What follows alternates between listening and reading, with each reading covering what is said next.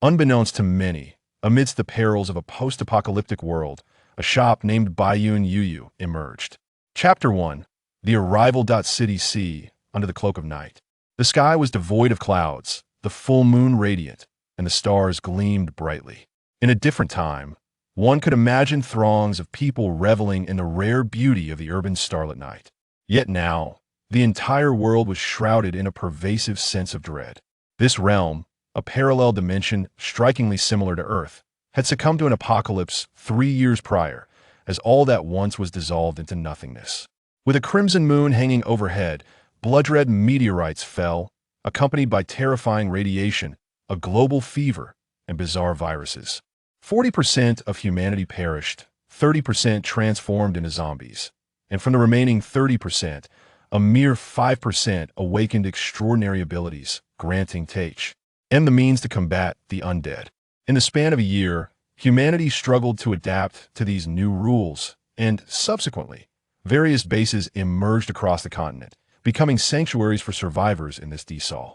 8. Epic. The once thriving cities had long since succumbed to desolation. City C was among these forsaken towns aside from the aimless wandering of zombies. Only a handful of scavenging teams occasionally ventured forth in search of supplies. The post-apocalyptic cities had long lost their energy sources. The streetlights had ceased to function for ages, and it was only under the moon's gentle illumination that the desolation.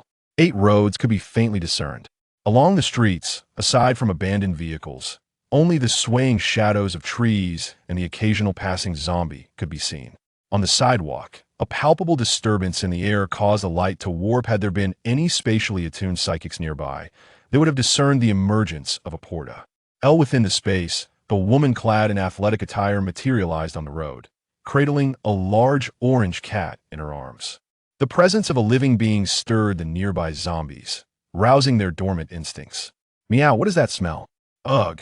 The large orange cat, nestled against Yunyu, sniffed the air before rolling its eyes and retching dramatically. Haha, that must be the distinctive scent of the apocalypse. Yunyu chuckled at the cat's antics. Achoo! Several zombies began to converge in the vicinity. Meow! The orange cat, observing the encroaching zombies, bristled with alarm, its fur standing on end. Meow! What a disheartening sensation it was to be perceived as prey. With a swift swipe of its fluffy paw, a spacious area appeared a few steps away from Yunyu, revealing a 2-story building. The moment the structure manifested, a ripple of energy emanated from it, causing the zombies within a 100-meter radius to scatter in terror, as though struck by an unseen force. Meow, Xiaoyu, take a look around for yourself. I'm so sleepy, huh? The summoning had drained the cat of much of its energy, and it could hardly resist the urge to slumber. With a soft grunt, it curled up in Yunyu's embrace, purring gently. This orange cat was not merely an ordinary feline, it was, in fact, the organization's mascot. Its mission on this occasion was to safeguard a novice embarking on their first task, for the apocalypse still harbored its share of perils.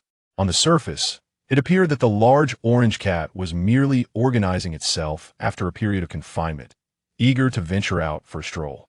This realm was a different dimension, and the large orange lacked sufficient energy. Fortunately, it had just enough to retrieve the shop. Thank you, large orange, Yunyu said, gently stroking the cat's fur as she observed the surrounding zombies retreat, a sigh of relief escaping her lips. After all, at the outset, the life-saving weapons bestowed upon her by Earth were limited and mostly single-use. With no other means of acquisition at present, it was best to conserve them. Once, she was a university student who, a year prior, had suffered a car accident while rescuing 2 children, landing herself in the emergency room.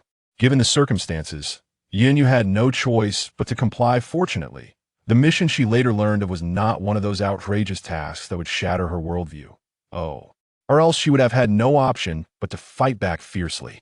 The shop summoned by the large orange served to assist Yunyu in successfully completing her tasks in this apocalyptic world. Yet, a lingering question remained. Why had such a perilous and significant mission fallen into the hands of a seemingly frail woman like her? If the large orange were awake at that moment, it would surely contest her thoughts, perhaps visiting her school to inquire who could forget the stunning beauty who once bravely confronted opponents for the sake of her close friend. A gust of wind swept by, causing Yu to shiver involuntarily and shake off her wandering thoughts. Perhaps it was best to enter and discover what the shop had to offer. With the slumbering large orange cradled in her arms, Yu proceeded toward the nearby building. The exterior of the building presents a soft gray hue, with a shop on the ground floor and residences above. The wall directly in front of the shop features transparent glass on the upper half, while the lower half is adorned with white paint and accented by blue stripes. The entrance consists of a glass door, above which hangs a sign for the shop. The sign is framed in a cloud-like shape with a yawning orange cat perched in the upper left corner. NTie, 3 wavy lines in the lower right. The sign, with a white background and blue lettering, reads "Gentle Clouds Floating." Yu extends her hand to push the door, and as soon as she makes contact with the glass, a blue system interface materializes before her. Congratulations, member Yu, on successfully awakening the Earthbrand Apocalypse shop. Beginner task: serve a customer. Initial task: rescue henchmen. Note: it has been detected that the member has not yet completed the initial task. Please complete it as soon as possible. Failure to complete this task will prevent the member from utilizing items on the second floor and accessing certain functions. She had only just arrived in this apocalyptic world and was entirely unaware of what items the shop would offer. Moreover, the information provided from Earth had been scant, leaving her clueless as to the whereabouts of henchmen. Upon entering, she was greeted by a spacious hall, furnished with tables and chairs reminiscent of a CF. Could it be that they would serve coffee or other beverages in the future? As Yu stepped further into the shop, she surveyed her surroundings, for this was her first encounter with the establishment. The hall was illuminated by soft yellow lights that reflected off the off-white walls and light wooden decorations and flooring. To the left of the hall stood the reception desk, while to the right, separated by a glass wall, were empty shelves indicating that a supermarket could be established here in F. Surveying her surroundings, Yu contemplated ascending to the second floor. Although the items on that level were presently inaccessible, a mere glance would suffice, wouldn't it? Beep! Shopkeeper Yu has not completed the initial task and is unable to access the second floor. With no bedroom on the first floor and the second floor beyond her reach, it seems she would have to spend the night in the hall below. Yu summoned the system panel and accessed the built-in storage space, which contained a myriad of supplies she had brought from Earth, predominantly food, along with a few tile items. She retrieved a small blanket to wrap around the cat nestled in her arms, then approached the table by the window, gently placing the large orange feline upon it. Seating herself on the opposite side, she propped her chin on her hand and gazed out at the sky through the glass. It's only been a little while, yet I find myself yearning for home. Yu couldn't help but exclaim. Chapter 2. Encounter. In a dimly lit room within City C, flickering candlelight illuminated the confined space. At the far end of the room, seated on a swivel chair, was a strikingly beautiful woman with her legs crossed, casually resting one foot atop the other. She swirled the red wine in her goblet, her elongated, almond-shaped eyes glinting mischievously as they regarded the imposing figure of a muscular man before her. "May, why did you let him go? Do not forget what your mission entails," NTie snapped at her. "Ah, letting him go?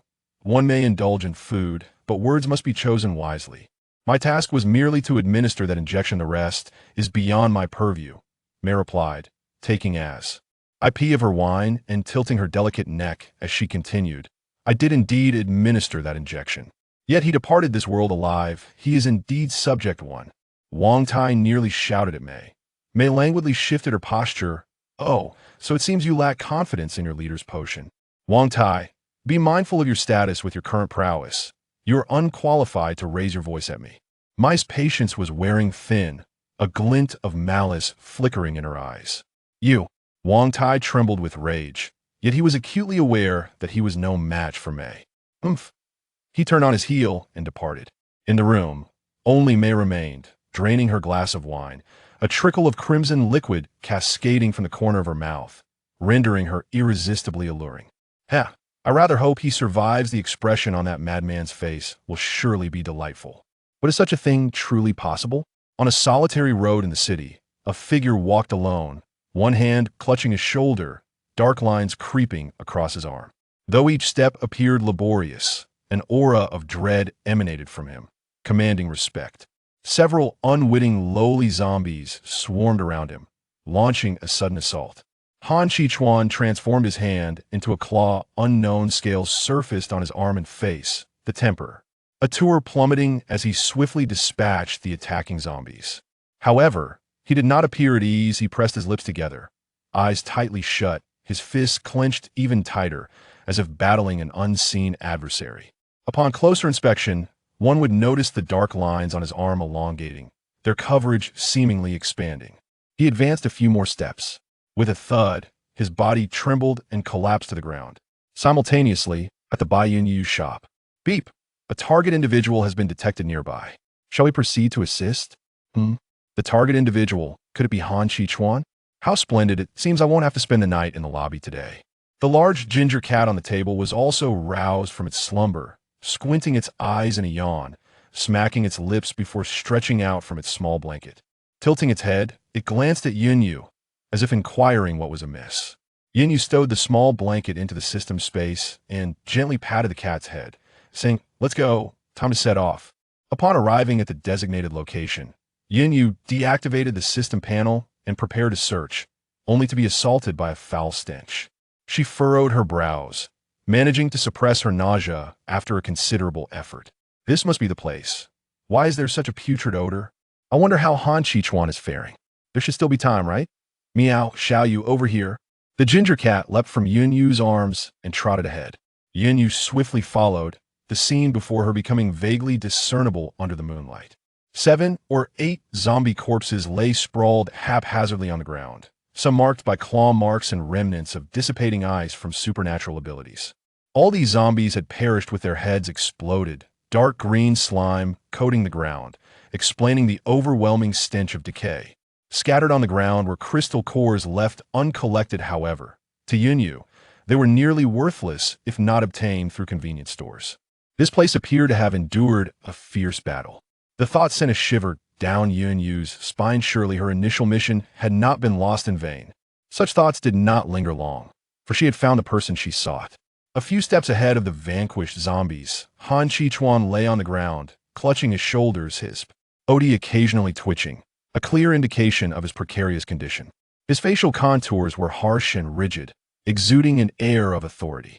Despite the blood and grime smeared across his visage, he possessed a rugged charm, one that, while not immediately striking, grew increasingly appealing upon closer inspection. His tousle black hair was matted with dust, rendering him quite disheveled. The shirt he wore was riddled with numerous tears and bore marks of burns and lacerations. Though he stood at 169 centimeters with a weight of 180, there was an unsettling dissonance in his proportions. The weight is unbearable, yet somehow manageable. But why does he carry such an odd scent? The stench of decay, the metallic tang of blood, and a medley of noxious chemical odors mingled together assaulted her senses, making her feel as though her very nose might fail her. During their journey, Han Chichuan stirred briefly from his stupor, though Yunyu and Deju were oblivious to his awakening.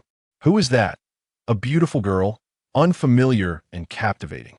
There was no time for contemplation as Han Chichuan succumbed to unconsciousness once more. Boss, we have a situation here. The ground is littered with slain zombies. Continue the search. Report, boss, no signs of life detected. None. NTie expressed his astonishment. It was perplexing that Han Chichuan could have vanished in such a state. Had someone rescued him? Let's wrap it up. At Bai Yunyu's shop. Deju, hurry, open the door. I can barely hold on. Why is he so heavy? Yunyu called out, her legs trembling as she realized she had grossly overestimated her capacity to bear the load. She was nearing her limit. Chapter 3. Detoxification. The orange cat sprang forward to open the door, illuminating the room with a flicker of light. Yunyu stumbled in, supporting herself against the walls, eventually collapsing onto a sofa in the hall with Han Chichuan. She had overestimated her own strength. What initially seemed manageable now left her feeling as though her arms were not her own. Meow, Xiaoyu, you must get up quickly. Han Chichuan is still poisoned. You need to save him. The orange cat circled around Yunyu anxiously. Yes, I haven't forgotten. There's still business to attend to. Yunyu, on the verge of tears, forced her weary body to rise and pulled up the system panel in search of detoxification items. Meow, There is no need to search. Since Han Chichuan hasn't NTie recovered, the initial task remains uncompleted, and you cannot purchase anything from the system shop. What a tragically harsh predicament. Meow? Xiao Yu, as a repairer, you are akin to a healer in this apocalyptic world, aren't you? Although it costs 50 system coins per use. You were gifted 150 coins upon arrival. Meow, did I not mention that? Did you really?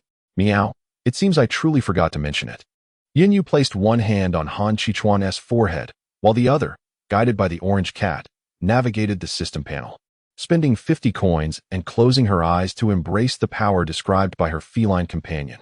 A gentle white light emanated from her hands, and under its soothing glow, the furrowed brows of Han Chichuan began to relax, the dark lines on his arms gradually dissipating.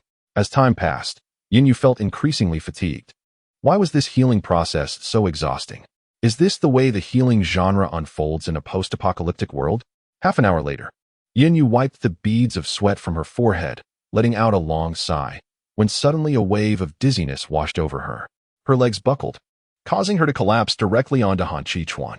It turned out that this poison was beyond the remedy of healing abilities. The agent that Han Chichuan had been subjected to could only be countered by the laboratory that had initially captured him. Even the most advanced healing powers could not cure it. However, Yin Yu was different. Although a restoration master's abilities bore resemblance to those of a healer, their prowess was far superior. Yet, any additional effects demanded a greater sacrifice. If Yin Yu were to heal those whom the healers could not save, such as in the case of the agent injected into Han Chichuan, the cost would be profound fatigue for an entire day, depletion of strength, and an inability to wield her healing powers the following day. The side effects of her treatment manifested swiftly. She felt utterly drained, devoid of any energy. And even the unpleasant odor emanating from Han Chichuan could not rouse her. Meow, Xiao Yu, it was my fault earlier. I forgot to mention it to you. Deju approached Yin Yu, ears drooping, earnestly admitting his mistake. Yin Yu, now struggling to keep her eyelids from closing, sluggishly inquired once more, Deju, is there anything else you wish to convey? No, ha. Yin Yu yawned, her voice trailing off, as though she were on the brink of slumber. Deju, oblivious to her condition, continued to inspect his own paws, counting, Meow, the shop can be relocated, and the system mall will unlock once the initial quest is completed. Meow, it seems the supermarket and the shop will also.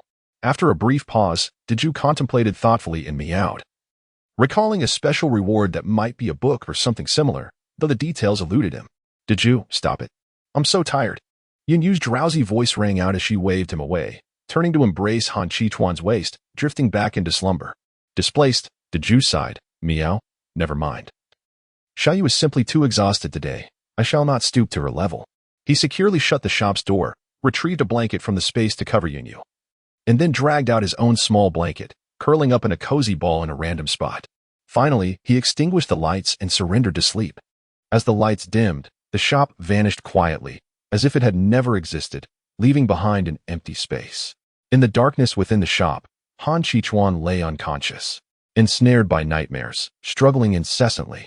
A small, glowing gray orb flickered at his chest, its light intensifying with his distress, causing him to writhe even more violently.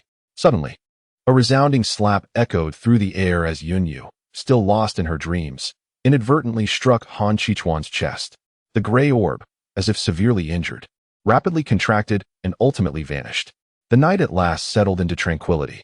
At 5:30 in the morning, Yin Yu dreamt of falling into a sewage ditch, jolting her awake. Upon opening her eyes, she was greeted by the sight of a torn short shirt. Realizing she was sprawled across Han Chichuan's chest, she hastily scrambled to her feet, causing the blanket to slip to the floor, her cheeks and ears flushing a deep crimson. Seizing the moment while he remained asleep, Yin Yu quickly gathered the blanket and patted her smooth, radiant face, taking a deep breath to compose herself and appear more presentable. After all, it was not entirely her fault. She was unaware that exhausting her abilities would lead to a state of faintness. However, once she regained her composure, Yin Yu realized that the overwhelming stench emanating from Han Chichuan, due to his decay, had permeated her as well. No wonder she first dreamed of falling into a garbage pit, followed by being thrown into a sewer by a monster. This odor was intolerable. She had to cleanse herself, for she needed to open her shop today. With such a smell, which customer would dare to enter? At that moment, Deju woke up, alerted by the commotion. Oh, Deju is awake. It's time for you to get a bath as well. Yunyu leaned closer to Deju and sniffed.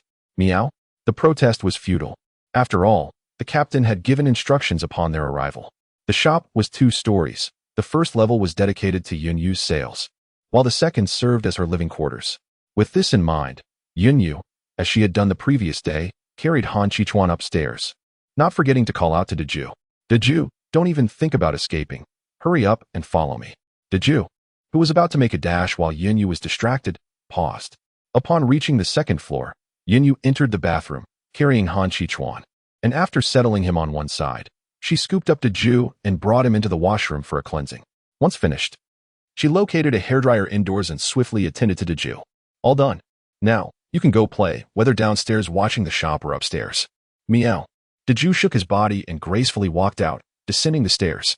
After thoroughly cleansing the large orange, Yunyu redirected her gaze to Han Qichuan, who was seated.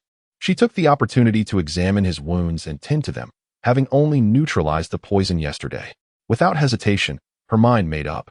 Yunyu deftly stripped Han Qichuan down to his undergarments, her movements swift and unhesitating, though she paused briefly while unfastening his belt. Chapter 4. The mission. Han Qichuan possessed a tall and slender physique, his muscles well-defined, showcasing an impressive set of 8 abdominal muscles, an embodiment of the type that appears lean in clothing yet reveals a more robust form when undressed. However, Yunyu believed that a slight increase in his weight would render him even more perfect. At that moment, her attention was not on his physique, but rather on the scars adorning his skin. Collectively, there were dozens of marks, both old and new, including ancient whip scars, claw marks, and even gunshot wounds. The newer burns still bore darkened patches, while abrasions and lacerations oozed blood. What had he endured in the past? Yunyu procured a basin of water and retrieved a clean towel from her spatial storage, carefully avoiding the fresh wounds as she wiped him down. Unable to employ her healing abilities at this time, she resorted to applying medication and bandages. Though tending to these injuries proved less exhausting than dealing with the poison he had suffered from, the sheer number of wounds was overwhelming, compounded by the need to cleanse his body. By the end of her task, beads of sweat adorned her brow. After carefully moving Han Qichuan to the bed and covering his chest with a blanket, Yunyu took a deep breath and turned to enter the bathroom. Upon opening his eyes, he was greeted by bright lights and a pristine white ceiling. Beside him was a spacious floor-to-ceiling window, and he was covered with a light blue comforter. Where's this place? In this apocalyptic world, does such a sanctuary still exist?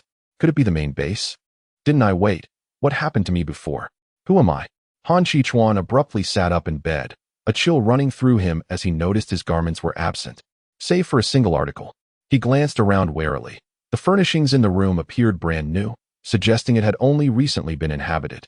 The sound of a door creaking open broke the silence, prompting Han Qichuan to turn his gaze. From the bathroom emerged a young woman wrapped in a towel, her skin as smooth as cream and as white as jade. Their eyes met, and instinctively, Han Qichuan shut his eyes, only to hear the door slam again. Yunyu felt her cheeks flush as she locked eyes with Han Qichuan. Realizing her predicament, she hastily retreated into the bathroom, shaking her head in frustration at her lack of foresight. How could he awaken so swiftly?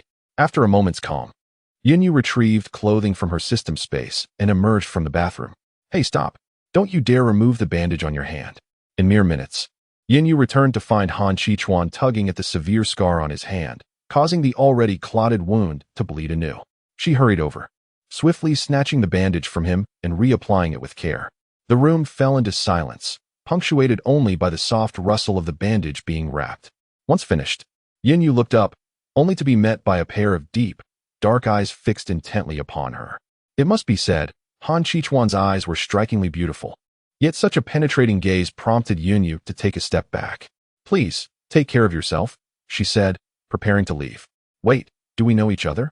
Came his deep, cello-like voice. Yunyu was taken aback by the question. Apologies, I seem to have forgotten. Everyone has forgotten, including myself.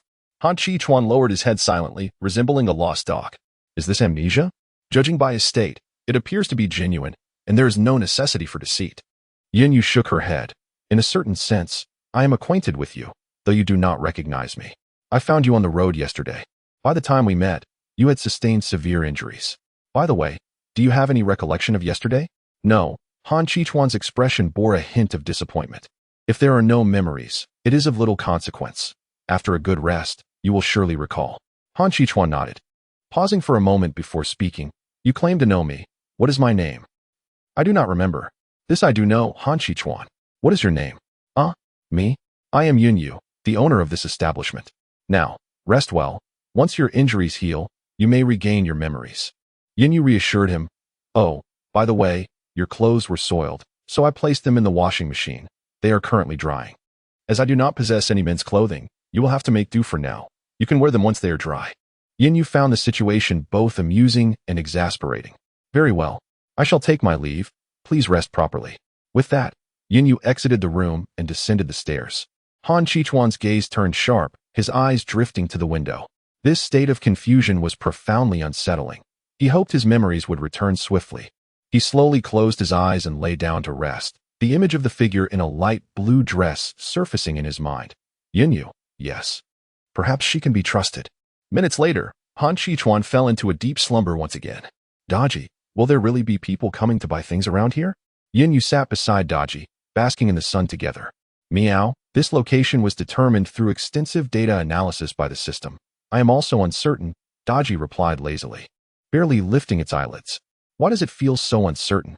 Yunyu dismissed her thoughts and accessed the system panel. Manager, Yunyu items owned, Energy Shield X2. Package Special Cards X1 Novice Task. Host a guest initial task. Rescue Han Qichuan. 2/3 completed. Note, the system has detected that the initial task remains unfinished. Certain functions and items will be inaccessible. Please complete it as soon as possible. That's not right. I have completed the initial task. Ding. The system has issued a new task. Acquire the special fruit, Prism Fruit, located within City C. Choose whether to accept. Reward, points. According to this task, it would necessitate leaving the store, and given its uniqueness, it was certain that many would compete for it, and not weak competitors at that. The difficulty was undoubtedly high, and to be frank, she was reluctant to accept, just as Yunyu was about to decline. Reminder, this fruit has memory recovery properties. Accept. Why not? I adore undertaking challenging tasks. With her decision made to engage in the competition, Yunyu retrieved the foundational information regarding this realm from the system for a review, intending to familiarize herself with the current power structure of this dimension. In this realm, following the apocalypse, the inherent rules of the dimension have been disrupted, which fundamentally accounts for the emergence of the power system known as supernatural abilities. This system predominantly encompasses the 5 elements: metal, wood, water, fire, and earth, along with a few other unique capabilities, such as space manipulation, mental prowess, and various other forms of abilities. Big Orange, do you think I will also possess supernatural powers in this post-apocalyptic world? She mused. How delightful it would be. But under the laws of Earth, do you truly believe that is feasible? Well, perhaps not, she conceded. Although I lack the supernatural abilities characteristic of the apocalyptic realms, I am immune to all forms of supernatural powers and the zombie virus under Earth's regulations. This golden finger of fate is indeed quite remarkable. With a smile, Yunyu gazed confidently at the rising sun. The male protagonist's amnesia would soon be resolved. It would not linger for long. Moreover, he had merely forgotten certain people and events, yet he retained an awareness of the fundamental knowledge pertinent to the apocalypse. Chapter 5. The Apocalypse Team amidst the ravaged streets. A well-equipped team scoured the area, clad in dark camouflage and wielding firearms of indeterminate models. The members advanced cautiously, meticulously observing their surroundings. They soon detected several zombies lurking nearby, and, without granting them any opportunity to react, swiftly eliminated them with precision. After dispatching the undead, 4 members continued to survey the area, providing cover.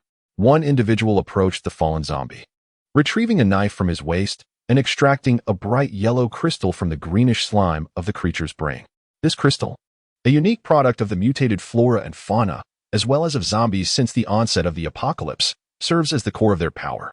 The quality of crystal nuclei is also categorized by levels. Level 0 possesses no crystal nucleus, while higher levels contain increasingly potent energy. Correspondingly, the strength of the crystal nucleus's master also escalates. There exists a unique category of crystal nuclei, known as ability crystal nuclei. Utilizing a crystal nucleus that corresponds to one's abilities grants additional energy. However, if there is no correspondence, the effects are akin to those of a standard crystal nucleus. Ability crystal nuclei are exceedingly rare among zombies. Last night, Cheng Jun and his team were fortunate, as one of the 3 level 3 zombies they encountered was an ability zombie. Captain, there is a convenience store ahead that has not been completely looted, called out a rather portly team member to Lu Linyan. Go to Zhang Depang and assist in transporting the supplies.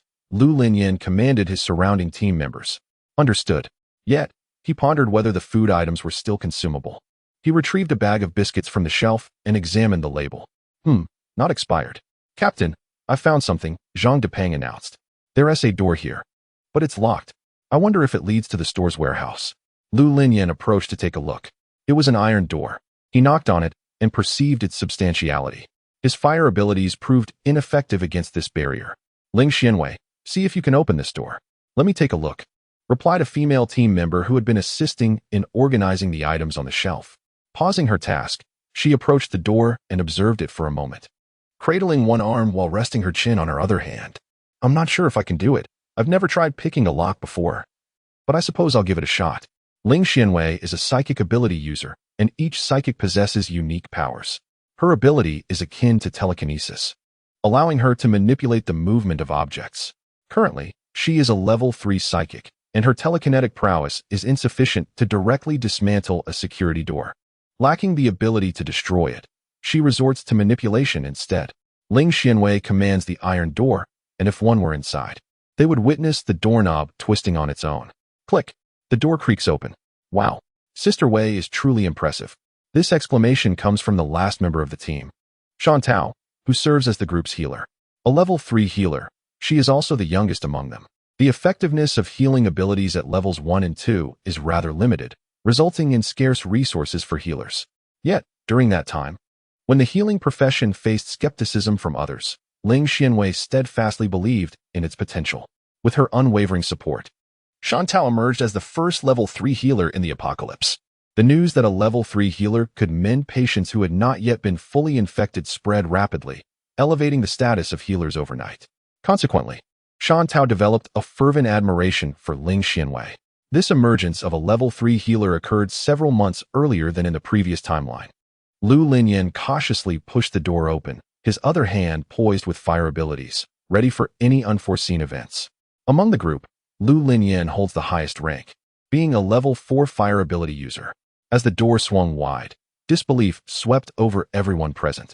This is indeed the storeroom of the convenience store, though it appears that the supplies were delivered shortly before the apocalypse. The warehouse is nearly filled to the brim with provisions, including both food and daily necessities. Captain, what a significant haul! Zhang Dapeng exclaimed, rubbing his hands together in excitement.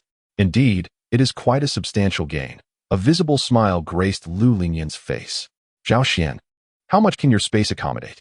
Captain, I can only store half of it, Zhao Xian replied with a wry smile. As a dual-element ability user, specializing in space and water, his spatial powers were currently at level 2, insufficient to contain all the supplies. After pondering for a moment, Lu Linyan turned to Ling Xianwei and said, contact the base and request them to send another vehicle. Understood. Zhao Xian began to load half of the supplies while instructing the others to assist him in moving the goods outside. Received. How long until the vehicle arrives? Lu Linyan inquired. It should be here in a few minutes. Then let us take a short rest.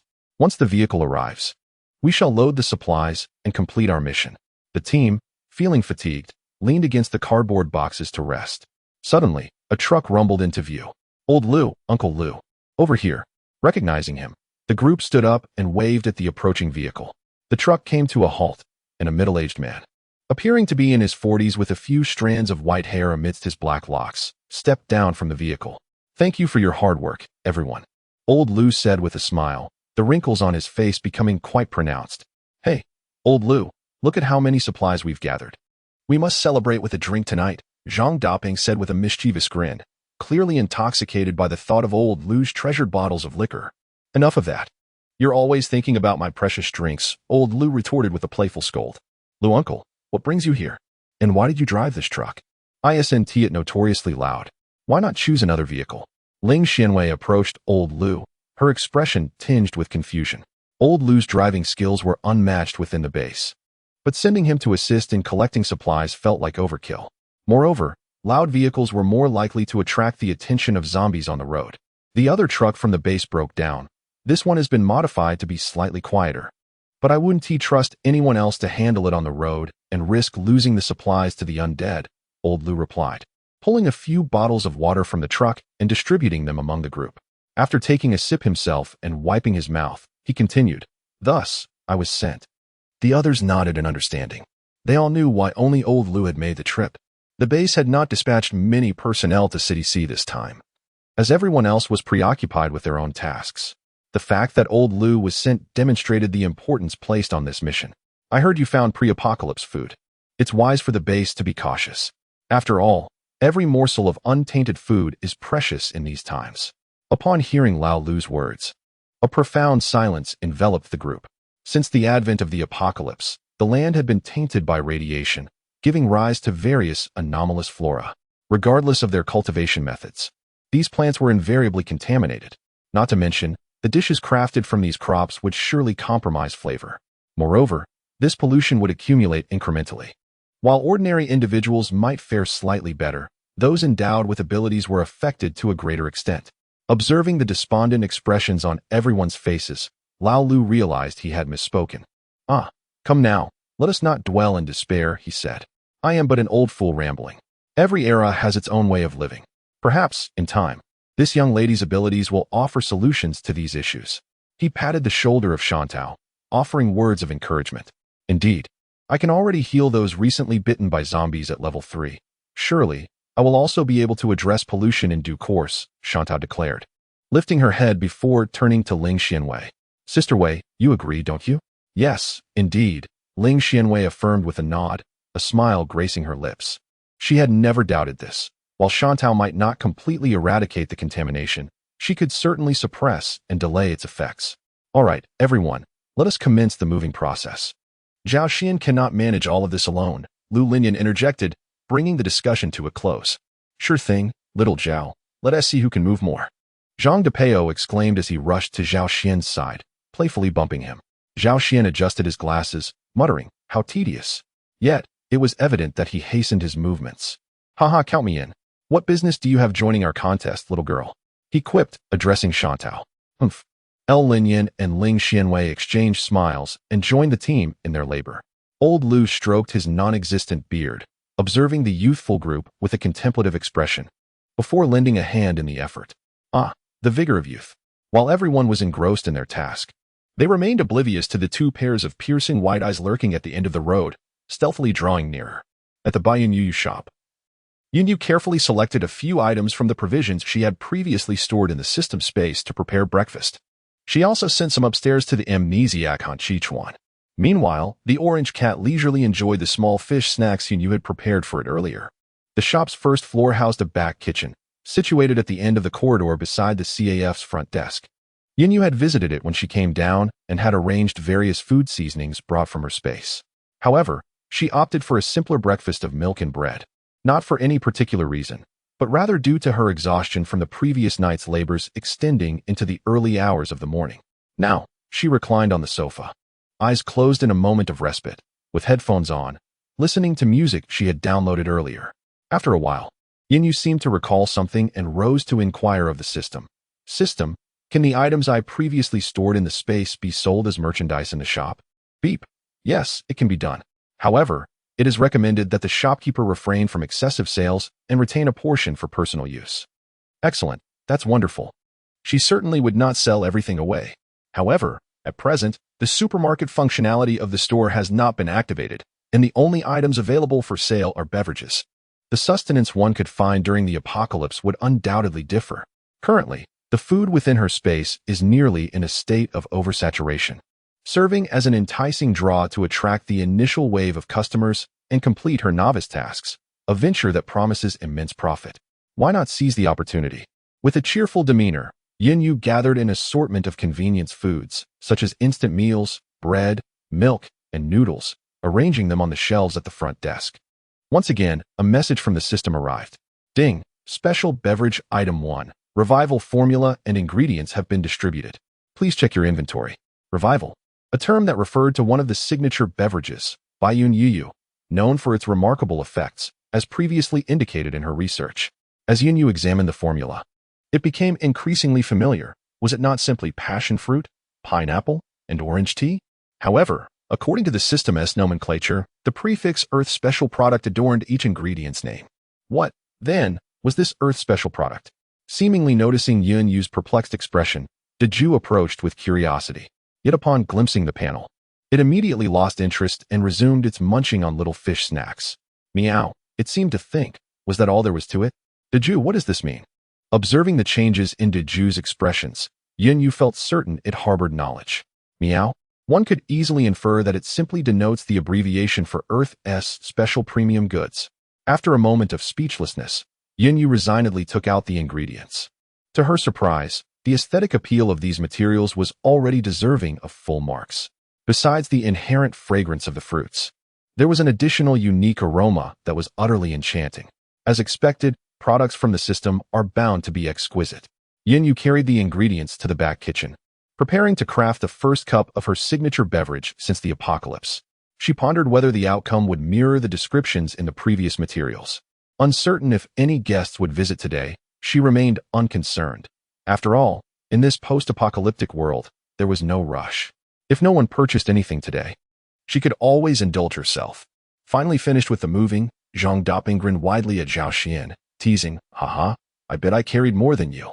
Zhao Xian silently shot him a glance, his expression clearly conveying disdain for Zhang Daping's immaturity. "Captain, we've only scoured this area today. It would be remiss not to search further," Zhang Daping insisted. "Agreed, and there is still plenty of time left." Zhao Xian surprisingly did not oppose Zhang Daping's enthusiasm. "Yes, we've only been out for a short while," Shan Tao concurred with Zhang Daping. Ling Xianwei nodded at Lu Linyan, indicating her agreement as well. Lu Linyan lightly rubbed his forehead. Having never encountered a team so eager and energetic, it was no wonder their group ranked first in the base. With a smile, Lu Linyan said, "Very well, let us continue our search in the vicinity." However, before he could finish his sentence, his gaze sharpened, and he shouted at Ling Xianwei, "Watch out." Chapter 7. Peril. It seems that the plan for further search today must be abandoned. Lu Linyan released Ling Xianwei, his tone grave, his gaze alertly fixed ahead. What struck the group's senses first was a colossal figure, clad in tattered garments. Beneath the rags, skin appeared mottled with bluish-black hues, oozing with bruises and an unidentifiable viscous substance. Jagged teeth protruded from a long tongue, and the face bore gaping wounds with shattered eye sockets.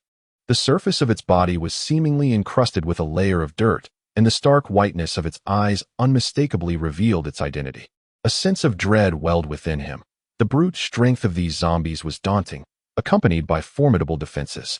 Their firearms posed little threat unless they struck vital points, rendering them challenging adversaries. Yet, this was not the worst of it. "What is this?" Shan Tao felt a twinge of unease, cowering behind Ling Xianwei, her voice trembling as she spoke. Could it be a newly mutated weapon? Zhang Dapeo speculated. Ling Xianwei shook her head, instinctively sensing otherwise. The atmosphere felt suspended in silence for what seemed like an eternity, yet it could have been merely a fleeting moment. Lu Linyan's eyes widened. An unusual urgency and anxiety etched upon his expression. He turned to the group and urged, "Hurry, quickly. Everyone, get in the vehicle and leave at once." He had discerned the truth. It was not a single zombie, but two. One was cleverly concealed, its elongated appendage revealing itself as its tongue. More alarmingly, he had just sensed a profound pressure emanating from the two zombies. This was an ominous sign, indicating that the source of such a feeling was undoubtedly formidable. These were two zombies, each at least of level 4. In a scenario where one may still be manageable, two are undoubtedly overwhelming. In such a case, he is utterly incapable of safeguarding everyone, especially since he has just recently attained the 4th level. The team members responded with remarkable agility, brandishing firearms and providing covering fire, swiftly coordinating to ascend the truck. Old Lu was already prepared, and with a swift press of the accelerator, the truck surged forward like an arrow released from a bow. Just as the occupants of the vehicle felt a momentary sense of relief, believing that their strength would surely surpass that of the undead, a piercing howl echoed from a distance. Suddenly, they felt enveloped by an immense shadow. Upon raising their heads, they beheld a colossal stone sculpture looming above them. Should it fall, it would undoubtedly spell disaster for both the vehicle and its occupants. In that instant, every hair on their bodies stood on end, and their hearts raced in their throats. The stone sculpture was perilously close to crashing upon them. There was scarcely time to leap from the vehicle. Zhang Depeng wished to conjure a wall of earth, but time was against him, and even if he succeeded, it would likely prove futile. Was this truly how the illustrious Zhang Depeng would meet his end? Uncle Lu, accelerate, Ling Xianwei urged, gripping the side, her eyes gleaming with determination as she grit her teeth. To his astonishment, it was the vice captain's psychic ability at work. Zhang Depeng cast an admiring glance at Ling Xianwei. Controlling a stone of at least 1.5 tons, especially one hurtling through the air, required considerable prowess. However, Ling Xianwei's powers were not as prodigious as Zhang Depeng had envisioned. She was unable to fully control the stone sculpture with all her might. She could only slow its descent and slightly alter its trajectory. Nevertheless, that was already sufficient. With a momentary deceleration, old Lu promptly accelerated upon hearing the sound, allowing the rear of the vehicle to narrowly evade the descending stone sculpture. Just as Ling Xianwei exhaled in relief, a piercing shriek echoed through the air. A small, mutated zombie with a gaping maw and sharp fangs launched its elongated tongue towards her from behind the stone carving. This peculiar creature had been hidden atop the sculpture, hurled forth by a powerful zombie. At that moment, Ling Xianwei, fully exerting her extraordinary abilities, found herself unable to evade. Everything transpired within the fleeting breath of life and death. With a thunderous crash, the stone sculpture shattered upon impact, producing a tremendous noise. However, Sea City had transformed into a desolate ghost town, populated only by those scavenging for supplies or seeking the elusive fruit. Even upon hearing the commotion, the inhabitants would merely retreat to a safe distance, uninterested in witnessing the spectacle. Yet, amidst this desolation, an outsider named Yunyu was in the kitchen, busily preparing the freshly acquired ingredients. Startled by the loud noise, she quipped to the large orange cat frolicking in the kitchen, commenting on the absurdity of a thunderstorm occurring in broad daylight during the apocalypse. In the split second before the stone sculpture struck the ground, it barely grazed the rear of a truck, causing it to sway momentarily but remain steadfast. "Are you hurt?" Lu Linyan inquired anxiously as he approached Ling Xianwei. She wiped the cold sweat from her brow, shaking her head with a bemused expression. "No, I was just a bit startled." The group appeared as if they had narrowly escaped disaster, yet the ordeal was far from over. Uncle Lu applied the brakes and ultimately came to a halt. What's happening? Why have we stopped?" The heart of Shan Tao, which had just settled, leaped once more. Zhao Xian, who was seated, rose to his feet, simultaneously lifting the hefty Zhang beside him. Standing was, after all, a more prudent stance to confront unforeseen circumstances. "Uncle Lu?" Ling Xianwei inquired with a perplexed glance. At that moment, Uncle Lu's voice resonated ahead, laden with gravity. "Miss, there is a wall of earth blocking the way. The vehicle cannot pass." "What?" The group looked up, their eyes falling upon a nearly 3-meter-high earthen wall situated just a meter away, obstructing the path and seamlessly connecting the buildings flanking either side, thereby sealing off the road entirely. Earth-based abilities. That is a level 4 Earth-type zombie. A profound silence enveloped the scene, as it was evident that others had come to the same realization. "Everyone be cautious. Look, that one." Shan Tao's keen eyes spotted a small, greenish figure darting towards them with alarming speed, a long tongue flicking about. Wasn't this the very zombie that had previously assaulted Ling Xianwei? Its velocity was terrifying, and in the blink of an eye, it had closed the distance. Lu Linyan was not slow to react. Flames surged forth, barely managing to hold it at bay. Yet, its speed was overwhelming. His fire-based abilities could only serve as a defense, failing to strike the creature. Lu Linyan's brow twitched in frustration. Could it be another level 4? And a speed type at that? It appeared a fierce battle was inevitable today. Chapter 8. Holding the line, I will hold them off. "You all go see if that wall can be breached." Lu Linyan shouted towards the rear. "Understood." Zhang Dapeng, without a moment's hesitation, dismounted and directed his earth-based abilities towards the wall, attempting to manipulate it for destruction. Zhao Xian, not to be outdone, utilized his water abilities to soften the earth, facilitating Zhang Dapeng's task, while also hoping for a direct collapse. Shan Tao, although lacking in offensive skills, followed closely behind Uncle Lu, wielding a hoe that had been forgotten in the vehicle, determined to dig into the softened earth wherever possible. Ling Xianwei remained behind, aiding Lu Linyan in fending off the approaching zombie, utilizing her psychic abilities to maintain control of the situation. This was a rare 4th-level zombie, particularly agile in nature. The wall trembled under Zhang Dapeng's manipulation, on the verge of shattering. The strength-based zombie, sensing the interference, halted its movement, shifting its focus to reinforce the wall that obstructed its escape route. Just as the wall was about to give way, an external force momentarily stabilized it. Zhang Dapeng felt an overwhelming frustration, his veins bulging as he grimaced in determination. Today, I shall confront this beast, he roared, channeling all his strength. Crack for me. Simultaneously, Zhao Xian intensified the flow of water, joining the assault. The earthen wall, already tenuously held together, began to tremble violently, with fine grains of sand cascading down in succession. Uncle Lu, we should move to the side, Shan Tao observed, sensing the imminent collapse of the wall, and hurriedly offered a warning. All right, let us go. The two shifted to the periphery. Suddenly, with a resounding crash, the wall shattered, transforming into a mound of earth. Zhang Dapeng deftly manipulated the soil, clearing a path. As the wall crumbled, the formidable zombie, incensed by the provocation, emitted an enraged shriek. Wielding a piece of iron he had scavenged, he charged toward the vehicle, each step causing the ground to tremble beneath him. Lu Linyin and Ling Xianwei worked in perfect harmony, their defense impenetrable, which only served to infuriate the agile zombie, making it stomp and screech in frustration. The resounding crash of the collapsing wall, coupled with the furious roars of the powerful zombie, unequivocally signified that the route was now clear. They had succeeded. Let us have them retreat first. We will cover the rear, Lu Linyin instructed Ling Xianwei. Understood.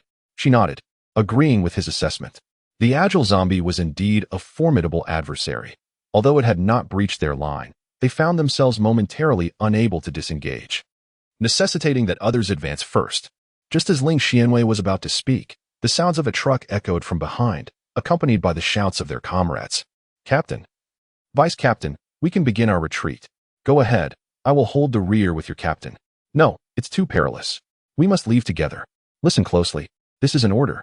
Uncle Lu, take them away at once, Lu Linyin asserted, his tone leaving no room for dissent. However, both Shan Tao and Zhang Dapeng were somewhat apprehensive. There is no room for hesitation. Remaining there would only burden the captain and the deputy. Our departure may facilitate their escape. Zhao Xian calmly analyzed the situation for them, offering words of comfort. Do not worry. I will call the base shortly, and they will dispatch personnel to assist you. Old Lu, overhearing their conversation from the driver's seat, reassured them as they watched the truck depart. The approaching brute zombie let out a ferocious scream, attempting to summon earthen walls to ensnare its fleeing prey. Lu Linyin retaliated with a burst of flames, scorching its face, and then rolled away, evading the small tongue attack with Ling Xuanwei's aid. The flames blazed, and the threat of high temperatures forced the creature to interrupt its ability's release, as it hurled sand and dirt at its face to extinguish the fire. Once the flames were doused, its originally greenish skin transformed into a dark hue, rendering its already grotesque appearance even more abhorrent. This distraction allowed the truck to escape beyond the range of its control over abilities. The brute zombie redirected its fury towards wildly swinging a metal rod, while simultaneously unleashing its earth-based powers against the two. Let us go. Lu Linyin and Ling Xianwei exchanged glances, choosing to retreat rather than prolong the confrontation, and they turned to flee. The brute zombie was not adept in speed. Even with its earth-based abilities propelling it forward, it could not keep pace. However, the smaller creature's intermittent harassment proved to be a significant annoyance. After navigating through a labyrinth of twists and turns, they entered a different street. It seems that this speedster has a peculiar connection with the brute, Ling Xianwei remarked to Lu Linyin. Despite not catching up, the powerhouse pursued its objective with unwavering clarity, making no missteps. It was evident that the two zombies were collaborating, and they had become targets of resentment. This situation could not persist. My abilities were dwindling, and we needed to seize an opportunity to eliminate the speedster swiftly. Only then could the zombies be thwarted in their pursuit. Moreover, Lu Linyin had grown exceedingly weary of the speedster, although he might find it challenging to confront it alone. Now he was not alone. At Bai Yunyu's shop, Yunyu had prepared the materials and was commencing the production process, incorporating additional ingredients and shaking them with ice. The creation of fruit tea is inherently a straightforward endeavor, yet Yunyu chose to embellish it with flair. With her left hand, she executed a backward toss while her right hand twirled the container, catching the airborne ingredients with grace. The shaking was no ordinary motion. Rather, she spun the container in midair before catching it again. After a moment, seemingly craving more excitement, she added 2 additional cups. The observing orange cat could no longer contain itself. Meow. Are you making fruit tea or performing a juggling act? Haha, don't you think it's quite cool? Yinyu replied with a smile, only to have the cat silently turn away. Realizing it was time to stop, she noticed the cat's expression and tucked away her playful spirit. In truth, she found it rather impressive. She had once admired such skills in others and dedicated much time practicing alone. Yinyu finally set down the containers and cups, pouring the freshly shaken fruit tea into 2 cups, just filling them perfectly, before inserting straws and adorning them with a tender green leaf provided by the system. Yinyu clapped her hands, signaling the successful revival of her signature fruit tea series. The liquid, a vibrant yellow tinged with red, showcased a delightful interplay of passion fruit seeds and pineapple flesh, swirling together, with hints of unbroken orange segments peeking through. Ice cubes floated atop the surface, adorned with several emerald green leaves resting on a bed of orange slices, exuding a faint fragrance. One could not help but wonder if any patrons would grace her establishment today. Chapter 9. In a critical moment not far from Bai Yunyu's shop, Lu Lin Yin and Ling Xianwei took a right turn into a narrow alley. The zombie trailing behind them, eager not to lose sight of its prey, charged straight in, unaware that the cunning and unpredictable humans lay in ambush at the entrance. Huh! Lu Lin Yin bellowed, drawing the long knife secured at his waist, leaping forward with the blade ignited, aiming a decisive strike at the zombie's head. The creature evaded swiftly to the side. Yet Ling Xianwei had already prepared for this moment. Activating her psychic abilities, she momentarily restrained the zombie's movements with her telekinetic control. Overwhelmed by a primal fear of the impending attack, the zombie instinctively sensed that evasion was crucial for its survival. In a frantic struggle for life, just as the blade was about to descend upon it, the creature managed to break free from the psychic hold. However, in its desperate bid to survive, it sacrificed one of its legs, which fell to the ground, splattering green ichor everywhere. The already potent stench of decay intensified exponentially, while the flames on the blade seared half of the zombie's body. Undoubtedly, such a degree of injury, even if it does not result in immediate demise, will inevitably lead to elimination in subsequent competitions. With a mournful and furious howl, it extended its tongue, ensnaring a streetlight by the roadside, then retracted its tongue and fled. Ling Xianwei sighed in relief, but soon her expression turned to regret. I apologize. It was my failure to control it. At present, she was only at level 3. Her strength still insufficient. Had she been at her former level, that formidable brute of a zombie would not have dared to move an inch. Ling Xianwei tightly shut her eyes, her fists clenched. It's all right. You have done your utmost, and we have not truly failed, Lu Linyan consoled her. After all, at the very least, the speed-type zombie would no longer be able to pursue them, and without the guidance of the speed-type, the strength type would be unable to track their movements. Perhaps it was merely a stroke of ill fortune. The ground trembled slightly, accompanied by the unmistakable growl characteristic of zombies, indicating that the strength type had indeed caught up. Lu Lin Yin, who had recently ascended to level 4, was already at a disadvantage compared to the formidable level 5 zombie. Moreover, the earth element possessed an inherent advantage over the fire element. Even at full capacity, he had refrained from engaging directly, let alone in his current state with his powers dwindling. Lu Linyan grasped Ling Xuanwei's hand, urging her to flee from the dead-end alleyway. To their astonishment, the strength-type zombie was alarmingly close. As they dashed out of the alley, they immediately came into view. It swiftly swung a metal rod toward them, only to be obstructed by a nearby tree. With a resounding crash, the tree toppled. Run! Inside the shop, another deafening noise erupted from outside. Meow! The large orange cat cried out, following suit. At this moment on the second floor, Han Shichuan, weakened from his injuries and having just detoxified, succumbed to a deep slumber after hastily consuming the bread brought by Yunyu, completely oblivious to the commotion outside. Yunyu placed the prepared fruit tea on the front desk and, intrigued by the direction of the earlier sounds, approached the glass wall to gaze outside. The sight that greeted her was startling. Despite her knowledge that zombies could not breach the safety of the shop, the sheer extent of the destruction was enough to send a shiver down her spine. Although she possessed immunity to both supernatural abilities and the zombie virus, she did not harbor a particular fear of zombies, maintaining a confident stance regarding the dangers of this apocalyptic world. However, that was prior to today. The shop had been undeniably safe, and the system's credibility remained intact. Yet, she could not remain indoors indefinitely, especially considering the previously mentioned mission regarding the cones. Given the devastation outside, it would take at least 10 of her to withstand the onslaught of that giant zombie. I must recruit a bodyguard, someone reliable and strong, Yunyu murmured to herself. Suddenly, a figure flashed through her mind, Han Chichuan. She pondered his capabilities but decided to set that thought aside for now. Redirecting her focus to the outside world, she finally discerned that in front of the colossal zombie, a man and woman were sprinting, their camouflage attire suggesting they hailed from a nearby base. Yunyu was initially filled with anxiety, but upon witnessing the flames swirling in the man's hands, she felt a sense of relief. It turned out he was an ability user, and that colossal zombie could not catch up to them. Her worries were entirely unfounded. The orange cat lounged on a sofa, grooming its fur, having lost interest after a fleeting glance. In its words, why should these unsightly creatures concern it?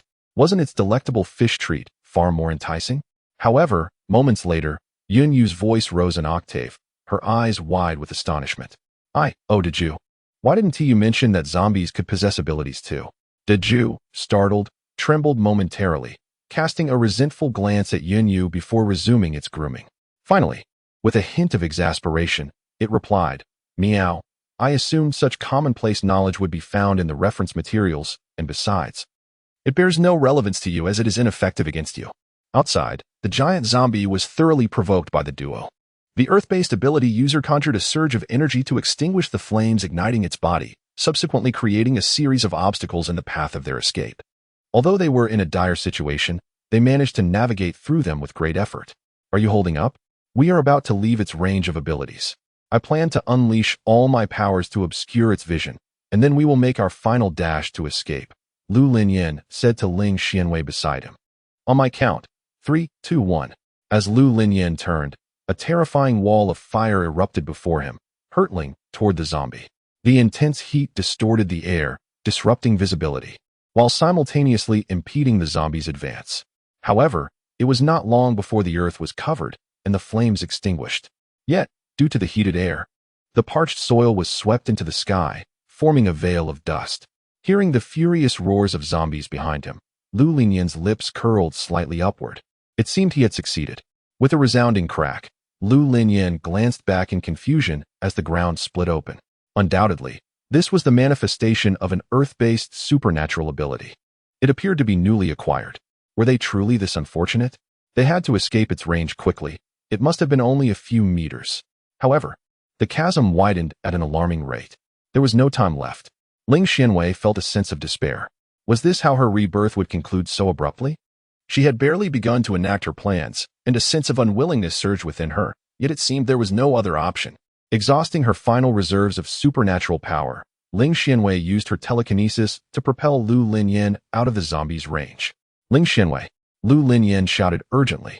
Ling Xianwei stumbled, collapsing to the ground, her eyes slightly reddened. As she closed her eyes, she thought to herself, farewell, Captain. Despair enveloped her as she awaited the earth to consume her. Ling Xianwei lay on the ground, bracing for the fall, as time ticked away. However, astonishingly, the fissure halted just half a meter from her. Chapter 10. Reminiscence. What was happening? Wasn't she still within the zombie's area of influence? An awkward silence lingered in the air for several seconds. Yunyu, watching from the store, found the situation both amusing and perplexing. She could not discern whether the realm surrounding the shop was a blessing or a curse. Distant, anguished roars of zombies echoed before she turned to leave. From afar, Lu Linyan hurriedly approached, while Ling Xianwei quickly rose to compose herself, instantly resuming her role as the formidable vice-captain. The area was devoid of any signs of life or evidence of battle. The cries of the zombies seemed to erupt as if they were suddenly afflicted by an unseen malady. The two shared an unspoken understanding, choosing to disregard the recent events as if they had never transpired. Ling Xianwei cast her gaze once more at the fissured ground, contemplating the chilling scream of a zombie. And suddenly, an extraordinary thought struck her, leaving her with an expression of astonishment. Like a seeker of truth, she peered ahead. And when her eyes fell upon the corner of the intersection, her mouth parted slightly, and her eyes widened in disbelief, unable to conceal her surprise. Lu Linyan, noticing her reaction, wondered what had transpired. Following her line of sight, he beheld a shop at the intersection that seemed incongruous with the apocalyptic atmosphere. It was rather intriguing that a store still operated in City C amidst the chaos of the apocalypse. Lu Linyan mused quietly to himself. Unbeknownst to him, Ling Xuanwei's astonishment did not stem from the mere existence of the store, but rather from the fact that she had encountered this very shop late in her previous life, now unexpectedly appearing before her. Indeed, she possessed memories from her past existence. "Are you familiar with this store?" he inquired. "Yes, I am," she replied. And it was precisely because of this familiarity that she felt reassured about their safety. "Shall we take a look?" Lu Linyin suggested, probing further. He refrained from questioning how she came to know the place. Everyone harbored secrets, and he trusted Ling Xuanwei implicitly, believing that she would reveal the truth when the time was right. Likewise, she found no oddity in Lu Linyin's silence regarding her past. After all, he had not questioned her when she had previously championed the healing arts alone. This was the essence of mutual trust, an understanding that the moment was not yet ripe for revelations, and even if spoken, those truths might be dismissed as mere jest. When the time is ripe, she will reveal it to him. Both of them have exhausted their abilities and are nearly depleted of energy. They exchanged a faint smile, supporting each other as they approached the incongruous shop. Everything that had transpired outside was captured in Yunyu's gaze through the glass. As they entered the vicinity of the shop, she already knew they were safe. Seeing the two of them walking towards the Baiyun Yuyu store filled her with excitement. Could this be my first customer arriving? The reward for my novice task is within reach. But what if they are here to rob me? Daju couldn't help but remark. Yet how could those from the large base engage in such disgraceful acts? Yunyu remained unconvinced. Moreover, with the shop's protective mechanisms in place, there was little to fear. Daju flipped over and continued to catch up on sleep. Ling Xuanwei observed the structure before her. The intertwining patterns of white and blue, the pristine walls standing in stark contrast to the surrounding dilapidated ruins. Through the glass facade, she could discern the CAF-like arrangement within, reminiscent of its former self in her memories. In contrast to Ling Xuanwei's relaxation, Lu Linyin appeared increasingly vigilant. For whatever reason, the existence of such a shop in this apocalyptic world was itself a peculiar phenomenon. The building seemed utterly out of place with its surroundings. As if it had never been touched by the calamities of the apocalypse, it was disconcertingly incongruous. Though he unconditionally trusted Ling Xuanwei, maintaining a degree of caution in such an unfamiliar setting could only be prudent. As Lu Linyin was about to approach the door, the glass entrance of the shop swung open from within. A figure clad in a light blue long dress emerged, smiling warmly as she greeted, "Welcome, Baiyun Yu." The demeanor of the person before him radiated an undeniable vitality, exuding an aura of exuberance. In terms of appearance, she was impeccable, strikingly beautiful and captivating. Her neat attire suggesting a life of comfort and privilege. Although he had no concrete evidence, Lu Linyin's instincts whispered that this individual seemed ill-suited to the desolation of the post-apocalyptic world. She resembled a remnant from a time long past. However, he quickly dismissed the thought, reasoning that she might simply be a pampered young lady from one of the larger strongholds.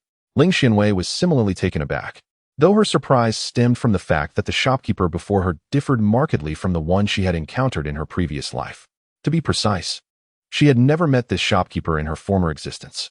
In her recollection, the proprietor had always been a male figure shrouded in a deep blue mask, whereas the person before her was unmistakably a young girl, seemingly even younger than herself. Perhaps the shop had originally been like this in her past life. Although she had been unaware at the time, Yunyu remained oblivious to the thoughts swirling in their minds, even if she were aware. Her curiosity would be piqued only by Ling Xuanwei's mention of a previous life. As they approached the shop, Yunyu opened the door with a professional smile, welcoming them in. Upon catching sight of their faces, she couldn't help but feel a moment of astonishment at their beauty. The dust and a few scars that adorned them only served to enhance their sharpness and the beauty of their disarray. Yet, despite their appealing appearance, they received no special treatment from Yunyu, as all her guests were treated equally. She led the two into the shop, observing the somewhat empty state of the interior. Suddenly, it struck her that there was little to sell at the moment. The supermarket had yet to open, and the only beverage available was her signature drink. "I apologize for the sparse inventory, as our establishment has only just commenced operations, and many products have yet to arrive. Currently, the shop may appear quite bare. Most items are stored in the cabinets behind the front desk. Please feel free to browse and see if there is anything you require." Yunyu described the temporary state of the shop and gestured towards the shelves behind the counter, where she had recently displayed a selection of goods. These items were a small portion of the supplies she had previously stored in her system space. Lu Linyan glanced at Ling Xianwei beside him, his expression clearly indicating he would defer to her judgment. Ling Xianwei examined the bread, milk, and instant noodles on the shelf, realizing it was around noon. After their prolonged escape, both she and Lu Linyan were quite fatigued and indeed feeling hungry. Then, I would like 2 pieces of hand-torn bread and some milk. How many crystal cores will that require? Ling Xianwei inquired. 1 crystal core for each piece of hand-torn bread, and 5 for the milk. As you are our first customers, a 50% discount shall apply. Yunyu spoke in a steady tone, yet only she understood the pang of regret in her heart at offering such a significant discount. However, there was nothing to be done. The price set by the system was immutable. Ling Xianwei handed over the crystal core and, taking the food, shared it with Lu Linyan before leading him to a spot in the hall to sit down. Just as Ling Xianwei was about to indulge in her meal, Lu Linyan tugged at the sleeve of her clothing. Puzzled, she glanced at him, her eyes silently questioning what was amiss. After meeting her gaze, Lu Linyan discreetly gestured towards the food in his hands. Although he had faith in Ling Xianwei, a flicker of unease about the food lingered in his mind. Rest assured, the food is safe, genuine, and free from deceit. Yunyu, observing his subtle movements from the front desk, understood his concerns and felt a tinge of exasperation. Yet, there was little to be done, given the peculiar location of her shop. A hint of embarrassment crossed Lu Linyan's face. His caution had perhaps been excessive. Ling Xianwei offered an apology to Yunyu. It is quite all right. In this post-apocalyptic world, being cautious is indeed a virtue, Yunyu replied. Ling Xianwei gently patted Lu Linyan's hand, reassuring him in a hushed tone. Do not worry. I can assure you that this establishment is one I am familiar with, and the provisions are guaranteed to be trustworthy. As she surveyed the surroundings moments ago, she had noticed a ginger cat lounging on a chair, precisely as she remembered from her previous life. Earlier, she had harbored some uncertainty, but now her confidence was unwavering. Lu Linyan nodded, tearing off a piece of bread and tasting it. The flavor was quite pleasant, devoid of any bitterness. Wait a moment. The absence of bitterness indicates that this is untainted food from before the apocalypse. He lifted his gaze to Ling Xianwei, who, after being scrutinized for a while, finally realized that this was his first experience tasting the offerings of the shop, unaware that all the food was indeed unpolluted. Indeed, this establishment appears to specialize in the sale of organic, untainted food. My goodness, which affluent individual has the audacity to market something so rare and precious as purity? Lu Linyan could not help but marvel in silence. Observing the 2 patrons at rest, Yunyu suddenly slapped her forehead, realizing that she had forgotten to promote the newly crafted signature beverage. She directed her attention to the 2 individuals at the table, pointing to the 2 cups of fruit tea on the counter, and exclaimed, "Would you care for a cup of our newly launched signature fruit tea, Revival? It is priced at a mere level 3 crystal core. This signature series does not come with any discounts." To be frank, Yunyu herself felt that a level 3 crystal core was somewhat steep, considering that most ability users typically hovered around levels 2 and 3. Upon hearing the name, Ling Xianwei became visibly excited. The Revival fruit tea was known to restore depleted abilities, alleviate mental fatigue, and even expedite wound healing. Lu Linyan pondered the price, thinking that a level 3 zombie crystal core was indeed rather precious. Meanwhile, Ling Xianwei enthusiastically called out, "We'll take both cups." Lu Linyan hesitated, wanting to voice a concern but ultimately refrained from intervening. Yunyu was pleasantly surprised. She had initially believed the price of the level 3 zombie crystal core might deter customers. To her astonishment, the patron did not even hesitate to order 2 cups, as if she inherently understood the value offered. Nevertheless, she refrained from saying much more and handed over the 2 cups of fruit tea. Very well. Yunyu then moved to another table, scooping up the large orange cat that was sprawled out, and turned to ascend the stairs. Recalling that neither she nor Han Qichuan had yet to partake in lunch, Lu Linyan took a sip of the fruit tea, savoring the natural aroma of passion fruit. The crisp fruit particles burst in his mouth, filling it with a delightful fragrance. The orange flesh was plump and juicy, while the sweet and tangy pineapple, combined with the harmonious tea and an unknown refreshing green leaf, made the fruit tea as pristine as before, its taste utterly commendable. Furthermore, Lu Linyan felt his previously depleted supernatural abilities rapidly rejuvenating, causing a moment of astonishment. This establishment seemed to possess an abundance of exceptional offerings. A smirk graced Lu Linyan's lips as he called out to the manager, who was about to ascend the stairs. "Manager, With so many fine products in the store, are you not worried about theft or attracting danger? Beside him, Ling Xianwei was momentarily taken aback, then smiled and shook her head, continuing to enjoy her fruit tea. After speaking, Yin did not linger and ascended the stairs directly. Lu Linyin was certainly not one to resort to theft. His intention was merely to offer a friendly warning. Although he suspected that the previous encounter with the power-type zombie had some connection to the shop, he knew well that in this apocalyptic era, the greatest peril lay not in the undead but in the hearts of men. However, since the manager had already assured him of their absolute safety, he chose not to voice any further concerns. To his surprise, the shop indeed guaranteed their complete security. Ling Xianwei confirmed this to him. Although her understanding of the shop from her previous life was not extensive, this aspect was unmistakable.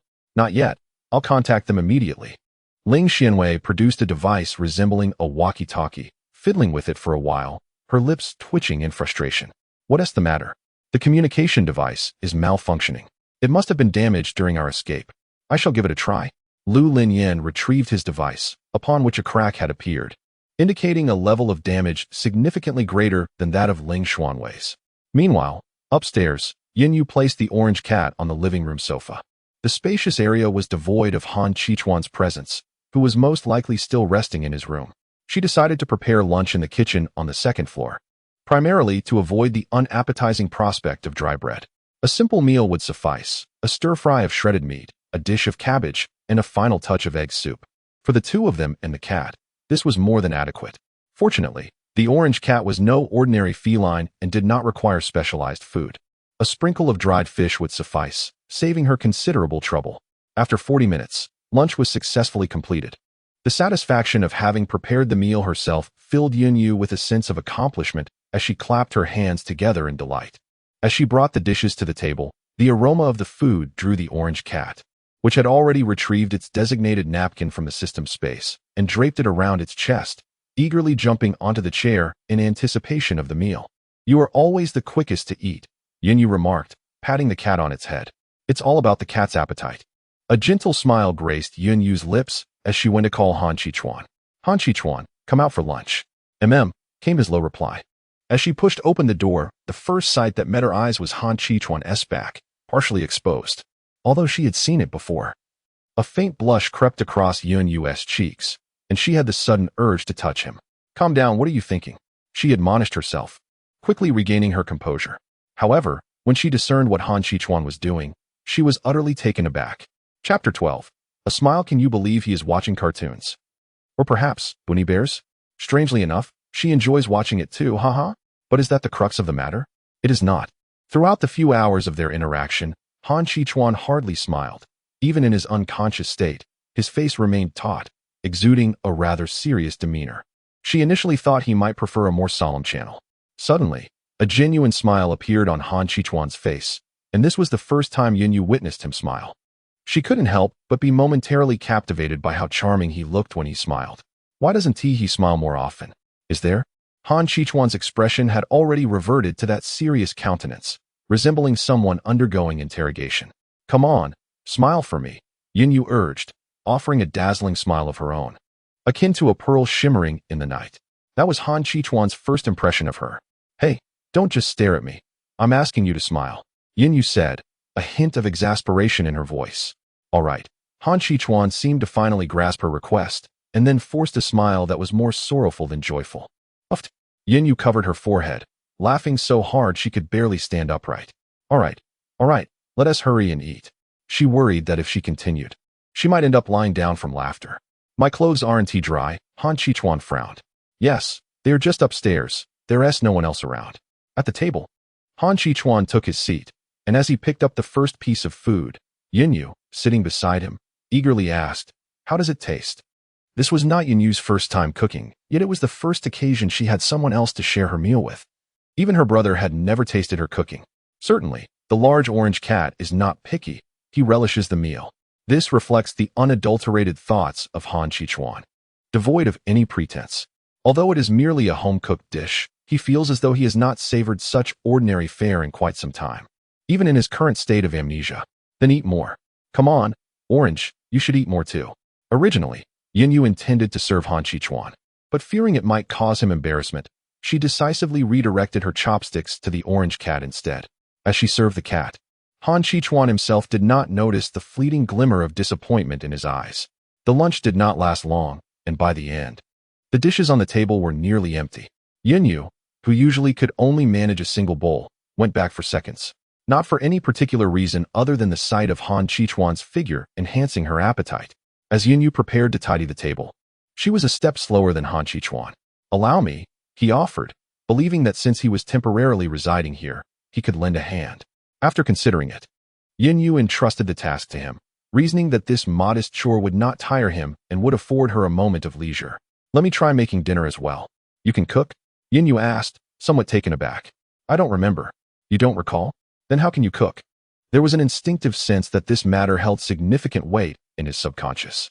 After a moment of contemplation, Yinyu concluded that cooking was not an inherently perilous endeavor. Since Han Chichuan had expressed his ability, perhaps he genuinely enjoyed it, and she could give him a chance. The worst that could happen was that the food might be a bit unpalatable. "Very well then, I shall take a short nap, and I leave it in your capable hands." Yinyu gently patted Han Chichuan's shoulder. Within a span of a few minutes, Han Chichuan meticulously cleared all the dishes and utensils, making his way from the kitchen on the second floor to the hall. There, he beheld Yinyu, peacefully slumbering on the sofa, and instinctively softened his steps. It was precisely 1:20 in the afternoon. The sofa was positioned against a glass wall, through which sunlight streamed, casting bright patches of light onto the floor. As time progressed, the light gradually shifted onto Yinyu's lustrous black hair, refracting a dazzling sheen. Yinyu, with her tranquil sleeping posture, remained remarkably still, her breathing steady as she cradled a large orange cat, curled up into a ball, sleeping soundly in her arms. She appeared serene and picturesque, blissfully unaware that the sun was about to envelop her. Han Chichuan approached and partially drew the curtain, shielding her from the intense sunlight. Only after completing this action did he realize what he had done. He gazed at the sleeping Yinyu, his eyes clouded with confusion, pondering the reason behind his feelings. Perhaps it was due to her having saved him.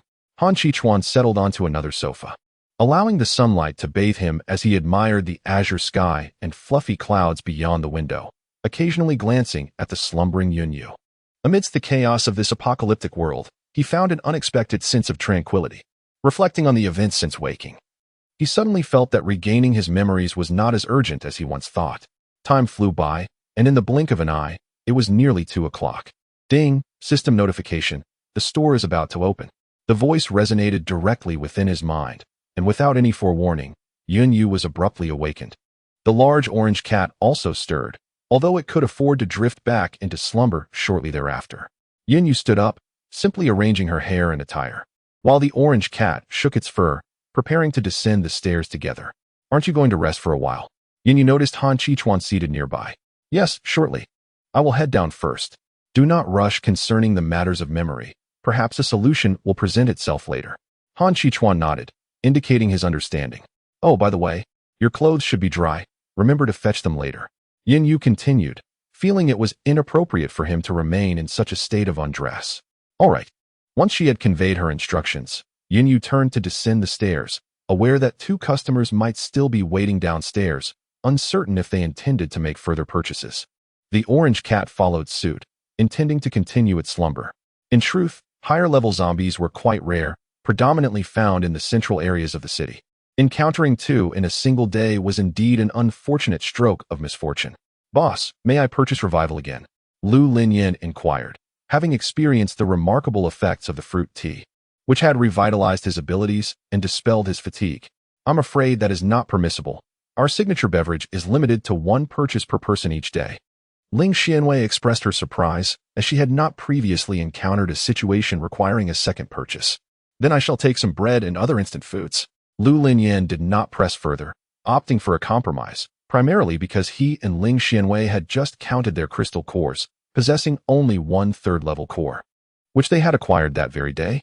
"These are meant for the team." "Understood." As Yinyu was preparing to package their items, voices from outside interrupted her. "How is there a shop here?" came a frigid female voice. Lu Linyan and Ling Xianwei tensed, entering a state of readiness, a characteristic of the apocalyptic era. They could not ascertain whether the newcomers were friends or foes. Chapter 13. Cheng Jun and He Limbing in contrast to the 2. Yu felt a sense of delight at the prospect of new clientele. The door swung open, revealing a woman with a frosty demeanor.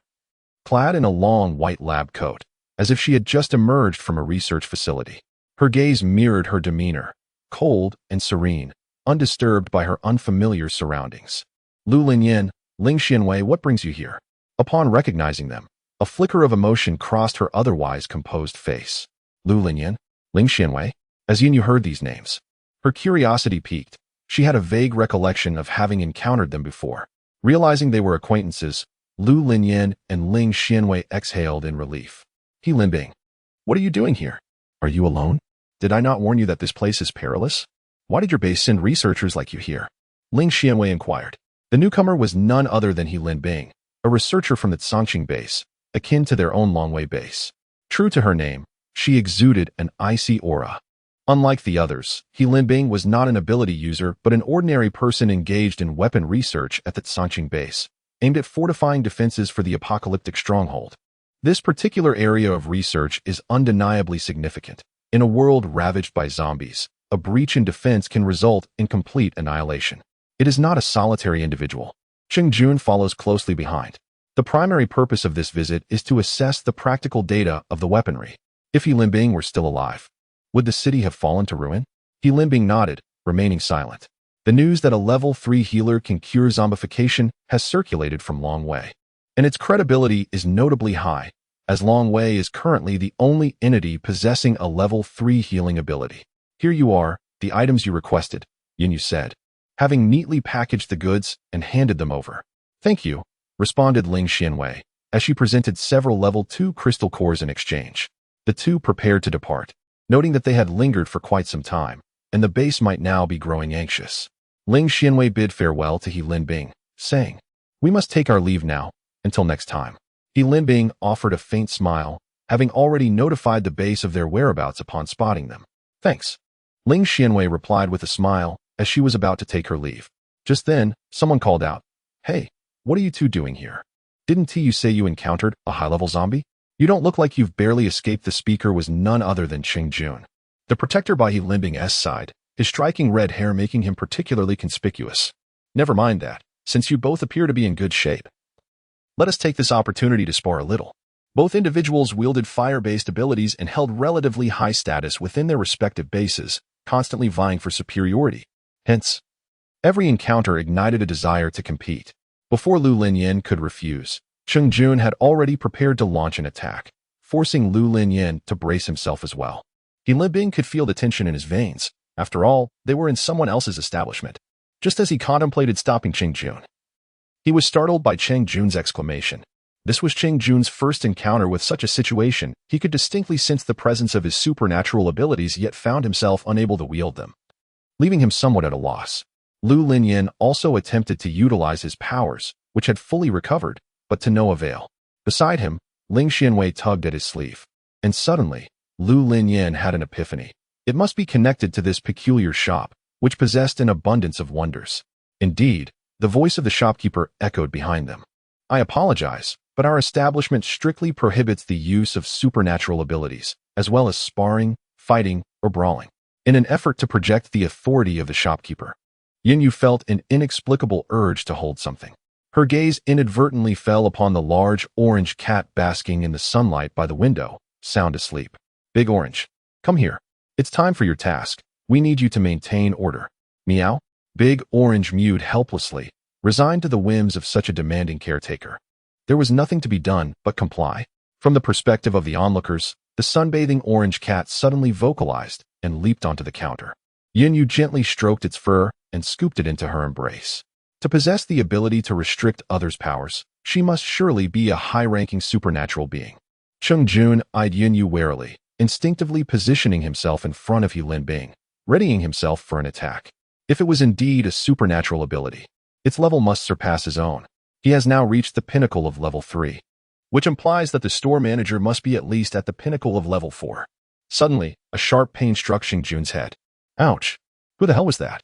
Cheng Jun exaggeratedly clutched his head and glared fiercely at the perpetrator behind him. However, upon realizing the identity of the assailant, he instantly deflated. Oh, it's just me. He chuckled awkwardly, lightly punching himself twice. Observing this series of antics, Yin Yu could only look on in disbelief. He limping relaxed his fist, feeling a bit of a headache. With a soft sigh, he said, "Sorry." "No worries," Yin Yu replied with a smile. She then turned to Qingjun, who wore a look of grievance, and asked, "Do I seem like a bad person to you? I'm merely an ordinary store manager running a legitimate business. You can ask those two behind us." The two individuals pointed to their eco-friendly bags, with Ling Xianwei smiling as she added, "Once you make a purchase, you might just discover a delightful surprise." Afterward, Ling Xianwei took Lu Linian's hand and bid farewell. "We must be on our way. It's about time for those we were expecting to arrive." "Store manager, He Linbing, until next time." "Goodbye," they replied. Meanwhile, Qingjun, still murmuring to himself, thought, so ordinary yet mysterious. I'm curious to see what surprises await after making a purchase. He Linbing, let us buy something." All right." He Linbing, who initially intended to buy some bread, was somewhat taken aback by Qingjun's sudden change of heart, having expected him to resist, although such resistance would be futile. "What shall we get?" "I want that bread, and also instant noodles." A few minutes later, Qingjun walked alongside He Linbing carrying a large bag. He Linbing observed Qingjun, sensing that his gaze upon the bag resembled that of someone fixated on a formidable adversary. "Shall I carry it?" she offered. "No. This is not something I should impose upon you," he replied, momentarily diverting his attention from the bag to the path ahead. Yet, the rigidity of his arms and the slight twitch at the corner of his eye betrayed his facade of normalcy. His heart ached. It was his precious third-level crystal core. He had worked so hard to acquire it, only to be thwarted by this unscrupulous merchant. The price was indeed reasonable, yet who could blame him for purchasing so many? He Linbing, feeling somewhat helpless, had initially intended to cover the cost herself, but he insisted on being overly stubborn. 350 for 2 transactions, one for a level 3 at 100, a level 2 at 10, and a level 1 at 1. Coupled with the 100 system coins gifted by the system earlier, she now possessed 450 coins, a rather admirable sum. In her heart, Yin Yu reveled in the thought that once Han Qichuan regained his memories, she could explore the system mall. She pondered what delightful treasures it might hold. Chapter 14. The kitchen assassin. On a distant street from Yin Yu's establishment, the captain and the vice-captain were approached by 3 team members from the support unit, who were unable to shake their concerns and had followed them out. "Are you injured? Why was there no word from you? Was it only through Tsang Qing that we received news?" "Captain, I was so worried about you," one exclaimed. "All is well. We are unharmed," Ling Xianwei reassured. Embracing Shantao, the food was pure, devoid of any contaminants. It was more than a mere surprise. It was a profound delight. "Notify the team leader of this potential large-scale procurement." He Linbing has regained her composure. The cost of eliminating contaminants and impurities would be exceedingly high, as the base cannot allocate substantial resources for this purpose. It is simply impractical, and they currently lack the capability to entirely remove the impurities. In summary, the effort to completely purge the impurities would yield more disadvantages than advantages. Thus, the 4 major bases have collectively decided to stabilize prices based on the impurity content. Qingjun responded affirmatively. His mood suddenly lifted. After all, exchanging a level 3 crystal nucleus for such a plethora of pure food was undeniably profitable. As time passed, nightfall descended. It appeared that only those 2 customers graced the establishment today. Sighing, Yin Yu sat by the window, gazing at the darkening sky, her spirits dampened. Initially, she had felt elated due to the presence of customers and the completion of her novice task, but soon her thoughts turned to concerns about foot traffic. Indeed, with such scant customer flow, any ordinary shop would surely face closure. Speaking of her novice task, her beginner's gift package had already been credited, yet she had not yet opened it to inspect its contents. Just as she was about to do so, a distant explosion echoed. Oh, explosions are not uncommon in this apocalyptic era. It is indeed a perilous time. Shaking her head, she prepared to continue opening her package when another resounding blast reverberated. This time, the tremor was palpable, startling the large orange cat resting on the table, which sprang to life, no longer embodying its usual lethargic demeanor. Goodness, what magnitude of force could cause such a sensation even within the confines of the shop? Yin Yu intended to ignore it, but suddenly, she caught a whiff of something burnt. What is this mess? The aroma seems to be wafting from upstairs. Wait, upstairs. Yin Yu suddenly conceived a possibility. Ah, my kitchen. Han Qichuan, what have you done? Without hesitation, Yin Yu dashed upstairs, while the ginger cat yawned and smacked its lips. Retrieving some dried fish from its stash, it seems dinner will be delayed tonight. Fortunately, this kitty still has some snacks. In the kitchen upstairs, chaos reigned. The walls by the stove were blackened from smoke, the fire extinguished, the lid of the pressure cooker lay abandoned at the kitchen door, and a mysterious charred substance in the iron pot continued to emit a pungent, burnt odor. Soup splatters adorned the kitchen surfaces. Han Chi-chuan stood silently at the side, holding a spatula, glancing down at his soiled attire, bits of vegetable leaves clinging to his hair. His expression was muted, yet the flicker of avoidance in his eyes betrayed his current turmoil. Clearly, the pressure cooker had burst, the frying pan had caught fire, and ultimately, the dish had been reduced to cinders. "Are you hurt?" Observing Han Chi-chuan's disheveled state, Yunyu momentarily set aside her concern for the kitchen, feeling a wave of worry. How could someone in such a condition be so reckless? Upon seeing Yunyu appear at the doorway, Han Chi-chuan's lips tightened, his brow furrowed, and his demeanor turned grave, resembling a fierce deity. Then, turning to face Yunyu, he spoke in a low tone, "I apologize. I had intended to prepare a dish and a soup." Yet, he could not fathom how it had devolved into this. "I ask you, are you injured?" Han Chi-chuan appeared momentarily bewildered, staring blankly at Yunyu. With a resigned sigh, Yunyu stepped forward, lifting Han Chi-chuan's shirt to examine him. Han Chi-chuan attempted to halt Yunyu's hand as she lifted his garment, only to be met with a fierce glare that rendered him motionless, his hand suspended in the air. As Yunyu raised the fabric, Han Chi-chuan felt an involuntary flush creep across his ears. His heart raced inexplicably, leaving him bewildered by the sensation. His upper body bore the marks of a burn, the skin slightly reddened and swollen, with a few small blisters forming. Though not severe, a splash of cold water and a dab of ointment would suffice for relief. Yunyu felt a measure of reassurance. After all, Han Chi-chuan resided here, and his safety was her responsibility. As he stood unharmed, it was likely he had not suffered serious injury. With a decisive motion, she let his clothing fall, feeling no attachment, despite his commendable physique. It did not belong to her, and she wondered which young lady would eventually benefit from it. Her reflexes had been swift, allowing her to evade the scalding pressure cooker lid just in time, though she had been splattered with broth. Was a burn not considered an injury? Yunyu turned to retrieve ointment from her storage, presenting it to him. "Look at the state you're in. Hurry and take a shower, then apply the salve." Han Chi-chuan accepted the ointment with a nod, affirming, "All right, I'll tidy up." Yunyu waved dismissively. "No need. You should wash up and treat your burn." As he departed, his silhouette appeared somewhat desolate. Alone in the kitchen, Yunyu shook her head, struck by the vividness of the memory. Indeed, her oversight had been considerable. She had completely forgotten that the kitchen could be a perilous realm, profoundly impacting her culinary endeavors. Her kitchen, poor thing. Thankfully, the system was still operational. Aside from one damaged stove, the overall condition of the kitchen was not too dire. In City C, a significant breach was made in the temporary defensive wall of the Tsanqing base, prompting the station members to swiftly relay the alarming news: an enemy assault. In that moment, everyone readied themselves for battle. It was an opportune time to test the new A7 energy cannon, a weapon developed to harness energy from special abilities or crystal cores. Regardless of who they were, a price would be exacted. On the rooftop of a distant high-rise, a woman clad in a flowing purple gown savored red wine, relishing the sight of impending conflict on the horizon. Footsteps approached from behind. "What is the matter? I do not recall your leader assigning me to this operation. I am here to convey a message. The leader insists that the lingua must be secured, and should we fail, you know the consequences." The two conversing on the rooftop were Mei and Wang Tai. "Understood. You may leave now," Mei replied nonchalantly. "You." Wang Tai's face darkened with frustration, yet he recognized his inability to contend with her. Mei continued to sip her wine, gazing into the distance. As her glass neared empty, she carelessly tossed it over the edge, inadvertently smashing it upon a lowly wandering zombie below. Mei chuckled softly. Concern was foreign to her. Since the onset of this apocalyptic era, she had never tasted defeat. How could she possibly fail? Chapter 15, Storybook at the Tsanqing Base Encampment. There was no time for repairs.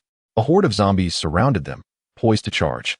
The team leader, accompanied by those wielding formidable weaponry, stood at the forefront, ready to engage in battle.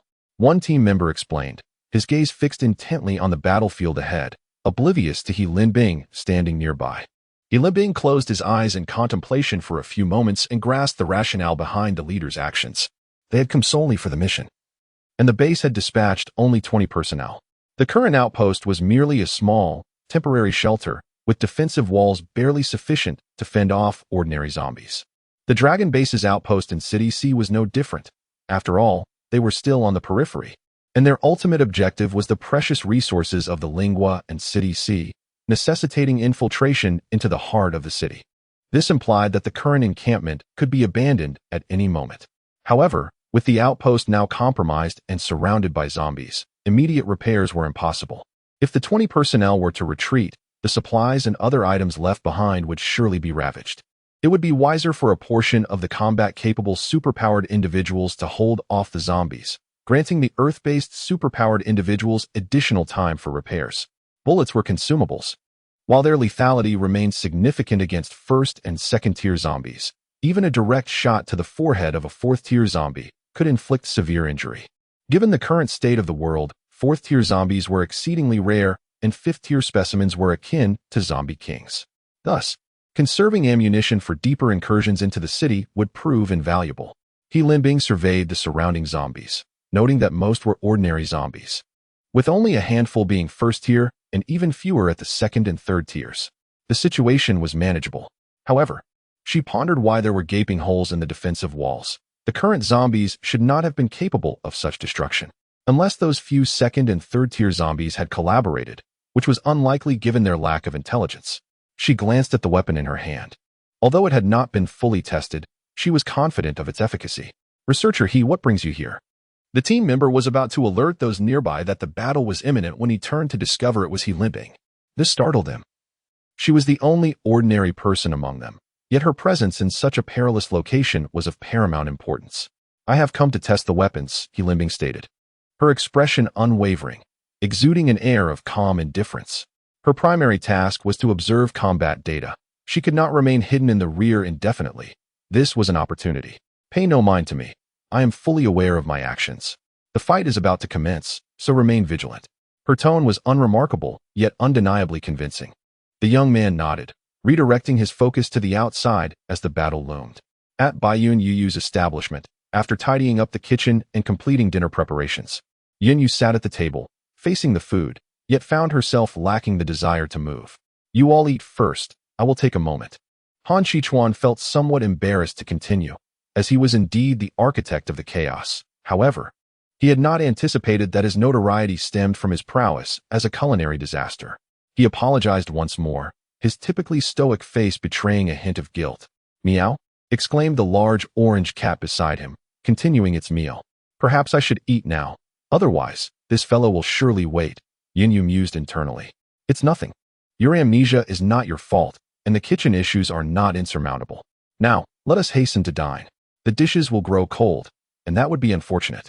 "Indeed," Han Shichuan replied in a subdued tone. After dinner, Han Shichuan and Zhang Ji competed to wash the dishes, seemingly eager to rectify the trouble they had caused. Yin Yu reclined on the sofa, petting the cat while gazing at the moonlit sky outside. It had been nearly a day since they began cohabiting, and during this brief period, Yin Yu formed a preliminary impression of Han Shichuan. He was taciturn, rarely smiled, struggled to express himself, and had a fondness for animation. Above all, she vividly remembered him as a culinary disaster. The thought sent a shiver down her spine. Fortunately, no harm was done. For the explosive power of a pressure cooker should never be underestimated. Henceforth, he must be kept away from the kitchen. Yin Yu turned over, facing the ceiling, and lifted the large orange cat, squeezing it for comfort. She couldn't help but admire the delightful texture of its fur. She pondered what his personality had been like before his amnesia. "Meow? Put me down this instant." The large orange protested. "Ha, not a chance." She laughed. "Meow? Aren't you going to open your starter pack?" The cat struggled and called out. "Oh right, I almost forgot." She set the orange cat down, and it swiftly darted away from her grasp, leaping to the other side of the sofa, its expression one of indignation as it groomed its ruffled fur. Yin Yu's slender fingers glided through the air, summoning the system panel. "Manager, Yin Yu, item zoned. Energy Shield X2, Special Deck of Cards X1. Beginner task, host a guest, completed. Initial task, save Han Shichuan, 2/3 completed. Note, the system has detected that the initial task remains unfinished, and certain functions and items will be disabled until completion. Please address this promptly. Beep. System, A new starter pack has been detected. Would you like to open it? Yin clicked yes. System. Reward received. Storybook X1. Poker Master ability experience duration 1 day. A storybook? Could it be the very storybook she had in mind? Why would there be such a novice gift pack? Is it perhaps designed to alleviate her boredom in this apocalyptic world, a thoughtful provision of spiritual sustenance? Surely, the system would not be so cruel to beginners, would it? The Poker Master ability experience is something she can comprehend. It may be akin to a certain technique, granting her the means of self-preservation in this desolate era. As the large orange cat continued to groom itself, it caught sight of Yin unwrapping the gift pack, and a look of incredulity crossed its face, prompting it to curiously approach. Meow, what is going on? Its amber eyes gleamed with insatiable curiosity. Yin turned her head awkwardly to face the cat. The orange cat internally lamented its misfortune. Sure enough, before it could make its escape, it was swiftly scooped up once more. Meow, let go of me.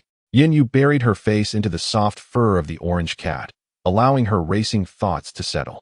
Perhaps this book was merely named so, and might possess some unique purpose. Meow, a storybook? The orange cat echoed, equally astonished. However, it quickly shook its feline head. Meow. It cannot be as simple as it appears. Let us take a look and find out, shall we? And I must remind you, just as she was about to unveil its contents, the cat's taunts filled the air, provoking her to contemplate giving it a good tug on its fur. Chapter 16. The assault faced with the book. Yu's expression turned solemn. An overwhelming urge to embark on a 3-day fast and purification washed over her. There was no way around it. The book evoked in her a sense of harboring innumerable hidden secrets, as if it were a sentinel of an era. The orange cat's demeanor shifted to one of solemnity, its slitted eyes narrowing, shedding the previous air of languor, its gaze piercingly fixed upon the tome in Yu's hands. It possessed an overwhelming sensation that this book bore a profound connection to it, as though it had materialized in this place for its sake. Yet it was certain that it had never encountered this book before. As Yin turned to the first page, both human and feline held their breath. On the initial page, pulsating numbers appeared, inscribed with 12 o'clock, 00, function to commence thereafter. 11:59, 59, 58, 57, 56. Encircling the book, neither daring to blink lest they miss a moment of excitement. And all this for nothing. What a letdown. Meow, whose design is this? Even a gift package comes with a cooldown timer. How absurd. The orange cat, irked, began to sharpen its claws. Yin exhaled. All right, stop scratching the sofa. We'll know what this is tomorrow. Just then, Han Shichuan emerged, having finished washing the dishes, and chanced upon the sight of the orange cat rolling on the sofa, accompanied by its plaintive meows, clearly in a foul mood. He cast a puzzled glance at Yin. Understanding the unspoken query in his eyes, Yin chuckled and explained. It's just a book that has ruffled its feathers. Let it play for a while. The orange cat's disgruntled vocalizations grew louder. Hey, rolling is fine. But scratching the sofa is not allowed. The battle had long since concluded. Those lowly zombies were unable to breach the defenses, hindered by the aggressive ability users. The few that managed to break through met their demise at the hands of the subsequent defensive line. Once the barricade was repaired, the members promptly retreated, leaving behind a horde of zombies outside, who, after a futile outcry, gradually dispersed one by one. He Lingbing found herself at a loss, uncertain whether to feel joy or despair. She had hoped to test her new weapon, but upon reflection, the safety of the group took precedence. They departed as the team leader summoned them for a meeting. Ching Jun patted He Lingbing on the shoulder. Inside a hastily constructed shelter. Aside from those who continued to defend, all other personnel were present. What are your thoughts on today's assault? Inquired a middle-aged man in his 30s. He was the team leader for this operation, a mid-level 3 ability user, not the highest ranked among them, yet in a time when even level 4 users were a rarity. His strength was deemed sufficient. His experience lent him credibility. He had undertaken numerous missions, and in the early days, as a level 2, he had slain a level 3 mutant plant. This was undoubtedly a deliberate act. The zombies outside could never have breached our defenses on their own, he asserted. I concur. Once the barricade was breached, a swarm of zombies surrounded us, clearly indicating that someone had lured them here. But what could motivate such actions? That group of zombies posed no real threat to us, nor could they even deplete our fighting capacity. Indeed, that makes sense. After deliberating and finalizing the subsequent search routes, the meeting concluded, and the assembly dispersed. Subsequently, During daylight operations, everyone remained vigilant. The leader expressed some unease, mentioning the possibility of an attack that night, urging caution. Exiting the impromptu meeting, He Linbing felt a persistent twitch in her right eye, a sense of disquiet settling within her. "Hey, what's wrong? You don't seem to be in the best of spirits," Cheng Jun remarked as he leaped out from behind her, circling her twice before stroking his chin, skeptically adding, "You're not frightened, are you?" He Linbing rolled her eyes, unwilling to engage with him. "Don't go." All right, just joking. What is truly bothering you?" Cheng Jun asked earnestly. Only then did He Linbing halt her steps. "I feel a sense of unease, as if something ominous is imminent." In a post-apocalyptic underground laboratory, a shadow darted into the space. "What is the situation?" As planned, the members of Tsangqing have begun to remain alert. "Then, let us proceed." "Understood." In the laboratory, a figure in a white lab coat paused, withdrawing from the microscope to remove his gloves, before retreating to another room to rest. Closing his eyes, a smile crept onto his lips, hoping that Tsangqing members would heed his warnings and unleash their utmost combat prowess. He was also curious about the quality of his recent products. At the Tsangqing encampment, a thunderous crash echoed as the wall crumbled once more, in the same spot. Bearing the same shape, a clear mockery. "Damn it!" one of the personnel exclaimed in frustration. "Alarm! Enemy attack!" Listening to the commotion outside, He Linbing mused to herself. As expected, they have come. A resounding roar echoed through the heavens. The shop, adorned with drifting white clouds, served as a backdrop for Yunyu, who, out of sheer boredom, was engaged in a game of chess with Han Qichuan, while the orange cat sat nearby, observing the unfolding match. As Han Qichuan had never played before, he found himself mercilessly outmatched by Yunyu, who reveled in her triumph. Noticing the growing frustration etched upon Han Qichuan's face, Yunyu discreetly conceded 2 rounds to him. Just as the excitement reached its peak, a commotion erupted from outside. "What on earth is happening now?" Yunyu remarked to the orange cat. At that moment, Han Qichuan suddenly lifted his gaze towards the source of the noise, his expression darkening. "What's wrong?" Yunyu inquired, puzzled. The orange cat cocked its head, also looking towards him. "I don't know, but that sound feels oddly familiar." "Wait, aren't your injuries fully healed?" Yunyu grasped the sleeve of his garment. "Just minor wounds," Han Qichuan replied, breaking free, his demeanor serious and brow furrowed. "Don't worry about me. I'm quite capable." With that, he turned and dashed away, leaving behind a final warning. "Stay back, it's dangerous." Yunyu hurried down the stairs, but Han Qichuan had already opened the shop door and vanished from sight. Who, one might wonder, was truly the injured party? Briefly contemplating the remaining resources within the system, she questioned whether she could ensure safety, though uncertainty lingered. Nevertheless, she decided to trust the system as quality. "Orange cat, remember the scent?" She called out to the feline that had followed her. "Lead the way. Are you certain you wish to go?" The orange cat queried, perplexed. "Of course. The initial mission is already underway." "Meow, then let us proceed." The orange cat sprinted ahead, and Yunyu closed the shop door, following closely behind. Together, they raced towards the perilous destination. Chapter 17, The Mutant Entity. The stronghold of the azure sky. The wall has undoubtedly been breached. Who could be responsible? The defensive barrier lies shattered once more, with dust swirling in the air as all members are urgently mobilized, readying themselves for battle. Terrifying roars signify that they are confronted not by ordinary humans, but perhaps by zombies or other mutated creatures. Whatever the case, their intentions are far from benevolent. Who has summoned them? Who is the puppet master behind this chaos? This question lingers heavily in the minds of all. The sensation of the enemy lurking in the shadows while they remain exposed breeds a palpable sense of oppression, anger, and unease, akin to being ensnared in a fog. Outside, the sounds of roaring echo, yet the anticipated assault has yet to commence. The dust begins to settle, revealing a clearer view, which could prove advantageous for the members in combat. Why are they not attacking? They seemed to hold the upper hand moments ago. It is unclear. It feels as though they are merely biding their time, waiting for us to prepare. Could it be? Logically, such monsters are known to attack on sight, are they not? What, then, is the current situation?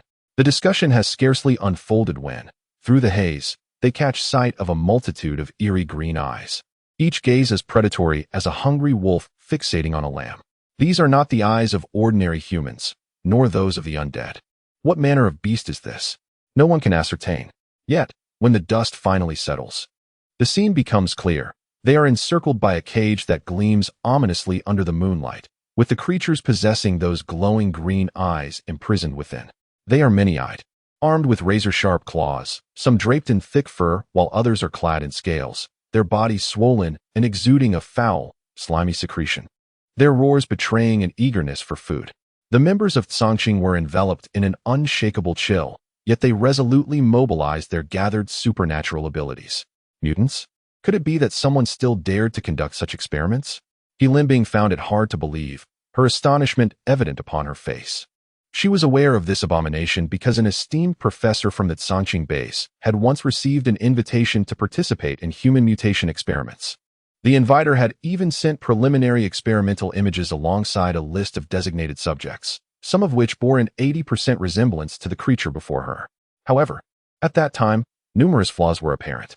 The professor had outright rejected the proposal, citing moral and ethical violations, and attempted to dissuade the inviter from pursuing the experiments. All to no avail. Subsequently, when the base conducted a population audit, they discovered an alarming number of missing individuals. Upon further investigation, they traced the matter back to the laboratory, leading the 4 major bases to unite in its annihilation. They had believed that the ordeal was over, only to find that these monstrosities had resurfaced, now clearly evolved beyond their previous incomplete forms. In a distant corner of an abandoned building, a figure faced the direction of Tsangqing's members, clutching a palm-sized mechanical cube with a communication device at his ear. A voice emanated from the device. Proceed. He pressed a button on the black cube.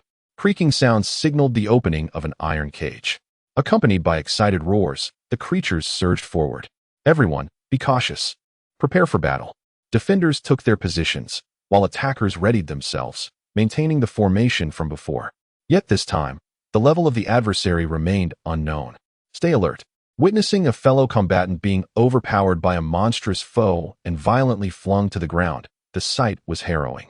The mutated creature, with saliva flying, lunged forward, its gaping maw brimming with razor-sharp teeth, seemingly intent on devouring its prey whole. The fallen member, gravely injured, could not muster their abilities to rise again, teetering on the brink of being consumed by the beast. Suddenly, a bullet struck the creature's chest, allowing the incapacitated fighter to retreat swiftly under the cover of gunfire. Viscous, yellow-green fluid oozed from the creature's wound as it pivoted, halting momentarily. Astonishingly, the injury began to heal before their very eyes. What manner of beast is this? The undercurrent of panic was palpable. Could they truly contend with such regenerative capabilities? These aberrations were akin to early-stage Tier 3 zombies. A furious roar erupted as the monster surged forward, surpassing the first line of defense, charging towards the source of the attack. Chung Jun attempted to mount a defense, but found himself ensnared by 3 adversaries, unable to engage directly, his frustration mounting. Fire defensively. Hold the line. A barrage of bullets riddled the creature's form, leaving a series of gaping wounds, yet it seemed unperturbed, its speed unabated, poised to breach the damaged fortifications. It was unstoppable. Suddenly, a jet of flame erupted without warning. Fire was the arch-nemesis of such mutations. Facing the searing heat, the creature succumbed within 3 seconds, its body charred and rigid, collapsing to the ground. He Limbing, bearing a cannon-like weapon, stood resolute at the forefront, wiping the beads of sweat from his brow. Big Orange. How much further do we have to go? Yinyu found herself somewhat breathless. Goodness, is this the stamina of a normal person? She must have run at least 5 kilometers, and not at a leisurely pace. Her ability to keep up until now was solely due to her previous athletic prowess. However, it became apparent that in this apocalyptic world, such physical capacity was hardly sufficient. Unbeknownst to her, her endurance was actually commendable within this dire setting, but unfortunately, Han Qichuan's situation was exceptional. We can only walk from here, she declared, hands on her hips as she caught her breath, gesturing towards the orange cat. When Han Qichuan had rushed out, Yunyu had followed in haste, having not even had the time to change her attire, running in her dress and white sneakers in a rather ungraceful manner. She had already reached her limit. The orange cat pondered for a moment, then sniffed the air once more. Meow, the scent is closer. He should have stopped. Suddenly, the cat's expression changed, and it gagged, hurriedly raising a paw to cover its nose. Meow, why is there a foul stench of decay? Yunyu, however, felt a sense of relief. It seemed he had arrived, and the location was not far from here. The night wind was a bit chilly, prompting Yu to scoop up the orange cat into her arms. Instantly feeling much warmer, she ceased her running. Han Qichuan's capabilities were surely reliable, and he would likely be fine for a short while. She could reach him in time. The truth was, she simply could not run any longer. The distance was indeed short, and even though her legs felt weak, Yu arrived at the site indicated by the orange cat in just a few minutes. However, she did not see Han Qichuan. Instead, a horde of zombies surrounded the crude encampment, roaring and surging with frenzied abandon. Yu concealed herself behind a wall, observing with caution. No wonder she had seen no one in the vicinity earlier. They had all congregated here. But where was Han Qichuan? Meow? Over there, your initial task. Upon spotting Han Qichuan, the large orange cat immediately alerted Yu. Chapter 18. Out of control, Yu looked up, and her heart raced with trepidation as cold sweat broke out on her brow. There stood Han Qichuan, 50 meters ahead of her, beneath a tree. In the darkness, that silhouette charged towards the site of the ongoing battle. Brother, do you not remember that your wounds are still unhealed? Wait, what is that long object? A tail. On the other side, upon He Linbing's deployment of new weaponry, the mutated beings began to show signs of apprehension towards the artillery fire behind them, becoming somewhat restrained. However, the pressure on the group did not correspondingly diminish. The cacophony of their struggle had attracted nearby zombies. Although these zombies were of a lower level, their sheer numbers and relentless nature posed a significant threat. If this stalemate persists, we shall inevitably be worn down. Cheng Jun, positioned at the front, shouted to the team leader engaged in battle, urging the others to withdraw. If it cannot be retrieved, then let it go. The lives of the team are paramount. Are you foolish? Perhaps it was the tension of the ongoing battle that had made the team leader irritable. If they maintained their position, they would still have the support of artillery. Abandoning this first line of defense would surely lead to disaster, endangering everyone's lives. They could only wait until the wall was fortified to block the horde of zombies, and only then could they address these repugnant creatures. He Linbing furrowed her brows, aware that the cooldown period of her weapon was excessively lengthy. Although it had successfully deterred the mutated creatures, prolonged exposure would inevitably lead to discovery. Now, all she could do was pray for the swift repair of the defensive wall.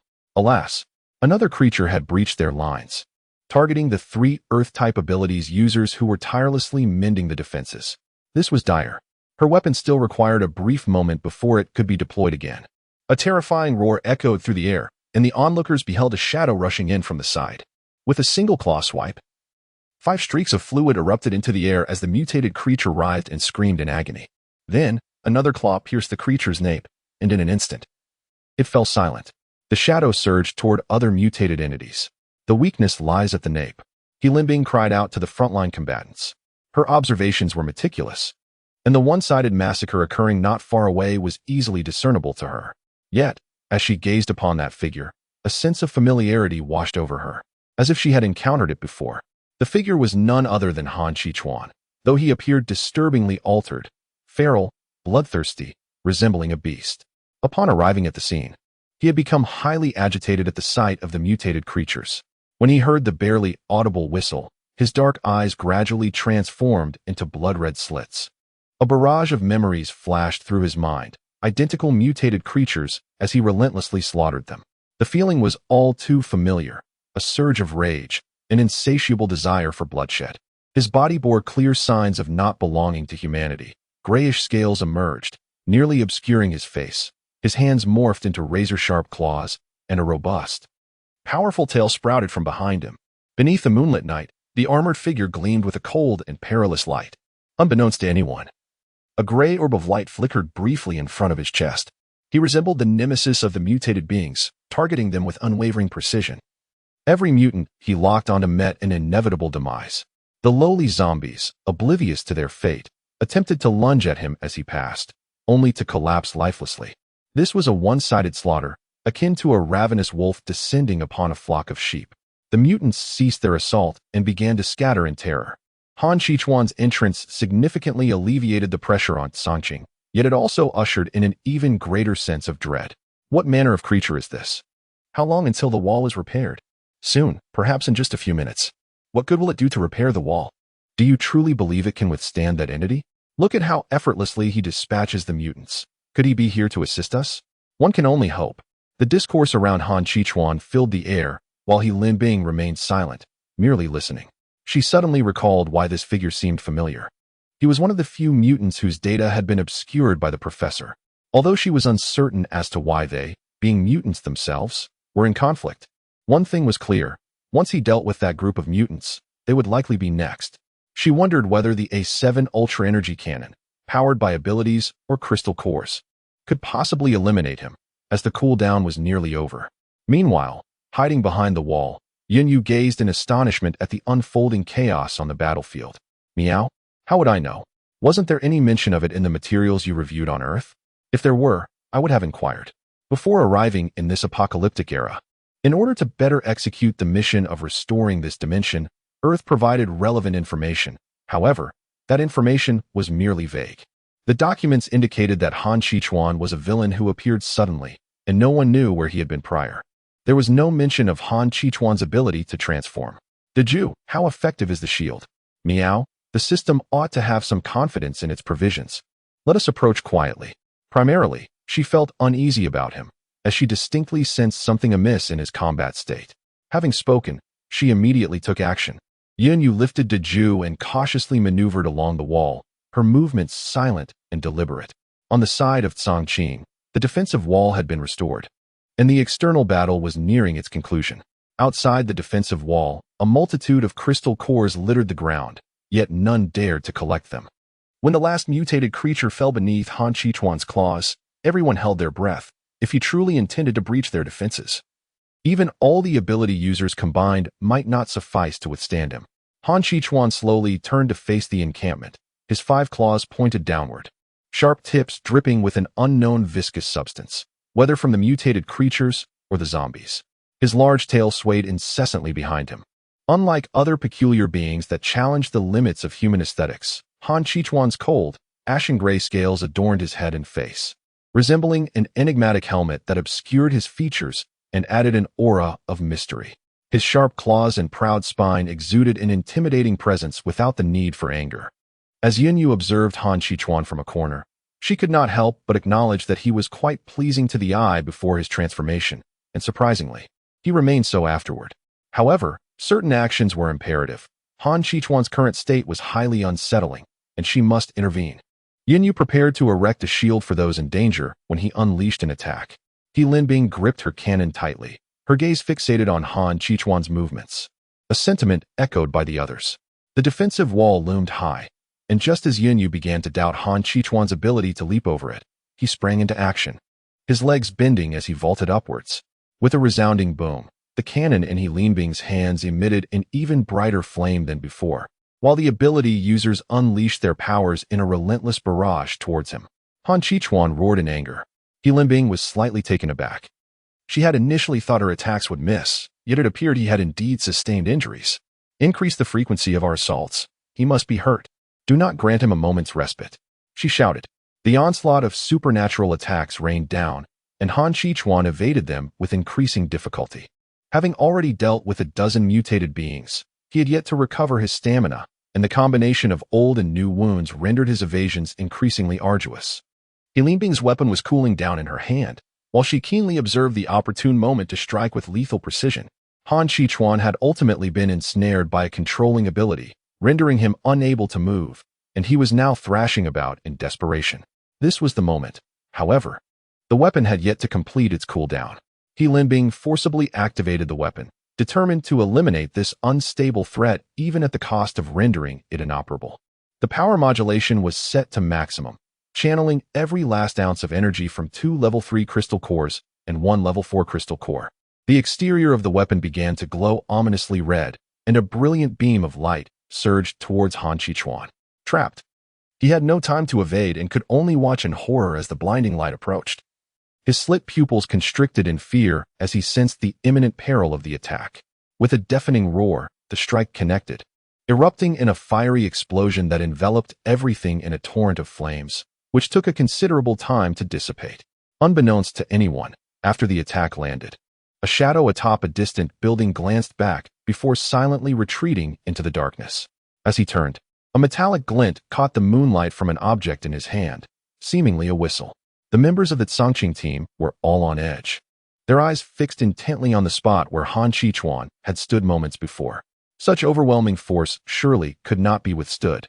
Through the flames, they beheld not the charred remains of a mutated creature, but rather a golden, translucent hemispherical energy shield. Within this shield, the monstrous figure had vanished, replaced by a young man, his attire singed and unconscious. What was this phenomenon? A new ability, or perhaps an advanced weapon? Was this mutated being human or monster? The hearts of the crowd were filled with a myriad of questions. Linbing cast a glance and arrived at a rough conclusion regarding his current state. This individual likely encountered an error during the experiment, resulting in an incomplete mutation, and had just experienced an unexpected relapse. As for who had rescued him, the answer would soon reveal itself. Indeed, before the flames had even extinguished, a blue figure emerged from the corner of the building to the left. Cheng Jun and Linbing were somewhat taken aback, and in unison, they exclaimed, "Boss?" The others, upon hearing this, wore expressions of confusion. What boss? All they could see was a beautiful young woman, and one couldn't help but wonder why a girl would be in such a perilous place at this late hour. The blue figure was indeed Yunyu, who initially presumed she would be saving a large group of people, only to find it was Han Qichuan instead. She had clearly seen him pause midair for that fleeting second, and it was likely she understood the reason behind it. He already bore a wound on his back, and the sudden change in direction must have aggravated it. Perhaps there were additional injuries as well. When she heard someone call out "boss," she instinctively looked over and was surprised to see the previous customer. In the underground laboratory, precision containers held various nutrient solutions, and within these solutions were an array of mutated forms, some of which were merely remnants of limbs. Behind the array of containers, Mu Zhao, clad in a white lab coat, operated a machine in front of him, which featured even more exquisite containers atop it. Suddenly, a green light illuminated from the machine, causing the creatures within the containers to stir slightly. "Ha ha ha, I have succeeded. I have finally triumphed." He laughed heartily, almost to the point of madness. If only he could obtain the prism fruit, his power would undoubtedly amplify and stabilize further. At that moment, someone entered from outside and approached him. Mu Zhao glanced at the newcomer and then proceeded to another room, removing his gloves and lab coat. "What is it?" "We have discovered Subject 1. Wasn't the report stating that it was already deceased?" He chuckled, his brow furrowing, his tone tinged with barely concealed anger. The individual who delivered the report recounted the details of how they learned of the situation and the final scene of Subject 1 being bombarded. "Did you not leave anyone to confirm whether it is alive or dead?" Mu Zhao inquired. "Doctor, given the intensity of that attack, the outcome should be conclusive." Mu Zhao raised his hand to halt further words, asserting that without witnessing the result, no conclusions could be drawn. Rubbing his temples, he felt a headache coming on. The original intent behind designing those mutant entities was to enhance subjects like one, so how could they possibly serve as its adversary? This new mutant's strength was essentially equivalent to that of a level 3 beginner, inherently inferior to Subject 1. He had intended to assess the capabilities of this batch, but now it seemed he had squandered resources without gleaning any insights. However, it mattered little. After all, Subject 2 had succeeded, rendering Subject 1 a mere waste in his eyes. Yet now, he found himself more intrigued by the question of who had neutralized his serum. How fascinating. There must have been an error in the information. Let them bear the consequences. Furthermore, if Subject 1 is indeed alive, never mind. It is best to disregard that useless subject for now and focus on investigating who had the audacity to alleviate its toxin. A sinister smile played upon Mu Zhao's lips. Although he had disposed of that batch of products, it seemed he had not suffered a total loss. Moreover, there was that individual named Linbing. He needed to find a moment to deal with her. The weapon's power was indeed somewhat perilous, capable of converting crystal nuclei and abilities into weapon energy. Yet, it was unfortunate that she was ultimately not his talent.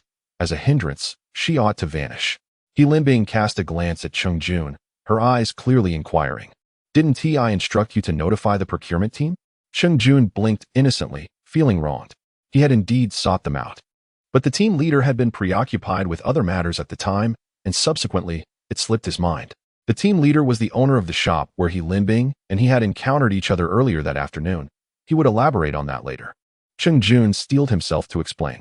The leader said nothing further, standing atop the defensive wall, gazing at Yunyu. "I apologize, but I must take this person with me today." Yunyu addressed the crowd, her tone laced with a hint of regret, yet unmistakably firm. Chapter 20. A beautiful misunderstanding in truth. Yin Yu felt a twinge of trepidation in the presence of these individuals, confronted by those weapons and abilities. To claim she was entirely unafraid would be a falsehood, for she had grown up in a peaceful region and was witnessing such scenes for the first time. However, she had no alternative but to pray for a more amicable negotiation, especially considering the two customers who had previously reached an agreement, hoping they would be more accommodating. Otherwise, it remained uncertain whether she could escape unscathed with only her remaining shield and that experimental item. The team leader had a notoriously fiery temperament. Before he could articulate his grievance, He Linbing and Cheng Jun interjected to restrain him. Cheng Jun covered the team leader's mouth, anxiously pulling him backward while whispering urgently, "Wu-Wu. Cheng, Wu-Wu leader, this person is not to be trifled with. Previously, she was capable of directly sealing my abilities. After finally breaking free, the leader was struck dumb by the revelation. What? It is important to note that Cheng Jun was at the peak of level 3, on the verge of ascending to level 4, wielding a potent fire-based ability. Her prowess was indeed formidable in this apocalyptic world. The notion of someone capable of sealing abilities was unheard of, and based on Cheng Jun's description, this individual's level likely surpassed her own. We can have the boss take him away. He hasn't harmed any of us. In fact, we should be grateful, He Linbing calmly stated to Yunyu, without glancing at the two imposing men engaged in a standoff.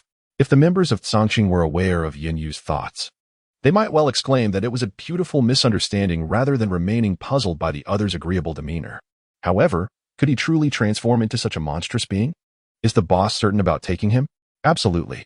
In her heart, Yunyu held no fear regarding Han Qichuan's transformation. First, she found his transformation almost aesthetically pleasing. The initial sight had not frightened her. Third, she empathized with Han Qichuan, pondering the hardships he must have endured. Very well, let the boss take him. He Linbing nodded, believing that Zhongqing need not foster animosity with the boss, viewing it as a favor to someone in need. The team leader also believed that such a person was unsuitable for enmity and did not hinder He Linbing, tacitly acquiescing to her actions. The leader refrained from further remarks, instructing the guards to maintain vigilance over the defensive wall to prevent any further breaches. In this tumultuous season, they had nearly gathered all necessary supplies within the city. There was no need for everyone to participate in the subsequent tasks. A few would suffice, as a larger group might prove counterproductive. Long Wei likely shared this sentiment. He intended to reach out to them the following day. Subsequently, the leader approached Cheng and He Linbing to inquire about the events of the afternoon. Yunyu moved beside Han Qichuan, whose shield had now vanished. Han Qichuan's garments bore scorch marks, and his hair had suffered minor singeing. The transformation had long since been undone, leaving him in a state of unconsciousness, resembling the disarray from their first encounter. The shield had evidently arrived too late, perhaps failing to provide complete protection. Yunyu cautiously assisted Han Qichuan to rise, observing his condition, and could not help but exhale deeply. His injuries were already unhealed. Yet he insisted on venturing out, impervious to warnings. Now, he had narrowly escaped losing his life. With a faint smile, Yunyu prepared to carry him. A cough interrupted the moment. As he was being lifted, Han Qichuan coughed a few times and gradually opened his eyes, his blood-red vertical pupils having vanished, replaced by dark, profound irises. You're awake. Hey, Han Qichuan, can you hear me? Yunyu gently shook him a couple of times. It was only then that Han Qichuan noticed her. However, his consciousness was still rather hazy. His head felt heavy, and as he forced himself to stand, he wobbled unsteadily, on the verge of collapsing. Yunyu hurriedly supported him. How did you get here? It's dangerous. Cough. You are aware of danger. Yunyu replied, exasperated. Han Qichuan's tone was unsteady, his breath weak.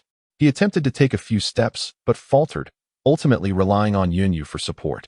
As night fell, the orange cat led the way, and the trio, 2 humans and 1 feline, embarked on their journey home.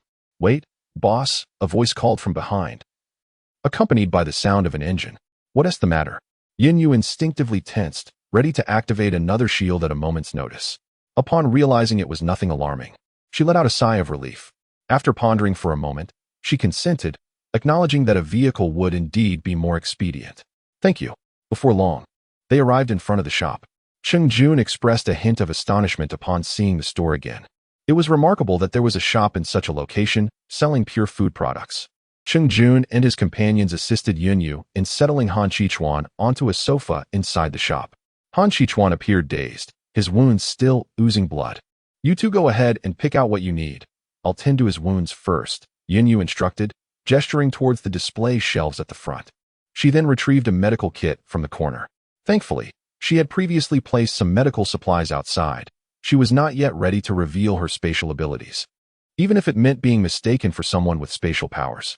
After a while, Yunyu had simply tended to Han Qichuan's wounds, while Qingjun had nearly finished selecting his items. Several large bags later, the counter was almost empty. Goodness, it seemed she was about to clear out everything she had brought today. "Boss, time to settle the bill." The hour was already late, and the orange cat had long since scurried upstairs to an unknown hideaway for a nap. After Qingjun and his companions completed their purchase, they did not linger, promptly loading the supplies into their vehicle before bidding farewell to Yunyu. Yunyu glanced at the system clock. It was already 11 o'clock. Under normal circumstances, they would have ceased operations by this hour. She secured the door and turned her attention to the sofa, where Han Qichuan lay, having pushed himself to the limit and succumbed to unconsciousness yet again. Within a mere 2 days, he had fainted twice. It was indeed quite alarming. After examining Han Qichuan's injuries once more, Yunyu resolved to let him rest there temporarily, awaiting the restoration of her healing capabilities after midnight before tending to his wounds and moving him upstairs. However, it would cost her another 50 coins, which pained her. In City C, atop a tall building, it appeared that your leader had completely disregarded the first priority and was now facing the consequences alone. How amusing. Mei found herself unexpectedly pleased. Wang Tai snorted derisively. Mei chose to ignore him, leaning against the railing with a slight smile, recalling the mission that had recently been assigned to her. She had not anticipated that the lunatic would abandon his concern for the first priority. It seemed he had found a new substitute. Nonetheless, she was curious. Who could it be that had saved him? Chapter 21. Scales after midnight had passed. Yunyu treated Han Qichuan's injuries and moved him from the sofa on the first floor to the one on the second. As she transported him, she couldn't help but grumble about the pervasive scent of the mutated creature's slime, which was truly no less odious than that of zombies. Due to the numerous mutations he had dispatched, Han Qichuan inevitably bore their remnants. After Yunyu placed him on the sofa, she tidied his slightly disheveled hair and was about to depart when an all-too-familiar sensation washed over her. Wait, this injury shouldn't be affecting me like this? Why am I feeling faint again, and with a delay? No, I long for the embrace of a bed. Yunyu collapsed, landing squarely upon Han Qichuan's chest. As the night deepened, even the large orange cat curled up on another sofa, succumbing to slumber, while the system automatically extinguished the lights in the shop, enveloping everything in silence. Unnoticed by anyone, a gray light flickered momentarily on Han Qichuan's chest before vanishing into obscurity. Morning arrived. Han Qichuan opened his eyes to the familiar side of the ceiling, realizing he was indeed in the shop. Just as he prepared to rise, he sensed a weight upon his chest. Upon closer inspection, he discovered Yunyu was still nestled against him, lost in a deep sleep. From the very first moment he laid eyes on her, he found her strikingly beautiful. In her slumber, she exuded a serene tranquility, an exceedingly rare aura in this post-apocalyptic world. Unconsciously, a fleeting smile graced his lips, only to vanish in an instant. Closing his eyes, Han Qichuan's expression turned cold, and when he reopened them, shadows clouded his gaze. He recalled every detail of the previous day, including the events following his loss of control. The mutated beings felt hauntingly familiar, as if he had engaged with them repeatedly. Alongside the shrill sound that had triggered his transformation, lifting his right hand, unencumbered by Yunyu's weight, he observed that the wounds he had sustained were now healed, and he felt no trace of illness within him. A healing ability? That aligns perfectly with her. Han Qichuan summoned the scales upon his body, contemplating the distinctly inhuman texture that adorned him, a revelation that had eluded even his own awareness prior to his transformation yesterday. Fragmented memories of last night flickered through his mind. The chilling instruments, the grotesque monstrosities, the blood. Who was he? Where did he originate? A shadow passed over his gaze. Regardless of his identity, it was undeniable that it bore no connection to her past. That was the realm of light, while he was most likely born of darkness. He glanced at the sleeping Yunyu. Had she not rescued him, their paths might never have intertwined. Indeed, the debt of gratitude for her 2 life-saving interventions weighed heavily upon him. Yunyu stirred, her eyes fluttering open to meet a pair of deep, dark eyes. Startled, she sprang upright, a faint blush tinting her cheeks. Striving to maintain her composure, she hastily tucked away her disheveled bangs and cleared her throat before speaking. I apologize. After treating you last night, I became rather fatigued and fell asleep. With urgency, she scooped up the drowsy ginger cat lounging nearby and hurried towards the kitchen on the second floor. I will prepare breakfast. You should freshen up. The ginger cat, still lost in dreams of fish treats, was jolted awake, its expression one of confusion as it slowly mewed a query. Han Chichuan cast a glance at himself, noting the disarray of his appearance, dirted and tainted by the foul stench of dried fluids. His previously uplifted spirits sank once more. At noon, the sun blazed fiercely, and the activity of the zombies had diminished. Within the temporary encampment of Tsangqing, preparations were underway to transport the supplies they had gathered. The team leader summoned everyone to gather their belongings, readying themselves to embark towards the Longway base for a rendezvous. In the near future, City C is destined to become perilous. The task of preventing the zombies from acquiring the precious fruit has been entrusted to individuals of sufficient strength. The specifics will be deliberated with those from Longway. Let us depart, hoping that no unforeseen events will arise along the way. The Baiyun Yu store, as expected, witnessed an absence of patrons throughout the morning. By noon, as Yunyu prepared a meal, Han Chichuan insisted on assisting her, inadvertently hindering her progress. However, Yunyu recognized his earnest effort and refrained from chastising him, not wishing to dampen his enthusiasm. Mastery in the culinary arts comes with practice. After all, today's assassin could very well become tomorrow's culinary maestro. Once they had finished their meal and tidied up, Yunyu descended to the shop, intent on monitoring whether any customers would arrive that afternoon. With his injuries healed and no longer in need of rest, Han Chichuan accompanied her downstairs.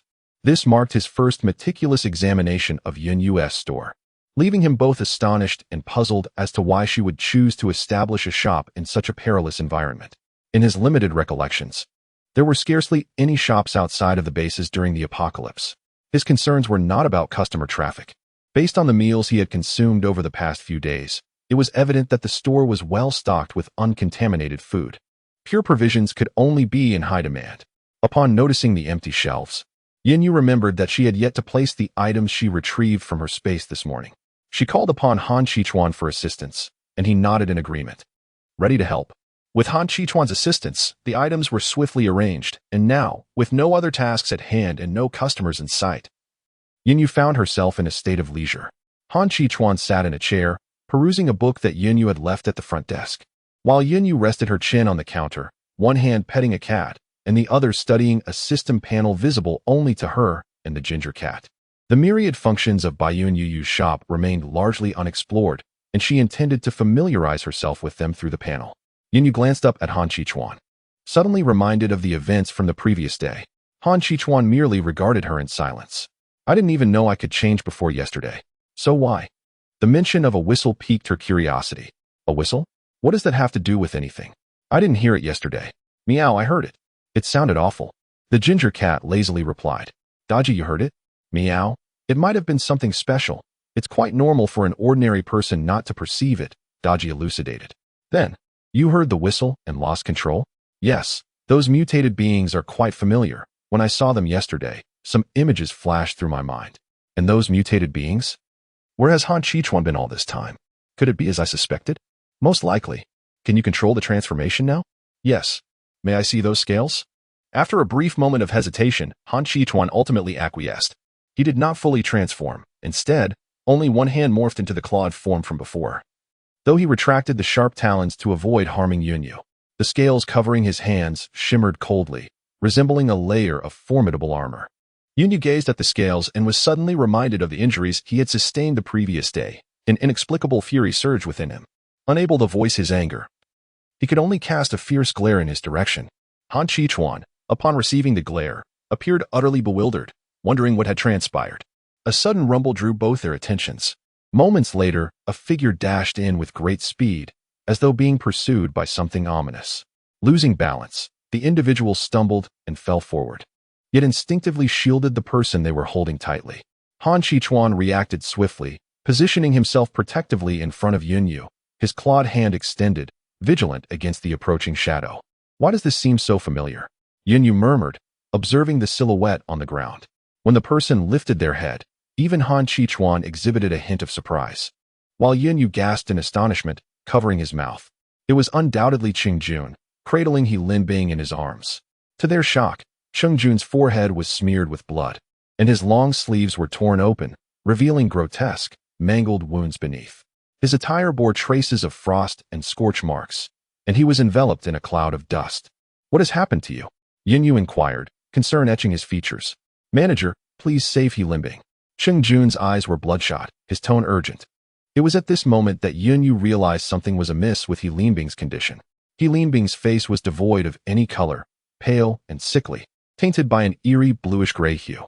Her brows were furrowed, lips pressed tightly together, occasionally releasing pained groans. Blood flowed from her shoulder, marred by deep bite marks. She was succumbing to an infection. A chilling, somber voice echoed, and a glint of cold light flashed in Han Chichuan's eyes, his claws poised to strike. Cheng Jun, sensing Han Chichuan's intentions, gathered his powers in preparation for a counterattack. However, the inability to harness his abilities within the confines of the establishment forced him to shield He Linbing with his body, his gaze resolute. "Stop!" Yin Yu exclaimed, grasping Han Chichuan's arm to impede his assault. Han Chichuan halted, confusion evident in his eyes as he regarded Yin Yu, filled with perplexity. "Yin Yu, she is beyond saving." In his limited recollections, being infected by a zombie invariably led to either death or transformation into a zombie. In Yin Yu's establishment, the most prudent course of action would be to eliminate her before she fully succumbs to the infection, thereby averting further calamity. Yin Yu sighed, poised to elucidate. When Cheng Jun's vehement protest erupted, his voice nearly a roar. "Who said that? Who? She can still be saved. There is hope. A level 3 healer can do it." Han Chichuan paused, ultimately refraining from acting further, while Yin Yu was left in shock. "Wait a moment. Did you? How does he know about this?" The timeline is completely inconsistent. Yin Yu had previously come across information on Earth that indicated this world had experienced a temporal regression. At this juncture in the timeline, the role of healing-type abilities was minimal, with resources being scarce, resulting in the delayed emergence of third-tier healers. Consequently, under ordinary circumstances, it would take several months for this matter to come to light. "Meow, I am also uncertain," the orange tabby remarked, its expression one of surprise. "No fighting allowed in my establishment," Yin Yu warned, casting a stern glance at Han Chichuan. Despite maintaining a cold demeanor, Han Chichuan offered a brief apology to Cheng Jun. Yin Yu assisted Cheng Jun in placing He Linbing on the sofa. Examining her condition, she had been bitten not long ago. What transpired? The group led by Song Qing had set out at noon towards the rendezvous point with Long Wei, but encountered an ambush en route. It was evident from last night and today that they had been specifically targeted, yet they remained oblivious to the reasons behind it. The assailants were few in number. Clad in black, possessing abilities around the third tier, they were no match for the group, but their sporadic attacks were bothersome, hindering their pace. Unexpectedly, they had attracted a horde of zombies. The attackers aimed for He Linbing, but by the time the group realized what was happening, it was too late. She had already been bitten by a zombie. After achieving their objective, the assailants retreated without a moment's hesitation. Had this occurred previously, He Linbing would have undoubtedly been beyond saving. However, recent news from Long Wei's base indicated that third-tier healers could cure those partially infected and mutated, prompting Cheng Jun to refuse to give up. After deliberation, he resolved to take He Linbing to meet Long Wei's people as soon as possible, fearing that time would run out for her rescue. As Yin Yu gazed outside, she indeed spotted the zombie lingering beyond, yet it did not dare to step further. This was the very same zombie that had previously pursued Lu Linyin and the others. Having suffered a setback, it was now reluctant to provoke this area. "I shall attempt to rescue her," Yin Yu contemplated, reflecting on her abilities as a healer, and addressed Cheng Jun. Cheng Jun appeared unexpectedly elated. Could it be that the store manager was indeed a healer? Yin Yu extended her hand, but no ethereal light emerged, despite having sufficient system currency. She summoned the system panel visible only to herself and the orange cat, discovering that the section indicating a deduction of 50 had turned gray, as if locked. It then dawned on her that after treating Han Chichuan at midnight, she had fainted. "Meow, how peculiar." The orange cat circled around Yin Yu, equally puzzled. Han Chichuan, witnessing the failure of Yin Yu's abilities, lowered his gaze in confusion. Judging by the healed wounds on his body, it was evident that Yin Yu possessed healing powers. Yet something was amiss. Could it be due to him? "I apologize. It seems my powers are malfunctioning," Yin Yu confessed to Cheng Jun manager. "There is no need to exert yourself. Please assist us by holding off that zombie while I take her to Long Wei." Although Jun felt somewhat disheartened, he did not press Yu further. His initial purpose in coming to the shop had indeed been to confront that zombie. He hoped time would still be on their side. Yu shook her head. The zombies cannot reach here. However, you may not have enough time to get there. Before she could finish her sentence, Jun's emotions surged, his tone almost frenzied. Impossible. We will make it in time. We will. Han Qichuan tensed, warily watching Jun calm down. Please listen to me. I never said she was beyond saving. Yu felt somewhat exasperated. She had barely begun to speak before he became agitated. Inside the store, the zombie virus was indeed suppressed. Han Qichuan, taken aback, recalled that his own abilities seemed ineffective here, and thus found little reason to be surprised. While he would not succumb to becoming a zombie, his life remained in peril. Stop, don't get worked up. As Jun appeared poised to lose his temper again, Yu swiftly interjected, completing her thought in one breath. The signature series of the store, Revival, can guarantee her life for a day. Even after leaving the store, there should be no issues within that time frame. However, I must prepare it. Jun calmed down, contemplating for a moment before conceding. All right. Deep down, he understood that he would not have made it in time, yet he was reluctant to relinquish his final glimmer of hope. He tightly embraced He Linbing. Yu nodded, it will be ready soon, and turned to head towards the kitchen. Chapter 23. Restoration. Han Qichuan remained in place, while the large orange cat opted to stay behind, guarding the area to prevent any potential conflict between the two. Han Qichuan and Jun exchanged glances. The atmosphere between them taut and charged, as if a confrontation could erupt at any moment.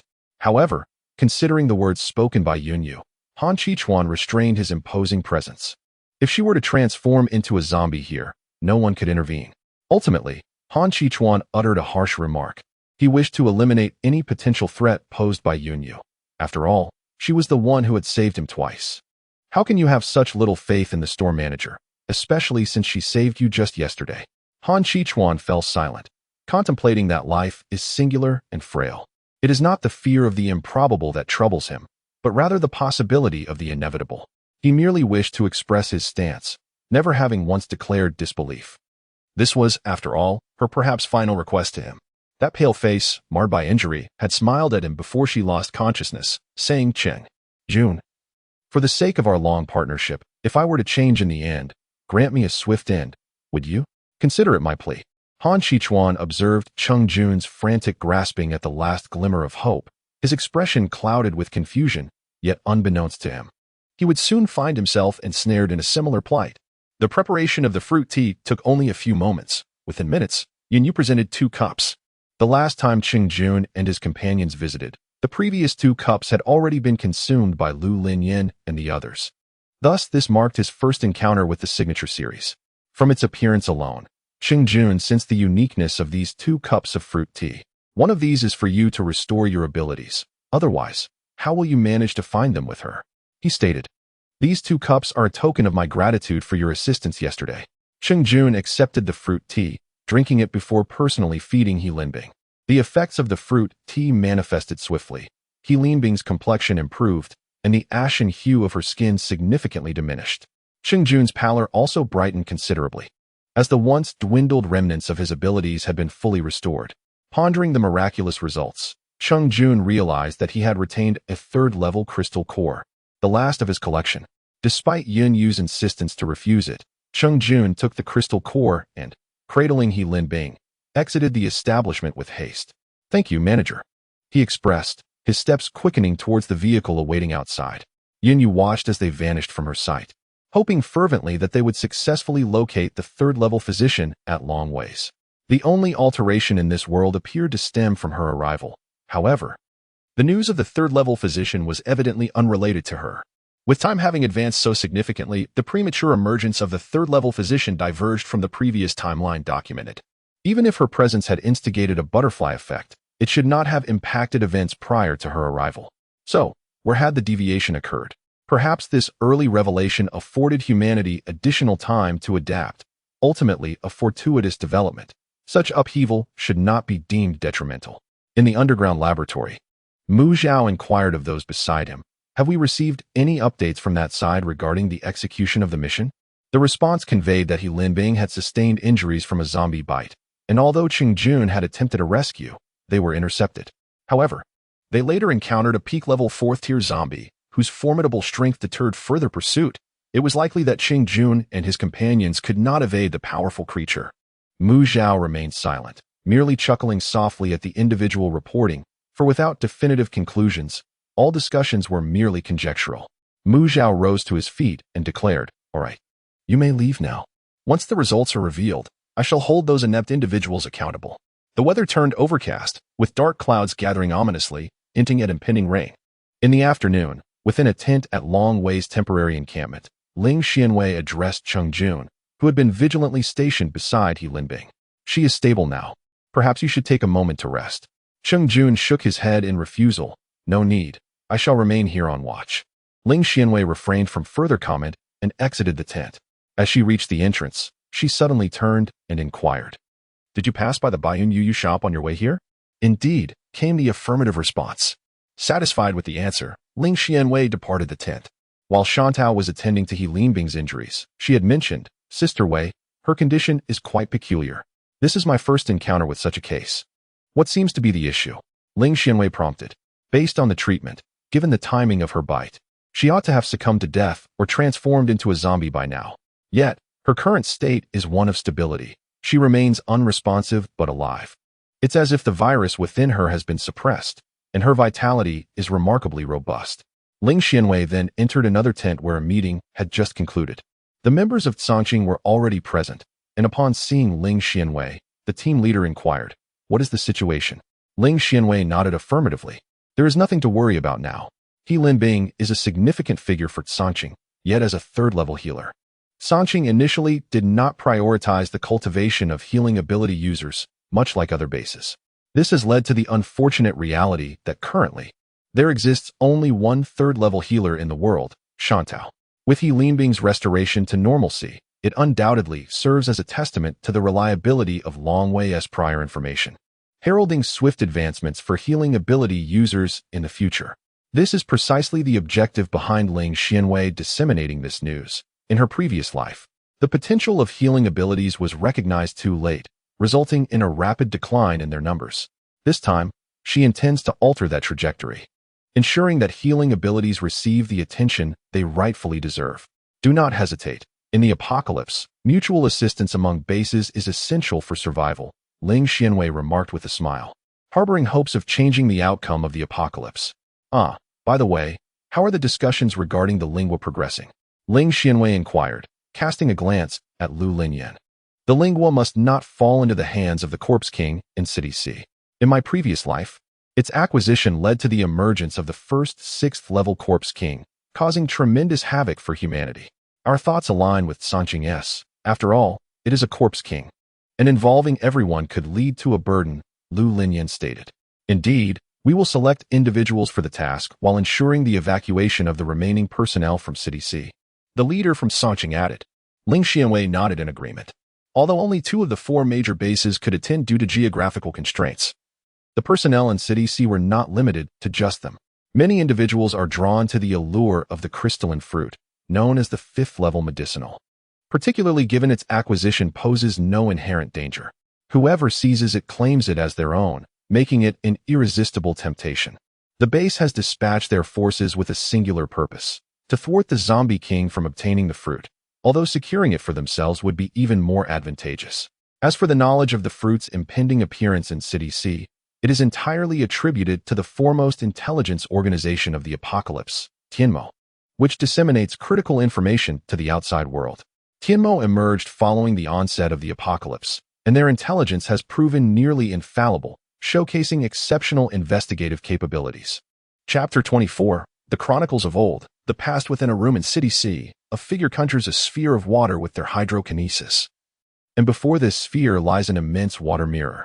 On the surface of the mirror, a zombie is seen grasping a sharply defined fruit, when suddenly, a mystical beast lunges forth to snatch it away. The fruit tumbles to the ground, and a pale hand retrieves it. Just as the scene is on the verge of revealing the figure's face, the water mirror shatters. What has changed?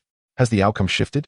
The individual manipulating the water sphere is Han Bin, the leader of Tianmo, whose hydrokinesis is not particularly extraordinary. However, His water mirror possesses the ability to reflect images of the imminent future. While the images are not infallibly accurate, they generally hold a high probability of truth. Moreover, should any events arise that alter decisions, the imagery will once again shift. This time, he witnesses a zombie acquiring the crystalline fruit and ascending to the rank of a 6th-level corpse king. He has previously observed this scenario multiple times, consistently encountering the same outcome until this recent deviation. Who might it be? An unknown advanced within the apocalypse? Brother Han, why must we concern ourselves with these trivial matters? Chen Fei, his subordinate, complained beside him. Han Bin, possessing a remarkably temperate disposition, paid little heed to the grievances of his subordinate and simply smiled as he elucidated. If the Corpse King of City C reaches level 6, it will spell disaster. Although Tianmo remains neutral and refrains from engaging in the conflicts of any organization, they undeniably stand on the side of humanity. With this thought, Han Bin chuckled softly. He was not akin to those deranged individuals. Once more, he summoned the water mirror using his water-based abilities, eager to glimpse the ultimate outcome. Brother Han, are you courting death? The water mirror, which glimpses the future, inflicts considerable harm on the body. Typically, Han Bin would refrain from frequent use, yet this time he had employed it consecutively. He waved his hand dismissively, indicating his well-being, and refocused his attention on the water mirror. Playing cards? Han Bin furrowed his brow. Where could one find playing cards in this apocalyptic world? He continued to peer deeper. A tangerine-hued orb materialized, and within less than a second, the water mirror exploded. Han Bin coughed up a mouthful of blood. Brother Han, Chen Fei rushed to support him. Cough, cough, it's just a backlash from my abilities. Don't panic, I'm not about to die. Wiping the blood from his lips, Han Bin slumped weakly into his chair. I'll have someone fetch a doctor. Chen Fei hastily called for assistance from those outside. Han Bin closed his eyes in contemplation, a smile gradually forming at the corners of his mouth. It seemed the conclusion had shifted. Meanwhile, the lazily lounging orange cat at the front desk cast a sudden, vigilant glance out the window, akin to a cat spotting a mouse. Yunyu, still immersed in the concoction of non-signature beverages, noticed the orange cat's alert demeanor and inquired with curiosity, "What's wrong, Big Orange?" The large orange cat relaxed. "Meow, it feels as though someone is watching me." Perhaps I am mistaken. It was merely a trivial moment, and the large orange cat paid it no heed, continuing to snooze contentedly. Time passed swiftly, and nightfall arrived once more. Dinner was once again prepared by Yunyu, with Han Qichuan assisting. Compared to before, Han Qichuan had made significant progress, although he still lagged behind. True to form, he took the initiative to wash the dishes, claiming it was a way to earn his keep in exchange for lodging, which Yunyu permitted. Now, Yunyu sat on the sofa, with the large orange cat nestled in her lap, as they both perused an ancient tome. Indeed, it was a storybook. The first page displayed a countdown, 5 seconds. 3, 2, 1. The storybook unlocked, revealing a page of text. Greetings, Restorer from Earth. This is a storybook, a tome chronicling bygone events. You have likely encountered various matters pertaining to this dimension while on Earth, although some details may have been lacking. Within this book, you shall find more comprehensive accounts, perhaps shedding light on the queries you hold. However, be aware that the events recorded herein mirror those from a previous timeline. Each inquiry necessitates either 3 crystal cores or 100 system coins as energy. I hope this tome proves useful to you. Note, the subsequent page contains an overview, which may also encompass the information you seek. All findings will be presented from the perspective of an individual in a post-apocalyptic world. Must one truly pay to delve into this knowledge? Pondered Yunyu. But, dear Orange Cat, why is there an ink blot preceding each sentence? Upon closer inspection, it appears to be the same. Meow? Yunyu exerted considerable effort to discern what was unfolding. Meow, how could I possibly know? The big orange cat also appeared quite perplexed. Never mind. Let us first examine the overarching summary. Turning the page, she encountered some fundamental knowledge about the apocalypse, such as the fact that all food had been contaminated. It was no wonder they had purchased so many items earlier. It turned out that the provisions she had brought from Earth were entirely free of pollutants. If that were the case, did it not imply that the system's pricing was a loss? Though she contemplated this, Yunyu had no intention of altering those prices. Next, she encountered a narrative of moderate length, featuring protagonists she recognized, Lu Linyin and Ling Xianwei. This tale had appeared in previous materials, albeit in a more abbreviated form. It was no wonder their names felt so familiar. The story resembled a novel outline, addressing significant events in a rather vague manner. This book appeared to be accurate, as the conclusion mirrored what she had previously read. At the moment of the city's downfall, natural disasters ensued, flames filled the sky, mountains trembled, and tsunamis roared. Yet all descriptions were presented from a divine perspective, culminating abruptly. While reviewing the materials, Yinyu had glimpsed images of those calamities. Hell seemed to be unleashed everywhere. If not for the reset, there would have been no escape for anyone. With the time reset, everything began anew? Surely. There was still time. The current realm faced a crisis and sought aid from Earth. Thus she had come, bearing the weight of responsibility. Upon her arrival in this world, Yinyu felt the tangible heaviness of the burden on her shoulders. Why must it be me? Yinyu's tone was somewhat heavy. What if I fail? She lowered her head. Deju let out a sigh, swaying his tail, and gently patted Yinyu's head with his fluffy paw. Meow, if you do not come, this world would still face annihilation. Do your utmost, he encouraged. Meow, besides, this also pertains to your own life, does it not? You will surely succeed. Yinyu smiled. Realizing that her fate was intertwined with that of the world, she had to succeed. There was no other option. Now, let us first test its querying function. Yinyu took out a level 3 crystal core and placed it on the page of the book. Suddenly, a system panel popped up. Please enter the content you wish to inquire about. Yinyu pondered for a moment and typed in Han Qichuan's past. Chapter 25. Han Qichuan's past. Please confirm whether to query Han Qichuan's past. Without further thought, Yinyu clicked confirm. Query successful. Enjoy your reading. The storybook automatically turned its pages, displaying line after line of text on the blank page. Not only were there Chinese characters, but also a few images. Wow, this book is truly remarkable. The first image depicted a small child kicking a ball on the lawn, his face adorned with a bright and joyous smile. With features that faintly resembled those of Han Qichuan during his youth, his radiant smile clearly indicated that he had a blissful childhood. How could someone so charming in childhood grow up to wear such a stern expression? Yinyu merely expressed her grievances, yet deep within her heart, she understood that he must have faced his own tribulations.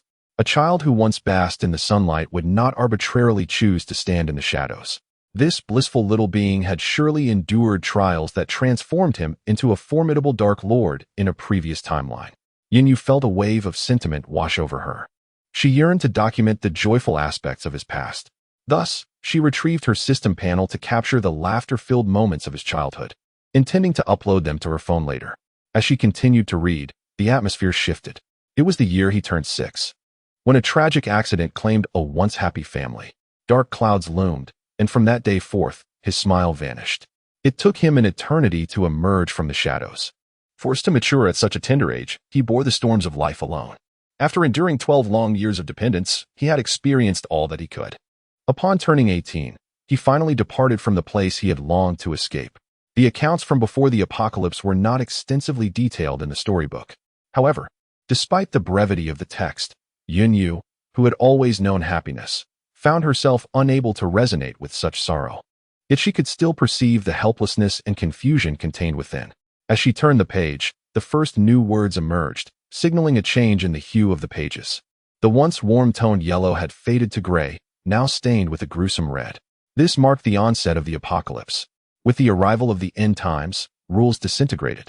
Han Qichuan, whose awakening of abilities came too late, was callously discarded as bait and left severely injured. He vowed that he would not allow them to have it easy. With desperate efforts, he escaped from peril, only to awaken an ice-based ability.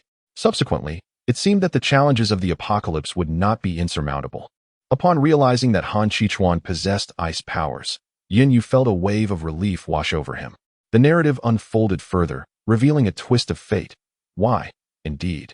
Was it ice? Han Qichuan was on the verge of a breakdown, tears unshed, yet life must persist. What was happening? Yinyu found himself engulfed in confusion. However, the story offered no clarification for this dilemma, leaving him with a sense of disquiet, as if he were reading a tale only half told. Han Qichuan had been captured by the Dark Scorpion organization, marking one of the darkest chapters of his existence, steeped in despair and bloodshed. In the aftermath of the apocalypse, some deranged individuals, disregarding morality, engaged in grotesque human experimentation, with him designated as subject number 1. Unknown serums, an array of experimental apparatus, pain, screams, anger, and struggle proved futile, rendering him akin to a mere lab rat, at the mercy of his captors. Yunyu, filled with trepidation, covered his mouth in shock. For this segment of the narrative was accompanied by harrowing illustrations. The images depicted a dim, pallid chamber, where cold instruments glimmered with a chilling green light. Variously colored tubes affixed to the body of the restrained individual, Han Shichuan. Veins stood out prominently as he let forth anguished cries, his features contorted in agony. The intensity of his suffering was such that it distorted the deep-set features of his face in Yunyu's memory. Yunyu dared not gaze upon the gruesome textual descriptions any longer. Instead, she perused image after image, each depicting a harrowing experiment. Han Shichuan's expression transformed from one of initial torment to a gradual tranquility, his eyes devoid of light, now resembling an unfathomable abyss. It seemed he had grown accustomed to this existence, having forgotten the sensation of pain. His routine of abduction, confinement upon the experimentation table, and brutal skirmishes with fellow subjects left him to recuperate alone in isolation. Subsequently, the sound of a whistle echoed, a futile attempt by the laboratory's master to dominate their minds. The hypnotic serum, combined with the peculiar whistle, wore down Han Shichuan's consciousness day after day, pushing it to the brink of collapse. Suddenly, Yunyu recalled Han Shichuan's earlier words, how he had lost control upon hearing the whistle, and her fists clenched involuntarily. Suppressing her emotions, she continued to read. He resisted submission, abhorring the thought of becoming a mindless puppet, yet ultimately, calamity struck while he was being taken to Sea City in search of the prism fruit. With a desperate resolve, he fought against the inevitable, but the strain on his psyche manifested issues that disrupted the experiment, leading to his eventual discovery. The efforts of experiment subject 1 were rendered futile, yet the situation was far from over. The laboratory's master intended to inject him with an unknown substance. Although the first experiment had failed, the body still held potential value, as this new substance seemed to possess an odd energy. Thus, he resolved to utilize Subject 1's body for further research, aware that this peculiar energy exhibited notable effects within a mere hour. To prevent any escape, he administered an additional toxin, ensuring that failure to reverse its effects within a day would result in certain death. However, Han Shichuan still fled, utilizing his damaged and mutated body along with the excruciating ice-based powers he wielded. The optimal moment for observation was thus missed, and the enraged master of the laboratory provided his subordinates with another potion to accelerate the toxins. He perished, simply discarded like rubbish. Thus, this explains why she encountered him in such a place the day before, and why he appeared so disheveled. Yunyu's eyes glistened with a hint of red, silently reflecting on this in her heart. In the end, Han Shichuan collapsed on a desolate road, praying to the heavens and beseeching fate for a final glimmer of hope that someone would pass by. Yet the heavens turned a blind eye, and fate remained merciless. Just as he was on the verge of losing consciousness, he heard the curses drawing near. They had come for him. In the last moment before darkness enveloped him, despair filled his gaze. Though he was revived, he remained imprisoned within the laboratory, his heart now encased in ice. Meow? Xiaoyu, calm down, calm down. Just as Yunyu was about to hurl the book in frustration, the large orange cat pressed its paw against her hand, its wide eyes gazing earnestly at her, shaking its round head. Yunyu's expression was icy. It was the first time the orange cat had witnessed such a look from her. This book is nonsense. Why keep it? Meow meow. This recounts the tale of the previous timeline. Yunyu gradually composed herself, recalling that this had indeed been mentioned earlier in the book. I apologize, I was too agitated. Nevertheless, her mood remained low, still shrouded in melancholy. In the previous timeline, Han Shichuan had awaited a savior who never arrived. How profound his despair must have been at that moment, as the sole opportunity for rescue vanished into thin air. Meow, has he not been saved? Consoled Deju. Yunyu let out a long breath, adjusting her demeanor. She was still somewhat emotional, having been drawn into the narrative of the book. Boss, what's the matter? Chapter 26. The night before, as Han Shichuan emerged from the kitchen after washing the dishes, he spotted Yunyu crouched on the sofa, her spirits low and her expression somewhat ambiguous. Upon closer inspection, he noticed the redness at the corners of her eyes. Had she been crying? Han Shichuan's gaze darkened, a tightness forming in his chest. At this moment, Yunyu had already composed herself, her emotions having settled, though a hint of nasal congestion remained. It's nothing. I just saw a story that made me feel the protagonist was too unfortunate. Han Qichuan took note of the book in front of her, but refrained from inquiring about the nature of the tale, unaware that even if he were to look, he would only see blank pages. How unfortunate could it be? Han Qichuan pondered. After 3 days of interaction, he had come to perceive Yun Yu as someone not inclined to tears. Yet, he found it perplexing that the suffering of others would evoke such a response in her. Observing his serious demeanor, Yun Yu chuckled softly. Very unfortunate, indeed. Han Qichuan paused momentarily, then returned her smile, though he was unaware of the reason behind her laughter. Regardless, it signified she was no longer sad. The corners of his mouth instinctively curled upward, albeit briefly. Hey, Han Qichuan, you just smiled again. Did I? Let us see if I can smile again. Han Qichuan endeavored to stretch his lips into a grin, but the effort appeared overly strained. And combined with his naturally solemn countenance, it resulted in a rather comical sight. Yun Yu laughed even more joyfully. All right, do not push yourself any further. The previously somber atmosphere vanished entirely, and with Han Qichuan's timely interruption, Yun Yu felt a wave of ease wash over her. Having indulged in laughter, she was reminded of the matter at hand. Han Qichuan, may I pose a question to you? She cradled the large orange cat in her arms. Han Qichuan, seated opposite her, nodded in acknowledgement of her inquiry. Yun Yu believed that this question might be somewhat superfluous, as her mission would inevitably prompt Han Qichuan to recall certain things. However, she was genuinely curious about his true sentiments. Perhaps his answer could alleviate the guilt that weighed upon her heart. After a moment of silence, Han Qichuan responded with a resolute nod. No one would inquire without reason. Perhaps Yun Yu had heard something from somewhere. He recalled fragmented images from when he had lost control, and it was evident that those memories were far from pleasant. Yet he thought, confronting the past was far preferable to forgetting it. Very well. Boss, if I find myself without a place to go, would you take me in? Han Qichuan's gaze turned towards Yun Yu, his eyes reflecting both hope and a hint of trepidation, for their pasts were fundamentally different. Observing his demeanor, Yun Yu smiled gently. Haven't you already stayed for 2 days? Am I to chase you away? She gestured towards the sofa where Han Qichuan was seated, however. There is but one bed in the shop. You shall have to sleep on the sofa henceforth. With his injuries now healed, he was fit to rest there. All right. The expression remained unchanged, yet the tone was light and cheerful, revealing his undeniable happiness. Yun Yu smiled silently, content even on the sofa. Today, she would finally be able to sleep in a bed. She twirled around, cradling the large orange cat. Meow, don't shake me, protested the cat as it struggled. Yun Yu halted, gently placing the cat down, preparing for sleep. However, a sudden thought struck her. There was still something she needed to do. She picked up the storybook that had yet to be stored in her space. The large orange cat had come to sit beside her, sensing her intentions and unwilling to miss a single detail. Yun Yu summoned the system panel and, after paying 100 system coins, inquired, System, storybook query. Please enter the query content, Barry. Barry will appear at the city center of City C tomorrow afternoon. Tomorrow? So soon. It seems I must venture out again. At the temporary encampment of Songqing and Longwei, dozens of individuals had gathered. Songqing, leading the group, was reading the list of personnel who would head to the city center of City C the following day, as agreed with Longwei. Wait a moment. Why am I not on the list? Ling Xianwei noticed that her name was absent despite her formidable capabilities, being at the peak of level 3. Second only to Cheng Jun. The leader seemed to hesitate. It was my decision, spoke Lu Linyan, stepping forward. Why? Ling Xianwei asked, perplexed. I dare say my strength ranks 3rd among all present. Why am I deemed unworthy of going? Ling Xianwei was somewhat irked. Please, don't cause a scene.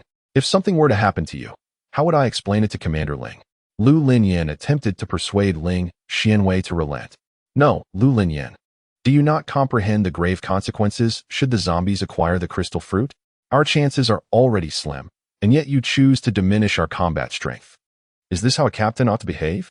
With such peril looming, what purpose do you serve? This matter is non-negotiable. I shall go. Ling Xianwei, filled with fury, hurled down her words before turning and fleeing. Lu Linyan attempted to call out to her, but it was too late. Captain, allow me to check on Sister Wei. Shantao proposed. Lu Linyan nodded in agreement. Sister Wei, wait for me. Shantao hurried after her. Captain Lu, I believe Ling Xianwei has a point. Perhaps you should reconsider, the team leader, Songqing, remarked. Moreover, if she is determined to go, she cannot be stopped. I shall ponder this, Lu Linyan replied, rubbing his temples. Chunfei, the news regarding the location of the crystal fruit has already spread. correct? Han Bin lay on the bed. His previous injuries from the backlash still quite severe. Brother Han, you can rest assured. I will handle it, Chen Fei assured, patting his chest while peeling fruit from the apocalypse. However, Brother Han, did you not foresee this? Why remain here? Han Bin nodded, acknowledging when chaos ensues. The presence of many may foster complications. In a room within the desolate city, May swirled her wine glass, admiring the pitch-black sky devoid of a moon. Seemingly aimlessly wandering through the labyrinthine streets, she was, in fact, meticulously planning the route for tomorrow's tasks. Alas, the fruit will not ripen until tomorrow afternoon. The city center is truly a challenging endeavor, May lamented, her expression reflecting her dissatisfaction. Let us wait for others, hoping not to be disappointed. Chapter 27. Departure. In the early morning, the sky was draped in thick clouds, the air heavy with the anticipation of rain. Where are you headed? Yinyu, accompanied by the plump orange cat, was about to step outside when she was intercepted by Han Qichuan. Initially, she had no intention of bringing him along. She had left a note on the table, intending to depart quietly before he noticed. Yet, unexpectedly, he had discovered her plan. I'm just going out to find something, Yinyu replied, deliberately omitting any mention of the lingua, feeling it unnecessary for him to know.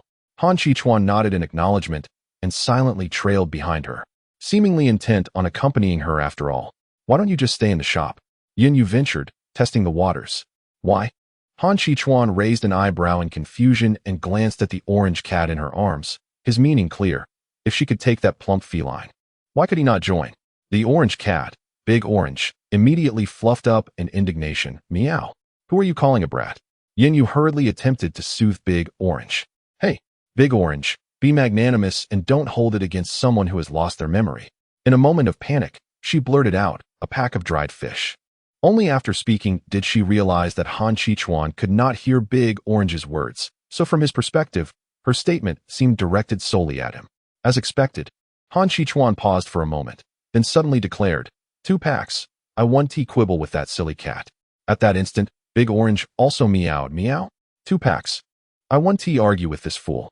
Yinyu's heart skipped a beat. Trouble was brewing. Suddenly, a furious meow erupted, and before she could react, the ginger cat leapt and pounced directly at Han Qichuan's head. Meow, meow, meow. Human, whom are you cursing? Han Qichuan, displaying remarkable agility, swiftly sidestepped and seized the scruff of the ginger cat's neck, flinging it aside. Yet, the cat clung to him once more, resulting in a stalemate between the two, one human and one feline. Yinyu pressed her forehead in exasperation. Fine, I agree, 2 packets. Subsequently, she silently promised the ginger cat, your extra-large version. With Yinyu's assurance, Han Qichuan chose to disregard the cat, but insisted, dried fish is dried fish. That was a previous matter. I still intend to go. His gaze was resolute, and his tone brooked no argument. Yinyu, taken aback by Han Qichuan's stubbornness, found herself at a loss for words. After all, he had never claimed he wouldn't go after obtaining the dried fish. Seriously, I can be of assistance and also protect you. Although Yinyu had saved Han Qichuan twice, the proximity of their interactions made it evident to him that her abilities were somewhat exceptional. Yet her combat skills were rather lacking, presenting a danger in close quarters. This was indeed the case. While Yinyu could be considered quite capable on Earth, in this harsh apocalyptic world, her skills were rather subpar. Even during the 2 occasions she had rescued Han Qichuan, the first instance was merely due to fortunate circumstances, as they had encountered little danger along the way. On the second occasion, if it weren't for the shield provided by the system and the series of conjectures made by the Tsangqing group, things would not have gone so smoothly. Alas, however, if that group of people were still in City C, wouldn't it be perilous for you to venture out? Who are you referring to? Han Qichuan is currently suffering from amnesia. Yin Yoju had discovered that she inadvertently let something slip and immediately rectified her statement. It's just that you mentioned hearing the whistle and losing control before, right? If they were to find out, wouldn't that put you in great danger? Han Qichuan remained silent for a moment. No, it won't. Last time, I was completely unprepared. Given my current vigilance, there won't be any issues.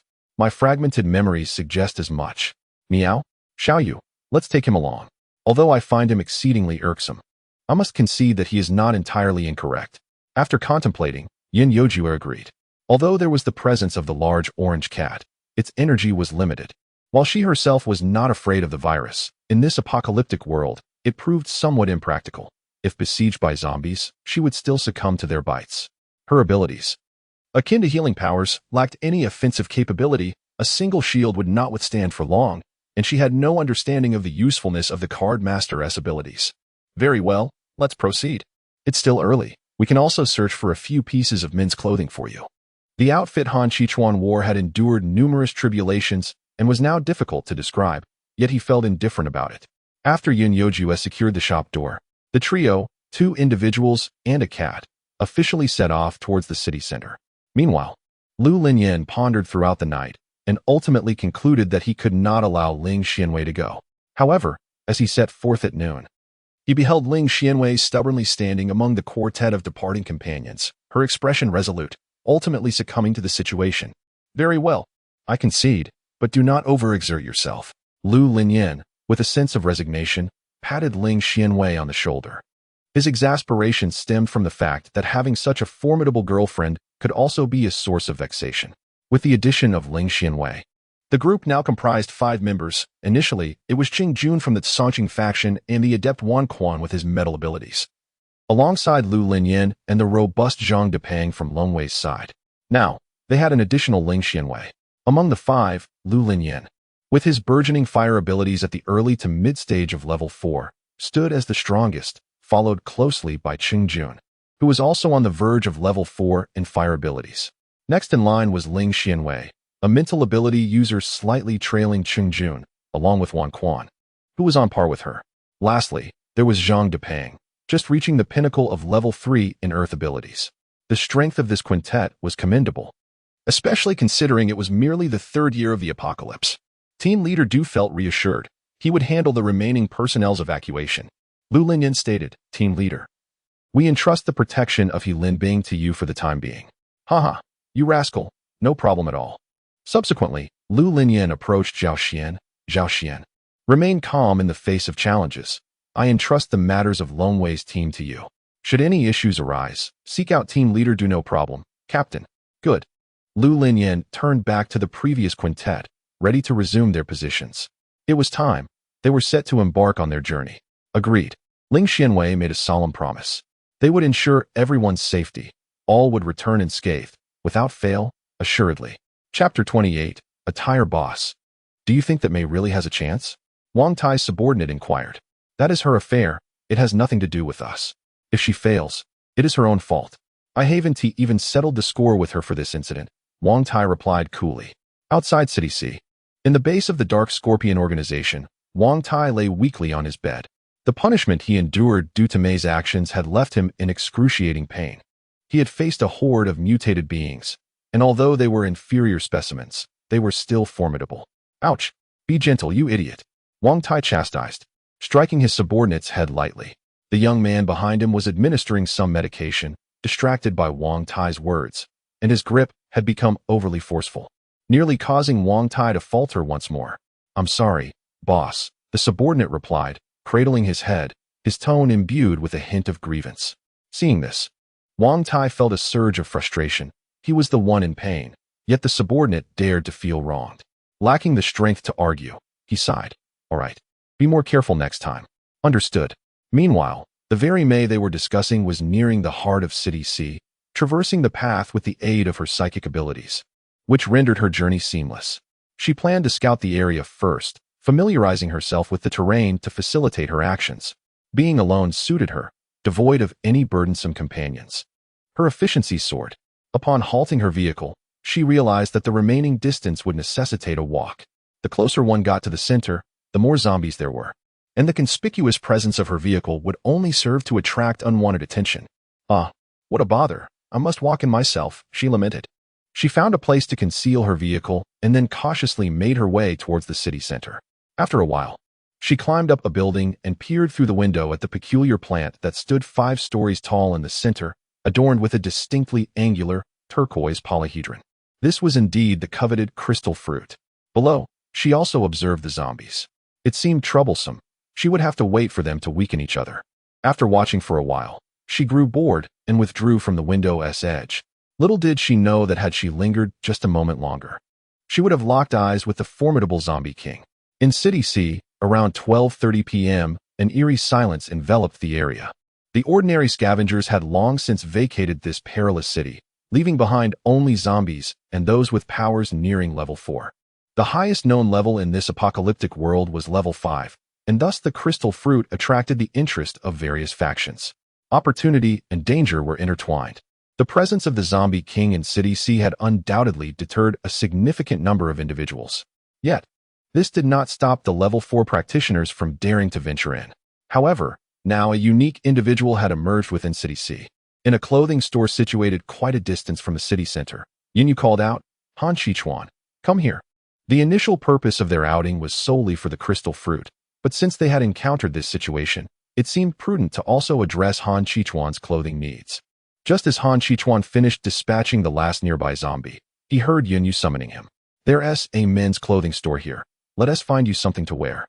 The store manager displayed remarkable courage. Aside from the initial shock of witnessing a zombie disembowelment, he did not exhibit fear throughout their journey. In fact, she even picked up a twig from the roadside to assist him in dispatching the undead. In his faint recollections, he remembered that in such apocalyptic scenarios, most young women would have sought refuge in a secure location or remained closely beside their companions, even after the immediate threat of zombies had been neutralized. The cat accompanying them was equally peculiar, steadfastly trailing Yunyu, yawning nonchalantly as zombies approached, seemingly indifferent to the lurking danger. Han Shichuan pondered the nature of the threat posed by the zombies. Was their menace diminished, or had his amnesia clouded his understanding of the apocalypse? For Yinyu, the zombies still held a degree of menace. She remained closely by Han Shichuan's side when the undead were numerous. However, once the area was cleared, she dismissed any lingering fear, confident in her immunity to infection.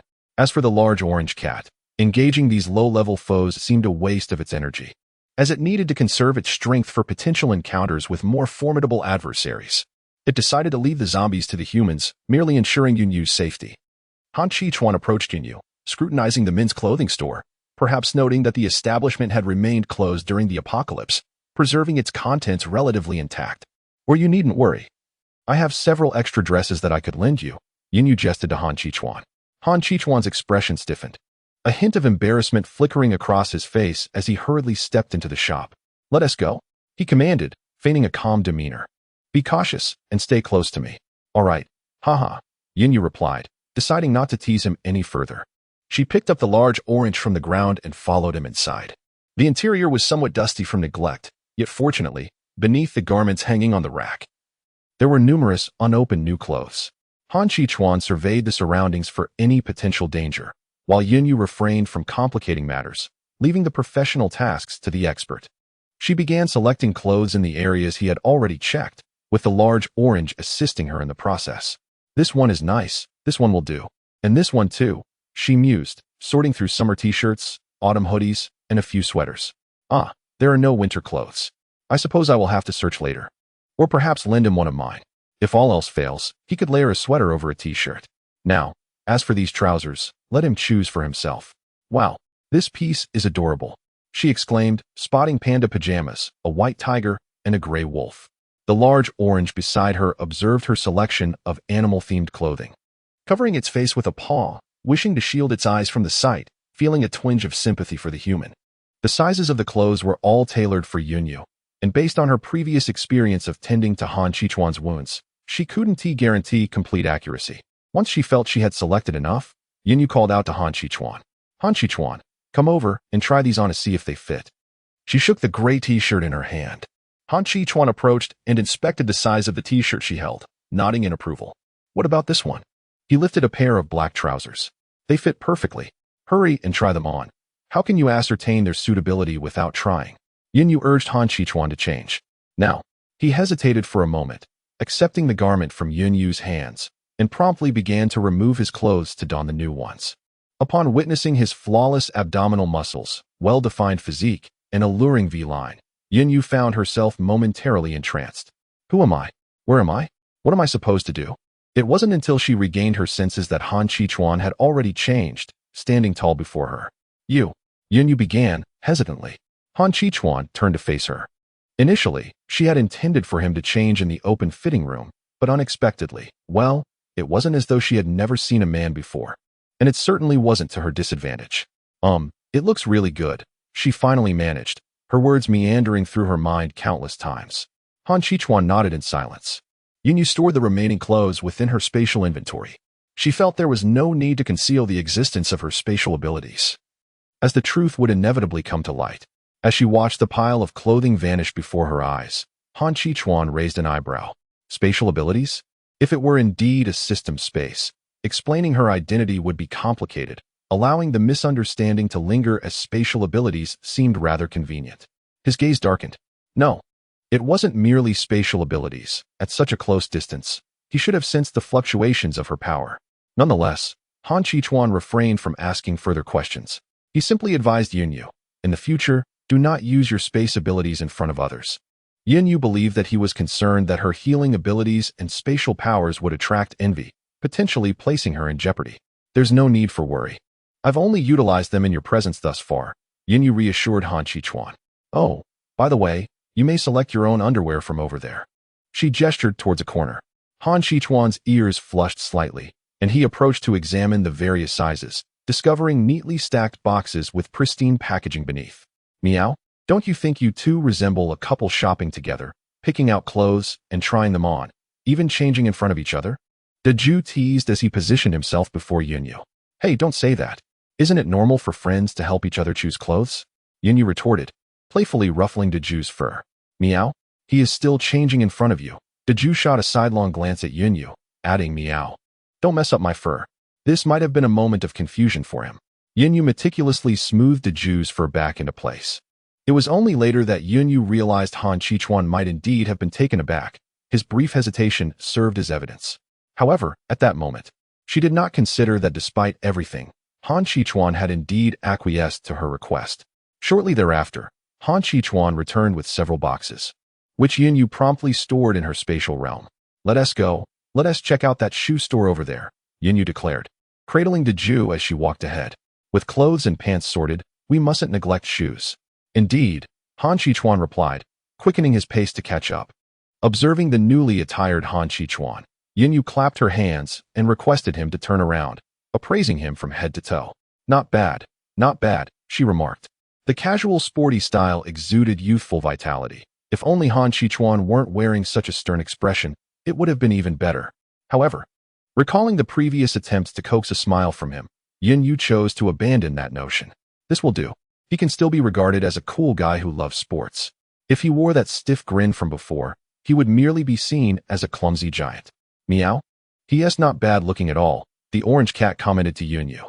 She chuckled softly but refrained from passing judgment. All right, let us keep moving. She collected her extra shoes, reasoning that one pair would not suffice. They would need to alternate. Han Qichuan grunted in acknowledgement and followed her. Suddenly, Han Qichuan forcefully shoved Yunyu aside. With a thunderous crash, a large stone landed where she had just been standing, sending plumes of dust into the air. Coughing, Yunyu, who was cradling the orange cat, could only use one hand to cover her mouth and nose. What happened? She barely managed to ask when Han Qichuan, already in a half-transformed state, lunged forward to intercept a swiftly advancing shadow. The shadow attempted to change direction to evade him, but Han Qichuan denied it the chance, launching a fierce attack that encompassed a wide area and obstructed all potential routes of escape for the shadow. As he came to a halt, Yunyu peered through the thin veil of dust and discerned that it was a human clad in a black trench coat, not a zombie.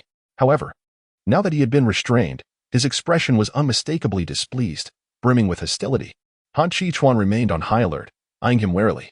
The man clad in black cast a fleeting glance behind him, his expression tinged with concern, before swiftly surveying his surroundings. As his gaze shifted from Han Qichuan to Yunyu, a peculiar smile crept upon his lips.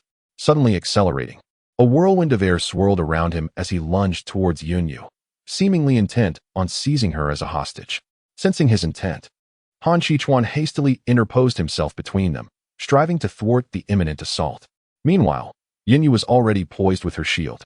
Just as Han Qichuan was about to grasp him, the man in black deftly veered away, bypassing Han Qichuan's obstruction and charging directly towards Yunyu. In the fleeting moment before she could deploy her shield, he pivoted once more, circumventing her and fleeing into the distance. As they brushed past one another, Yunyu caught sight of his mocking smile and heard a faint farewell whisper, "Bye-bye." Stunned, she mused, Is this person deranged? She felt a wave of exasperation wash over her. Are you hurt? Han Qichuan rushed over, anxiety etched on his face. A hint of guilt tugged at him. If only he had managed to intercept. Don't worry, I'm fine, Yinyu reassured him. But how could he move so swiftly? He possesses wind-based abilities. And they seem to be quite advanced, Han Qichuan replied. The moment he attempted to intercept, Han Qichuan distinctly felt the force of the wind powers. What could be driving his urgency? Unclear. Han Qichuan shook his head. It seemed he truly was a wind elementalist. In the next breath, Yinyu realized the answer as Han Qichuan once again shielded her, narrowly evading a descending iron rod the size of an arm.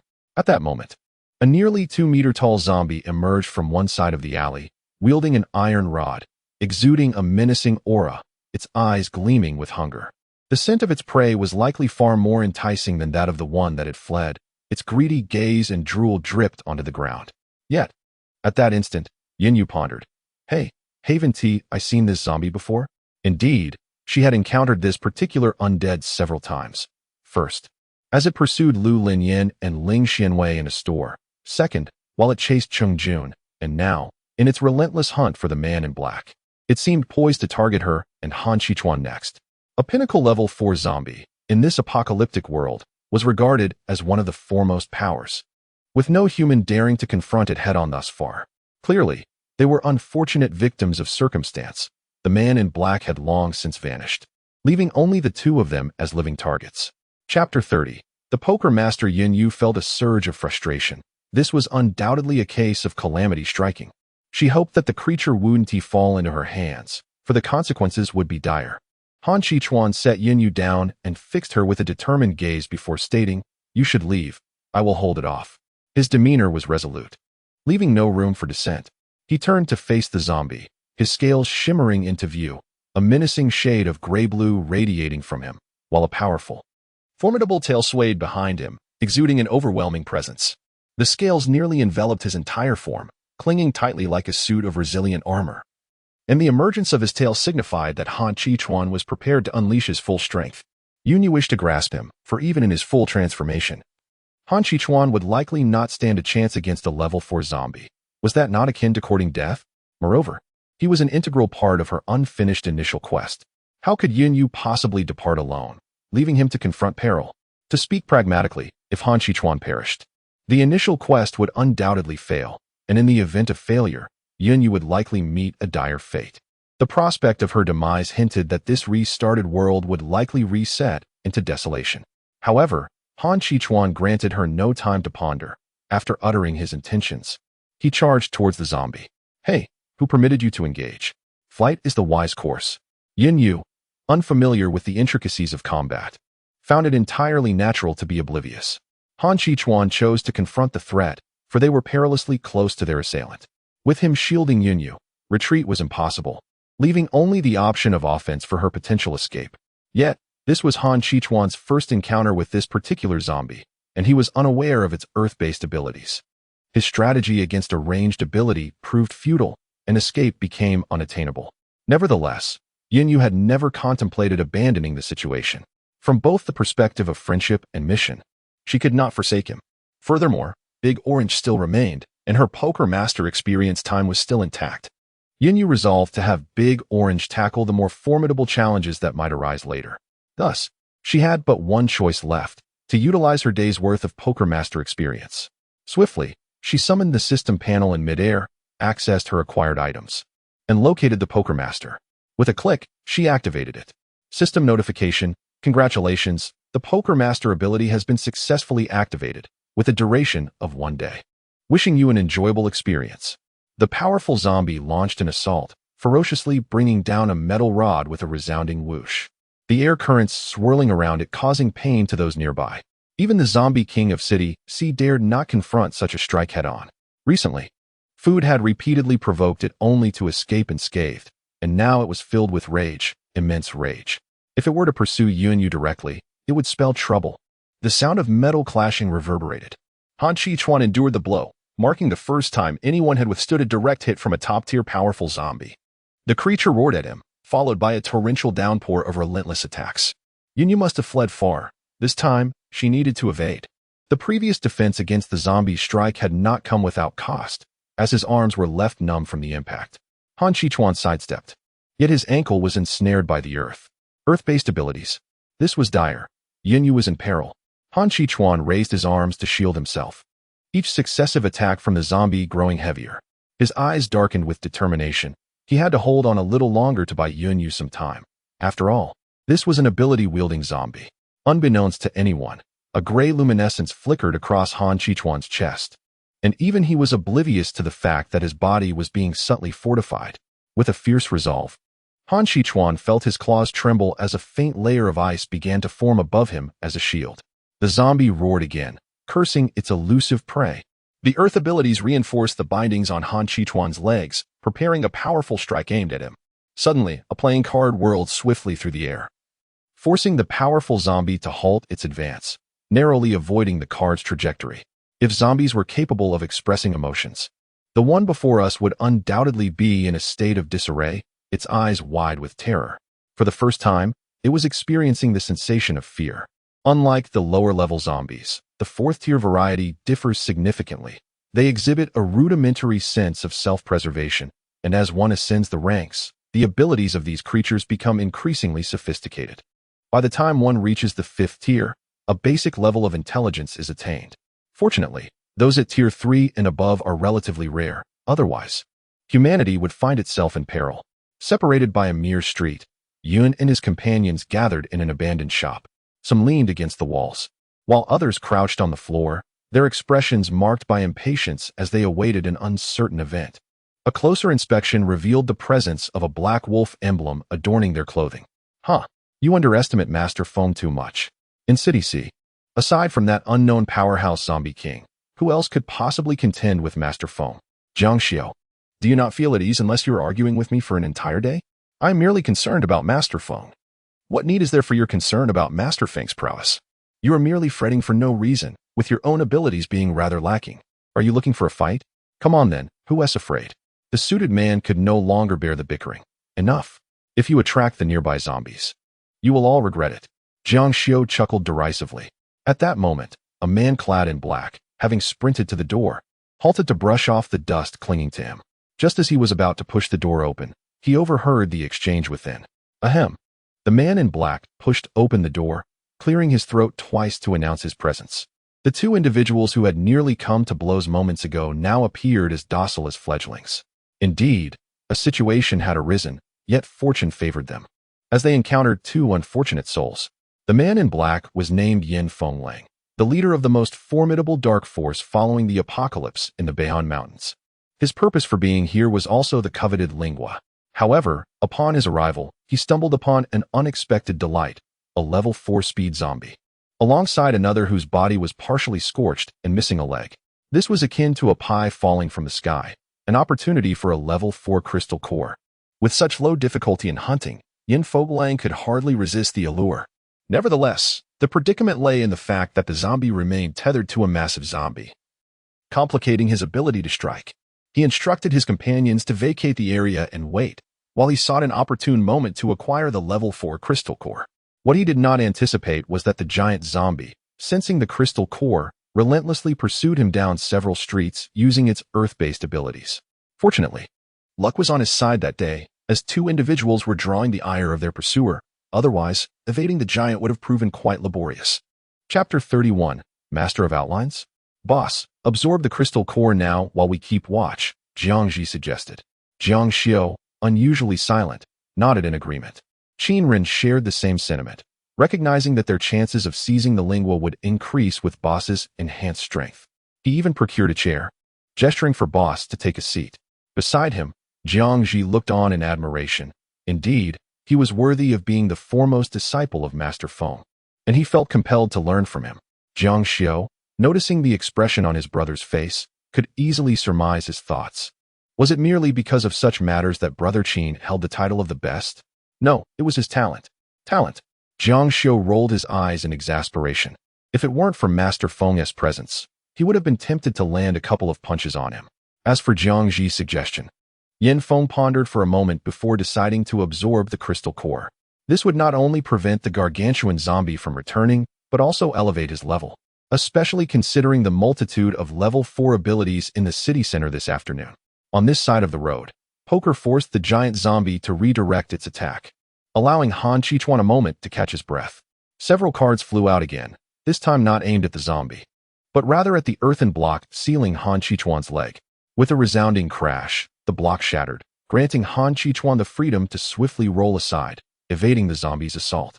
Turning towards the source of the cards, Han Chichuan sought to identify who had extended their assistance. At that instant, a rare expression of surprise flickered across his otherwise impassive face. Yunyu approached, a fan of cards in hand, with a drowsy orange cat perched upon his shoulder.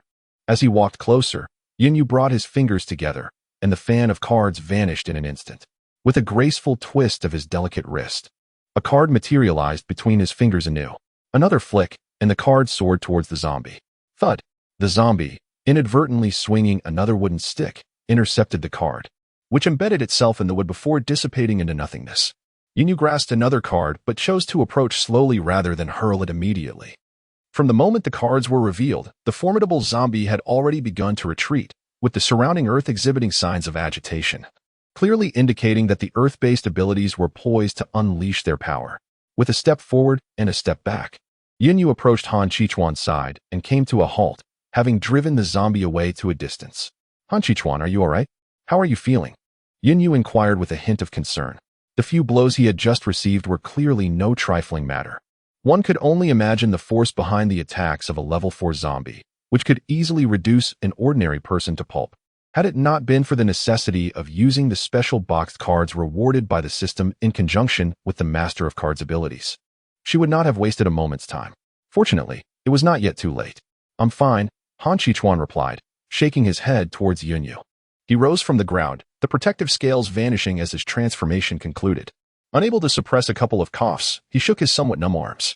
Although the zombie's assault was exceptionally fierce, Han Chichuan was far from the severe injuries that Yunyu had imagined. His physical constitution was already extraordinary, and with the protection of the mutated scales, he had only endured superficial wounds, painful, indeed, but not grievous. In truth, Han Chichuan felt little pain. This discomfort was, in a peculiar way, merely a commonplace occurrence to him, even less significant than the mundane. He had an inkling that he had endured far greater suffering in the past. Yunyu let out a soft sigh, suddenly realizing that as long as Han Chichuan was alive, everything else seemed trivial. It appeared she would need to personally assess the extent of his injuries to fully comprehend his condition. A furious roar erupted from the zombie, its voice reverberating with earth-shaking intensity. Once the cards were obscured and dissipated, the zombie no longer felt that paralyzing fear and began to bounce once more. The two morsels before it appeared quite delectable. Although this zombie harbored some trepidation towards Yunyu, it was, after all, a creature of the undead, driven by an insatiable thirst for blood and the urge to consume life, instincts that were difficult to resist. Moreover, it had no desire to defy the primal urges emanating from the depths of its being. Yunyu was still preoccupied with concern over Han Chichuan's injuries. It seemed that she could not attend to his condition without first dealing with the zombie. She took a deep breath, raised her right hand, and with a snap of her fingers, a fan of cards materialized in her palm. Her arm traced a semicircle, and the earlier cards floated gracefully in the air. With a pointed gesture, she aimed and unleashed them. As the cards appeared, the zombie experienced a renewed wave of fear, more vivid than before, reminiscent of the time it was targeted by its king. Instinctively, an earth-based ability manifested before it, forming a protective shield, prompting the creature to flee. The shield deflected several cards, showcasing the formidable strength of a level 4 earth ability. However, as the ace collided with the shield, it shattered instantaneously, the entire process occurring in less than a second. The ace's unique effect had breached the shield. Han Chichuan was somewhat astonished. Even if he exerted all his strength, he might not be able to dismantle such a barrier. He gazed at the floating cards beside Yunyu. Was it a form of telekinesis? The power of a psychic ability? Could the boss possess psychic powers as well? The once misjudged Yunyu now found herself incredulous in her thoughts. Is it really that powerful? What was I even considering about hiring a bodyguard? Meow, you are utilizing the experience duration, so it won't consume energy. The large orange cat could not help but shatter her beautiful fantasies. Meow, it means that after today, using the poker master will deplete energy, calculated in system coins. It remarked. Moreover, That box of poker inherently possesses a suppressive effect on zombies. However, if you intend to strike, I assure you that your poker will barely leave a mark. The cat continued its discouragement. Yinyu recalled that in the apocalypse, the most perilous beings seemed to be humans. She concluded that she still needed to find a bodyguard. After the shield shattered, several poker cards pursued the zombies. Yet all the cards perfectly missed their target. The only card that made contact merely grazed the target, despite the poker's inherent effectiveness against zombies being doubled. It only resulted in a superficial wound. The large orange cat covered its face, unable to bear the sight. How embarrassing for the one who scoops the litter. What a hellish level of artistry in missing the mark. Meow. Aim properly and hit the target. Yinyu thought to herself. She wished to hit, and she had aimed. The problem was that this was her first attempt, so while her accuracy was somewhat lacking, it was somewhat forgivable. In any case, she felt she had done her best. Han Qichuan lowered his gaze, lost in thought. The large orange cat, still covering its face, exclaimed, "That scooper throws with such precision. What do you think, human?" Han Qichuan remained silent. Yinyu interjected, "You two little dried fish are out." The large orange cat panicked. "Meow? I was praising you." "Truly accurate, indeed." Han Qichuan nodded in silence, while Yinyu frowned. "The ones in space haven't been collected either." The large orange cat and Han Qichuan gasped in unison. Chapter 32 approaching. If his remaining memories were to be deemed reliable, then the ability to manipulate objects should belong to either the mental or psychic category of powers. Those flying cards, upon closer inspection, bore no resemblance to metal. Thus, they were likely classified within the realm of psychic abilities. A psychic object capable of shattering shields must possess a considerable level of mental prowess. Given such high mental capacity, targeting should pose no challenge. However, the stark reality presented an almost entirely empty scenario. If it were indeed a psychic ability, it would represent a paradoxical existence. It might also stem from some other unknown power. "Extend your hand. Let me see." Yunyu's voice abruptly interrupted Han Qichuan's contemplation. His body reacted before his mind could catch up, and by the time Han Qichuan processed the situation, his arms were already outstretched. A flicker of surprise coursed through him. Considering his previous state, his body's alertness should have been quite heightened.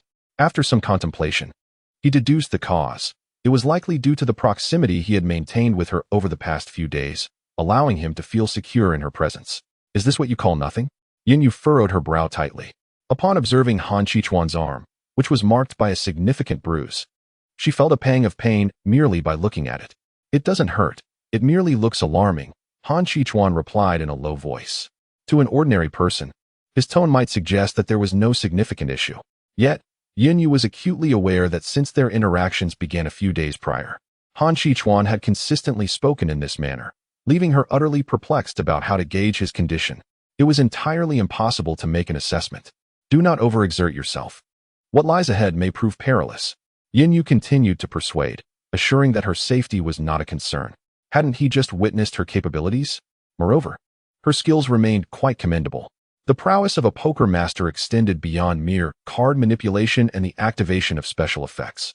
It also had the potential to enhance the user's agility to a certain degree. Han Qichuan scrutinized Yinyu once more, noting that her posture and aura suggested a marked improvement since their last encounter. However, in this post-apocalyptic world, such proficiency merely afforded her the ability to protect herself. It was indeed peculiar. She had seemed rather inept when she first ventured out, yet now, her skills had developed significantly in such a short span. Was it some strange, exceptional ability?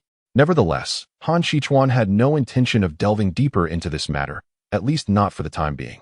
However, should they encounter a hand-to-hand combat expert, Yunyu's current self-defense skills would still place her in considerable danger. Given her recent accuracy, Han Qichuan doubted that she could fend off an opponent before they closed in. Had Yunyu been aware of Han Qichuan's thoughts at that moment, she would undoubtedly exclaim how unfair it was to judge her so harshly. Her initial struggles were merely a matter of adjustment, for hadn't she come close to hitting those cards? "It's fine," Han Qichuan paused, seemingly searching for a way to earn Yunyu's trust. "Don't believe me? Then try hitting me." He uttered these words without so much as a blink. Yunyu stared at the extensive bruises for quite some time, and recalling Han Qichuan's words, she felt a phantom pain. How ruthless. "Well, no need to strike. I believe you." The fact that he could utter such a statement indicated that he was indeed unharmed. "If anything arises, do speak up." Yinyu couldn't help but remind him once more. Han Qichuan nodded slightly. Yin Yu cradled the large orange cat in her arms once more, stating, "Let us proceed. It is time we head toward the city center." Calculating the time, they realized that by the time they arrived, it would likely be just about right. Lacking any means of transportation, as the vehicles around them had succumbed to disrepair, they had no choice but to walk. "What is our purpose for going to the city center?" Han Qichuan inquired. Though perplexed, he kept pace with Yin Yu. It was around 1 in the afternoon. Inside the abandoned shop on the streets of City C, Yin Fenglang opened his eyes, a flash of white light momentarily illuminating them. Nevertheless, it was still a commendable achievement. "Congratulations, Master Feng, on your advancement in prowess," Jiang Ji exclaimed, rushing forward with obsequious enthusiasm upon noticing Yin Fenglang's awakening. Jiang Xiao, covering his face in embarrassment, thought his brother was thoroughly disgraceful. Yin Fenglang, bemused by the unexpected appearance of someone, nearly retaliated with a punch. "Enough with the frivolities. Let us focus on the task at hand," Yin Fenglang declared resolutely. "Understood," Jiang Ji responded, concealing his previous expression. Yin Fenglang surveyed the surroundings and noticed only the two brothers present, prompting his curiosity regarding the absence of Qinren. "Where has Qinren gone?" he asked. Their vehicle had been parked outside the city for various reasons, so it was imperative to reach the city center swiftly to secure a favorable position and familiarize themselves with the terrain, as an inevitable contest loomed in the afternoon. "Indeed." Yin Fenglang nodded in acknowledgement. Moments later, a well-scratched off-road vehicle came to a halt outside the shop, and Qinren emerged from the car. "Master." Upon entering, one encounters Feng Yi, who is greeted with utmost respect. "Let's go," Yin Feng replies with a nod. The four of them settle into the vehicle, heading towards the city center. Within a building in the heart of the city, an individual paces restlessly, occasionally leaning to scrutinize the vine at the center below with great care. The atmosphere is tinged with anxiety. "Brother Han, is that the fruit vine?" Chen Fei whispers. "Why is it so green?" The one stealing glances is indeed Chen Fei, and his caution in observing from such a distance stems from Han Bin's insistence on being wary. Although Chen Fei finds this somewhat exaggerated, wondering if the zombies could even see them from such a distance, he refrains from inciting Han Bin's ire and obediently complies. "Of course. It is green. The fruit is not ripe yet. It will mature this afternoon, and when it does, it will turn red," Han Bin replies in a cool, unhurried tone. Externally composed, he internally wrestles with greater anxiety than Chen Fei, unable to shake off his concern about the outcome. He yearns to witness how it all unfolds. As he sets aside the apocalyptic magazine he had been perusing, Han Bin extends his right hand to channel his abilities, intending to summon the water mirror once more. Just as a sphere of water materializes in his palm, "Brother Han," Chen Fei dashes over, disrupting the nascent sphere with a swift motion. "Are you trying to throw your life away? Are you attempting to instruct me?" His tone remains even, yet it sends shivers down Chen Fei's spine. "Not at all," he thinks, as he realizes Han Bin is likely furious. As Han Bin prepares to conjure the water mirror again, Chen Fei steels himself to intervene once more. "Chen Fei." Chen Fei shuddered, yet remained respectfully standing beside him. "Brother Han, no matter how you punish me today, I cannot allow you to continue your investigation. That ability is particularly taxing on the body. You used it twice yesterday and suffered backlash. There is no way you should attempt it again today." Han Bin took a deep breath to steady his emotions. "This time, nothing will go wrong." "Do you truly believe that?" Chen Fei cautiously retorted. As he saw Han Bin about to erupt in anger, Chen Fei quickly lowered his head. "Ah, never mind. I want to look. You needn't stay by my side." Han Bin replied helplessly, ultimately conceding, though he did not wish to see him at the moment. After hearing this, Han Bin quietly glanced at his right hand. "Is that so? Am I overly reliant? Yet, if one could foresee the future, wouldn't NTie that allow for better preparation?" Regarding the small theater, everyone might offer suggestions to Big Cat. Chapter 33. Preparation. Feng Yi, we are about to enter the city center. Should we stop and proceed on foot? Qinren, driving ahead, inquired of Yin Fenglang in the back. As they approached the city center, Qinren noticeably sensed an increase in the number of zombies. Driving directly in would expose them significantly. Indeed, the three alighted from the vehicle, and the surrounding low-level zombies immediately swarmed towards them. As expected, the zombies were swiftly dispatched, their cores extracted. Although the cores were of low grade, they still held value and should not be wasted. The three dealt with the zombies without even resorting to their weapons. In the midst of a post-apocalyptic world, when the level of supernatural abilities reaches a certain threshold. The combination of cold weapons and the powers of the practitioners can yield astonishing results. For instance, the fiery longsword wielded by Lu Linyin previously exemplifies this phenomenon. Consequently, aside from a small fraction of supernatural beings, the majority tend to select weaponry that they find most suitable. Naturally, if circumstances permit, they would also opt to carry a firearm. Although firearms often pose minimal threat to those with abilities, one must remember that when one's powers are exhausted, even the most inconspicuous of conventional weapons should not be underestimated. However, firearms are predominantly vital resources reserved for the defensive bases, making them scarce and highly sought after. After all, this remains a world primarily inhabited by ordinary people, with supernatural beings still in the minority. Let us proceed cautiously, avoiding any disturbance to the zombies in the city center. Should we attract their attention, we must deal with them swiftly. Yin Fengling commanded. This area was marked as the territory of the Zombie King, where typical zombies would not wander indiscriminately. Thus, Yin Fengling's concerns were somewhat unwarranted. The four entered the domain, navigating through streets, alleys, and various corners until they found a suitable hiding spot in the city center, fully prepared and waiting for the opportune moment. Unbeknownst to them, as they concealed themselves, the Zombie King lurking beneath the foliage glanced in their direction without warning before resuming its vigil beneath the pine cone. 20 minutes later, the 5 members of Tsangqing Longwei were nearing the city center. Let us halt here. We should enter without alarming the enemy, Ling Xianwei suggested. Agreed, Lu Linyin replied, steering the vehicle to a location where the number of zombies was relatively sparse. After the 5 individuals disembarked, they swiftly dealt with the surrounding zombies. Having collected the crystal core, they commenced a discussion regarding their subsequent course of action. Our primary objective is not to acquire it, but to destroy it, emphasized Ling Xianwei. However, Sister Wei, that is a lingua. Zhang Depeng expressed his concern. Fatty, what are you thinking? There's a level 5 zombie king guarding it.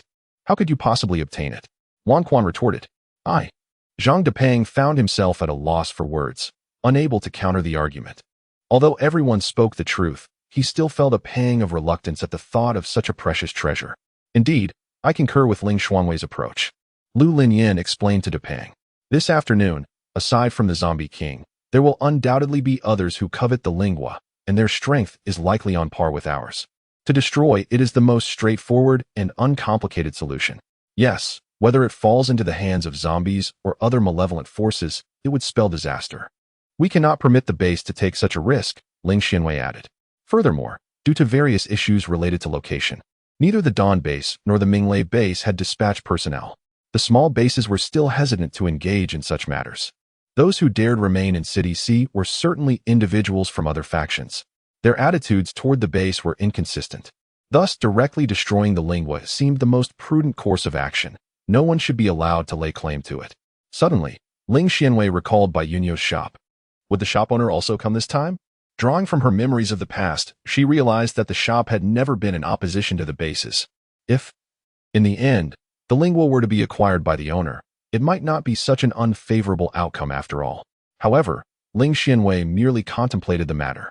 In her previous life, it was only much later that she first heard of and discovered this establishment. In that former existence, this particular endeavor ended in utter failure, as the zombies seized the crystal fruit, becoming the first level 6 zombie. The human casualties among those who participated were devastating, no matter which faction they belonged to. None emerged unscathed. That very zombie would later become one of the principal architects of the destruction of a major base, which happened to be their own base, Longwei. Her family, friends, and even Lu Linyin. As painful memories flooded back, tears welled in the corners of Ling Xuanwei's eyes, which she quickly wiped away. Unconsciously, her fists clenched tightly, her gaze infused with a hint of resentment. This was precisely why she was determined to be present. This time, the tide of fate would surely turn in their favor. The discussion continued. The 4 of us were tasked with the frontal assault, while Ling Xianwei would provide covert support. Lu Linyin suggested the assignment of roles. Wait, why? Ling Xianwei disagreed, questioning why she was still relegated to the rear. Old Lu's explanation might have been unclear. What he meant was that she should control the field. Though her mental prowess in close combat was not her forte, her influence was indeed formidable, as Cheng Jun clarified. Upon hearing Cheng Jun's words, Ling Xianwei nodded in agreement. Logically, she should have been well aware of this. Perhaps she had been caught off guard, likely due to the lingering shadow of Lu Linyan's previous insistence that she not come. Lu Linyan cast a grateful glance at Chengjun. Indeed, Xiao Wei, although you are positioned at the back this time, our main offensive strength still relies on you. Lu Linyan pointed to the weapons brought down from the vehicle and smiled. Our primary role is to divert the attention of the zombie king, while your task, beyond controlling the situation, is to obliterate the crystal fruit with a single shot. The reason for Ling Xianwei to wield the weapon is quite simple. All psychic abilities are akin to sharpshooters. There is no need to wait for the opportune moment to strike. We can act now, Chengjun added. Indeed, ensure your safety, Lu Linyan advised. Understood, Ling Xianwei nodded. Shall we depart now? Let us go. How much farther? After a journey of starts and stops, it was already nearing 2 o'clock in the afternoon. As they traversed the path, Yunyu, feeling a bit perplexed, scrolled through the system interface to check the map of City C, hoping they were nearing their destination. Even with the buff from the poker master, the journey, combined with occasional encounters with zombies, left Yunyu feeling somewhat fatigued. In contrast, Han Qichuan trailed behind her, seemingly unfazed by exhaustion. How enviable. Yunyu felt a pang of despair. Fortunately, the map on the interface indicated they were almost there, with at most 50 minutes remaining. The system panel noted that the crystal fruit would mature at 3 o'clock in the afternoon, and at their current pace, they would make it in time. However, alas, they still had to walk. Chapter 34. Boom, just as Yunyu wore a sorrowful expression, Han Qichuan suddenly remarked, "There's a vehicle ahead." Where? Yunyu perked up instantly. Looking ahead, she indeed spotted an old vehicle not far away, though she wondered if it was still operational. Let us go take a look. Yunyu rushed over, cradling the large orange cat in her arms. The car had indeed been abandoned for quite some time, dust accumulating in a thick layer. They were fortunate. Most of the vehicle remained intact, and the door stood ajar. Yet, uncertainty lingered regarding whether it could be started without a key. As Yunyu pondered this dilemma, a key suddenly appeared before her. Han Qichuan's deep voice resonated. "Here." "Where did you find it?" Yunyu exclaimed in astonishment, marveling at their extraordinary luck. Han Qichuan gestured towards the side of the wheel, indicating he had discovered it nearby. Setting the large orange cat aside, Yunyu climbed into the car and inserted the key, and to her delight, the engine roared to life. However, her joy was short-lived as she soon realized, to her dismay, that the fuel gauge was perilously low. In this apocalyptic world, where could she possibly find gasoline? It seemed they would have to continue on foot, Yunyu lamented, glancing at Han Qichuan with a forlorn expression, just as they prepared to walk on. The large orange cat stood behind the car, meowing at them. "Meow. Xiaoyu, over here, hurry." Yunyu approached, puzzled. The trunk was damaged. The lid nowhere to be found, but that was inconsequential compared to what lay within. Oil. What a stroke of luck. Yunyu felt a surge of exhilaration as she spun around, joyfully clutching the orange cat. Oh my. This is a ray of hope amidst despair. There is still a path forward. Quickly filling the tank, the two of them climbed back into the vehicle. Han Qichuan, please hold the orange cat for me. I'll take the wheel. She had only recently obtained her driver's license and was eager to drive, although Han Qichuan intended to offer his assistance. Confident in his driving skills despite his amnesia, before he could voice his intention, he was presented with a fluffy orange bundle. With a sense of resignation, I could only sit in the passenger seat, exchanging glances with the large orange cat. Meow. I refuse to sit next to him. I'll give you some dried fish. Fine. I shall be magnanimous and not bicker with you humans. Once settled, we set off. Yunyu addressed Han Qichuan. All right, Han Qichuan nodded in response. At that moment, Song Qing and Long Wei along with their companions had already infiltrated the city center, excluding Ling Xianwei, who had bravely ascended to a higher vantage point while carrying her weapon. The rest lay in ambush around the vicinity. Xiaowei, have you found your position? Lu Linyan inquired. The 5 of them had donned the mini headsets developed jointly by the 4 major bases, facilitating timely communication during the operation to adapt to any changes. Not yet, just a moment, came Ling Xuanwei's voice through the headset.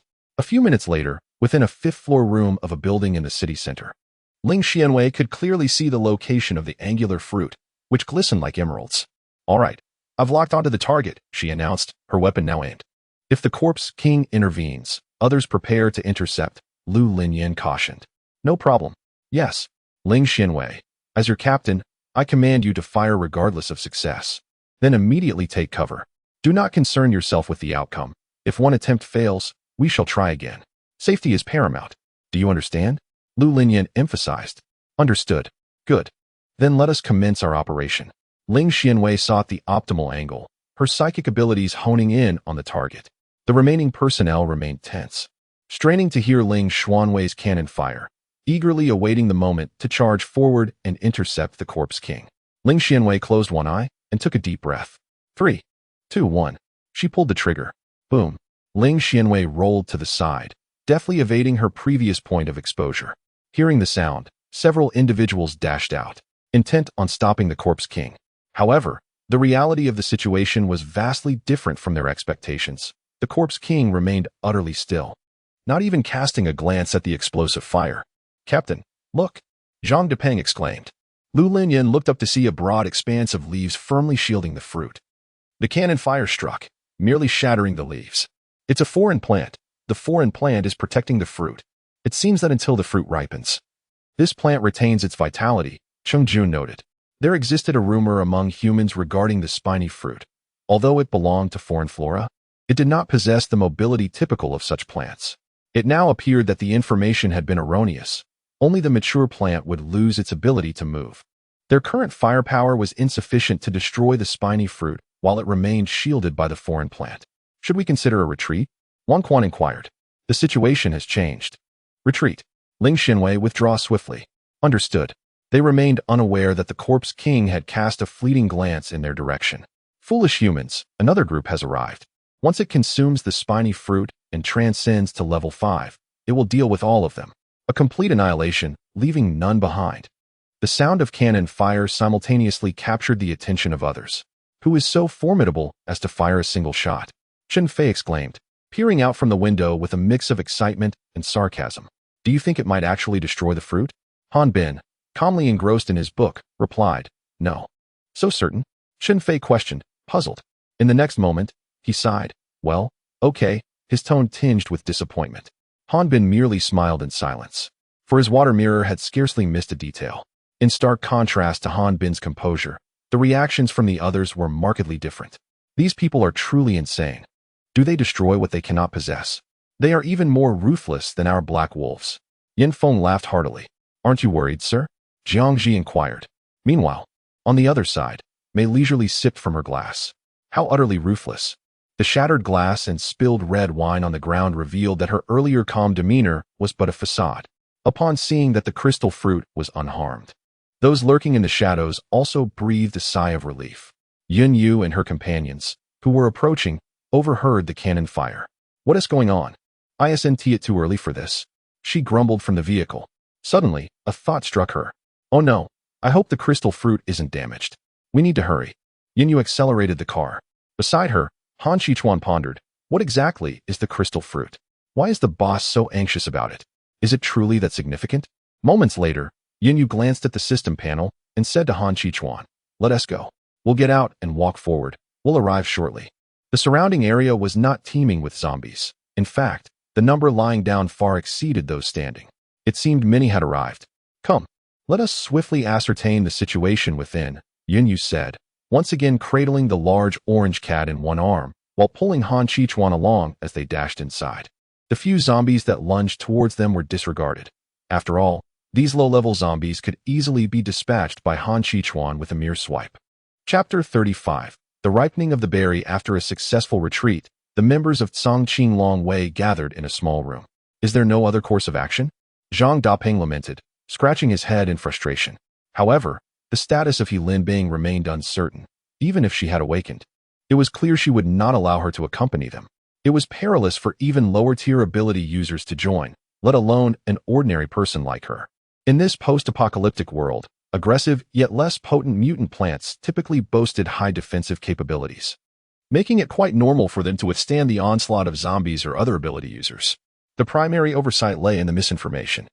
Humanity was unaware that these types of mutant medicinal plants, while unripe, bore similarities to other mutant flora. Previously, encounters had mostly involved the mature versions, and it was customary to await the plant's maturation before harvesting.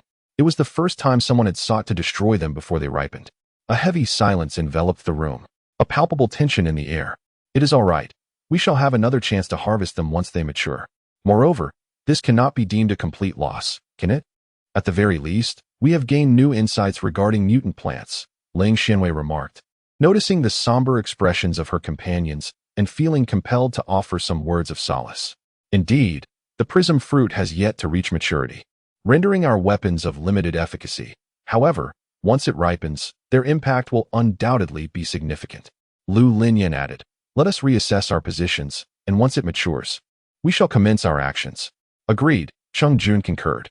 Time had elapsed, and even though the Corpse King remained vigilant, it was somewhat less tense than before. After all, its primary focus was still on the prism fruit. Otherwise, why would it have stayed beneath the prism fruit when the commotion arose? Let us adhere to our previous strategy, but remain on standby for now, and once the prism fruit is ripe, we will spring into action, Lu Linyan declared, then turned to face Ling Xianwei. Xiaowei, I must trouble you to make another run. Not a problem.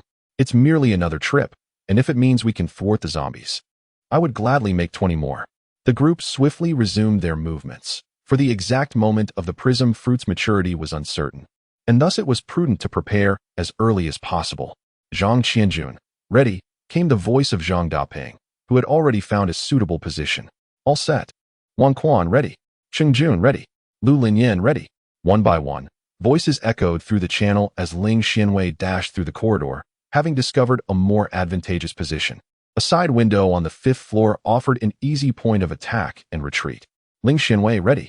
At last, Ling Xianwei reached her designated location and prepared her weapon, once again aiming at the vibrant prism fruit. With her mental abilities activated, she locked onto her target. All preparations are in place, awaiting the arrival of the east wind, as we anticipate the ripening of the pine fruit. While locking onto the pine fruit, Ling Xianwei suddenly noticed a hint of redness appearing at its apex. Initially, she thought she had misperceived it, but upon relocking, she confirmed that it was indeed beginning to blush, an unmistakable sign of its maturation. Attention! The pine fruit has commenced its ripening process, Ling Xianwei relayed nervously. The voices of 4 individuals responded from the earpiece. Received. A system notification chimed in. Attention store manager. The task item, pine fruit, has begun to mature, with an estimated completion time of 1 minute. Please be mindful of the time. Wasn't it stated that it would be 3 o'clock? It's only 2:20 now. Why is it ripening ahead of schedule? The system has misled me. We must expedite our efforts. Yin Yu turned to Han Qichuan, her face reflecting palpable urgency. She tugged at him to hasten their pace, but Han Qichuan abruptly halted, causing Yin Yu to stop as well, as she could not move him. Is it truly urgent? Han Qichuan inquired, his tone calm. Not understanding his question, Yin Yu nodded vigorously and continued to pull him forward. Brother, it's really urgent. So could you possibly hurry up? Han Qichuan regarded Yin Yu with a steady gaze, his eyes profound. I beg your pardon. Yin Yu was left in a state of bewilderment. Suddenly, she gasped as her legs were lifted off the ground, finding herself cradled in Han Qichuan's arms. Realizing that he had simply intended to accelerate their escape, she noted that even while carrying her, his speed far surpassed her own. However, this was Yin Yu's first experience of being embraced by a princess, and particularly, the first time she had been held by a male princess, which left her feeling somewhat bashful. She found herself in a state of mild confusion, remaining still and obediently cradling the large orange cat, fearful that any movement might cause her to tumble down. Her gaze was uncertain, fixed straight ahead. Yin Yu's body temperature was rather warm, while Han Qichuan, despite appearing quite robust, exuded an unexpectedly cold aura. As Han Qichuan held Yin Yu, he perceived her as a lightweight little sun, radiating warmth. Due to their close proximity, Han Qichuan could distinctly sense the subtle fragrance emanating from Yin Yu, tranquil and elegant, evoking a sensation reminiscent of a world untainted by apocalyptic despair. He felt an irresistible urge to draw nearer. Yet, despite their closeness, there was an undeniable distance in his heart, as if she were a star far removed from his reach, invisible and unattainable. Instinctively, he tightened his grip around her.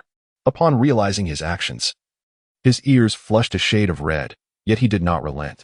It wasn't until Yin Yu let out a pained cry that he murmured an apology. His voice, deep and steady, resonated as he eased his grip slightly, only to tighten it once more, adding, I'm afraid you might fall. Yin Yu thought to herself, although she too feared falling, she felt it was unnecessary for him to hold her so tightly. Couldn't he leave her a little room to breathe? Nevertheless, she refrained from overthinking it, for Han Qichuan's serious demeanor was utterly devoid of deceit. Yinyu calculated that they still had approximately 3 minutes to go. May it not be too late. If she misses the moment for Han Qichuan to regain his memory, who knows how long she would have to wait. Furthermore, a series of functionalities in her shop await activation through her initial task. The lingua visibly reddened, while its plants swiftly withered. In truth, Yinyu's system had not miscalculated the timing. Rather, the lingua plant had suffered damage from an explosion, which ultimately impacted its growth. The plant was insufficient to sustain itself until the lingua reached its natural maturity, compelling it to ripen prematurely. Although the medicinal properties of the prematurely ripened lingua may be slightly inferior to those of one that had matured fully, the duration of the premature maturation was not excessively prolonged, rendering the effects nearly negligible.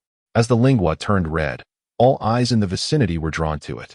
Ling Xianwei fixated intently on the lingua, counting down silently in her mind.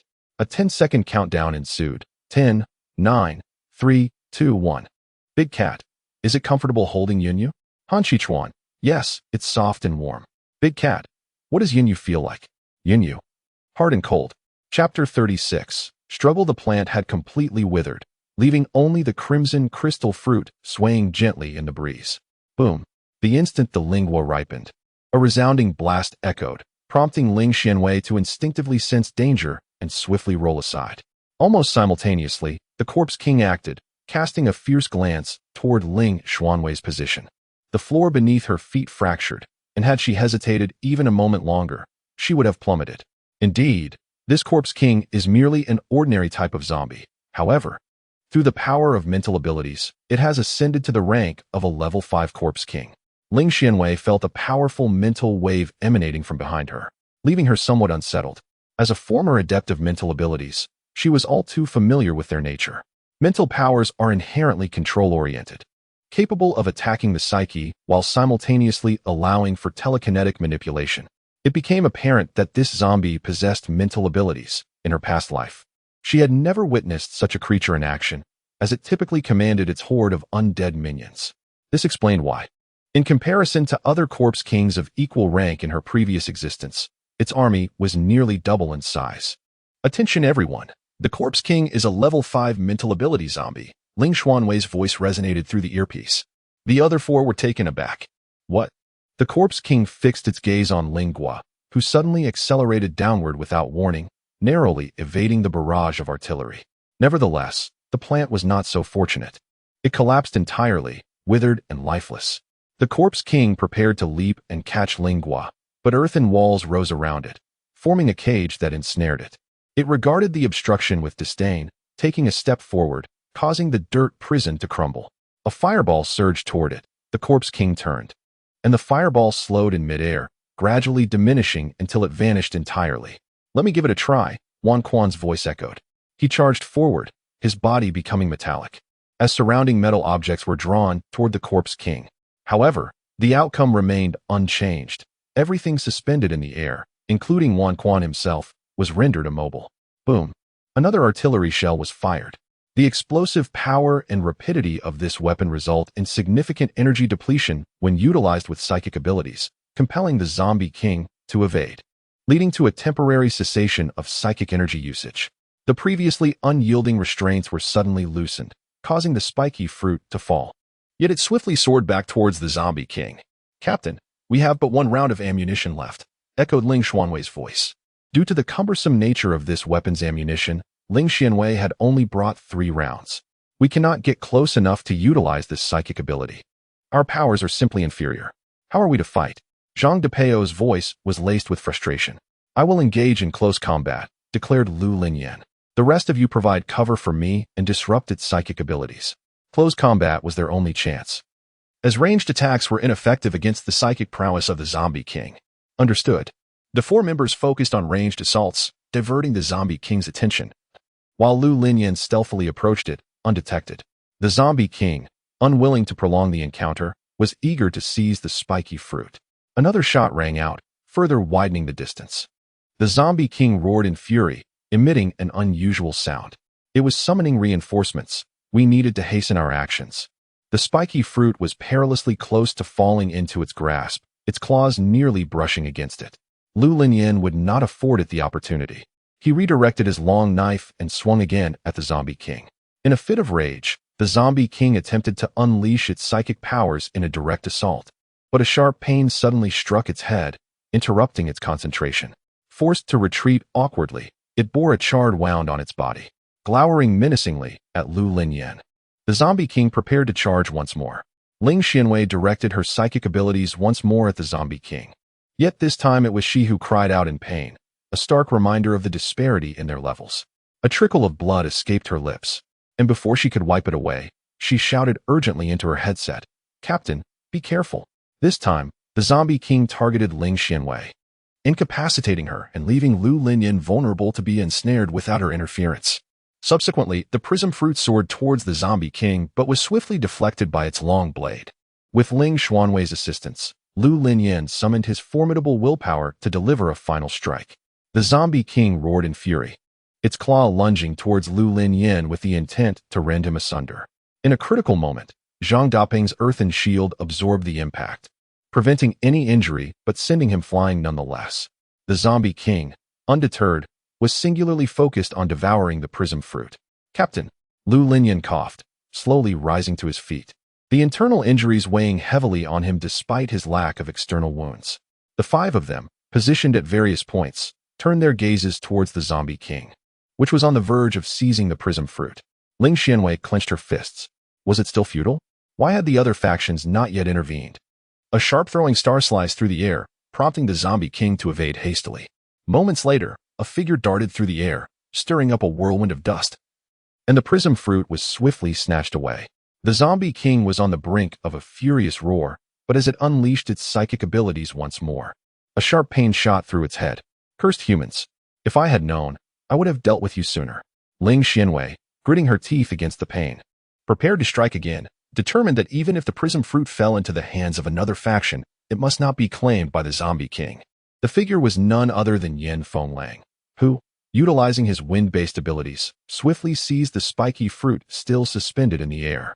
Yet, in less than a second, a blow struck, and an earthen wall rose, sealing off his escape routes entirely. He was sent flying by the force of the hit. Damn, how did this zombie end up here? After regaining his footing, he quickly concealed himself in the shadows, pressing his hands against his bruised back. Had he not deftly mitigated the impact with his wind abilities, he might not have been able to rise at all. The zombie was the same fourth-level Earth-type creature encountered earlier. Under normal circumstances, it should not have reached this place so swiftly. However, due to the urgent summons from the zombie king, its speed was forcibly augmented at the cost of its energy reserves. The spiky fruit once again descended, its crimson, crystalline surface now chipped at one corner. After dealing with Yen Fenglang, the strength-type zombie stood respectfully before the zombie king, blocking the humans behind it. The spiky fruit floated back into the air, heading towards the zombie king just as it was about to pass the strength-type zombie. A curious sound echoed, followed by a captivating voice exclaiming, "Haha, boom." The zombie king had no time to evade, and the strength-type zombie, lacking the king's command, did not attempt to dodge.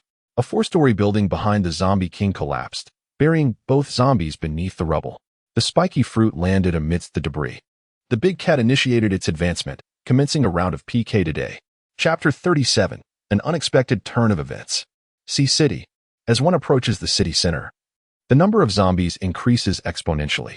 However, at the very center, a vacant area emerged, and even if a few zombies inadvertently stumbled into it, they would swiftly retreat. Even now, amidst the throngs of humanity in the city center, only two zombies remained. One was the zombie king, and the other, a powerful zombie summoned by the zombie king. The city center of City C was exclusively the domain of the zombie king, and the presence of the powerful zombie was solely due to the king's summons. There was no path forward. Han Qichuan reached what should have been the central entrance, but found himself compelled to halt. No path. That shouldn't be the case. The map interface indicated that this area was clear and passable. Yin Yu struggled to descend and turned to behold a heap of ruins before her, as if a fallen building had completely obstructed the way. Recalling the explosive boom and the sounds of battle she had heard on the way, she wondered just how fierce the conflict within must have been. Cradling the large orange cat in one arm, Yin Yu re-examined the system panel, relieved to find that the coordinates of the lingua remained within this area, indicating it had not yet been claimed. She exhaled, then swiftly plotted a new route. Although it would take a bit longer, she should still make it in time. Let us take another path, Yinyu suggested to Han Qichuan. Han Qichuan furrowed his brow. If they changed their route, would Yinyu's objective be delayed? After some contemplation, he spoke. I should be able to help you climb over. Although scaling the ruins with someone was somewhat challenging, it was likely manageable. To his surprise, Yinyu shook her head. There is no need to take that risk. Meow. The feline expressed its agreement, while the large orange cat chimed in with a meow, adding to the commotion. Who could ascertain whether this ruin might succumb to a secondary collapse, or perhaps even an explosion? Such events would render any efforts futile. Furthermore, the individuals at the center would undoubtedly engage in conflict, making passage through this debris exceedingly perilous. What shall we do about the item you seek? Han Qichuan inquired in a low voice. As for that, there is still time.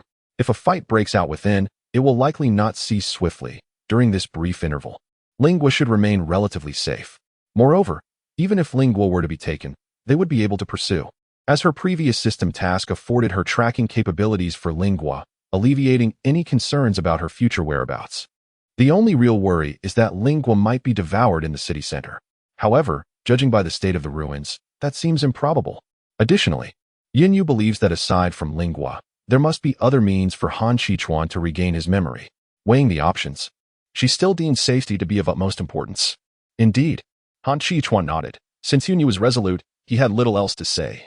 He stepped forward, once more lifting Yinyu into his arms, swiftly changing direction and dashing away. This was a legitimate reason. It was certainly not an act of laziness on her part. Though she feigned indifference, deep down, she yearned to secure Lingua. If a minor sacrifice could yield a shortcut, why not seize the opportunity? In the heart of City C, within the premises, Mei emerged from the shadows, a smile gracing her lips. The attention of the Corpse King had been entirely fixated on Lingua and the wary Ling Xianwei opposite, oblivious to the fact that Mei had employed her psychic abilities to discreetly install several micro-explosives within the buildings behind it. Thus unfolded the scene from earlier. Mei chuckled softly, her laughter as crisp and enchanting as silver bells. Thank you all, she said, raising her arm, sending the prism fruit soaring towards her. Mei possessed extraordinary mental abilities, and although Ling Xianwei sought to intervene, her prior injuries coupled with Mei's superior level rendered her powerless to stop it. Ling Xianwei could only endure the pain, her eyes wide open as she helplessly witnessed Mei about to seize the prism fruit. With a hint of despondency, she closed her eyes and offered a self-deprecating smile. Although it was detrimental for the base if the fruit fell into Mei's hands, at least it was not the zombie king who would possess it, was it? In a room at the heart of City C, Chun Fei expressed his confusion. Brother Han, why haven't we left yet if this is how it ends? And why not seize it ourselves? Han Bin, seated comfortably, shook his head with a smile.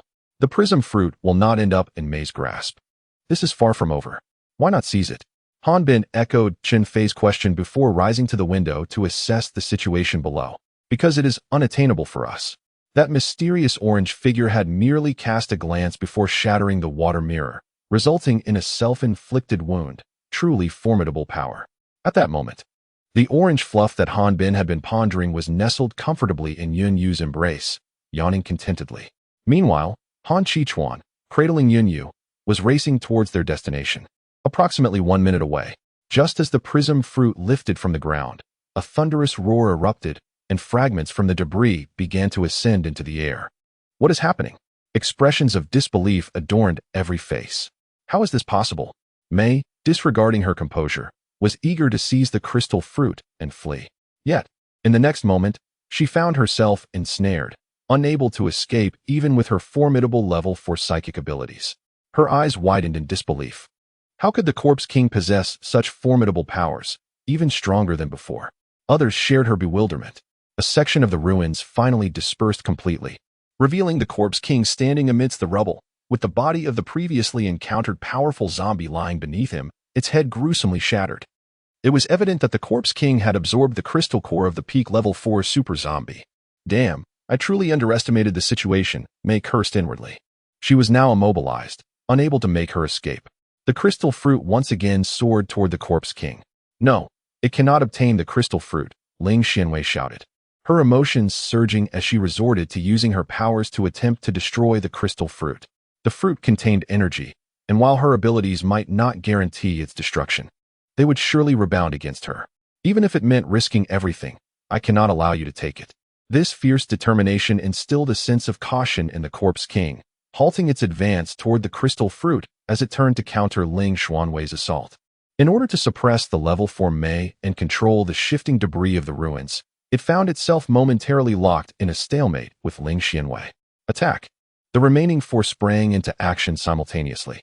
However, another long howl echoed, as another level 4 powerful zombie was summoned by the Corpse King from behind them, raising an earthen wall that obstructed their route of attack. This new zombie wielded earth-based powers, though its strength was far inferior to the previous one. Zhang Dapeng exerted all his might to destroy the earthen wall. No, boss, its level is higher than mine. I can't break through. Zhang Dapeng exerted himself to the point of trembling. What should be done? A column of water cascaded down from above.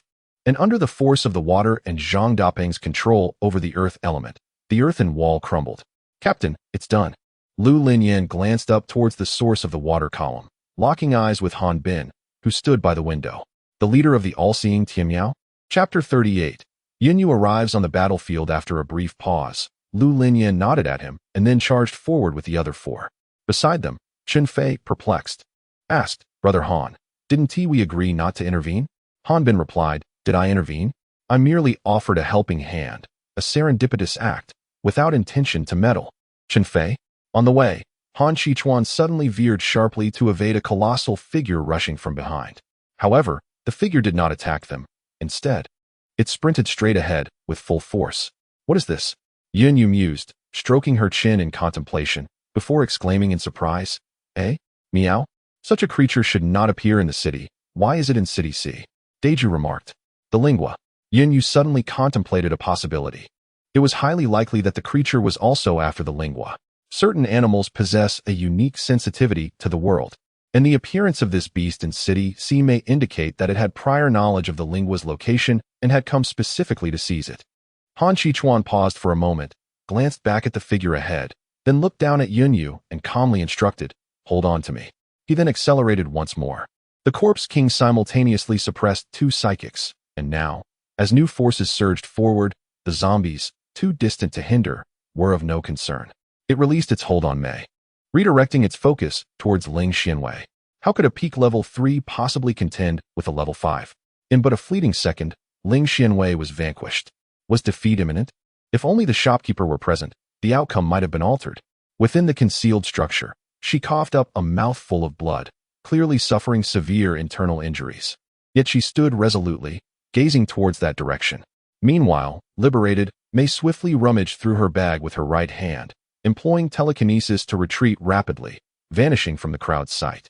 How bothersome, was the Corpse King's thought, as it sought to waste no more time. With the psychic interference eliminated, dealing with them became exceedingly effortless. It slightly restricted their movements, then summoned debris from the ruins to strike them down.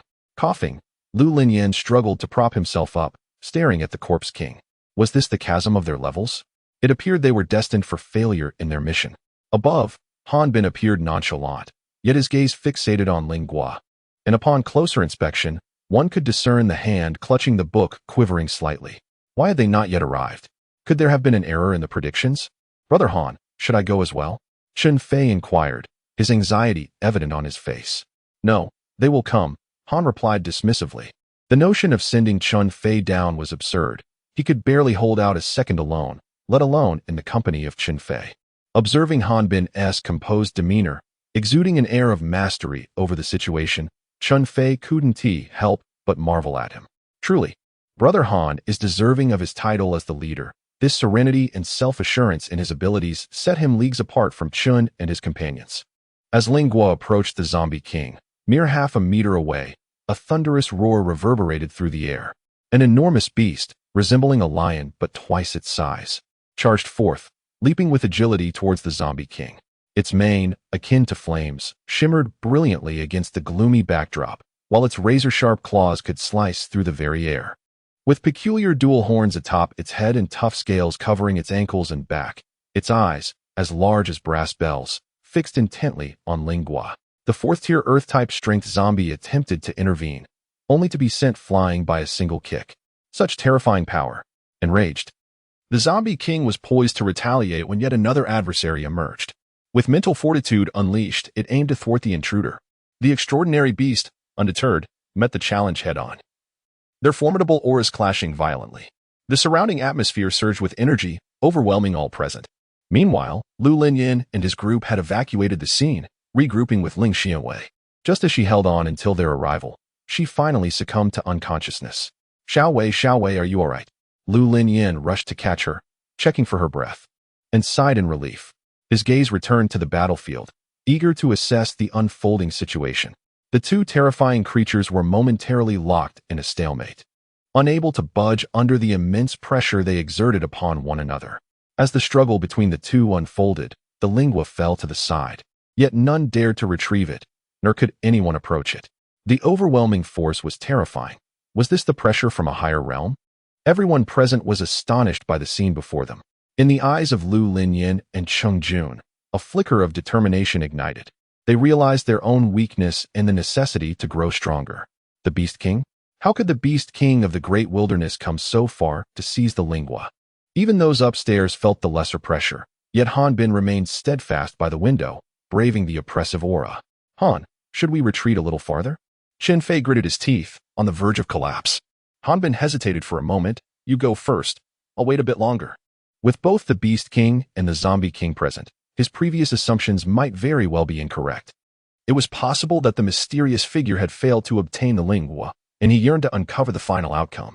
No, I must wait a while longer. Chen Fei insisted through clenched jaws. Han Bin cast a glance at him, remaining silent, yet inwardly resolved to withdraw early. Finally, they arrived. Upon reaching the location, Yin Yu immediately slipped out of Han Qichuan's embrace. The absence of warmth left Han Qichuan with an inexplicable sense of emptiness. What is happening? Yin Yu inquired of the large orange cat. Meow, they are competing with their pressure, replied the cat. Pressure? Meow, you are unaffected, so there's no need for you to concern yourself. The large orange cat yawned. Since it had no effect on her, Yin Yu lost interest in the phenomenon and, upon spotting the lingua on the ground, stepped forward to retrieve it. Han Qichuan stood resolutely in front of her, his brow furrowed and expression grave. It's dangerous. Do not proceed. I cannot approach.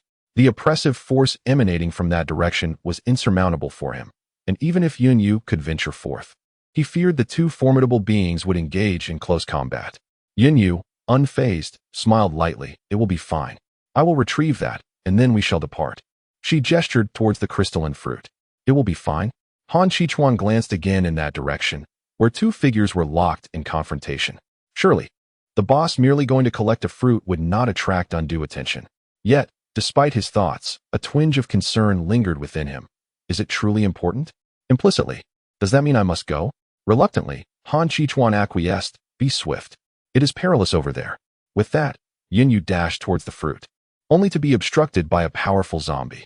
Feeling somewhat helpless, she knew it would take a moment longer. Just as she contemplated taking action, a gray figure surged forward. Soon, Han Qichuan's voice echoed, I will hold it off. Recalling her previous experiences, Yin Yu felt a flicker of worry. However, the large orange cat leaped onto her shoulder, unconcerned. Let us go. He can handle it. The last time they faced a mishap was due to his concern for her, and this zombie was not exceptionally strong. Encouraged by the orange cat's words, Yin Yu charged ahead. We should retreat, Lu Linyin announced to the group. Cheng Jun nodded in agreement. The presence of two peak-level 5th-tier beings was beyond their capacity to intervene. Just as they were preparing to withdraw, a startled exclamation from Zhang Depang pierced the air. Captain, look! All eyes turned in bewilderment, and soon, they were wide with astonishment. Before them stood an individual, undaunted by the oppressive force surrounding them. A slender, delicate hand reached beneath the eyelids of the two and picked up the prism fruit. Chapter 39, Confrontation. Due to the angle, what Lu Linyin and his companions could see was merely a silhouette. Yet, the more they gazed, the more familiar that figure appeared. Moreover, the large orange cat perched upon its shoulder was exceptionally recognizable. One could not help but wonder who would bring along a seemingly useless cat to such a perilous place. It was indeed strange that even this feline seemed unaffected by the pressure. After all, it originated from the combined might of two peak-level 5th-tier beings. Could it be that they were so feeble that they fell short even compared to a meerkat? Upon the figure's retrieval of the prism fruit and subsequent turn, a charming visage was revealed. Wan Quan and Zhang Depang were astonished to discover that this was merely a girl of around 20 years. and she did not appear to be the type skilled in combat. However, both Qing Jun and Lu Linyan exclaimed in unison, "Boss." Their voices mingled surprise with a hint of delight, given the precedent of the boss possessing the ability to directly seal Qing Jun's powers. It did not seem far-fetched that she could withstand the pressures from two peak fifth-tier beings. What they had previously speculated about her strength now appeared to be an understatement. Upon hearing the captain's words, Zhang Depeng's mind sparked with realization. "Captain, she is the owner of the store where you purchased the organic food." Lu Linyan nodded, a trace of relief crossing his weary face. "Yes, that's her. The orange cat is indeed from the shop." If the cat belonged to the store, it suggested that they were potentially inferior to a mere feline. However, it should not imply that they were simply too weak. The owner of the Baiyun Yuyu shop became involved in this matter and secured the crystal fruit. Although the fruit was not destroyed, it also did not fall into the hands of the zombie king. Regardless, they have indirectly fulfilled their mission. Excitement was palpable on the faces of the three, especially for Qing Jun, whose faith in the Baiyun Yuyu shop had soared ever since Lin Bing was out of danger. Only Wan Quan wore a puzzled expression, wondering what they were discussing. "Boss? What boss?" "Hey, let me explain," Zhang Depeo said, draping an arm over Wan Quan's shoulder. "Here's how it is." "Shouldn't we retreat now?" Qing Jun inquired. They were all somewhat injured, and remaining there would not only be unhelpful but could also endanger themselves. "Let's move away for a bit."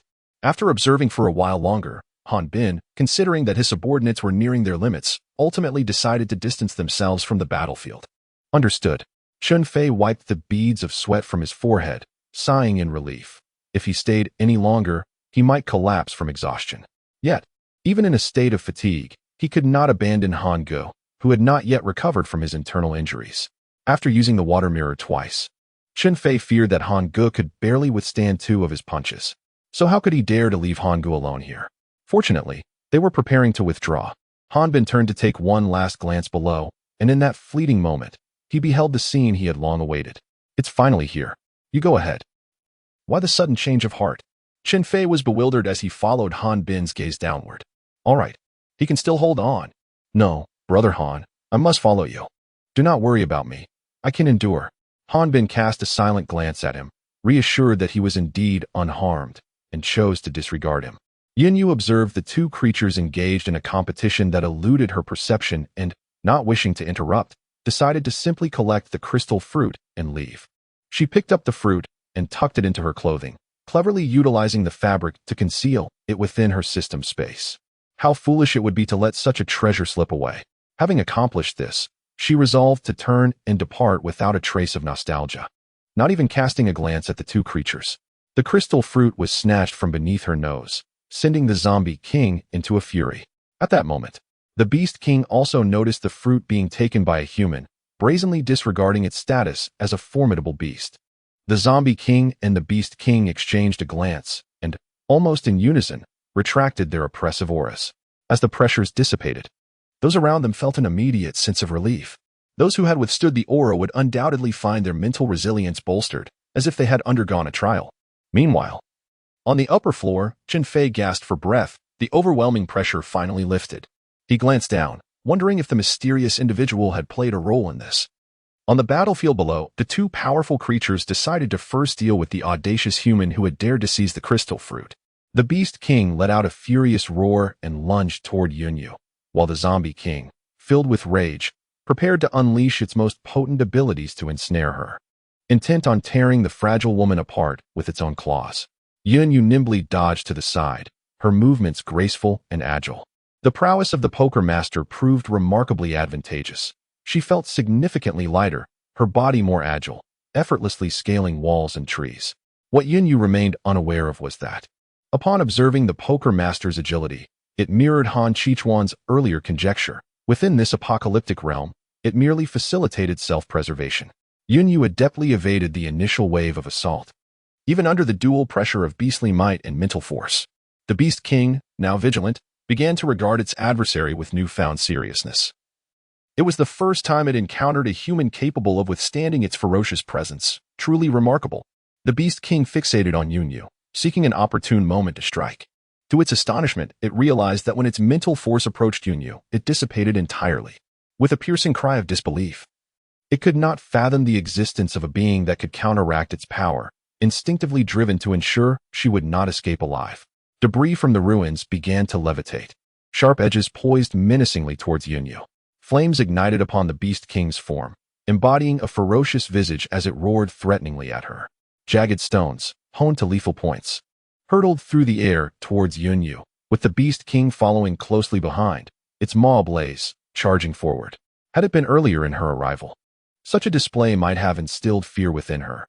Yet, in truth, the terror she felt from the previous night's horde of zombies and mutated beings far surpassed this encounter. In fact, she was even more unsettled by the zombies that Han Chichuan had dispatched on her way here.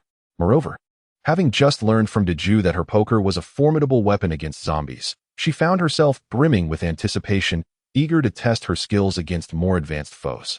Her heart steadied and tinged with excitement. A deck of cards appeared in Yunyu's hand, and with a graceful flick forward, each card struck the stones with precision. Having adapted to the prowess of a card master, Yunyu's skill and accuracy in card throwing saw a remarkable enhancement. Even she was somewhat astonished by her own precision, initially expecting to miss a card or two. Big Orange, I leave this to you. Chapter 40. Instant kill meow. Ha, very well. Big Orange yawned, then leapt down from Yunyu. Upon landing, it instantly shed its earlier languid demeanor. Its eyes gleamed with vitality as it elegantly approached the charging Beast King. Yunyu's lips twitched slightly. This seemed rather excessive. Little kitty, scram. The Beast King bellowed fiercely at the orange cat standing in its way. Big Orange paid no heed, maintaining its original pace. The Beast King, unable to endure any longer, unleashed a torrent of flames, engulfing Big Orange in a sea of fire emanating from its 5th-level fire abilities. You overestimate yourself, it thought, determined to teach this audacious creature that meddling in affairs beyond its scope would leave it with naught but ashes. Brother Han, is that little kitty not being sent to its doom? Chun Fei remarked in astonishment, his jaw dropping as he witnessed Yunyu directing the orange cat to confront the lion. Was this a notion within the realm of rational thought? He squinted, scrutinizing below. The cat appeared remarkably familiar, as if he had seen it before. Where could it be? Han Bin stroked his chin, deep in contemplation. Suddenly, a peculiar expression crossed his face, followed by hearty laughter. It dawned on him. This was the very cat whose orange backside he had glimpsed for but a fleeting moment. The culprit behind the ruin of his water mirror. It seems that the Beast King must fend for himself, as a grand battle may be on the horizon. Chun Fei pondered. What step has he failed to follow? Why does it feel as though Brother Han and he inhabit entirely different realms? Meanwhile, at Sanqing Long Wei, Ling Xianwei had just regained consciousness, though her injuries were severe. Even without knowing who ultimately claimed the lingua, she no longer stubbornly insisted on remaining.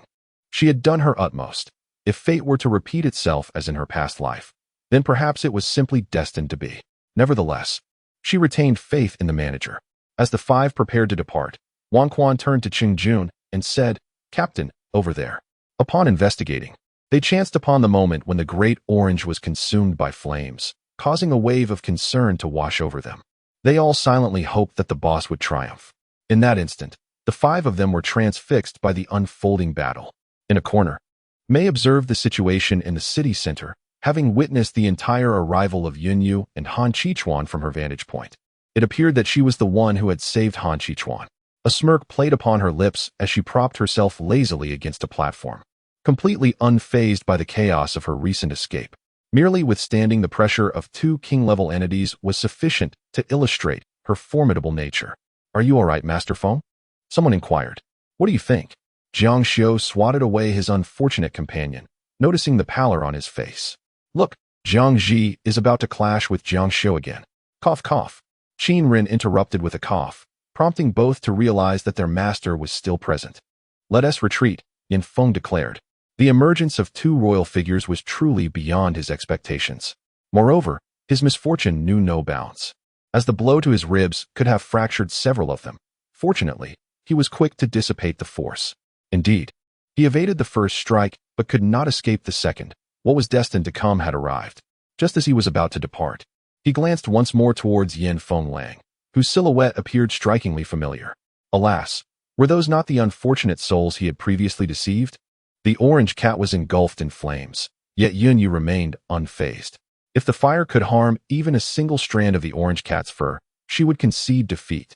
The playful nature of the orange cat rendered Yunyu speechless. As the flames dissipated, the orange cat stood resolutely in place, unscathed. The pair of feline eyes regarded the Beast King with disdain, and after a sigh, they closed their eyes and shook their heads. TSK, TSK, TSK. Is this truly the Beast King? This will not do. While the Beast King was somewhat taken aback, its anger prevailed. The flames upon its body surged to a height of 2 zhang. Since you are so eager to proceed, allow me to accompany you on your journey. Flames of even higher intensity surged forth once more towards the orange cat. Yinyu chose not to observe the orange cat any longer, once it had indulged enough. It would take matters into its own paws. For now, she needed to address the immediate predicament.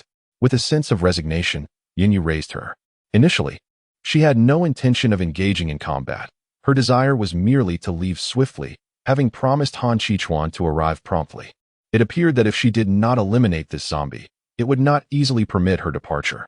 She tossed the into the air, and the playing cards danced and swirled around her, contrasting with the stones surrounding the zombie king. With Yunyu's command, each card was neatly arranged. Its front aimed directly at the zombie king. The zombie king, confronted by the cards, felt an instinctual terror. As Yunyu's arm descended, the cards flew forth like projectiles towards the zombie king. The creature, initially confident in its ability to subdue Yunyu, now found itself in a state of panic, unprepared for the formidable threat posed by the cards. As the cards approached, the zombie king attempted to manipulate the debris around it for defense. Yet one or two still slipped past. It conjured a telekinetic barrier, believing it would suffice to block the attack. However, just as it thought it could withstand the onslaught, the foremost card glimmered with an illuminated letter, revealing an A. Upon contact with the telekinetic wall, the barrier dissipated effortlessly, providing no protection whatsoever. Terrified, the zombie king recoiled yet was still struck by the card. A piercing scream echoed through the air as the creature experienced, for the first time, a pain that resonated from the depths of its very soul. The zombie king found itself pinned against the crumbling ruins, thrashing violently, yet unable to move. Instant annihilation. Such terrifying power. Yinyu was taken aback by her own strength. She had anticipated that this level 5, soon to be level 6, zombie king would far surpass the previous level 4 version. Yet, to her astonishment, both seemed equally feeble. This zombie king was nothing exceptional. With her confidence soaring, Yinyu felt assured that even if 10 more approached, she would handle them with ease. Meow, little you. Allow me to remind you that you are currently utilizing a trial period. You do not yet officially possess this ability. Yinyu gazed towards the large orange cat, observing that the Beast King was nearly enraged to the point of bloodshed, while the large orange cat basked in the flames, exclaiming, "How warm it is." Yinyu interjected, unable to bear it any longer. "Beast King, it's time for us to leave." The cat responded eagerly, "Meow, I'll be right there." Chapter 41. Preparations for retreat. What incredible strength. Among the onlookers, apart from Han Qichuan, the thought resonated in the minds of all present, regardless of their affiliations. The 5th-level zombie king crumbled under a single move, unable to withstand the onslaught. What terrifying power is this? On the upper floor, Hanbin narrowed his eyes, scrutinizing the scene below while casually flipping through a magazine. Was it a manipulation of objects? A mental ability? Or perhaps a superior psychic adept capable of rendering a 5th-level psychic zombie utterly powerless? Ha ha ha, this is promising. With the emergence of a higher-level psychic, the outcome of this heist would surely prevent the zombie king of City C from acquiring the prized crystal fruit. In the struggle between zombies and humans, humanity has consistently found itself at a disadvantage, compounded by various forms of pollution that constrict their living space. Should the zombie king of City C ascend to the level of 6, the plight of humanity would worsen considerably. Psychic abilities are inherently the most formidable powers in this apocalyptic realm. If one were to reach level 6, the consequences would be dire. He once caught a fleeting glimpse through his water mirror, a city in ruins, desperate flight, bloodshed, and severed limbs. Which base was destroyed remains uncertain, regrettably. The footage captured only a fragment, limiting his perception of the event's location. The image appeared fleetingly, vanishing entirely thereafter, leaving Hanbin unable to observe it again despite his numerous attempts. It had truly disappeared without a trace. However, he did manage to discern certain details. The zombie king, originally from City C, was depicted commanding legions, leading an assault on the city. This realization elucidated his previous decision to employ the water mirror to scrutinize City C, where he indeed discovered the level 5 prism fruit. It imbued him with a sense that he was not gazing into an unknown, nebulous future, but rather witnessing a predetermined past. Fortunately, the emergence of such a high-level psychic practitioner ensured a foregone conclusion. Han Bin mused with delight. Beside him, Chun Fei remained oblivious to the reasons behind Han Ji's intense focus on the outcome, nor did he comprehend the source of his apparent joy, as if the prism fruit had fortuitously fallen into their hands. Nonetheless, Han Ji's actions undoubtedly bore profound significance. Indeed, they must. Chun Fei's confidence grew. Yet he sensed he was correct. The prism fruit had indeed landed in the hands of humanity. The commotion surrounding Yun Yu could not have escaped Han Qichuan's notice. Unlike others who expressed shock, he remained remarkably composed. The fate of the zombie king was anticipated. Truthfully, he was now more concerned about Yun Yu's safety, especially since he had previously vowed to protect her and could not afford to break that promise. However, it is not only the zombie king that resides there, but also a beast king. If the boss were to be carelessly tossed aside, Han Qichuan shook his head, quickly dismissing the thought. He needed to resolve the matter before him swiftly. To confront head-on and secure a decisive victory? That would not suffice. The strength of a power-type zombie lay in its frontal assault, and engaging directly may not guarantee a triumph. Han Qichuan's expression darkened, his lips pressed tightly together. It appeared that he would have to pay a price. How impressive! Zhang Depeng felt as though his worldview had been profoundly altered. Could there truly be such formidable individuals in this world? Initially, he believed that Sister Wei's psychic abilities were formidable, only to later encounter the zombie king. He speculated that this zombie king might represent the pinnacle of psychic powers in the current world. Yet reality taught him the lesson that there are always greater forces beyond comprehension. The ceiling he had envisioned crumbled under the might of another. It seemed that the proprietor, bold enough to openly sell pure food products, indeed deserved his reputation. At this moment, Wan Quan shared a sentiment similar to Zhang Depeng's. Earlier, Zhang Depeng had recounted how Lu Linyan and others had narrowly escaped death by taking refuge in the store, unexpectedly purchasing pure food. Meanwhile, Cheng Jun felt a chill run down his spine, cold sweat trickling down. How foolish he had been to provoke the boss while contemplating a fight with Lu Linyan at the start. Had it not been for He Linbing's intervention and the store's restrictions on the use of powers, he might have met the same fate as the zombie king. Pinned against the wall, shrieking in despair.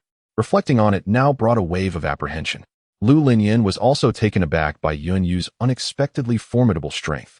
But he soon smiled, recognizing it as a positive development. Their employer had never exhibited any hostility toward them. We should be on our way. This mission has been accomplished. Hasn't it? He addressed the others in the vehicle. Let us go, let us retreat. Mission accomplished. Indeed, Ling Xianwei nodded in agreement, then turned her gaze in that direction. This life has surely changed. The owner of that shop is truly powerful. Regardless of the specifics, she felt no mental fluctuations. Perhaps the distance was too great. As the vehicle drove away, they circumvented the formidable level 4 strength zombie. Ling Xianwei, injured and in need of recuperation, had just reclined in her seat, preparing to close her eyes, when she suddenly caught sight of a familiar gray figure in the distance. Could it be him? That shouldn't be possible. At this time in the previous life, he had yet to appear. Could there be some unforeseen change? A shiver ran through her as she hurriedly sat up to look. But the figure had vanished long ago. She exhaled, feeling a twinge of regret for not having seen clearly. What's wrong, Sister Wei? Lu Linyan, driving, noticed the peculiar expression on Ling Xuanwei's face, while Zhang Depeng, seated behind, inquired with curiosity. Not wanting to pry further, Zhang Depeng turned to converse with Wan Quan. Ling Xianwei reclined once more in her seat, shutting her eyes to rest. I hope I was mistaken, otherwise. Ling Xianwei slowly opened her eyes. A surge of resentment, hostility, and murderous intent flaring up for a moment before settling back into calmness. How terrifying. Yin Fenglong's face turned pale, reflecting on how his so-called luck that day was nothing short of disastrous. What has happened to Feng Yi? Did we not agree to leave? What awaits us over there? Upon seeing Yin Fengling announce the retreat, he remained dazed, and Jiang Ji cast a puzzled glance in that direction. Such formidable individuals exist. Jiang Xiao and Qin Ren, who also looked over, wore identical expressions, though their distance prevented them from discerning the faces clearly. Let us go. Withdraw, came the commanding tone, tinged with urgency. Indeed, we must depart. The outcome is already determined, and there is nothing further of interest. Han Bin tucked the book behind him and prepared to retreat from the window. Oh, Chun-Fei remarked, unusually lacking in enthusiasm, casting a worried glance at the cat below. Although the kitten was unafraid of fire, the Beast King was of such a large stature. Having spent considerable time together, Hanbin understood his thoughts. It will be fine. It is the cat that shattered my water mirror. Chun-Fei nodded, ready to follow Hanbin's lead. Suddenly, what the hell, Hangu? What is it? Hanbin approached, curiously following his gaze. Chapter 42 Meow? Downstairs, the large orange cat had played enough amidst the flames, and with Yunyu calling it, it decided to conclude the battle. Unexpectedly, the Beast King initiated the attack first, its claws, larger than the cat itself, lunging directly at the orange feline. The cat deftly sidestepped. Meow? Is this a game you cannot play? It taunted the Beast King. Roar. You are doomed today. The Beast King bellowed, unleashing a torrent of flames. The orange cat crouched on the ground, raising one of its front paws with the soft flesh of its palm facing the fire. This was a level 5 fire-type ability. Ow, ow, ow. The Beast King, scorched by flames and howling in distress, hastily extinguished the fire, yet some of its fur was singed away. With eyes wide open, it fixed a fierce glare upon the large orange cat, initially believing the feline was merely unafraid of fire, only to discover that it commanded the flames. The beautiful fur it had lost only added to its fury. It could not let this cat escape unscathed. The already dim-witted Beast King, engulfed by rage, failed to think rationally and impulsively lunged at the orange cat once more, claws bared and ready to strike. It was determined not to relent until it had torn apart the creature that had desecrated its coat. On the sidelines, Yunyu observed the scene, fully aware that the orange cat required no assistance. As the Beast King lunged again, the cat chose not to evade, but rather stood tall. Its front paw maintained its previous level, standing balanced on 3 limbs. Glimmers of golden blue light shimmered at the corners of its eyes, and then, with a swift motion, it pressed its paw against the air. A sharp, clear meow resonated, a sound so incongruous that anyone present might have been tempted to laugh. It was utterly absurd. To think that a meerkat's call could intimidate the Beast King was almost laughable.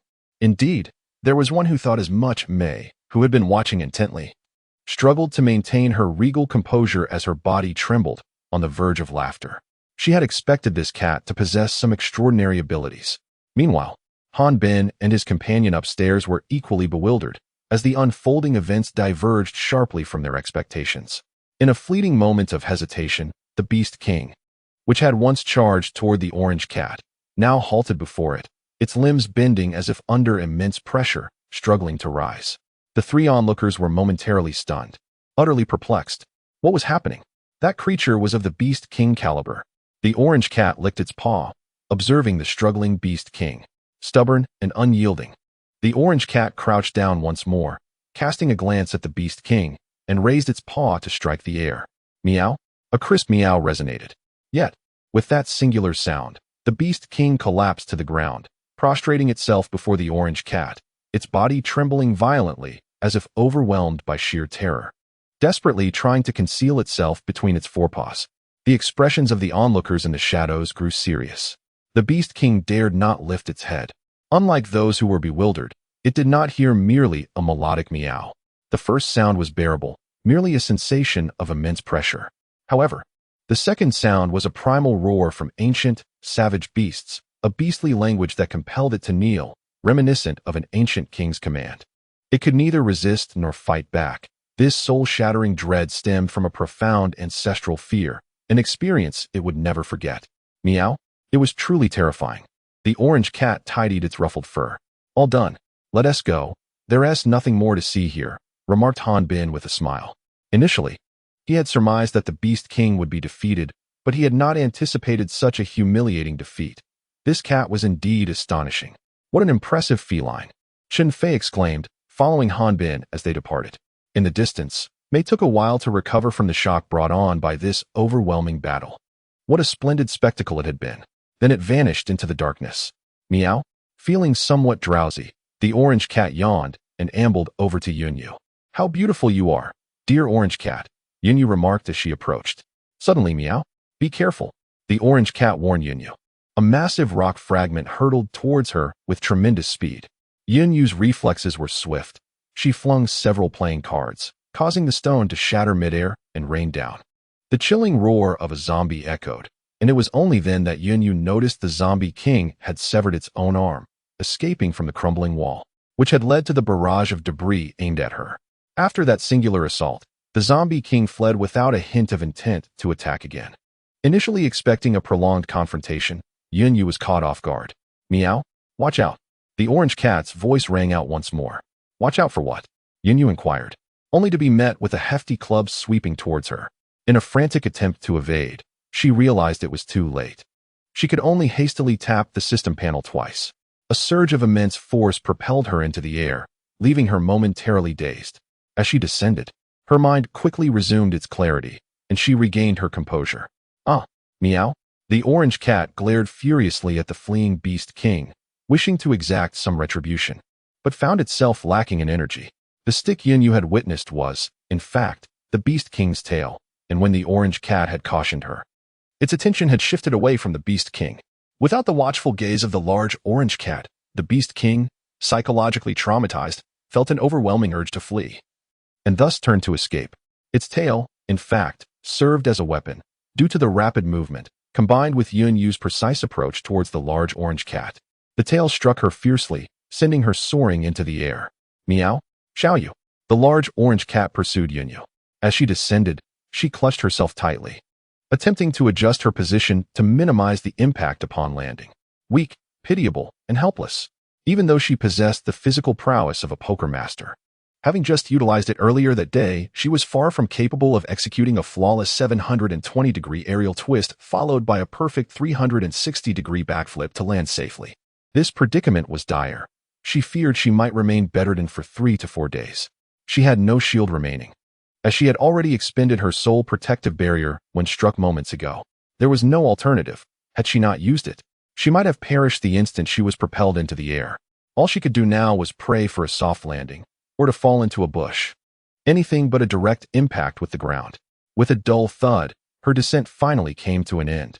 Yunyu opened her eyes, surprised to find that she was not in pain. As she reached out, the sensation felt oddly familiar. She had landed on something substantial. A muffled voice emanated from beneath her. Chapter 43. Return. Upon realizing where she had landed, Yunyu hurriedly got off Han Qichuan. Are you all right? Are you hurt? To speak candidly, at this moment, Yunyu's heart was stirred with emotion. Although she had come to understand Han Qichuan quite thoroughly, their genuine acquaintance had spanned less than 4 days. Nevertheless, Han Qichuan's gaze seemed somewhat intimidating as he scrutinized Yunyu, his voice carrying an icy edge as he inquired, How do you feel? Han Qichuan, slightly unnerved, had witnessed Yunyu being thrust into the air, leaving him with a sense of agitation and discomfort. He felt a pang of guilt for having promised to ensure her safety, yet failing to uphold that vow. Are you hurt anywhere? Upon hearing Han Qichuan's concern, Yunyu realized that he was worried about her. His expression, coupled with his piercing gaze, led her to mistakenly believe that she had angered him after causing him pain. I'm fine. I managed to block that hit, so I wasn't injured. As she spoke, she turned around to demonstrate that she was indeed unscathed. Only then did Han Qichuan's heart feel a bit lighter. Meow? Xiaoyu, are you all right? The large orange cat had rushed over, expressing its concern. Yunyu cradled it in her arms, stroking its fur gently. I'm fine. You've worked hard. Meow? Xiaoyu. I'm so sorry, the cat said, its tone laced with guilt. Had it not been for Han Qichuan catching Yunyu, injury would have been inevitable. It's all right. NTie, everything fine now? Yunyu reassured it. Hearing her words, the large orange cat eventually fell into a deep sleep in her embrace. After all, this was not its territory, and Yunyu understood that it had exerted considerable effort in confronting the Beast King. Han Qichuan observed nearby, momentarily finding the plump cat quite bothersome, likely because he believed it to be the indirect cause of Yunyu's near injury. He was well aware of the formidable strength displayed by the large orange cat during their recent skirmish. It was evidently capable of subduing a Beast King, presumably acquired by the boss from some unknown source possessing a potent lineage of extraordinary beasts. Nevertheless, he felt no trepidation towards the large orange cat, for its habitual demeanor of slumber and gluttony had left an indelible impression on him. What has happened to it? As he watched the cat now purring contentedly, Han Qichuan inquired. It is simply exhausted and in need of a nap to replenish its energy, Yunyu replied with a smile. Han Qichuan inwardly expressed disdain, thinking that a brief surge of power could hardly protect the boss, though his external demeanor remained composed. We have obtained what we came for.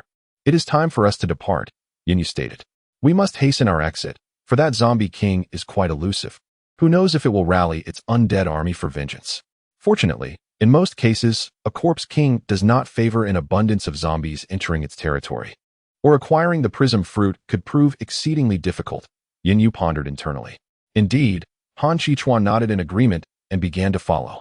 However, just as he took a step forward, he felt a tugging sensation at the side, causing him to halt abruptly, his forehead creased and his brows nearly knitting together. She hurried over, asking, "What is the matter?" At that moment, Han Qichuan's expression had returned to normal, and he wished to continue concealing his discomfort, responding, "It is nothing." Yinyu scrutinized his demeanor, detecting no hint of a flaw, as if everything she had just witnessed was merely a figment of her imagination. She reached out her hand. Yinyu's tone was frigid, indicating her displeasure. Han Qichuan remained unperturbed, while Yin extended her arms, albeit with the left arm moving a tad slower. Aside from the bruises inflicted by the strength-based zombie, the only other wounds were those that had existed prior to their encounter. "It's nothing," Han Qichuan reassured. Gazing into Yunyu's eyes, his dark pupils deep and sincere. "Not injured? Could it be that I misjudged?" Yunyu pondered, on the verge of dismissing her concerns, only to suddenly realize that her attention had been solely on his hands. Han Qichuan secretly exhaled in relief, but soon found Yunyu's gaze piercing through him once more. This was problematic. She had noticed the left side of his clothing was wrinkled, with a smudge of gray on his shoulder. At the cuff's edge, she could faintly discern inconspicuous pale gray scales. Her expression darkened instantly. Han Qichuan. They locked eyes for several seconds, enveloped in silence. Yunyu sighed, her resolve dissipating. "Well, I suppose this is how it will be." She turned to embrace the large orange cat and began to walk away. Yet, before she had taken more than a few steps, a hand grasped her. "Apologies, that was a mistake." Han Qichuan's right hand held onto Yunyu, his gaze slightly wavering. "Speak." Yunyu had no genuine intention of leaving. Her earlier indignation had evaporated. After a moment's hesitation, Han Qichuan ultimately revealed his left shoulder. It was marred by extensive bruising, oozing with traces of blood, and in some areas, the pale gray scales were pulled away from the flesh. A sight that was painful to behold. Yunyu furrowed her brows, realizing the severity of the situation. What she had witnessed was merely a fragment. Given the extent of the injury, it was likely that Han Qichuan's entire left shoulder was similarly affected. "How did this happen?" she inquired, pondering whether she had inadvertently caused it by falling on him. Initially, he shouldn't have sustained any injuries while battling that zombie, but in his haste to reach Yunyu, he had resorted to a swift victory at the cost of enduring a blow and striking at the creature's vital points. Yet, reflecting on the subsequent events, Han Qichuan felt no regret. Had he not acted as he did, he would have been unable to catch Yunyu. "Does it still hurt?" Yunyu contemplated this aspect, knowing he had been injured while rescuing her, and thus, she could never berate him. Memories of a story she had once read resurfaced, stirring a sense of melancholy within her. There had been a time when even wounds treatable by her healing abilities had caused her to faint, leaving her bewildered. Was it a system glitch? Han Qichuan adjusted his clothing and followed closely behind Yunyu. Chapter 44, Making Friends? As they passed the corpse of a strength-based zombie, Han Qichuan inquired, "Do you want that 4th-level crystal core?" After he had collected it, he had paid it little heed, not even extracting the core itself. Just as Yunyu was about to decline, noting that her source of system currency required transactions, rendering the cores obtained directly from the apocalypse useless to her, a sudden thought struck her. Though she didn't need it, Han Qichuan certainly did. Was he asking because he intended to discard it? This extravagant no, this lavish individual. Ultimately, she decided to let it go, considering the severity of his injury that day. "Take it, Yunyu." Such swift movements. In a room in City C, May leisurely sipped the last of her red wine, settled comfortably in her chair. After a moment, she addressed the shadows. "At last, you have arrived. You are remarkably slow and inefficient, huh?" A dark figure emerged, belonging to the last group that had been observing from the shadows in the city center. They had followed her during her retreat, merely catching a glimpse of the Beast King. "May, your mission has failed." They had noted that she did not acquire the crystal fruit during her departure. May chuckled softly, casting a sidelong glance. "So?" At that moment, she laughed again. "Do you truly believe you can defeat me?" The psychic abilities are notoriously difficult to counter, and May, being one of the rare 4th-level psychics, could be regarded as top tier in the current landscape. "Why not test it and see?" The shadow replied coldly, acknowledging that while she was formidable, They were not weak either, especially in greater numbers. Just as they prepared to make their move, May burst into laughter once more. Hee hee. You truly are easily provoked, always resorting to violence. You don't even compare to Wang Tai. TSK, TSK, TSK. May crossed her legs, shaking her head. Catch this. She tossed an unknown object. The shadow caught it, only to discover it was a stone. Realizing he had been tricked, and anger surged within him. Ha ha ha, how foolish. This is the real deal. May tossed another item. The shadow restrained himself and caught it again, noticing it was a fragment of the crystal fruit. Your leader's task was merely to retrieve the crystal fruit. He did not specify the whole fruit. Moreover, I have not failed. Do not tarnish my reputation, humph. As the shadow waved farewell, a sudden fog enveloped their minds, and in an instant, a figure snatched something from him and vanished into thin air. Gritting his teeth, he exclaimed, May, that whistle is truly exquisite. It has been claimed by me as recompense for your impending actions against those tasked with completing their mission. May's voice echoed from afar, reminding them of their master. In addition to this vehicle, there is another matter you must remember. Shall we pursue? One of the others inquired. No need, the shadow replied, his teeth clenched, yet he restrained his companion's movements, deeming it unnecessary. There are plenty of whistles remaining. However, only this particular whistle sound had been heard by number one. Number one had become inconsequential. The doctor had forsaken him. And this whistle held no further value. Simply give it to her. Meanwhile, Yinyu was driving the battered vehicle. Suddenly, a brand new red car screeched to a halt directly in front of her, blocking the road. With a sudden brake, Han Qichuan, seated in the passenger seat with the large orange cat in his arms, nearly flew out alongside the feline. He glanced at the car outside, his expression darkening with evident ire. Yinyu's countenance was equally grim. Had they encountered trouble? From the car emerged a stunning woman clad in red, enchanting yet graceful. It was May, who had recently acquired the whistle from the shadow. Who is she? Han Qichuan asked, unfamiliar with her. Forget it. With his amnesia, he wouldn't recognize her. Yet, such a blockade on the road indicated ill intentions. Yinyu pondered to herself, as Han Qichuan prepared to exit the vehicle, ready to engage in a confrontation. The door swung open. Yinyu quickly grasped his arm. Don't get out. Han Qichuan, someone is looking for trouble, yet they do not drive her away. Yinyu chuckled softly. Hold steady. The road is obstructed by that person's vehicle, rendering the short distance impassable. However, this is the apocalypse. Is there not a pedestrian path beside us? On the other side, May alighted from the car, casually toying with the whistle she had just snatched. She had replaced the mouthpiece cover, not wishing to be tainted by the saliva of others. Leaning against the vehicle, she gazed up at the sky at a 45-degree angle. Maintaining an elegant posture, her eyes gently closed, playing with the whistle, waiting for the person across to emerge for a discussion, everything under her control. A sound echoed. She heard the car door open. Hee. Just as she turned to look, a gust of wind swept by. Immediately, she was met with the exhaust fumes of the car and swirling dust. May's hand, holding the whistle, froze midair. Cough, cough, cough. After a moment of awkwardness, May suddenly burst into laughter, finding the situation amusing. It was her first encounter with such a scenario. She swiftly got back into her vehicle and followed suit. The car's performance was distinct. Yunyu and the others were quickly overtaken by May once more. May deliberately blocked Yunyu's vehicle, forcing her to slow down. Moreover, Yunyu had only recently acquired her driver's license, her skills not particularly refined, merely adequate. Undoubtedly, Yunyu ultimately found herself cornered. May maneuvered her car ahead to obstruct the way, stepping out to await Yunyu and her companions. With no other option, as their vehicle faltered and their skills were lacking, they had no choice but to meet. Yunyu sighed. If her future system shop offered vehicles, she would certainly purchase one.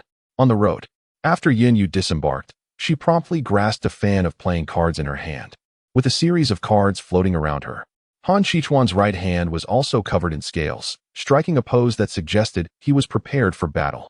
Meanwhile, the Jew was left sleeping in the vehicle by the two. May smiled and said, "Don't be tense. I am not here to fight. I come in the spirit of friendship." Yunyu responded with a slight smile, yet her fan of cards was already fully spread. How absurd. The aggressive manner in which they pursued her certainly did not resemble a friendly approach. Although her cards posed no real threat, they could indeed serve to intimidate. May approached step by step, seemingly unperturbed by the floating cards surrounding Yunyu, and softly remarked, "I am called May. I wonder if you have heard of my name." "Apologies, But I have not, Yunyu replied with a distant tone. Not at all? It seems you are quite the remarkable individual, daring to rescue the first person. Mei chuckled. Truly unique. But it's never too late to learn. Mei took another step closer, just as Han Chi-chuan was about to make a move. A card shot straight toward Mei's feet, landing precisely where she intended to step. Chapter 45, The Whistle. Yunyu remarked, I prefer to maintain a certain distance, especially from unfamiliar individuals of dubious origin. Though Yunyu had never seen Mei before, Mei had witnessed the confrontation between Yunyu and the Zombie King, and she certainly did not wish to be pinned to the ground by a card. At that moment, Yunyu and Mei shared similar thoughts. She was unwilling for her cards to strike a person, for then they would discover that her cards were harmless to humans, inflicting damage solely on zombies. Fortunately, it appeared that Mei had no further intention of advancing. This ability does not appear to be a psychic phenomenon, does it? Mei spoke to Yunyu, her tone gentle. Although Mei was not far from Yunyu, she felt no discernible mental fluctuations when the cards flew by. With a playful smile directed at Yunyu, her eyes glimmered with an inscrutable mirth. Could it be that these cards are made of metal? It was evident that Mei was aware that Yunyu did not possess psychic abilities. She merely wished to highlight the fact for her own amusement. As she prepared to crouch down to touch the cards, they disintegrated into fine powder, scattering into the wind without a trace. How stingy. I was hoping to keep them as a memento. Nevertheless, I suspect they are not metallic. A beguiling voice interjected. I am truly curious about your abilities. It resembles psychic power, yet lacks any mental waves. Would you be so kind as to enlighten me? Mei's voice was enchanting, compelling one to heed her words. Cautiously, she advanced forward, only to have another card soar towards her, embedding itself in the ground as a warning. As anticipated, how could she possibly sway something capable of withstanding the fifth-level mental prowess of the Zombie King? How utterly ruthless. Mei pouted playfully. At this moment, Yunyu had lost all patience. She had yet to attend to Han Chi-chuan's wounds. Instead, she found herself stalled by Mei, wasting precious time. She resolved to take a gamble, betting that Mei had witnessed her previous encounter with the Zombie King using the cards. As Mei seemed quite apprehensive about her cards on 2 prior occasions, sensing a shift in the atmosphere, it seemed a conflict was imminent. With Han Chi-chuan poised to join Yunyu in an attack, some cards ceased their rotation, one end pointed menacingly at Mei, brimming with latent energy. The tension in the air escalated dramatically. As Yunyu prepared to launch an attack, Mei immediately intervened, urging her to pause. Wait, don't be so impulsive. I have no intention of resembling that undead king. I truly came here to make friends, and look, I even brought a gift. With that, Mei raised a metallic whistle in her hand. A whistle? Before Yunyu could fully grasp the confusion, Mei blew into the whistle. However, Yunyu heard no sound, and it was precisely this silence that triggered her realization. This is bad, Han Chi-chuan. As she maneuvered her cards towards Mei, Yunyu swiftly turned her attention to Han Chi-chuan's condition. He had his eyes tightly shut, one hand pressed against his forehead, occasionally shaking his head in evident discomfort. As Mei dodged the cards and ceased her whistling, she maintained her tone but directed her words towards Han Chi-chuan. It seems you can still withstand the whistle after several days. Yet, your mutation appears to be complete, contrary to what the madman suggested about it being defective. Previously, Mei had witnessed Han Chi-chuan's battle against a level 4 zombie in the city center. Truly impressive. How did you manage that? Mei smirked again, her voice lingering as she addressed Yunyu. That was something he could only deem as defective. Yunyu expressed her ignorance, stating, how would I know? Don't ask, it's all system metaphysics. She prepared to take further action, having determined that Mei indeed harbored some apprehension towards her cards, aiming to intimidate her. With the whistle in Mei's possession, she presented an uncertain variable for Han Chi-chuan, while Yunyu's cards would lose their lethality against humans. The longer they delayed, the more unfavorable it would become for them. However, before Yunyu could make a move, Mei began to retreat on her own. It doesn't matter if you don't tell me. I simply wanted to get acquainted today. The time is drawing near, so let us meet again next time. Deep down, Mei was also apprehensive. After all, in her eyes, Yunyu was someone who had effortlessly dispatched a level 5 zombie. She feared that a single misstep on her part could lead to her being turned into a sieve. Oh, by the way, I won't give you a greeting gift. Yet I still wish to present you with something. A whistle that I specifically prepared for you. Having already entered the vehicle, Mei tossed the whistle out at the very last moment before departing. The final words echoed. Though its effect may be minimal, number 1 will still be somewhat affected.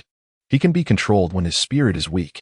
The voice carried a seductive allure, Isn't it advantageous to have a dangerous individual by your side, kept under your control? He will not betray you, forever loyal, and will submit to your every whim. Ha ha. Yin Yu instinctively turned to gauge Han Qichuan's reaction, only to be met by a pair of abyssal, pitch-black eyes that seemed fathomless. Her heart skipped a beat, pounding wildly.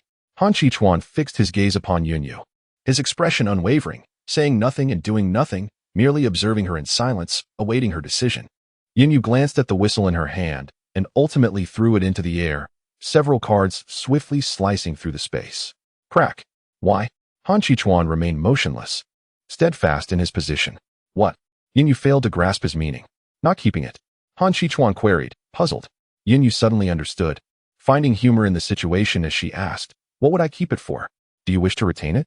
Is destroying the whistle not advantageous for you? Why are you so entangled in this? Am I truly that dangerous that you do not wish to control me? Han Qichuan gazed at Yin Yu with a perplexed expression. It was evident that the allure had previously known him. Considering her words alongside fragmented memories, he had indeed been perilous. Thus, it would be prudent for ordinary individuals to avoid contact with him, or, better yet, to exert control over him directly. Yin Yu was bewildered. Perhaps due to the system and the tasks at hand, she did not genuinely perceive him as a threat.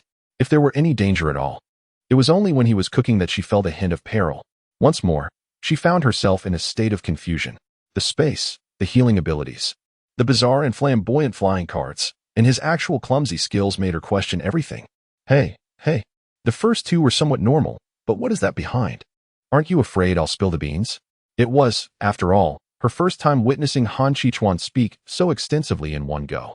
As Han Qichuan drew closer, his presence enveloped Yin Yu entirely.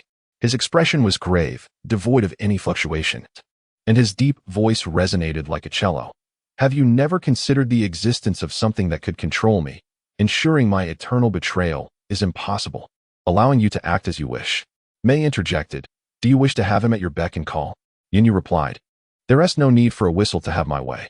Han Qichuan nodded gravely. Chapter 46. Crisis with their proximity nearly non-existent.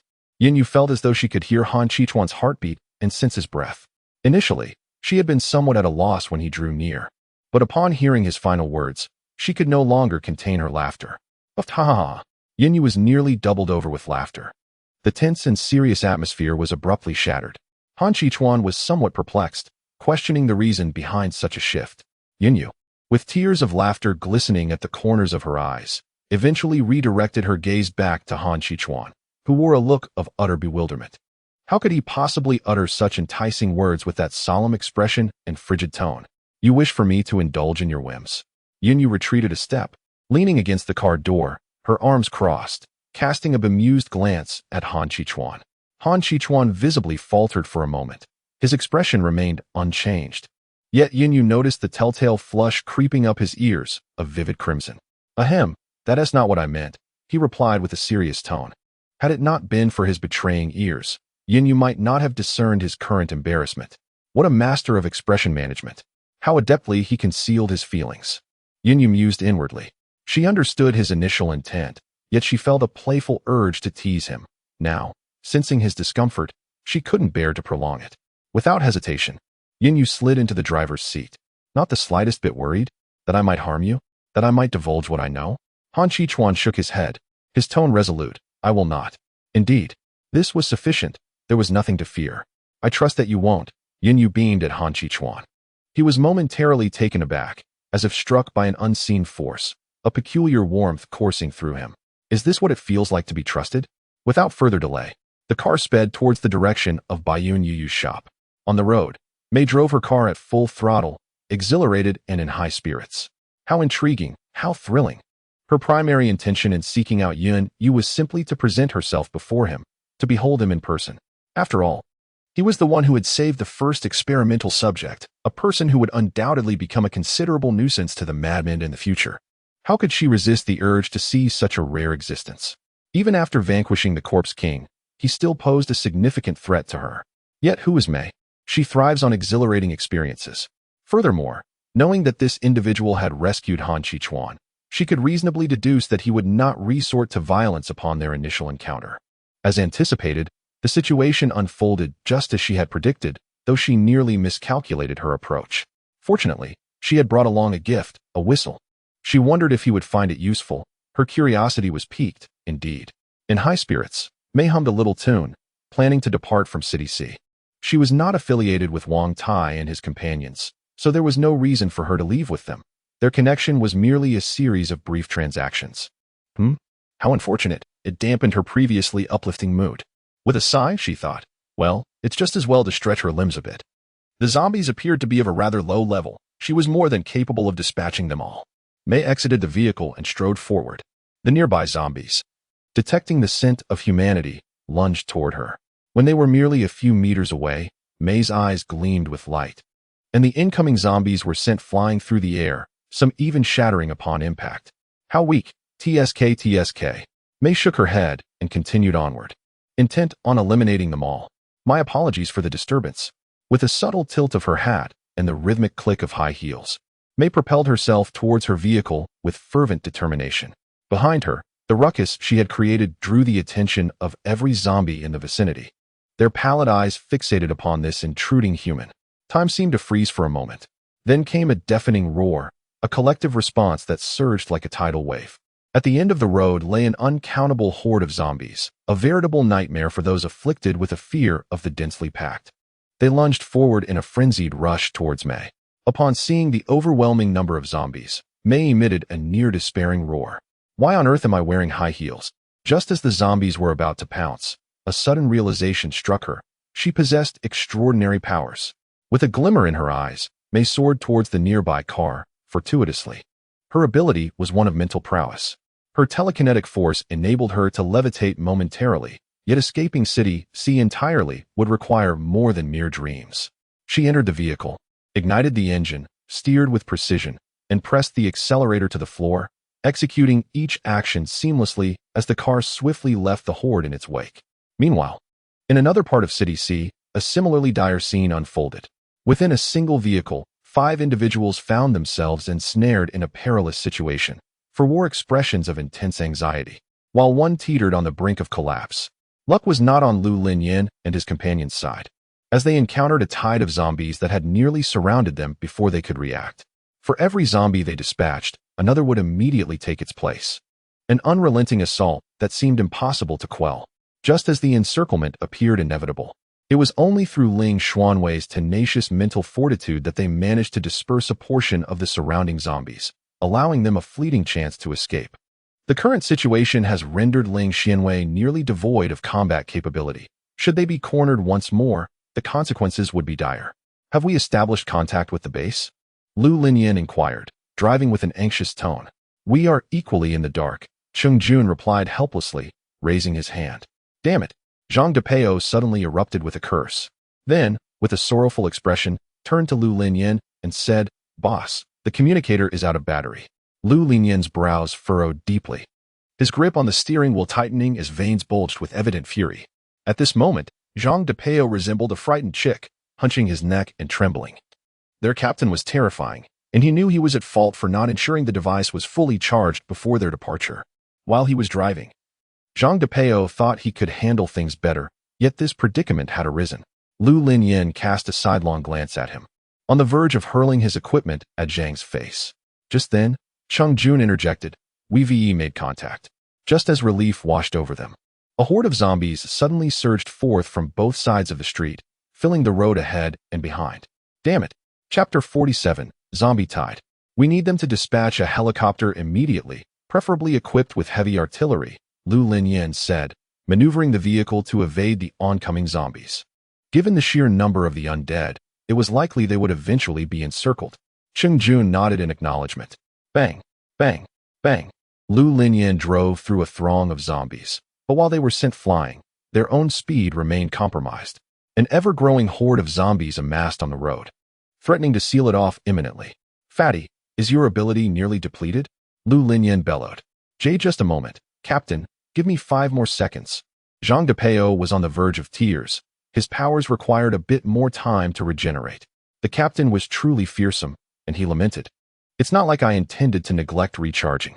In truth, Lu Linyan did not harbor resentment towards Zhang Depeo. Rather, he believed that such carelessness in preparation warranted a lesson to instill a sense of urgency. Silence enveloped them as Lu Linyan mentally counted down the seconds. 5, 3, 2, 1. All right, Captain, Zhang Depeo announced. As his words fell, 2 earthen walls rose from the ground, isolating a portion of the zombies. With the obstruction of numerous undead diminished, the vehicle's speed surged significantly. Captain, accelerate further. I can't hold on much longer. Zhang Depeo gritted his teeth. His remaining powers were already scant from previous battles, and maintaining the integrity of the earthen walls against such a relentless onslaught of zombies was a Herculean task. We're at maximum speed. Just hold on a little longer, Lu Linyan replied. At the moment they were about to break free, Zhang Depeo reached his limit. The earthen walls crumbled violently, and a throng of zombies surged forth. Chengjun, Lu Linyan shouted. The 2 fire manipulators acted in unison, conjuring a wall of flames half a meter around the vehicle. The zombies, undeterred by death or pain, lunged forward. The firewall would not hold them back for long. But it was sufficient for the moment. With a roar, the vehicle burst forth from the zombie-infested street. Just as they prepared to exhale in relief, a resounding crash echoed through the air. Subsequently, they were horrified to discover that the speed of their vehicle was inexplicably declining while simultaneously accelerating. What was that sound? What was happening? A sense of confusion began to rise among the group. The passengers seated in the back turned to look behind them, only to see a long trail of zombies dragging along the ground. One zombie had latched onto the vehicle, and soon, an unending stream of zombies crashed into the first, forming an extensive chain. This was dire. Yet, before they had the chance to worry further, the ordeal was abruptly concluded. Wan Quan hurled the knife he always carried out of the window. Endowed with the power of metal manipulation, he directed the blade mid-air, its sharp edge poised against the undead. With a swift snap, it severed cleanly. At last, the vehicle freed itself from the clutches of the zombies, allowing the group to breathe a collective sigh of relief. The thrill of the moment was truly a race against time, a harrowing dash between life and death. The vehicle continued its forward journey, seeking an alternate escape route while awaiting the imminent rescue from the base. Tian Miao and Black Wolf were faring slightly better on either side, though they too were ensnared in a frantic retreat. Fortunately, apart from the casualties suffered by the earlier group searching for Mei, the other factions were merely struggling to escape in a disheveled manner.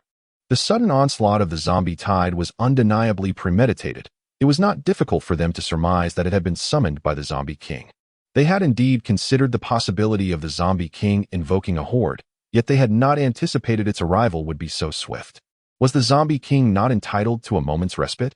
Had it not just recently sustained severe injuries? It is essential to recognize that summoning a horde is no trivial feat. The energy expended is monumental.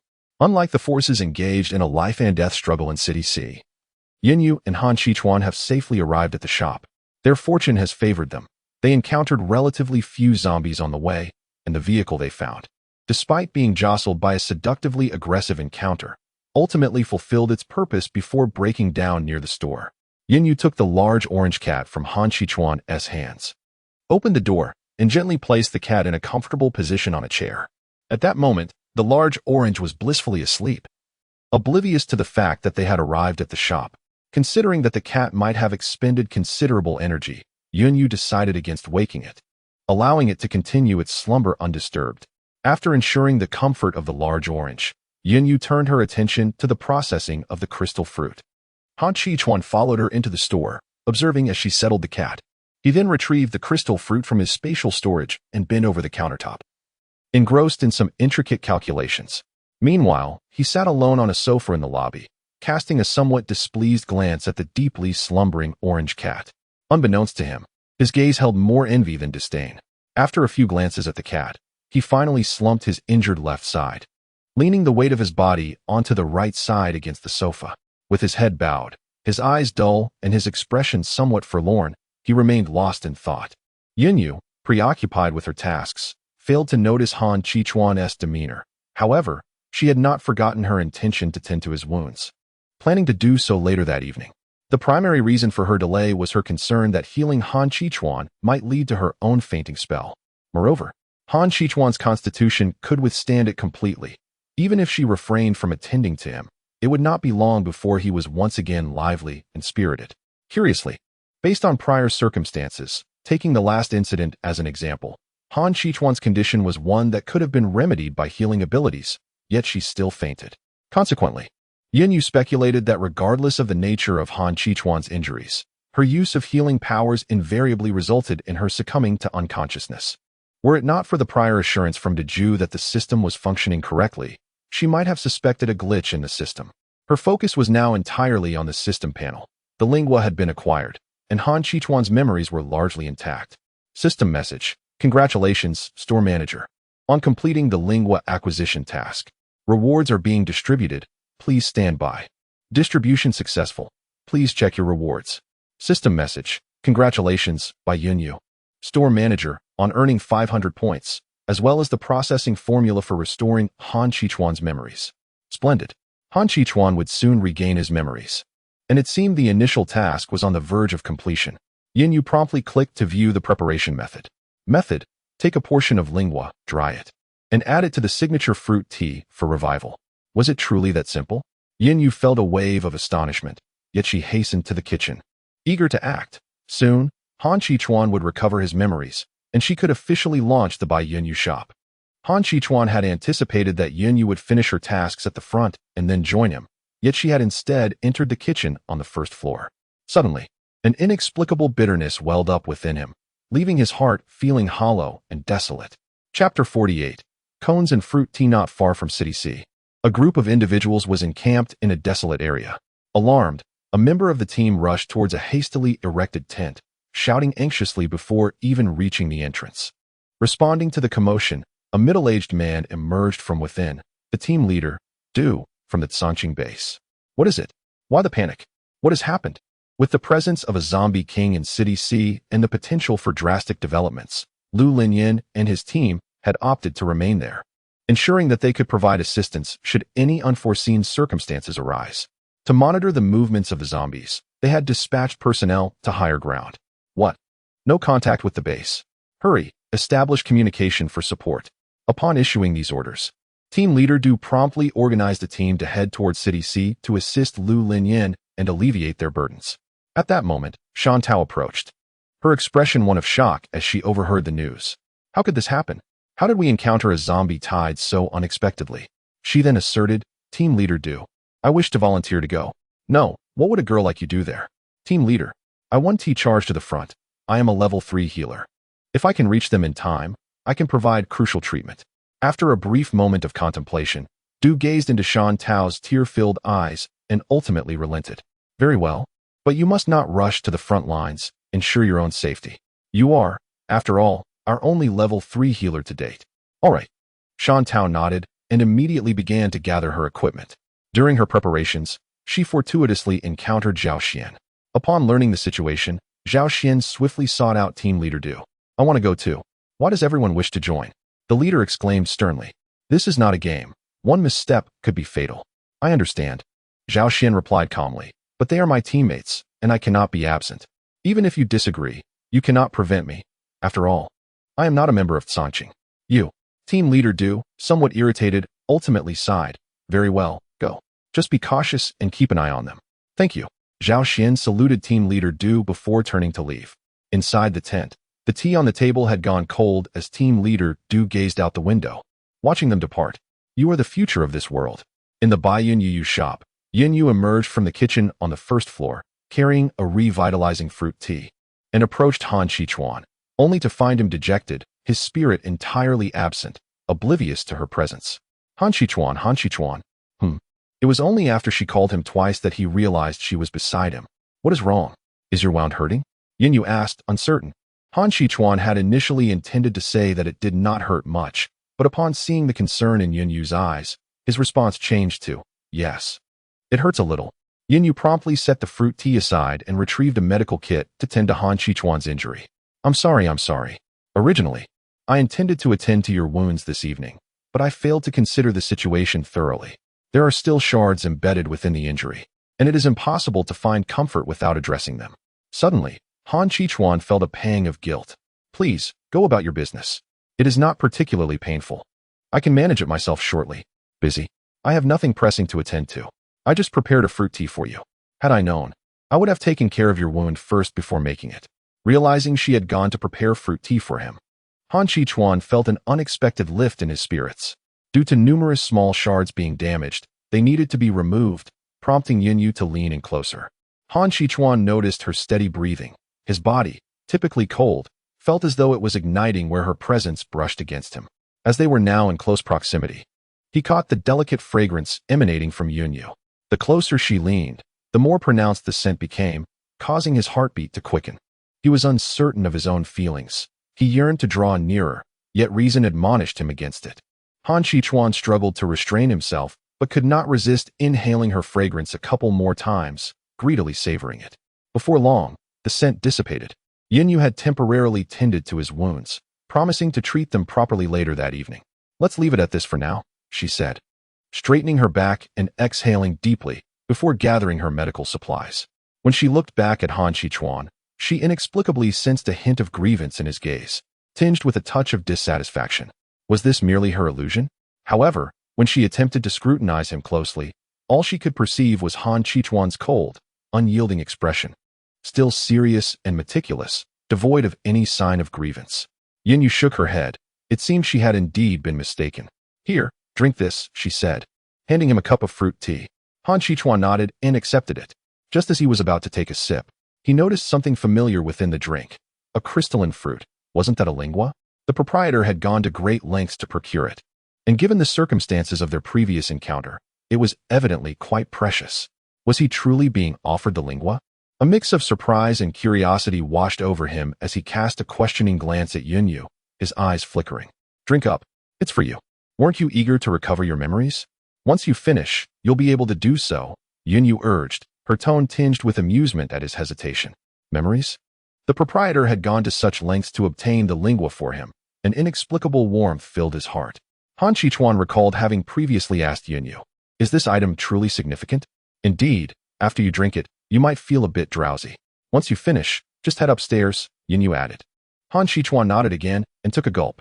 "Brother, this kind of milk tea or fruit tea shouldn't be consumed like alcohol," Yunyu remarked.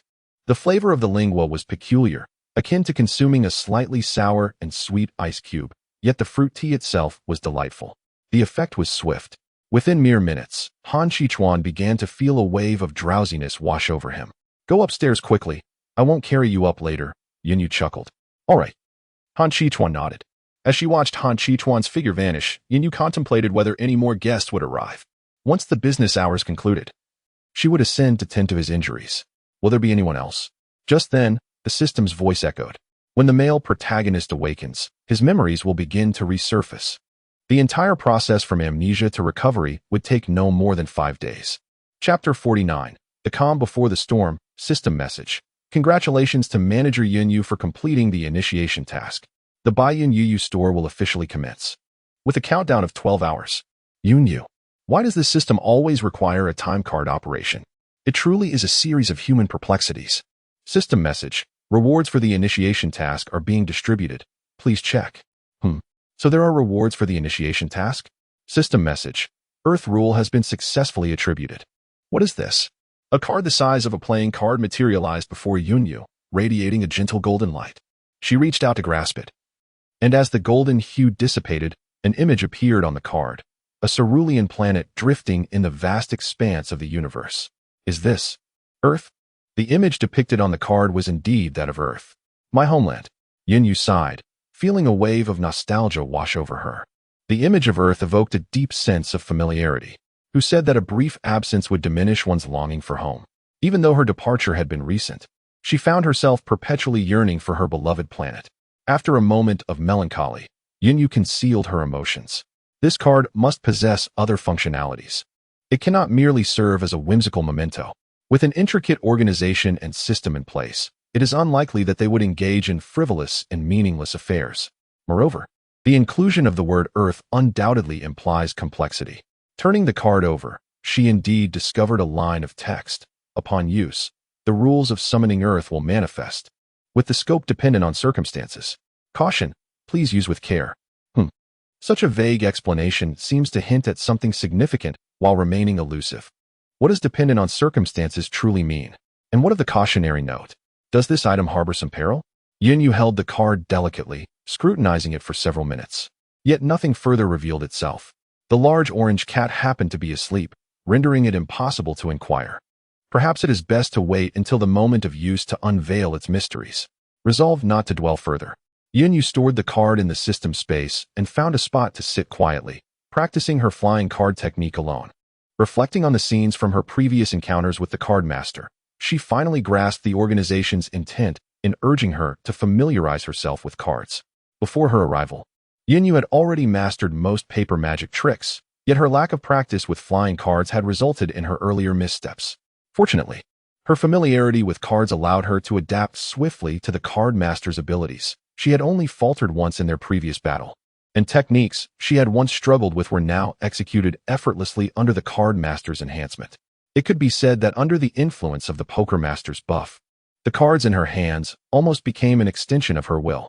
However, as the large orange cat had previously mentioned, the current poker master capabilities are time-sensitive for her, and even if she were to attain a permanent mastery of these abilities, they would still depend on her system currency. Therefore, Yunyu wished to immerse herself further in the master's buff state. Perhaps once she found her rhythm, even without the master's enhancements, the difference would be negligible aside from the inability to manipulate cards in midair, particularly with the throwing cards. It's essential to understand that their lethality against zombies is not derived from the poker master's buff, but rather from the inherent efficacy of the cards themselves. After practicing for a while, Yunyu suddenly sensed a dimming of the light. She approached the window and gazed at the sky outside. The clouds loomed ominously. The air was heavy and oppressive, yet eerily still. What was happening? Was it going to rain? The calm before a storm? Just then, the system's voice echoed once more. System notification. It has been detected that the store manager has completed the initial task. The shop will relocate to the predetermined position in 30 minutes. A relocation? Oh, she seemed to recall the large orange cat mentioning this before. 30 minutes. Would there still be customers arriving in that time? Damn it. Why are there zombies here as well? Cheng Jun cursed vehemently. Ahead at the intersection, a horde of zombies obstructed their path, forcing Lu Linyin to turn the car around. They were being cornered from all sides. Could it be that the zombie king intended to encircle the entirety of City C? Cheng Jun felt increasingly agitated. But shouldn't the center of City C have the highest concentration of zombies? Suddenly, Cheng Jun seemed to recall something, his expression resembling that of a haunted soul. Could it be that the Corpse King, prior to our arrival, has already orchestrated the relocation of the zombies, ultimately unleashing a tide of the undead to ensnare the entirety of City C? Indeed, Cheng Jun was not mistaken. Upon discovering Mei, the Corpse King had commenced his machinations. Though rather than encircling the entire City C, he had chosen to ensnare them all. Yet, the outcome diverged from expectations, and Ling Gua had not fallen into the Corpse King's grasp. Is there any route leading out of City C? Lu Linyin inquired. Cheng Jun pondered for a moment. There is indeed a way, in that direction. He gestured towards the path. This direction? Lu Linyin's pupils widened. Then he spoke in a low voice. Hold on tight. At the rear, Wan Quan and Zhang Depeng found themselves at a loss, wondering what riddle these two leaders were attempting to unravel. Can you please clarify? They thought, feeling a sense of urgency. Meanwhile, reclining in a chair and somewhat drowsy, Ling Xianwei had an inkling of the situation. That direction? It seems to lead to Baiyun Yuyu's shop, towards Bosyun. On the road, it was not just Lu Linyin's team that faced such circumstances. Glancing ahead, Mei fell silent at the sight of yet another group of zombies blocking the path. How many times had this occurred? 4 or 5.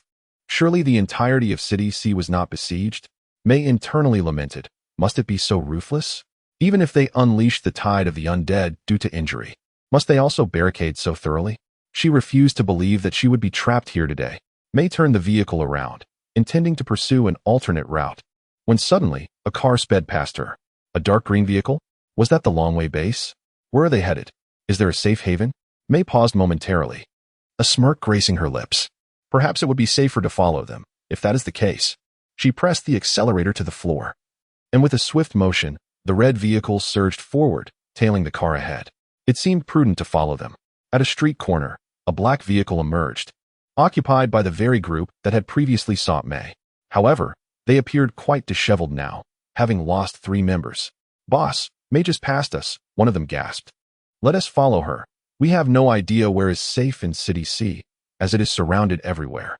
The shadowy figure, panting heavily, clutched his chest and remarked, perhaps she knows a way out. Indeed.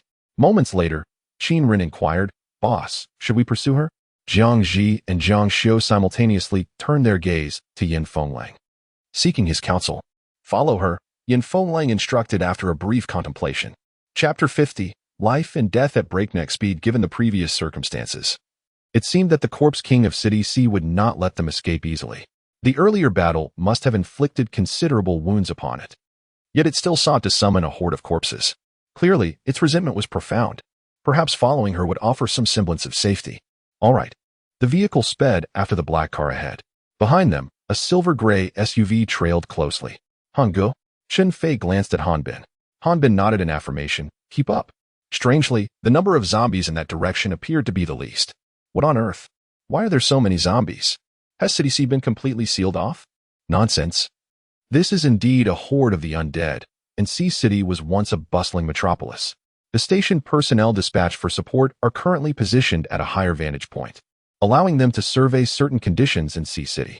Almost all the exits on the periphery of C City are teeming with clusters of dark figures. One individual inquired of Zhao Xian regarding which direction they should generate firepower to divert attention. Shan Tao's complexion appeared somewhat ashen. No one has responded yet. Could something have gone awry? Her inherently gentle disposition was on the verge of tears at this moment. Do not frighten yourself. Everything will be fine, Zhao Xian reassured her, though his own heart was fraught with uncertainty. Nevertheless, they had no choice but to trust their captain. Have we managed to establish contact with the base? Yes. The base relayed that a helicopter has been dispatched and should arrive in approximately 10 minutes. Zhao Xian nodded, urging Shan Tao to persist in her attempts to reach out, and then turned his gaze back to the throng of zombies in C City. Shan Tao, meanwhile, anxiously continued to dial the communicator, her heart racing with impatience. Come on. Why aren't they answering? 555. At this moment, Lu Linyan and his companions were indeed facing difficulties. While traversing a particular street, they found themselves besieged by zombies. Their optimal choice was to proceed along this route, as Boss Yun's shop lay just ahead. Fortunately, the zombies along this path were somewhat dispersed and had not completely obstructed the road. Those lower-tier zombies were recklessly hurling themselves against the vehicle, forcing Lu Linyan to swerve to avoid them, resulting in a tumultuous ride. He was not afraid of the vehicle being damaged, but rather concerned that the zombies might become trapped within it. As their numbers swelled, uncertainty loomed. Beep, beep, beep. This was the sound of Lu Linyan's pager, indicating someone was trying to reach them. Zhang Depeo, Lu Linyan called out, freeing one hand to toss the device to him, signaling him to answer. Just as Zhang Depeo grasped the pager and was about to connect, the vehicle jolted violently, forcing both him and Wan Quan against the side of the car. Oh, the pager! Zhang Depeo exclaimed. It fell beneath the vehicle. As he was about to retrieve it, another sudden swerve sent him and Wan Quan careening to the side once more. Hold on tight, Lu Linyan advised them. Upon connecting, a voice tinged with distress emanated from the other end. Captain, Sister Wei, are you all right? It's good to hear you're fine. By the way, which way are you planning to come out? We'll provide cover for you. Zhang Depeo relayed the message. Understood, we'll be cautious. After hanging up, Zhang Depeo inadvertently noticed a vehicle trailing closely behind them. Captain, there is someone following us, he reported. Ignore it. Meanwhile, Mei, who was closely pursuing Lu Linyan and his team, wore a troubled expression, inwardly cursing them. What the hell? Is this really a safe route? With so many zombies, it seems like a dead end. Despite her thoughts, she had no alternative. The conditions on this road were significantly better than those she had encountered previously. Gritting her teeth, she resolved to push through. In the vehicle trailing Mei, the leader instructed, stay close and maintain distance. Fengyi, Yin Feng nodded. Hangu, coming. If one were to observe from the heights, one would notice 5 vehicles traversing a street in City C, forming barriers of flame, wind, and earth, while others forcefully repelled the zombies. Undoubtedly, these 5 individuals, in their 5 vehicles, were heading in a singular direction, towards an intersection where an unusual shop awaited.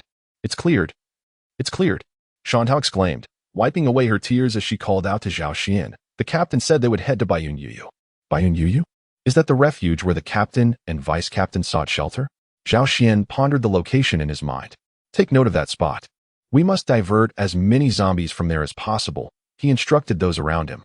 Understood, exclaimed Qingjun. These zombies are multiplying. Are you up for it, old Lu? If you maintain your barrier, we shall make our escape, Lu Linyan retorted. The zombies seemed to have pinpointed their location, swarming towards them in increasing numbers. The atmosphere inside the vehicle was rife with tension. If only we could draw away a portion of these zombies, someone mused. Suddenly, a deafening explosion resonated from a distance, causing a throng of zombies to rush towards the source of the commotion. The pressure along the road significantly lessened. Brilliant. It must be Xiaoxian. Zhang Dapeng cheered with excitement. A smile crept across Lu Linyan's face. Their reinforcements had arrived. At that moment, the pager rang, and Zhang Dapeng immediately answered it. Zhao Xian's voice came through. Captain, hold on for a moment. Long Wei and Song Qing's helicopter should arrive in a few minutes. Understood. With the pressure alleviated en route, the 4 vehicles trailing behind shared a singular thought. Truly, as expected of 2 major bases, they had contingencies in place. On top of a tall building along the street, a zombie with a severed arm observed the 5 vehicles, its mouth moving with a clicking sound. Finally found you. Humans, you shall pay the price. Has it started thundering? Could another battle be brewing? Yunyu pushed open the shop door and gazed skyward. The sky had grown increasingly overcast, signaling an impending downpour. Perhaps that was the thunder she had heard moments ago. With only 6 minutes remaining, she wondered if anyone else would arrive. Yunyu lifted her gaze ahead, where several vehicles sped toward her, while zombies seemingly emerged from nowhere, lunging at them along the road. She glanced to her side. Chapter 51. Zombie tide uprising at the ends of the intersection, a dense, dark mass loomed. Could this be the legendary tide of corpses? All of them heading toward her shop? Yunyu widened her eyes in astonishment, feeling fortunate to witness such a rare sight just days after her arrival. Yet, it was uncertain whether her luck was good or ill. However, Yunyu felt no fear. The system's reliability was quite high, and these zombies posed no threat to her shop. Furthermore, in just a few minutes, her establishment would have been relocated. What concerned her now was the approaching vehicles. She wondered if they would arrive before her shop had moved. Otherwise, Yunyu gazed into the distant horizon. The consequences are unimaginable. It is almost upon us. Everyone, hold on a little longer. Lu Linyan addressed those utilizing their abilities to shield the vehicle. You're merely standing there, unscathed, Cheng Jun retorted, urging him to accelerate. They had previously battled the Corpse King and subsequently encountered a horde of undead. Ling Xianwei and Zhang Dapeng had exhausted their powers, and Lu Linyan's abilities were dwindling, coupled with the fact that his role in driving offered little assistance. Now, they relied entirely on Cheng Jun and Wang Quan to sustain them. The 4 vehicles behind, possessing more residual energy and not being the foremost, fared significantly better than Lu Linyan and his companions. As they drew nearer, excitement surged among the group. Lu Linyan silently counted down. 3, 2. A prolonged howl echoed, met with several responses. Agonizing screams erupted from within the vehicles. Lu Linyan felt a resounding blow to his head, pain radiating through his skull, stars dancing before his eyes. The others fared little better. Cheng Jun, maintaining the fiery barrier outside, was abruptly interrupted in his use of powers, while the weakened Ling Xianwei spat blood. Wang Quan and Zhang Dapeng, of lesser rank, curled up in the vehicle, clutching their heads. The indiscriminate assault affected everyone to varying degrees, and Han Bin, still recovering from his injuries, fainted outright. The attack on their minds transformed the once smoothly operating vehicles into erratic, drunken sways. Enduring excruciating pain, Lu Linyan managed to bring the vehicle to a halt. The vehicles behind, apart from possessing a semblance of psychic prowess that allowed them to halt with some degree of stability, faced a far less fortunate fate. The other automobiles failed to come to a proper stop, resulting instead in collisions and crashes against trees.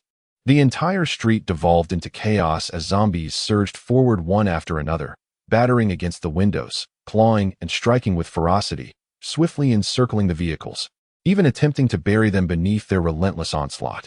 Fortunately, the cars in this apocalyptic world were fortified with special reinforcements, rendering them impervious to the zombies' attempts to breach their defenses in the short term.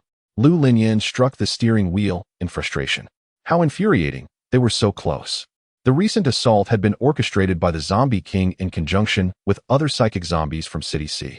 Although the other zombies were not as formidable as the Zombie King, their sheer numbers, combined with the command of the Zombie King, had led to their downfall.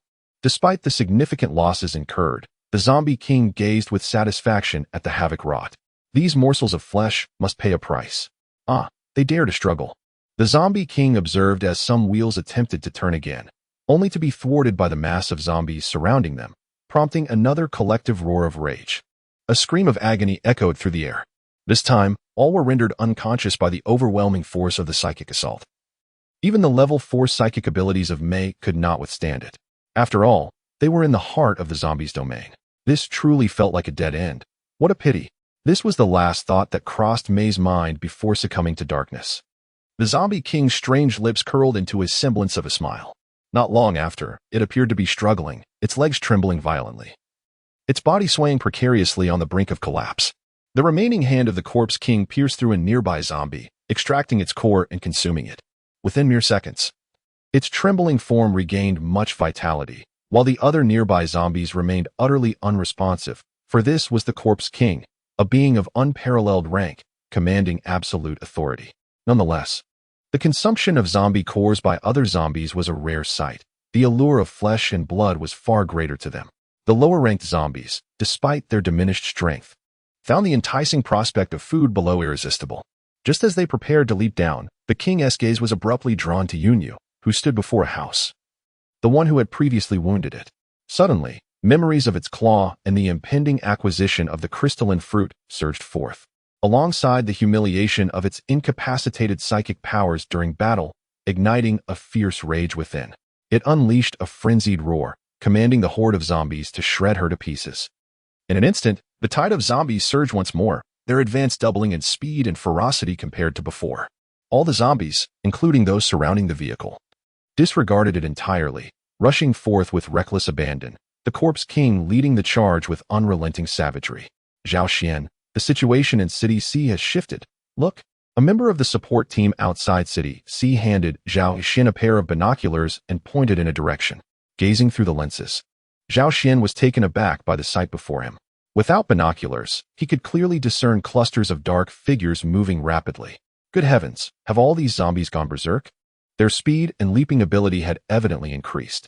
What have the captains done to incite such reckless frenzy in the corpse king, causing the entire horde to erupt in chaos? Regardless of their actions, their situation is undoubtedly perilous. At this moment, even the passing zombies do not cast a glance at the unconscious individuals inside the vehicle. How long until reinforcements from the base arrive? Zhao Xian felt a pang of anxiety within. No sooner had he spoken than he heard a buzzing sound. Looking up, he saw the helicopters of Songqing and Long Wei approaching, heading toward City C. As he observed the arrival of the helicopters, a slight relief washed over him. Yet his fists clenched once more, hoping that everything would be timely. Meanwhile, the true architect behind the zombie tide, Yunyu, appeared bewildered, entirely unaware of why the previously docile zombies had suddenly turned ferocious. After a moment of contemplation, she abandoned her quest for understanding, shaking her head with a wry smile. As it did not hinder her impending plans, she had witnessed the entire process of the vehicles being halted. Although she could not feel the influence of the zombie king's mental power, the roars of the undead hinted at what the zombie king had orchestrated. With just a minute remaining before her shop would relocate, she realized that those individuals would undoubtedly be unable to reach it in time. Alas, she had initially considered bringing them along, but it seemed they would not make it now. Once the shop departed, their prospects appeared grim. Thus, Yunyu stepped outside, leading to the subsequent chaos of the zombie tide. She pondered the efficacy of that card. Chapter 52. The law zombies frantically charged toward her. Yet Yunyu remained composed at the entrance of her shop. She retrieved the card from her spatial pocket and tossed it into the air, summoning the system panel. Do you confirm the activation of the earthly rules? Yes. 3 seconds passed. The zombies continued to charge toward this direction, drawing ever closer, soon to breach the safety perimeter of the store. Nothing seemed to have occurred. No, something had transpired. System notification, 300 system coins successfully utilized. What? She couldn't have spent anything. Wait, her balance appeared to be exactly 300. Yunyu hastily opened the panel to check her balance, and 3 glaring zeros lingered on the screen. This was all her hard-earned savings from the past few days. How could it be gone? Checking the transaction history revealed, payment for Earth rules, 300 system coins. Yunyu felt as though she might vomit blood to fully convey her current emotional turmoil. Surely, the organization wouldn't be so deceitful. If there had been some spectacular effect, she would have accepted it. But how could they deduct such a considerable sum for something utterly ineffective? Observing the zombies barreling toward her, seemingly unfazed, Yunyu felt utterly despondent. She was not afraid. These zombies could not breach the store's 100-meter radius. Rather, she was heartbroken that her system coins had simply vanished into thin air. 10 seconds elapsed, and as the zombies neared the 100-meter threshold, the spot where the card had been thrown began to stir. Yinyu recalled that many effects had a delay, and her spirits lifted once more. Could it be that this time there was a 10-second delay? It wasn't the loss of the 300 coins that pained her, but the thought of spending them without any result. If the outcome proved satisfactory, she would deem it worthwhile. With a sense of anticipation, Yinyu gazed towards that location. Previously, where the cards radiated a golden light, a spherical apparition materialized, swiftly expanding and hovering directly above the shop. A sudden mist enveloped the establishment. Yinyu felt a sense of wonder and gently touched it, discovering it was but an illusion of light. After the mist dissipated, torrents of water surged, swirling around the shop. As the spherical apparition reached its maximum size, it expanded outward from the shop's center. At that moment, Yinyu looked up to discern the nature of the apparition. It was an irregularly shaped orb of deep azure. In City C, above the skyline, 2 helicopters each carried a pair of individuals, one steering the craft while the other managed the weaponry, en route to a designated reinforcement site. The cabin doors swung open, revealing a rope ladder dangling beside a dark cannon, aimed at the zombies below. They were nearing the signal location. "Hey, what is that up ahead?" one pilot on the Tsangqing helicopter inquired. "What?" the other replied, following his gaze. A massive, bluish, nearly spherical apparition loomed in the air. Similar exchanges were occurring on Long Wei's side. "Look below. What is happening?" "Goodness." On the ground of City C, a white-blue circle was expanding, resembling a cleansing ritual. "By the way, can you still use your powers?" one person suddenly asked. "Why do you ask?" the other replied with a puzzled smile. In the next moment, the mist and torrents of water surged forth, sweeping away all the zombies encircling them. Within a kilometer, all zombies with a level below 4 dissipated into nothingness, while those above level 4 were repelled, suffering severe injuries. Within this kilometer radius, the tide of undead was utterly obliterated, with nearly 80% vanishing. "Wow, Zhao Xian, look!" exclaimed Shan Tao. Zhao Xian, who was contemplating where to fire next to draw attention, turned to follow her gaze and was instantly struck dumb with astonishment. The distant black dots in City C vanished under a sweeping arc of blue and white, yet the rest of the city remained unscathed, as if the blemish of City C had been wiped clean. What kind of supernatural ability is this? Or perhaps it would be more precise to inquire about the nature of this power. The tumultuous horde of zombies was rendered utterly powerless, unable even to muster a feeble struggle before disbanding completely. In the Baiyun Yu shop, Yinyu observed the ethereal apparition in the sky, feeling as if an instant had stretched into eternity. Eventually, she smiled with a hint of pride, lowered her gaze to dab at the moist corners of her eyes, and stepped inside the store. The earth is truly beautiful. As Yinyu entered, the shop gradually faded, ultimately dissolving into luminous specks. The wounds from the last encounter. The energy expended in summoning the horde, coupled with this latest injury, raised the question of whether she could endure.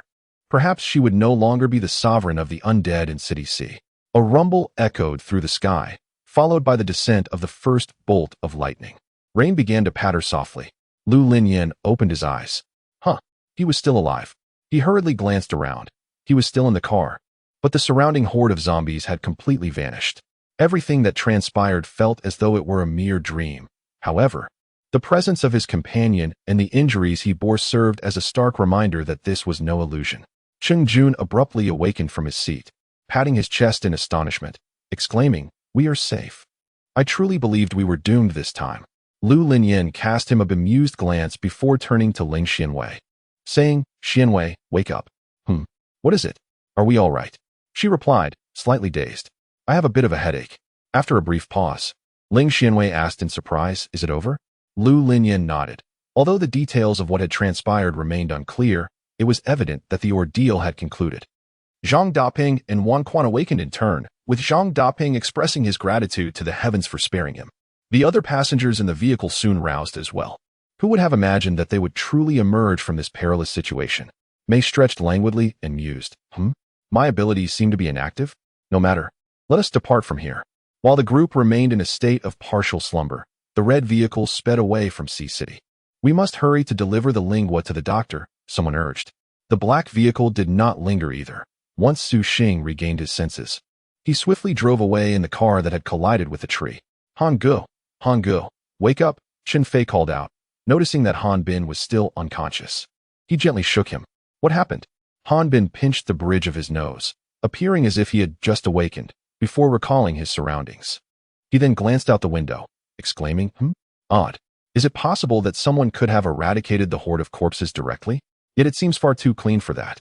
As Han Bin reflected on the series of unexpected events during this journey to City C, he murmured to himself, the occurrences along this path have truly been astonishing.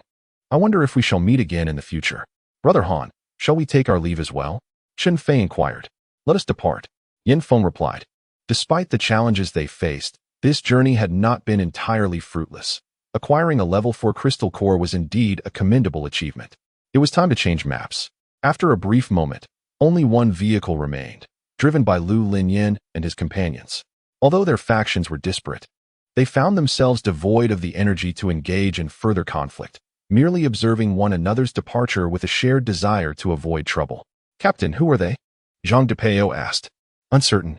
They are individuals from other factions. We need not concern ourselves with them, Lu Linyan replied, unsure of which factions had arrived in City C. Oh, where shall we go next? Cheng Jun queried from the side. I concur with that notion, Cheng Jun affirmed. We could explore a bit, Lu Linyan nodded, assessing that the surroundings appeared safe, particularly with the assurance of security at Boss Yun's establishment. Are we heading to that extraordinary shop? Zhang Depeo expressed his excitement, having longed to experience it after hearing the captain and the deputy mention it previously. Let us proceed. Fatty, Wan Quan could not help but nudge him. Do you not see that the others are nearly gone? At the intersection, only dilapidated houses and damaged shops remained. The store owned by Boss Yun was entirely absent, leaving no trace as if it had never existed. If not for the food they had purchased earlier, which they still carried with them, they might have believed that everything they had experienced was merely an illusion. How could this be? Zhang Dapeng, who had previously been filled with joy, now felt an equal measure of disappointment. He had hoped to buy more of that untainted food. At this moment, Ling Xianwei felt a pang of worry. Perhaps Boss Yun had encountered some peril. Observing her anxious demeanor, Lu Linyan offered reassurance. Do not fret. Boss Yun's establishment is unique and surely safe. The formidable level 4 zombie that had pursued them had not dared to enter this place. Even the mightiest of undead kings would surely harbor some trepidation. Ling Xianwei nodded in agreement and cast another glance at the ruins at the crossroads. Indeed, this incident marked one of the most significant changes since her rebirth. The precious fruit had ultimately escaped the clutches of the zombie king, and He Limping had similarly averted a fatal crisis. All these transformations were intertwined with that shop. Ling Xianwei sighed softly, pondering when they might next meet. At that moment, the sky resonated with thunder, aptly reflecting Lu Linyan's sentiments. Let us move quickly. We must seize the time, Cheng Jun urged. Everyone, we have arrived late. Are you all safe? 2 helicopters hovered in the air, and a head emerged from an open hatch. Even Lu Linyan could not help but comment, you must be a bit late, haven't you? It's all over now. You know, what transpired before that incident? Wan Quan inquired, his confusion palpable. Isn't that a redundant question? With such a commotion, surely you must have noticed? I had presumed that what occurred was orchestrated by you, Nen Liang remarked, disbelief evident in his tone. The previous apparition had been so immense. It was inconceivable that they could have missed it unless they were utterly oblivious, perhaps even asleep. The expressions of those present turned peculiar. Were they truly asleep? Nan Liang pondered, grappling with the absurdity of the notion. It was the first time he had heard of anyone managing to slumber amidst a horde of corpses. Not asleep. They all fainted, Lu Linyan interjected, resting his forehead in exasperation. Oh, Nen Liang exclaimed, suddenly enlightened. Upon arriving, he had caught wind of the news that City C had been plagued by a level 5 psychic zombie king. Thus, fainting seemed entirely plausible. By the way, can you still utilize your abilities? A voice from Long Wei's side chimed in. Hey, brother, I just noticed that too. I feel an abundance of energy, yet I cannot harness it. Isn't that peculiar? Hearing someone else voice the same observation, Nan Liang's interest peaked immediately. On the ground, the 5 individuals overheard the conversation and promptly assessed their own powers. My abilities are incapacitated. Mine too. Although their powers were nearly depleted, they were acutely aware of whether they could wield them. Cheng Jun, Lu Linyan, and Ling Xianwei experienced a moment of clarity as they sensed their abilities. And in that instant, all previous uncertainties seemed to find resolution. Ling Xianwei cast another contemplative glance towards the location of the shop, silently expressing her gratitude. With a quiet sigh of relief, her greatest doubt evaporated. The ticking time bomb had finally been defused. Ah, my abilities can be used again. Zhang Daping's jubilant voice resonated. It seemed the time had come. Cheng Jun glanced at the flames dancing in his hand. It was indeed time to depart. His powers had returned, and it wouldn't be long before the zombies would re-emerge. Lu Linyan speculated. They're coming, they're coming. A voice echoed from above. Is there anyone who wishes to board a helicopter? It's free. In his current state, Nan Liang resembled a peculiar uncle attempting to lure children. The rain intensified, as if to cleanse the bloodstains and grime of the apocalypse. This setting unfolded within a forest, teeming with mutated flora. Nonetheless, numerous teams ventured inside for two primary reasons. Although the forest harbored many anomalies, it equally concealed a plethora of treasures. Moreover, for reasons yet unknown, the mutated plants in this forest exhibited a surprising gentleness towards the humans who dared to enter, possessing low levels of hostility and minimal danger. The sole peril lay deep within the forest, shrouded in a veil of white mist, rumored to ensnare souls in an eternal illusion, leaving them forever lost. At 6:30 p.m., this region too was beset by rain, the sky dark and fraught with thunder and lightning. A few hundred meters ahead, in a desolate expanse, specks of light began to coalesce, and a building materialized gradually from the ether until it stood fully formed, the luminescent particles dissipating. A shop had inexplicably appeared in this barren wilderness. Could this shop, situated in such a remote area, truly be the result of a glitch? Yinyu expressed her skepticism.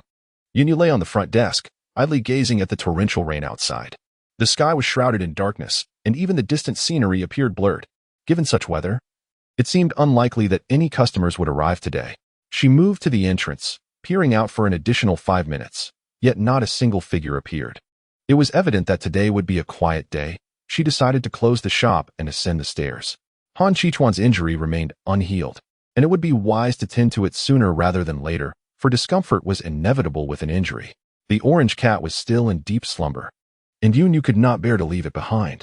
She locked the shop door carefully, cradling the orange cat with gentle movements to avoid waking it, and then made her way upstairs to the makeshift quarters. Outside, the rain continued to pour. Ling Xianwei sustained severe injuries and was receiving treatment in a temporary tent. Sister Wei, how did you sustain such serious injuries? Shantao inquired, her hands emanating a gentle green light, soothing the wounds on Ling Xuanwei's body and forehead. Her tone filled with concern.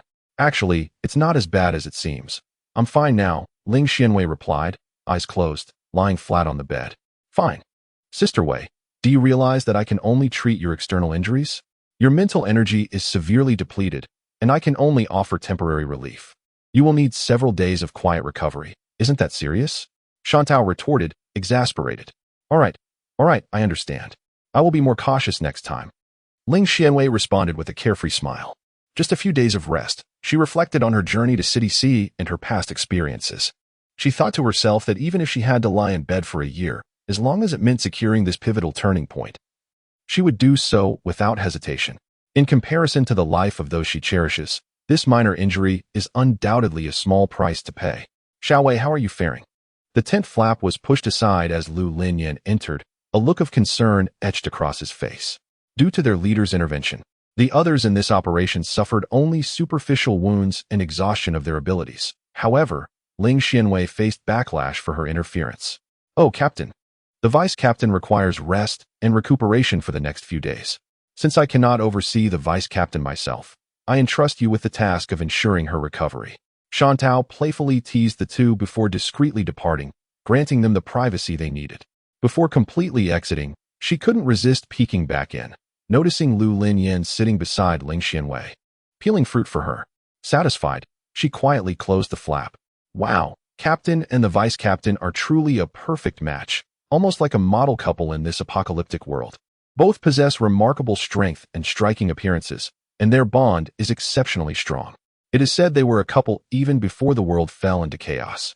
Maintaining such affection in these dire times is indeed rare. How enviable. Shantao silently screamed within her heart. Will she ever find her own destined partner, like Sister Wei? No. She mustn't dwell on such thoughts. It feels too embarrassing. Her cheeks flushed. Shantao hurriedly exited the tent where Ling Xianwei was recovering, as she still had unfinished tasks, with some individuals still in need of care. Inside the tent, Lu Linyan offered the prepared fruit to Ling Xianwei. The fruit had been treated to ensure a low contamination level, albeit at a higher cost, proving beneficial for Ling Xuanwei's recovery. Ling Xianwei took the fruit and remarked, "It's fine now. I'm no longer feeling dizzy. However, Shantao advised me to recuperate for a few more days. Perhaps she was overly anxious, after all. Concern often leads to confusion." Lu Linyan chuckled at her demeanor. It would be wise to heed Shantao's counsel. Before the apocalypse, she was a medical student, and post-apocalypse, she possesses healing abilities, making her a veritable third-level physician. Are you not concerned that she will incessantly nag you? Ling Xianwei took a bite of the fruit and replied, "That is indeed a possibility."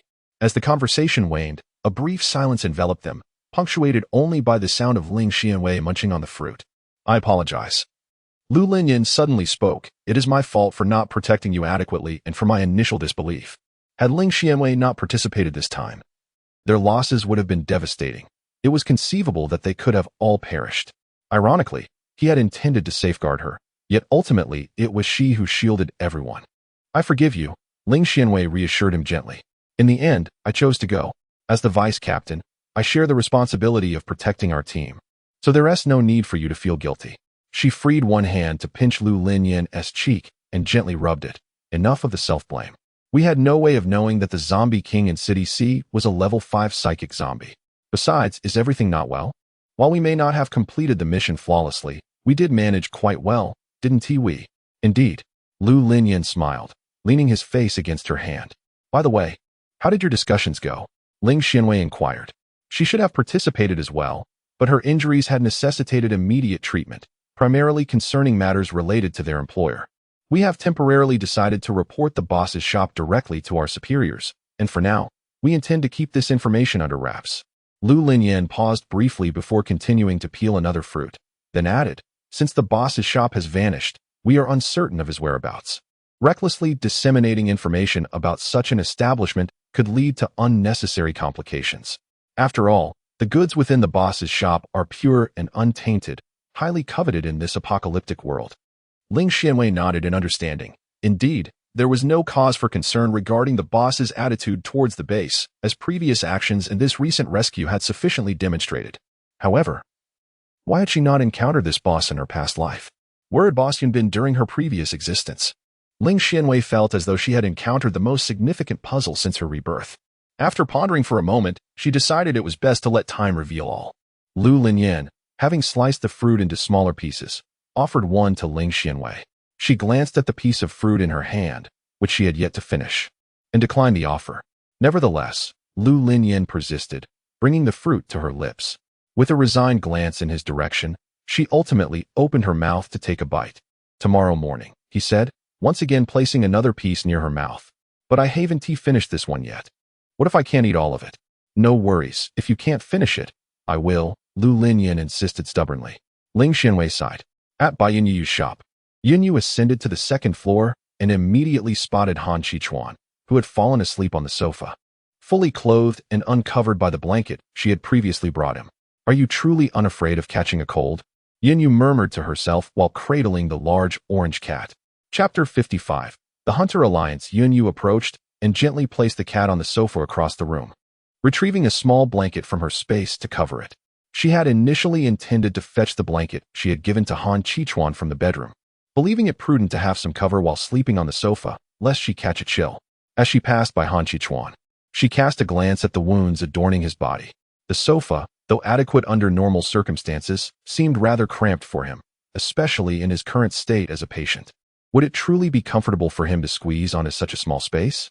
After some contemplation, Yunyu decided it would be more appropriate for Han Qichuan to occupy the bed while she took the sofa, allowing the injured party to have more comfort, particularly since his injuries were partially a consequence of her actions. With utmost care, Yunyu gently maneuvered Han Qichuan onto the bed, ensuring her movements were light enough not to rouse him. Fortunately, the effect of her poker mastery was still in play, and the distance was not overly great. Although the abilities of the poker master were similarly constrained within the shop, her enhanced physique remained intact. "Why is he so cold?" As she shifted Han Qichuan, Yunyu distinctly noted that his body temperature was several degrees lower than usual. Were it not for his steady breathing and the occasional furrowing of his brow, she might have feared for his well-being. Could this be due to his injuries? She pondered silently. Not daring to delay further, Yin swiftly summoned her system panel. Her system currency had been depleted. However, she still possessed the 500 task points she had previously accrued. 10 points equate to 1 system coin, and 500 points are just sufficient for her to utilize her healing ability once. With a gentle confirmation, a soft white light emanated from Yu's hands, enveloping Han Qichuan's wound. The injury began to heal at a visibly rapid pace, with the necrotic scales and skin shedding swiftly replaced by fresh growth. A minute later, Yu let out a long sigh, signaling completion. Based on her previous experiences, she felt that she was still a considerable distance from losing consciousness. Yu placed her hand on Han Qichuan's forehead, seeking to ascertain whether his body temperature had returned to normal. Alas, he felt still quite cold. Could it be that he had been exposed to the draft while lying on the sofa outside? She draped his blanket over him, preparing to depart, yet as she turned, she caught a glimpse of Han Qichuan furrowing his brow intensely, followed by a series of struggles. The blanket she had just arranged was abruptly kicked to the floor. Yu, feeling somewhat exasperated, readied herself to cover him again. As she approached, she noticed that Han Qichuan's complexion was quite poor, pallid, with his lips pressed tightly together. Was he trapped in a nightmare? After a moment's hesitation, she picked up the fallen blanket and laid it over him once more. Considering that he might still toss it aside, she resolved to envelop him in the blanket. Even if he was experiencing a nightmare, there would be no chance of kicking off the covers again. The bed was large, and Han Qichuan lay at its edge. Standing beside the bed, Yu pressed the edge of the blanket beneath him while also needing to climb onto the bed to manage the other side. With a sigh of relief, she completed the task successfully. Throughout her efforts, Han Qichuan did not struggle, significantly easing the challenge. However, what Yu did not notice was that when Han Qichuan had been struggling earlier, a subtle gray light had flickered at the center of his chest beneath his clothing. As she approached to cover him with a blanket, the light dissipated, as if it were evading her presence, vanishing swiftly and without a trace. As Yu prepared to rise and sleep on the sofa, she was suddenly struck by a familiar wave of dizziness. Oh no! She had lost track of time.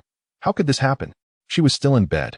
The effect took hold rapidly, and before she could resist, she collapsed beside Han Qichuan, slipping into a deep, unconscious slumber. Sensing something, Han Qichuan's brow relaxed, and the gray light on his chest did not re-emerge. As the clock approached 7, darkness enveloped the sky. The red vehicle was none other than Mei, departing from City C. Although it appeared to be heading towards the Longway base, it was, in fact, a hub for intelligence near Longway. In this post-apocalyptic world, human abilities varied significantly, and many individuals, due to their lack of strength, were unable to obtain the desires or necessities they sought. In response to such needs, the organization known as the Hunter Alliance was established beneath the stronghold of Tianmo, which possessed knowledge of the vast majority of information in the world. Those who fell short in their abilities could publicly post their tasks through the guild. Tianmo would assess the task's level and, after extracting a fee based on that level, the task would be displayed on the task boards at various outposts within the apocalypse. Subsequently, if someone chose to accept the task, Tianmo would facilitate a meeting between the two parties to negotiate their respective terms. In essence, Tianmo serves as an intermediary, charging a fee to facilitate the communication of messages. Anyone can opt to undertake tasks.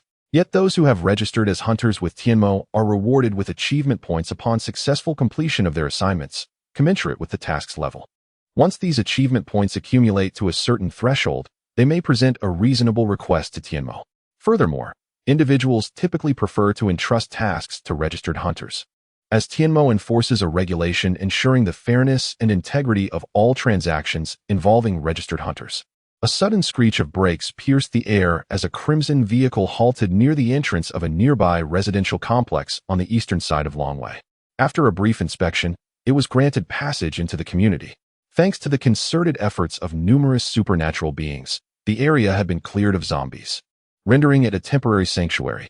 The red vehicle finally came to rest before a brightly lit, expansive villa where numerous tents had been erected in the vicinity, and many individuals were engaged in lively discussions, sharing amusing anecdotes from the day. The appearance of the red vehicle captivated the attention of all present. Possessing such a formidable means of transportation in the apocalypse was a clear indication of the owner's considerable prowess. Whispers of speculation filled the air as the crowd pondered the identity of the vehicle's owner. As the door swung open, a collective gasp resonated, accompanied by sounds of swallowed breaths. A long, graceful leg emerged, as smooth as jade, followed by a figure clad in a snug red dress. Its alluring curves captivating the attention of the onlookers, igniting the imaginations of the assembled men. Such a rare beauty was indeed a sight to behold, especially amidst the desolation of the apocalypse. However, when a portion of the onlookers beheld that captivating visage, it was as though a bucket of icy water had been doused upon them, extinguishing the recently ignited fantasies. Chapter 56. The Poisonous Flower. Though the flower may be alluring, a poisonous blossom is not something they can indulge in. It is better for them to merely admire it from afar. Yet, there will always be a few who fail to recognize allure, a handful of fools oblivious to the danger. The gaze of the surrounding crowd was something that May had long since grown accustomed to, as long as they did not trouble her. She paid them no heed and proceeded directly into the villa. This villa served as one of the intelligence outposts for Tianmo, and May, having registered as a hunter, boasted an impeccable mission completion rate of 100% since the establishment of the outpost, her formidable prowess instilling dread among those familiar with her. "Miss, would you care for a drink?" A burly man, his face adorned with stubble and wielding a hefty axe in one hand, raised a wine glass in the other, attempting to exude an air of gentlemanly elegance as he made his proposition to May, even throwing in a flirtatious wink. May rolled her eyes, disinterested in wasting her time, and resolutely ignored him. "Hey, why are you leaving? Is the beauty so dismissive?" The man obstructed May's path, as he witnessed someone boldly approach her. Others in the vicinity began to stir with restless anticipation. One individual was about to step forward to vie for the lady's favor when his companion urgently restrained him. "Are you out of your mind?" he exclaimed, his tone laced with urgency. "You're not even moved by such beauty? What are you thinking? Moved by what? Do you even know who she is? Who? Unless she is the daughter of Commander Longway, what is there to fear?" The mood of that person's friend was on the verge of losing control, nearly kicking him out. How could he contemplate ending his own life without dragging his friend into the abyss? Consumed by rage, he ultimately found a semblance of calm. Oh, could she possibly be the daughter of Commander Longway? Go ahead. The man scoffed, mocking his friend's lack of courage, and took a few steps forward. It was then that his friend's voice drifted back, somber yet clear. "She is not merely the heiress of Longway Base. She is the huntress, May." At the mention of her name, the third step he attempted to take suddenly faltered, his body drenched in cold sweat, trembling with an intense anxiety that nearly caused his muscles to spasm. He crawled back frantically, seizing his friend and shaking him vigorously. "What on earth? Why didn't you tell me sooner? Are you trying to kill me and inherit my crystal core? Huh, I warned you not to go. Did you not heed my advice?" His delayed realization stemmed from the fact that he no longer regarded May as a mere woman. She was a spectral entity in this post-apocalyptic world. May, having not executed her mission flawlessly, felt a sense of frustration at the prospect of losing her perfect record.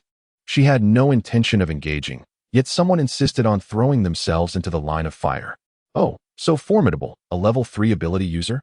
Yet, I remain concerned that you might not withstand it," May remarked, playfully manipulating her fingers, a captivating smile gracing her lips, enchanting and alluring. The bearded man felt his blood surge, a wave of heat rushing to his head. She truly was a siren. "Little enchantress, you ought to worry about yourself." With that, the bearded man lunged to embrace May. Her smile remained unchanged, yet her eyes sparkled with a golden light. The bearded man found himself ensnared, consumed by rage as he perceived it as a provocation, intent on demonstrating his prowess to make her aware of her place. After struggling in vain, he realized escape was impossible. "Oh dear brother, you truly can withstand this," she taunted, intensifying her grip. Her voice, soft and alluring, sent a chill down the spines of those around them. "Cough, cough, loosen your grip." As the bearded man was hoisted into the air by her raised arm, his hands were cruelly twisted behind him, contorting his body into an unnatural position. A wail of agony erupted from him, but after a single cry, her fingers clenched, sealing his mouth shut, leaving him to emit only muffled sounds of pain. "It's late at night. Let us not disturb the peace," she admonished, placing a finger to her lips in a shushing gesture. Then, as her golden aura intensified, her powers surged. "Brother, you are truly formidable. Is it not sufficient? Shall I apply more pressure?" she teased with a captivating smile. The bearded man, his mouth sealed, was reduced to tears and snot, vigorously shaking his head upon hearing her voice. "No, please, don't. 555 silence means consent, does it not?" She grinned wickedly, elated by the turn of events. The onlookers gasped, incredulous at her cruelty. But you're the one who sealed him. One murmured in disbelief. The bearded man cried out, don't come any closer. As her fingers twisted tighter, he writhed in excruciating pain, his body trembling uncontrollably. A series of sharp cracks echoed, reminiscent of breaking bones, causing the spectators to wince as they felt phantom pains. The individual who had earlier considered approaching now stood pale and motionless, paralyzed by fear of attracting her attention. Just when everyone believed that the bearded man might have met his end, a gentleman's voice resonated, and a well-dressed man emerged from the villa. Madam May, he is a registered hunter. Could you perhaps consider? Fortune seems to favor you. With that, May released him, and the bearded man fell to the ground, feeling as though his body no longer belonged to him, muttering incessantly, devil, devil, lacking strength, yet daring to cause havoc. He foolishly believed his muscles were formidable enough to crush even Wang Tai, proving to be weaker than the weakest of chickens, as May derided him. Thank you for your cooperation, Madam May. Chief Steward, what brings you to this modest outpost? Naturally, I had to come and take a look. Madam May, please. The guests are already waiting inside. The chief steward gestured for her to enter. May proceeded without regard for the happenings outside, while the chief steward cast a glance at the bearded man before also stepping inside. Outside, the crowd exchanged glances, none daring to approach. After a considerable time, the bearded man, enduring the pain, crawled away from the scene. Following this incident, he would likely harbor a shadow of fear at the sight of any beautiful woman. Inside the villa, although this S-class mission was deemed accomplished, it did not meet our expectations. Thus, we can only credit you with half the reward for this task. A figure clad in attire reminiscent of the one from Sea City who sought May reclined on a brown sofa, facing the languidly lounging May. The chief steward occupied the chair in the center, remaining silent, merely serving as the intermediary for this transaction, allowing them to negotiate the terms. However, should May choose to engage in negotiations with us once more, we might contemplate reaching an agreement, with conditions left to your discretion. No need for consideration. I must decline. May yawned. Your leader has already made a commitment regarding that matter. As for this S-level mission, the outcome is entirely at your disposal. Is it not true that the task's ultimate success has been rendered moot? May rose, preparing to take her leave. Are you not fearful of our potential change of heart? Our dissent? May paused, then spoke in a haunting tone.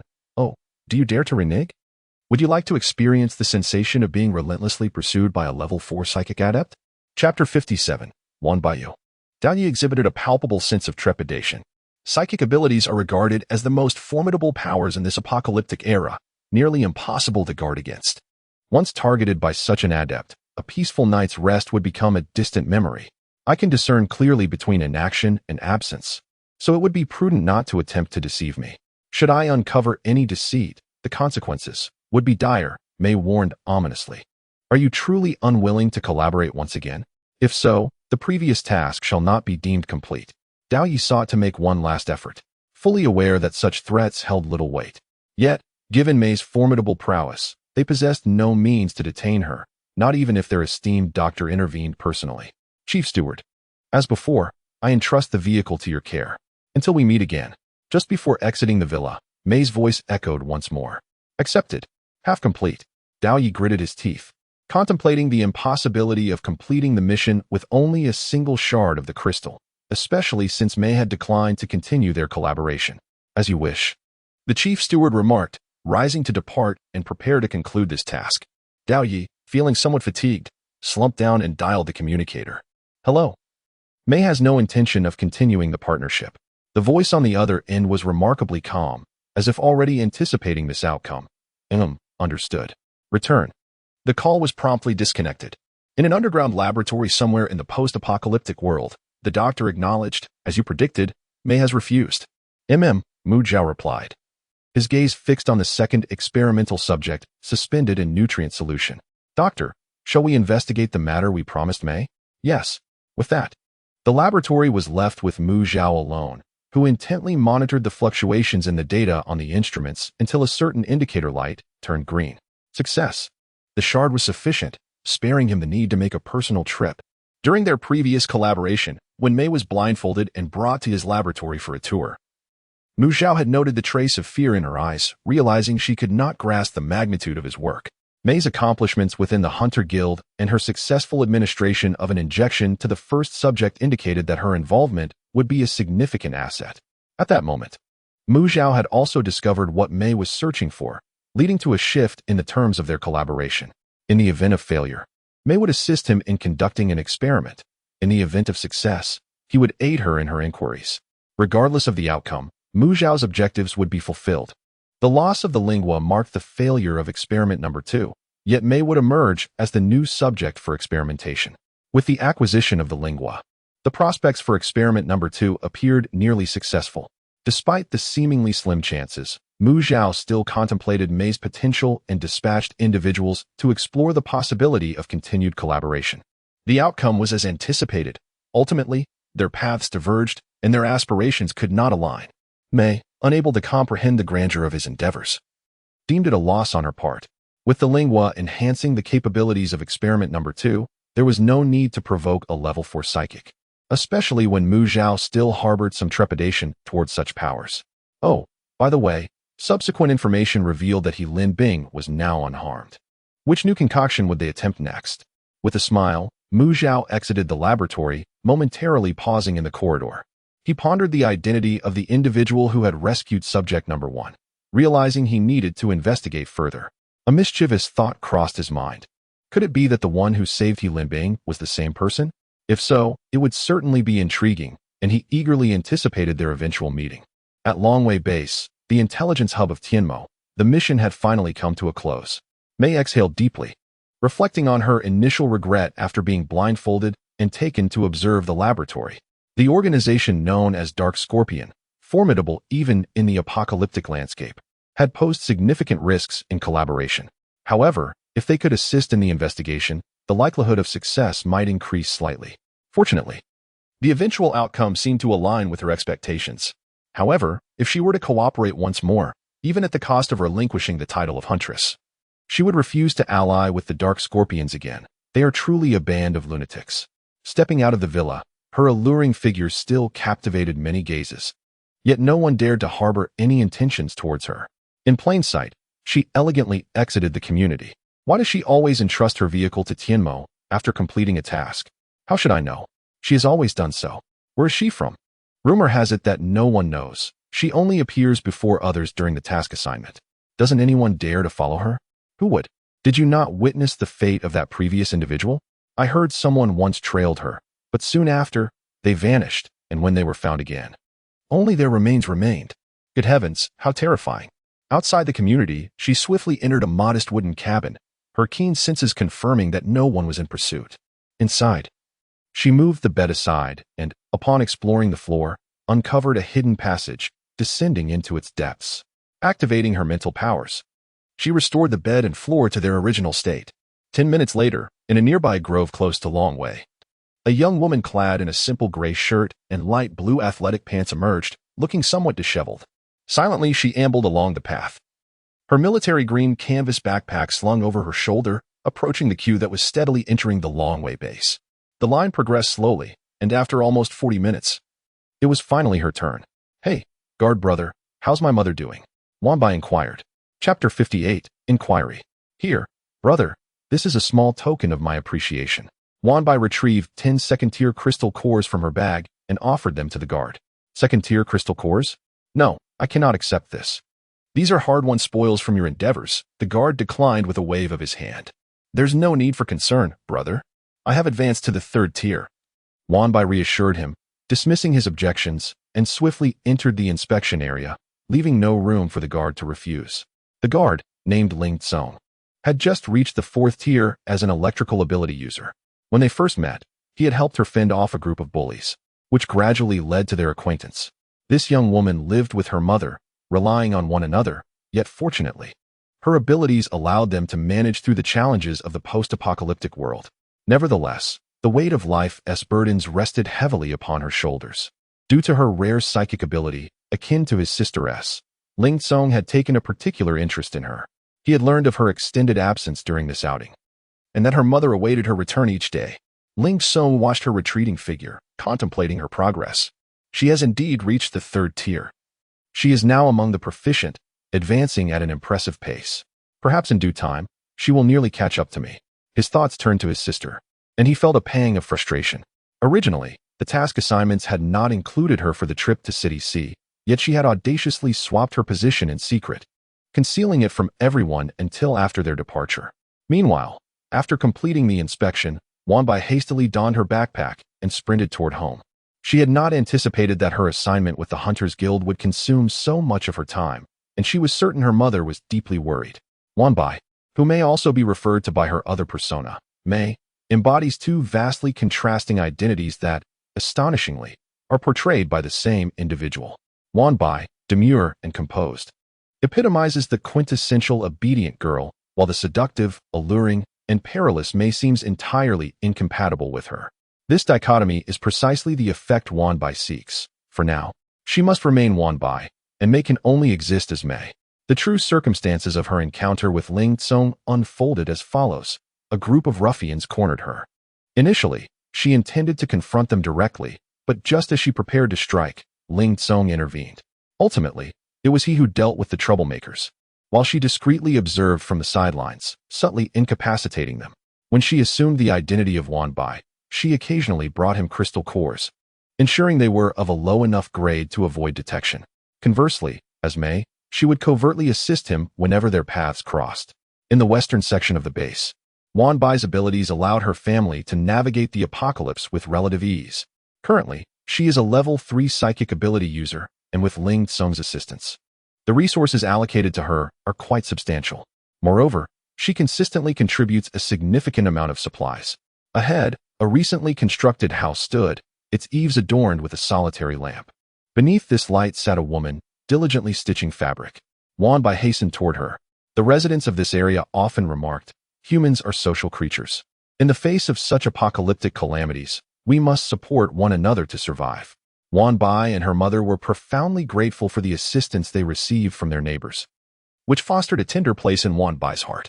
As autumn approached and the weather grew cooler, Mrs. Bai continued to mend garments outside her door. A gentle voice broke the silence. All right, I'm coming," Bai Yuan responded instinctively, momentarily taken aback. Upon turning to see who was behind her, her eyes widened in surprise, tears mingling with laughter.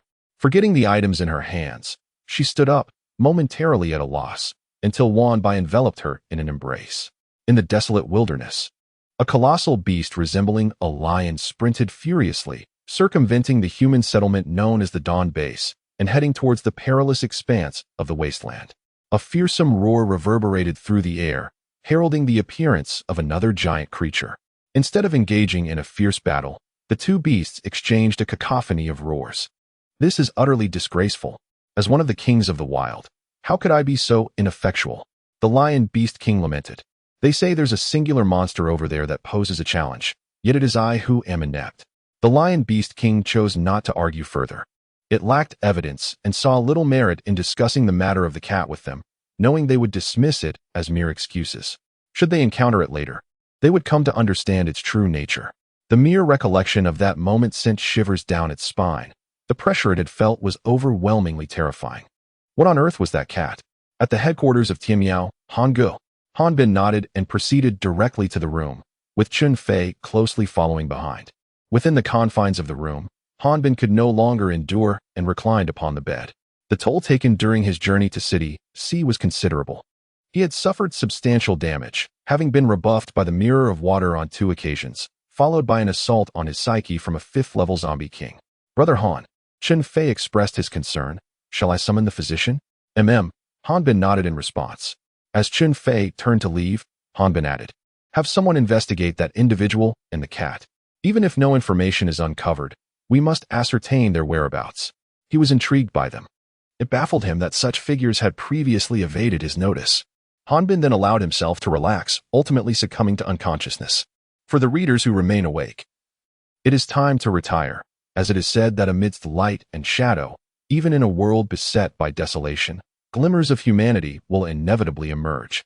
Thus, this atmosphere and setting were conceived. However, this is merely a passing mention. The narrative shall primarily focus on the female protagonist. Chapter 59. Nightmare near the northern cold mountain range. A black vehicle bore evident signs of a severe impact upon its front. In the passenger seat, A man clad in black sat with his eyes closed, whether in meditation or slumber was uncertain. The driver, Qin Run, was wholly absorbed in his task. When he caught a glimpse of Jiang Xiu and Jiang Ji in the rearview mirror, their expressions peculiar as they seemed to hesitate in addressing the sleeping Feng Yi. "What troubles you?" Qin Ren inquired softly, endeavoring not to disturb Feng Ye's repose. The two individuals behind soon realized that Qin Run had noticed them. Jiang Ji, as if he had found a lifeline, wore a sorrowful expression and pleaded, "Brother Qin." Jiang Xiu remained silent. Qin Ren pinched the bridge of his nose, feeling somewhat fatigued, and instructed, "Speak to me clearly." Jiang Ji then stated earnestly, "Yiyong has relayed news that someone intends to rebel while Master Feng is away." "What?" Qin Ren exclaimed in shock. Jiang Xiu and Jiang Ji whispered urgently, "Shu, Brother Qin," and pointed towards the closed-eyed Yin Fenglang. Yin Fenglang furrowed his brow slightly before awakening. His eyes tinged with red, fixed on Qin Ren with a gaze that radiated palpable fury. Qin Ren stammered, "And Master Feng, we have just received word that someone intends to rebel." He felt utterly despondent. "Rebel, huh?" Yin Fenglang scoffed with disdain. "In just a few days of my absence, they have grown so bold." The murderous intent in his eyes was unmistakable, and Qin Ren found himself yearning to shrink away into invisibility. Yin Fenglang turned his gaze back to Qin Ren, causing him to shudder, terrified that Master Feng might, in a fit of displeasure, cast him to the White Wolf. Speaking of which, he pondered whether his own Grey Wolf would come to his aid then, only to remember how easily it had fallen to the White Wolf's claws in the past. Perhaps, in such a scenario, the Grey Wolf would flee faster than he would. His face remained somewhat grim as he thought, "Master Feng, this vehicle is already at its maximum speed. How can I possibly accelerate further?" Suddenly, Qin Ren glanced at the rearview mirror. Jiang Xiu and Jiang Ji had remained as silent as mice since Feng Yi awoke, not daring to move. Upon noticing Qin Ren's gaze, the two exchanged hushed murmurs, accompanied by polite yet slightly awkward smiles. "Apologies, Brother Qin." Qin Ren said nothing, merely smiling back at his two companions. Jiang Xiu and Jiang Ji thought, "Brother Qin, it is indeed your own fault." A sense of dread enveloped them. Drip, drip. Where was that sound of water coming from? Han Qichuan furrowed his brow and then opened his eyes, striving to discern his surroundings. Yet, it proved futile. All was shrouded in darkness, rendering him unable to see anything. He began to feel around, and through touch, it seemed he was lying on flat ground, devoid of any objects nearby, as if this vast expanse contained only him. Where was this place? Why was he here? Shouldn't he be? Wait? Where was he supposed to be? Why could he not recall? What had he forgotten? Why did a sense of unease settle in his heart? Han Qichuan shook his head, quickly rising to his feet. The foremost priority now was to ascertain where he was. Drip, drip. The sound of water seemed to be emanating from ahead. In the pitch darkness, Han Qichuan could only navigate blindly. As he drew closer, the sound of water grew louder, transforming from mere drops to a flowing stream, becoming increasingly distinct. The splashing sounds were alarmingly near. Were it not for the sensation of movement beneath him, he might have suspected he was submerged in the water itself. For the sound of bubbles seemed to emerge from within his own body. He could even hear the bubbles rising beside his ear and above his head. They burst with a soft pop. What was that sound? An instrument? Various shrill cries erupted unexpectedly from around him, and Han Qichuan instinctively entered a state of heightened alert. The wind howled, stirring the air. With his keen senses, Han Qichuan sidestepped, feeling a cold, hard sensation graze his face, followed by a faint ache. A viscous liquid trickled down, somewhat metallic and sweet. Who? What was it? Han Qichuan's gaze sharpened, becoming piercing. A hoarse scream echoed, and a dim green light flickered in the pitch-black space, casting an eerie stillness. It evoked the sensation of traversing a darkened corridor in the dead of night, where the only illumination came from the green glow of an emergency exit. Although the green light was faint, it allowed Han Qichuan to discern that he seemed to be within a corridor, its walls composed of an unknown alloy. Warily, he scanned his surroundings. The creature that had just attacked him must have been sizable, yet it was nowhere to be found, for such a form could not conceal itself in this passage. Odd. Where exactly was he? A peculiar ambience enveloped him. The corridor offered only one direction, and Han Qichuan pressed forward, the cacophony of sounds fading into silence, the wind ceasing. It felt as though he were the last living being in existence. Ahead, a door materialized, red light seeping through the crack. The door appeared strangely out of nowhere. Or perhaps it had always been there, unnoticed until the crimson glow rendered it conspicuous. The moment Han Shichuan clearly discerned the door, the previously vanished shrieks erupted once more. It was a soulless creature, instinctively driven by an insatiable thirst for flesh and blood. Curiosity may have killed the cat, but Han Shichuan was not one to succumb to such whims. His reason urged him to turn away. Yet, his body, seemingly possessed, advanced uncontrollably. The door creaked open, revealing a swarm of mutated beings rushing towards him. His body instinctively retaliated, each strike lethal, requiring no deliberate thought, as he effortlessly dispatched those he knew all too well. Inside, the hue was not merely red light, but a vivid crimson, a river of blood flowing abundantly. The metallic floor resembled a riverbed at that moment. Various instruments flickered with light, while colorful liquids coursed through transparent tubes in constant motion. Within the room lay a bed, marked by the imprint of a body, yet devoid of any human presence. Beside it stood a large transparent container. Through its glass surface, one could discern a pale green solution within. A whistle pierced the air. The temperature dropped. Dear readers, take heed to keep warm. The narrative continued in Chapter 60, Benevolence. Han Shichuan turned to see a figure clad in a white lab coat, the stark whiteness contrasting sharply with the room's sanguine ambience. Although it was white, he felt it ought to be as red as blood, despite its pristine appearance. He instinctively sensed that this garment bore a more palpable scent of blood than anything else within the chamber. Though the whistle was silent, it resonated within him, penetrating every thought. A splitting headache overwhelmed him, and he collapsed to the ground. Who am I? Who is it?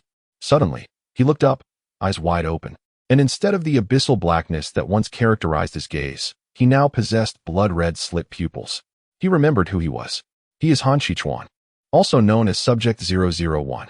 In a certain room, the report came in. Boss, it seems that Mei has successfully completed her mission. As he flipped through a magazine to pass the time while recuperating, he exclaimed, Indeed, she has accomplished it. The strength of her abilities is truly remarkable. She can come and go as she pleases. Upon hearing the report from his subordinate, NTie could not help but express his admiration. However, his subordinate, scratching his head in confusion, inquired, But boss, didn't you say this was none of our business? Why then should I inquire about Mei's mission completion? That's a matter of monitoring the enemy, do you understand? NTie replied tersely, But boss, Mei was our collaborator before. Why refer to it as enemy intelligence? The subordinate questioned again, perplexed. Have you forgotten how she handled you before? NTie retorted. Well, yes, I was beaten, the subordinate admitted. Then that settles it. NTie concluded.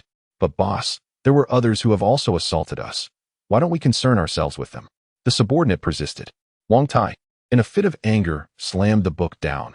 Damn it, it's not about being beaten by them. We were the ones who dealt with them, do you comprehend?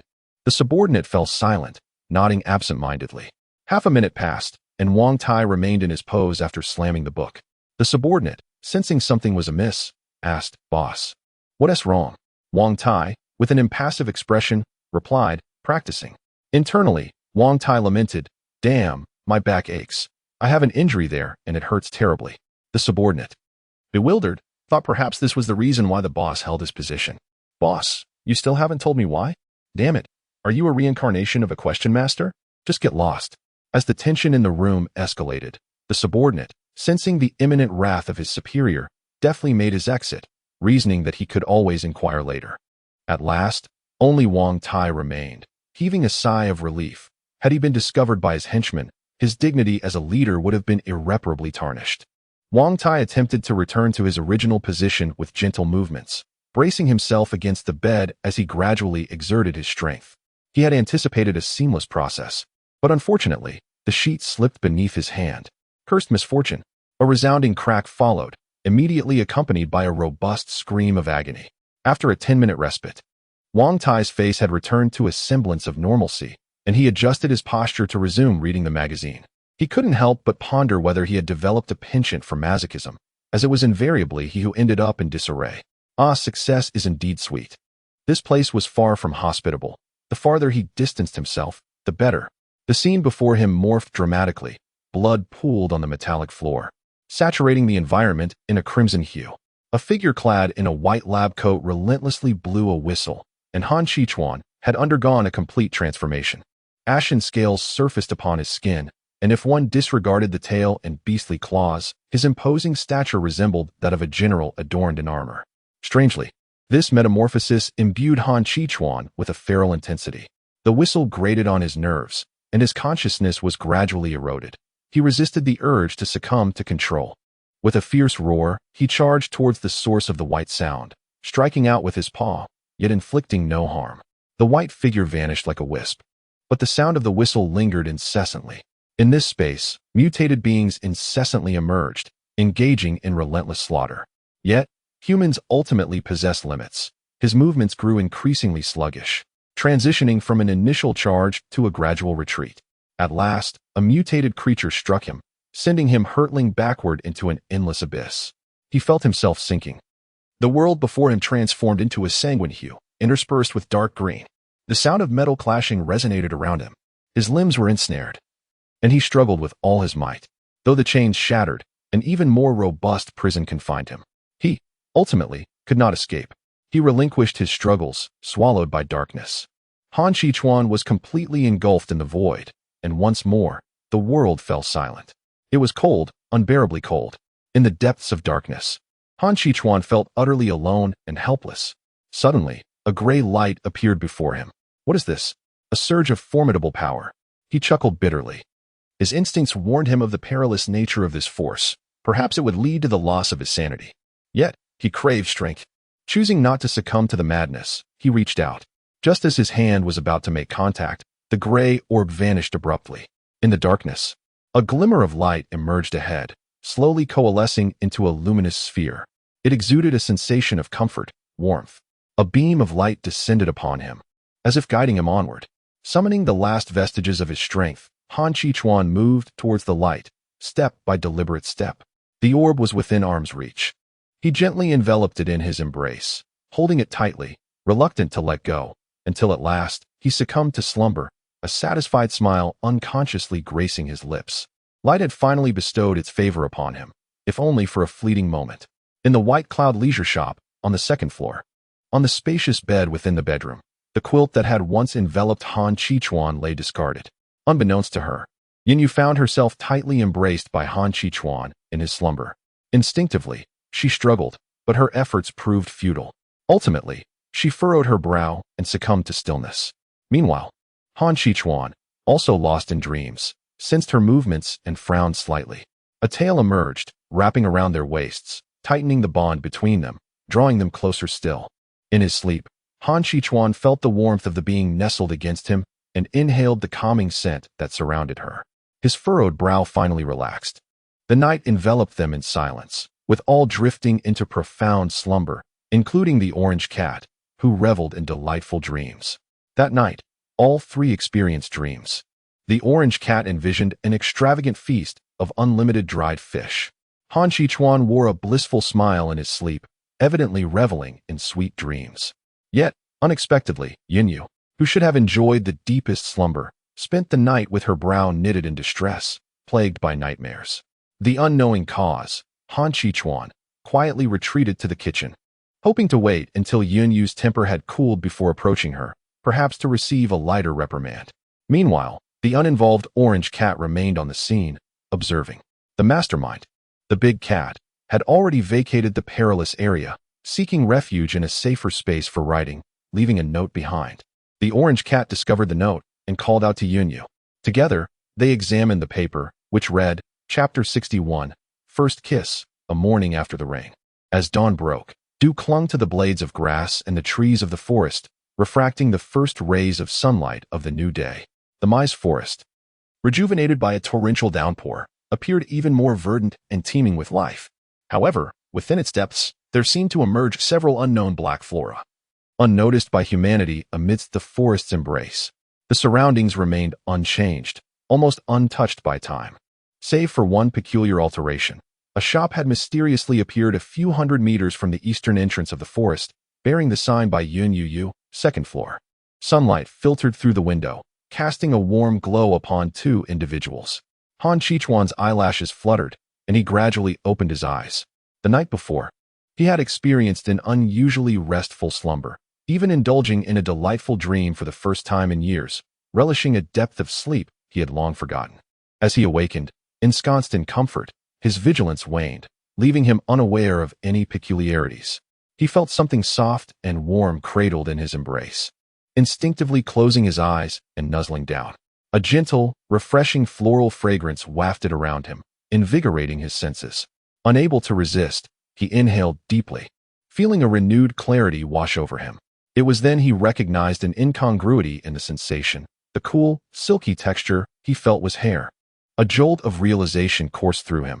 He was holding Yunyu in his arms. His expression remained unchanged, though a hint of aloofness enveloped him. Deep down, he was acutely aware of the turmoil within. His heart raced uncontrollably. Had he not slept on the sofa last night? How had he found himself in bed? Surely, he did not possess the habit of sleepwalking.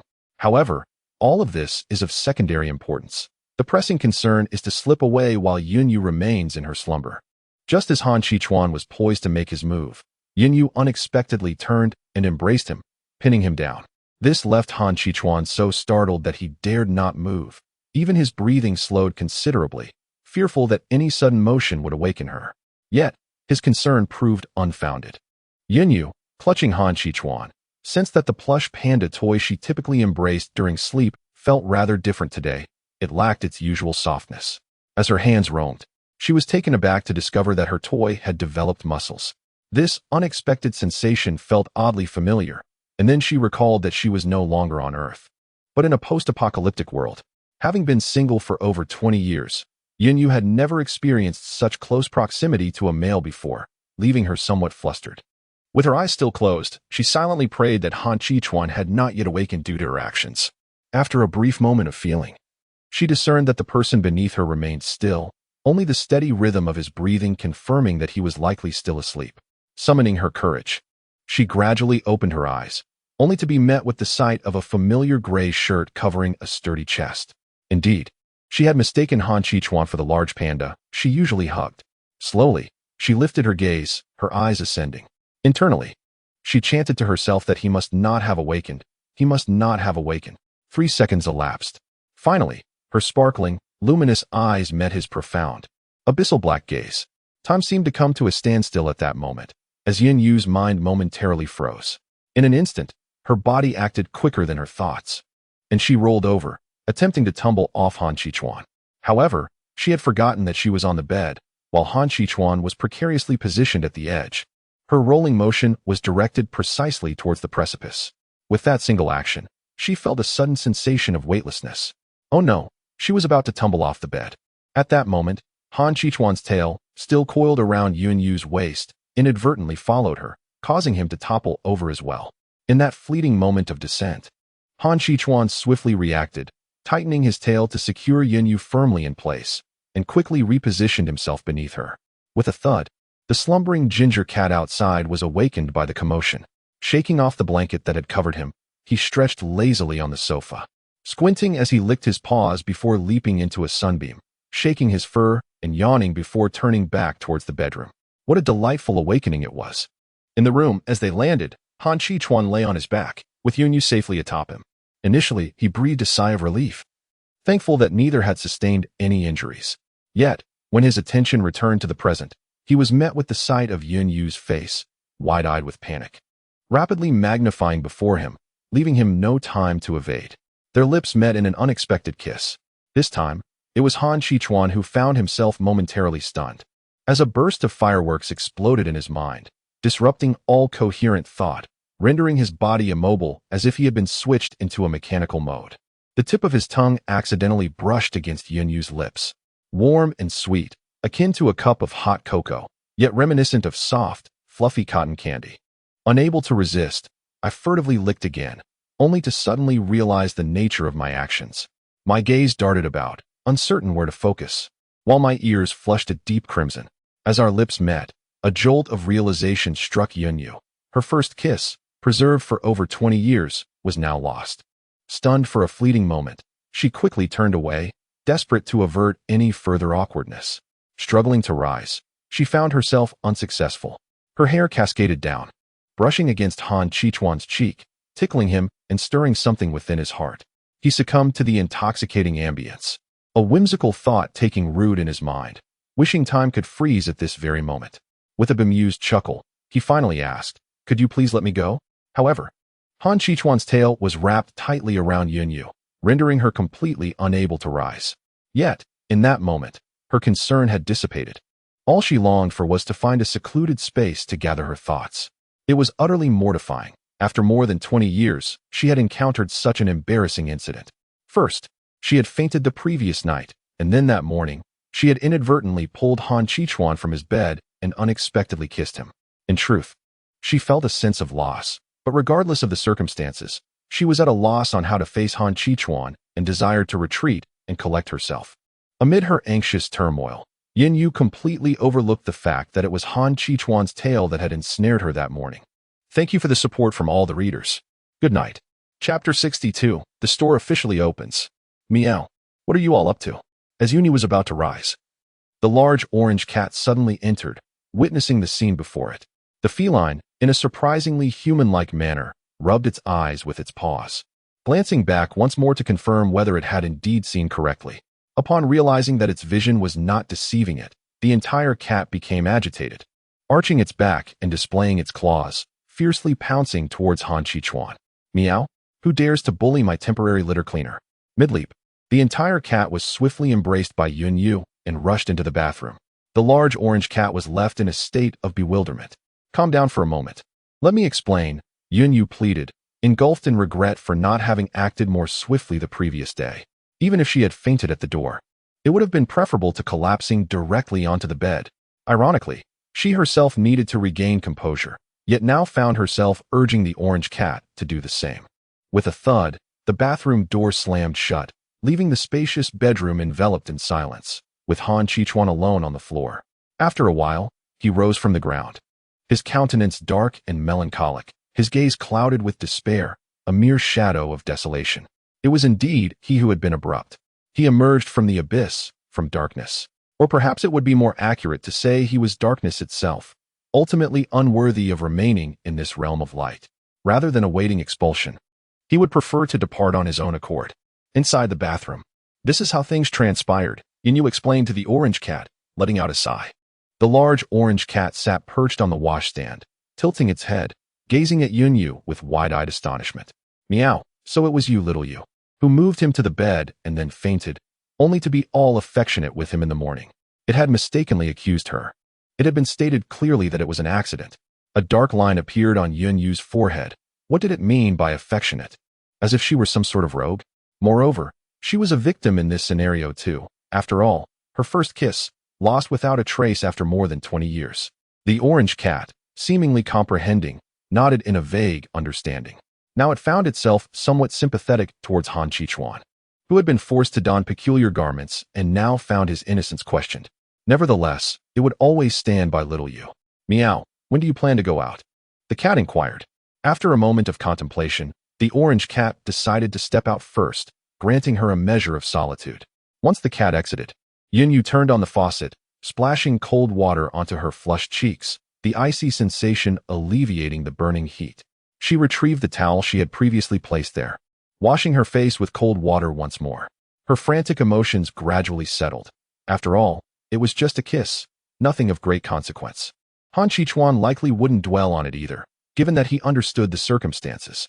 After 2 minutes of self-affirmation, she finally mustered the courage to open the bathroom door. Preparing to confront the dilemma, avoiding it was not a viable option. She could not continue to hide from him. The issue would have to be resolved sooner or later. Stepping out of the bathroom, Yunyu was greeted by an unusual aroma. A scent of rice was laced with a hint of something burnt. What could it be? She glanced towards the table in the living room. 3 large bowls of plain rice porridge. She had just risen and had yet to prepare breakfast. A cacophony of clanging sounds emanated from the kitchen, which those familiar with culinary endeavors would recognize as the sounds of cooking. Others might mistakenly think there was a blacksmith's forge within the home. In an instant, Yunyu realized what was amiss and dashed towards the kitchen on the 2nd floor, extending her hand in exasperation. Han Chichuan, cease this at once. Spare my kitchen. Her anxious demeanor completely disregarded the fact that only moments ago she had been in the bathroom, contemplating how to face Han Chichuan. Upon reaching the kitchen door, she was met with a blaze of orange flames that illuminated her face. Her heart ached. Her kitchen. How could he turn cooking into a battleground? At that moment, Han Chichuan was in the midst of stir-frying, though Yin Yu thought it more apt to describe it as stoking a fire. The flames in the pan leapt high, and he stood with outstretched arms, keeping a considerable distance from the inferno as he continued to stir. Yin Yu hurriedly rushed over, snatched the pan from his grasp, pushed him aside, and extinguished the flames by covering the pan. As the fire subsided, she opened it to reveal a charred mass, leaving her shaking her head, wondering what this dish had once resembled. She cast a meaningful glance at Han Chichuan. In the future, please call for me before you enter the kitchen. Her primary concern was that even if the shop's system could restore the kitchen, it could not withstand continual devastation. Understood, Han Chichuan nodded, having intended to prepare a meal for the boss but ultimately failing. Surely the boss must now wish to see him gone.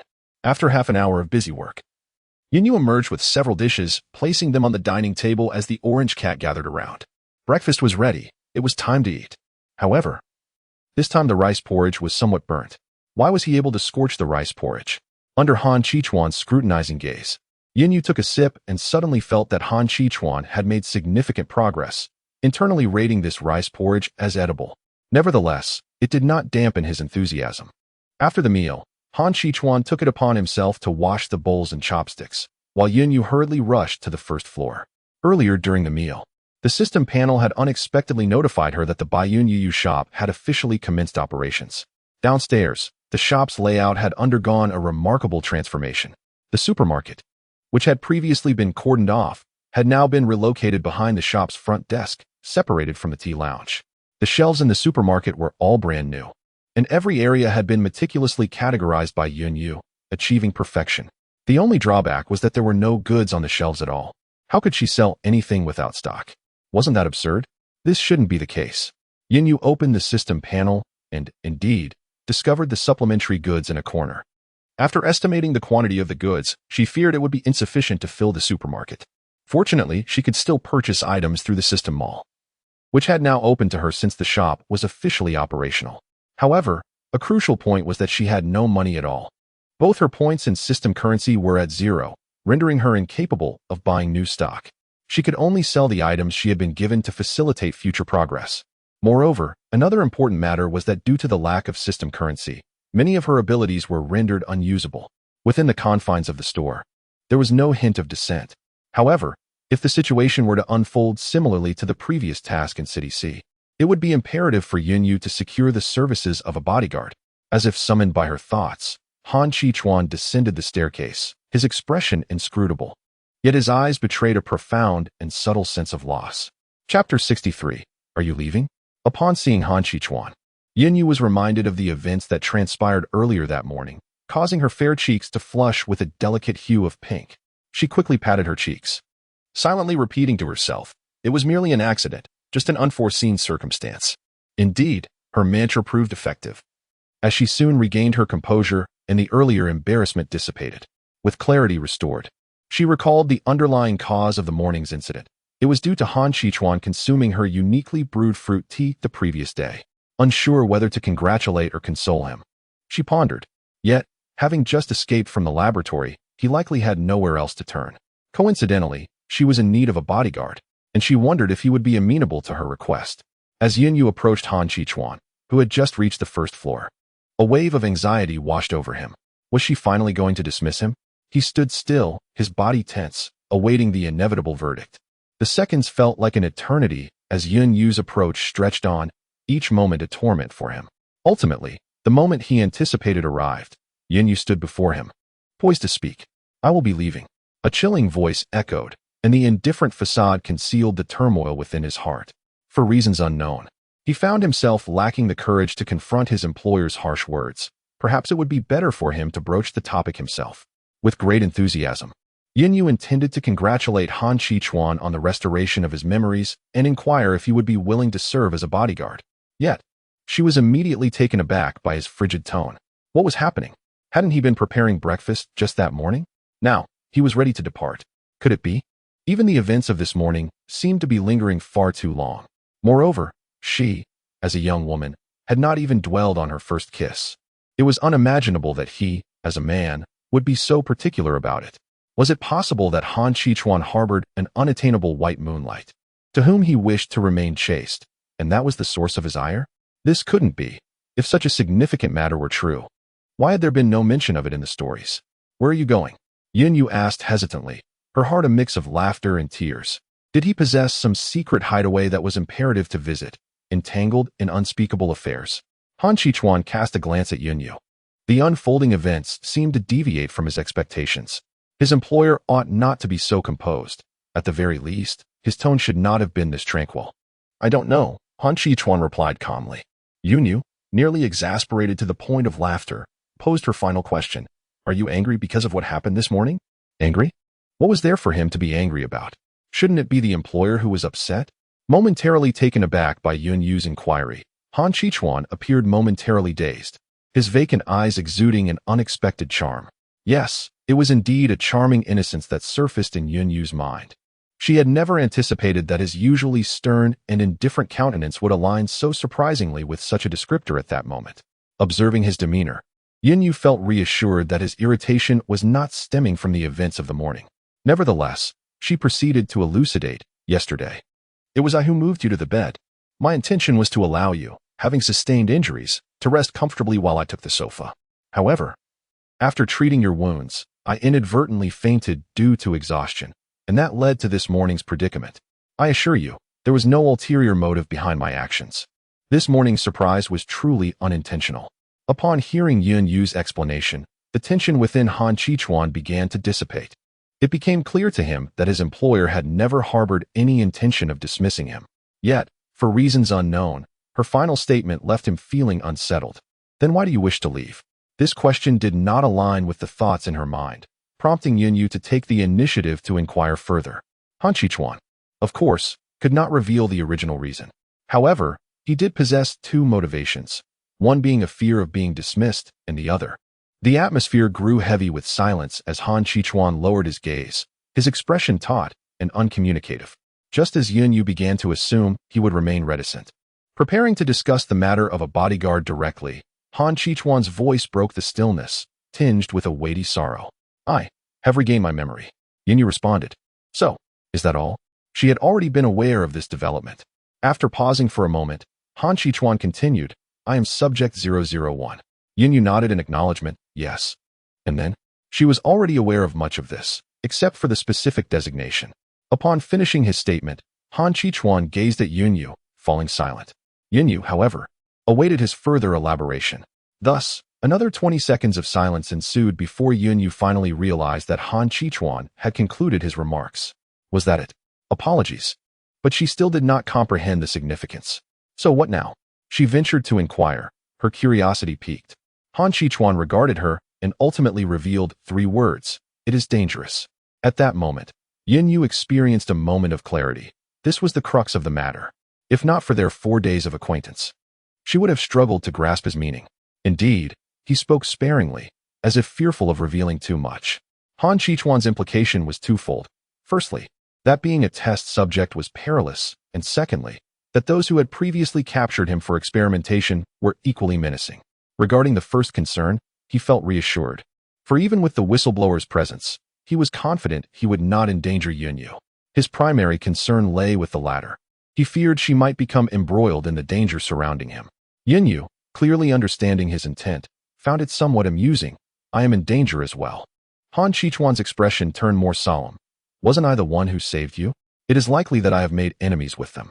Perhaps they are now even more interested in me than in you. Yunyu replied, feigning seriousness. She is not merely speculating. The fact that Han Qichuan has been rescued may have exceeded their expectations. Han Qichuan's expression visibly darkened as he realized that Yunyu's words were indeed true. Upon regaining his memories, he clearly understood that he was no longer the failed experiment he once was. For reasons unknown, it was evident that this was the handiwork of his superior. Now, with Yunyu mentioning it, he suddenly recalled this matter. Compared to himself, his boss might attract their attention even more readily. I apologize. Han Qichuan's head drooped in sorrow, feeling that it was because of him that his superior had fallen into peril.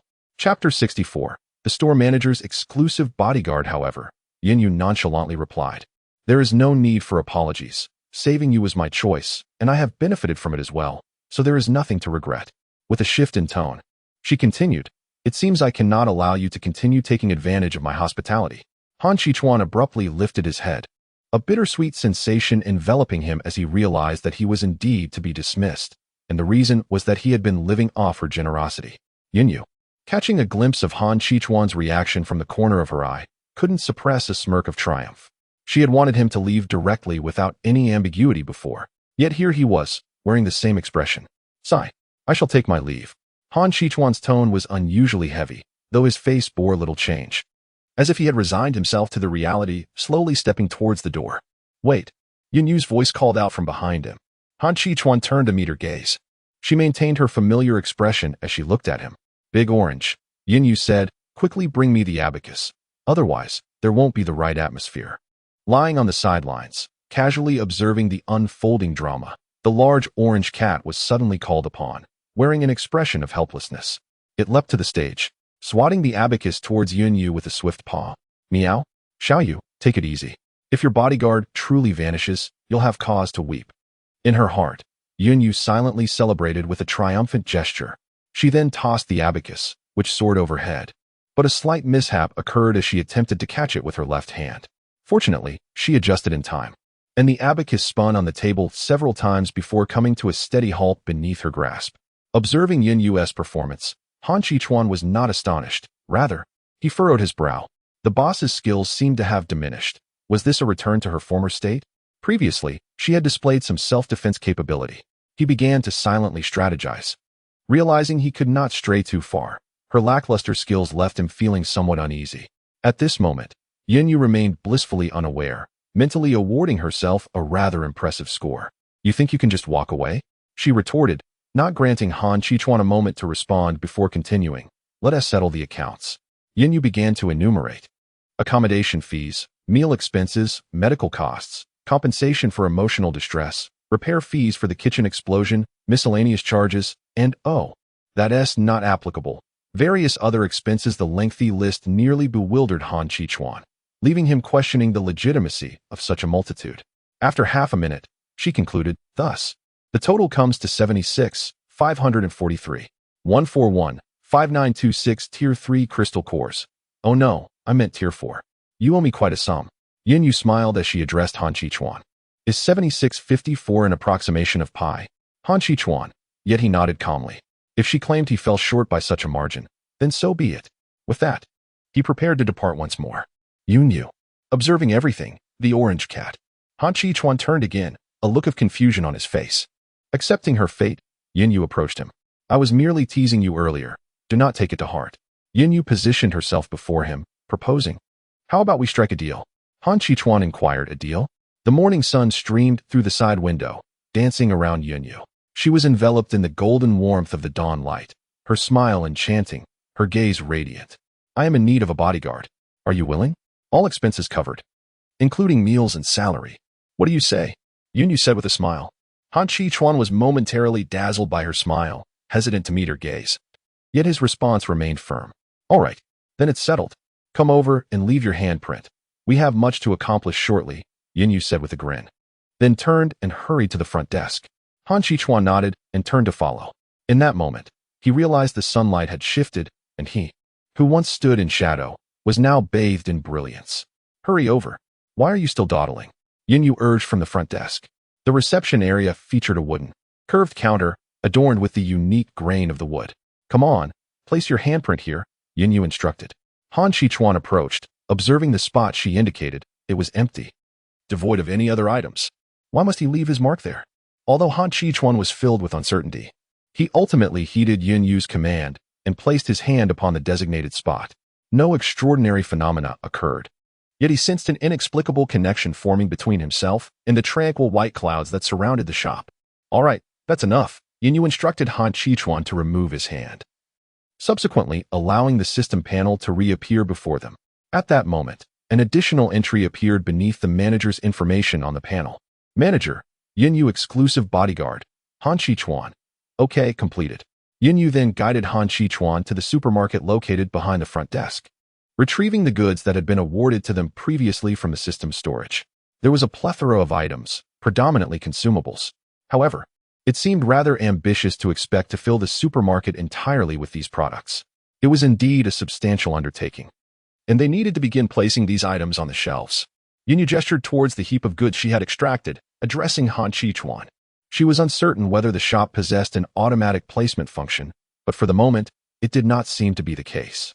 Without Han Chichuan's assistance, Yunyu would have been reluctant to undertake the task alone, as the quantity was rather overwhelming for a single individual.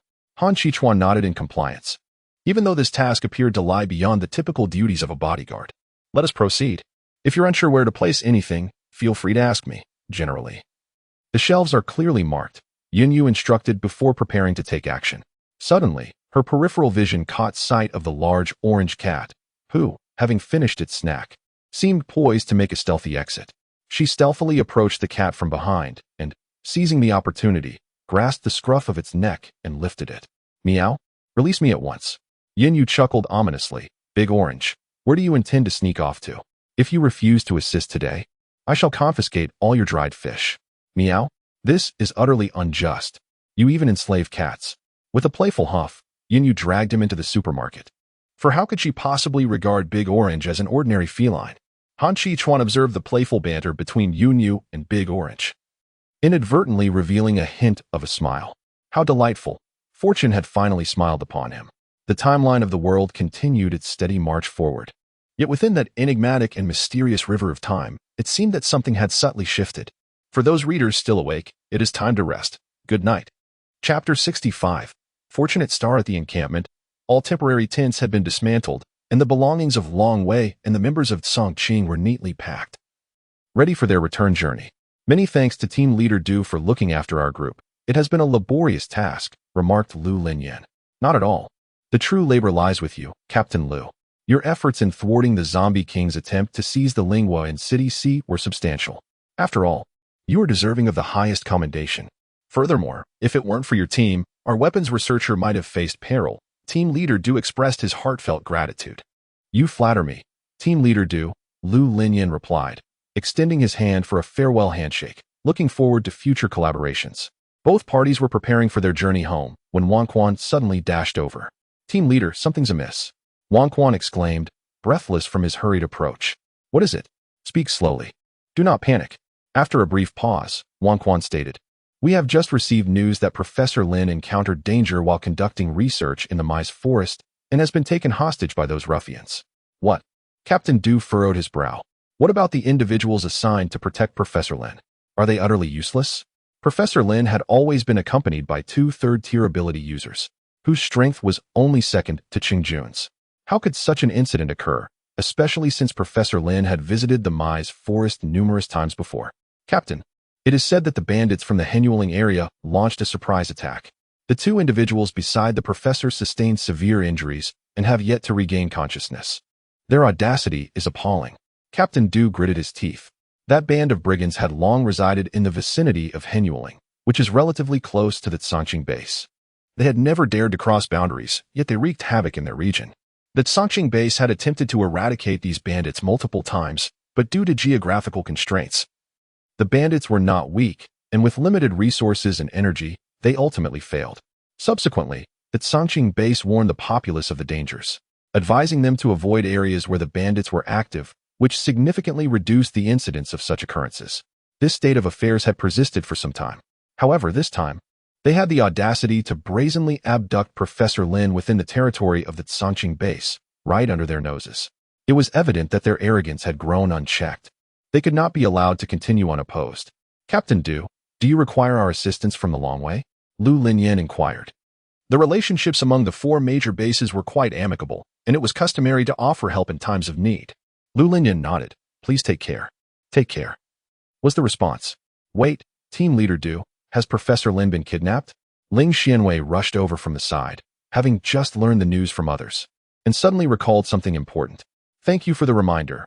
We will surely pay attention to it. Team Leader Du nodded at her, acknowledging the value of her alert. Well then, farewell. Goodbye. Inside the vehicle at Songqing base, He Linbing remained in a state of unconsciousness, though her complexion had improved significantly and her vital signs had stabilized. A space had been specially allocated for her in the vehicle due to the necessity of a bed, leaving only Qingjun and He Linbing aboard. Qingjun vigilantly kept watch by her bedside, ensuring she was not jolted or injured by the bumpy journey. How much longer until you awaken? Shantou mentioned you would regain consciousness today. Please don't sleep any longer. Once you wake up, I promise I won't make you angry again. Will you wake up for me? Chung Jun gazed at He Lin being serene, closed eyes, feeling a pang of sorrow in his heart. His lips parted slightly, and a barely audible whisper escaped. I still have one more thing to say to you. He turned his head toward the window. Please recover quickly. I am waiting for you. Time passed swiftly, and noon had arrived. In the Baiyun Yu shop on the eastern edge of the Mai's forest, Yin Yu finally stretched, completing her tasks with a satisfied yawn. Han Shichuan, as if unaffected, regarded the previous activities merely as a warm-up exercise. However, the situation was quite different for Deju and Yin Yu. After several hours of handling merchandise, Yin Yu felt utterly drained, while Deju had been assisting with some smaller items and was now sprawled on the ground, exhausted. The tasks at the shop had kept the two of them and the cat busy throughout the entire morning, and they had yet to partake in a midday meal. Meow. Little you must prepare more dried fish for me later. I am sure I have lost several pounds today, Deju lamented. Yin Yu chuckled, lifting the cat from the ground and showering it with affection, saying, all right, I will make sure to prepare more dried fish for you. Observing this scene, Han Shichuan suddenly found the plump cat rather bothersome, though he could not quite discern why. Come on, let's head upstairs for lunch, Yin Yu said, cradling Deju in her arms as she turned to Han Shichuan and then ascended the stairs. A person is like iron, and a meal is like steel. No matter how busy one is, one must eat, for the body is the foundation of all endeavors. Ding! System notification. The manager has successfully recruited Han Shichuan as a bodyguard. Congratulations to the manager for completing a hidden task. Reward package is being distributed. Ding! System notification. Reward package received successfully. Would you like to open it now? Yin Yu paused, slightly perplexed as she accessed the system panel, wondering what the reward might be. Regardless of its nature, she pondered who had designed such an unreasonable hidden task. If she had failed to recruit Han Shichuan as a bodyguard, she would have missed out on the reward. She clicked to open the package.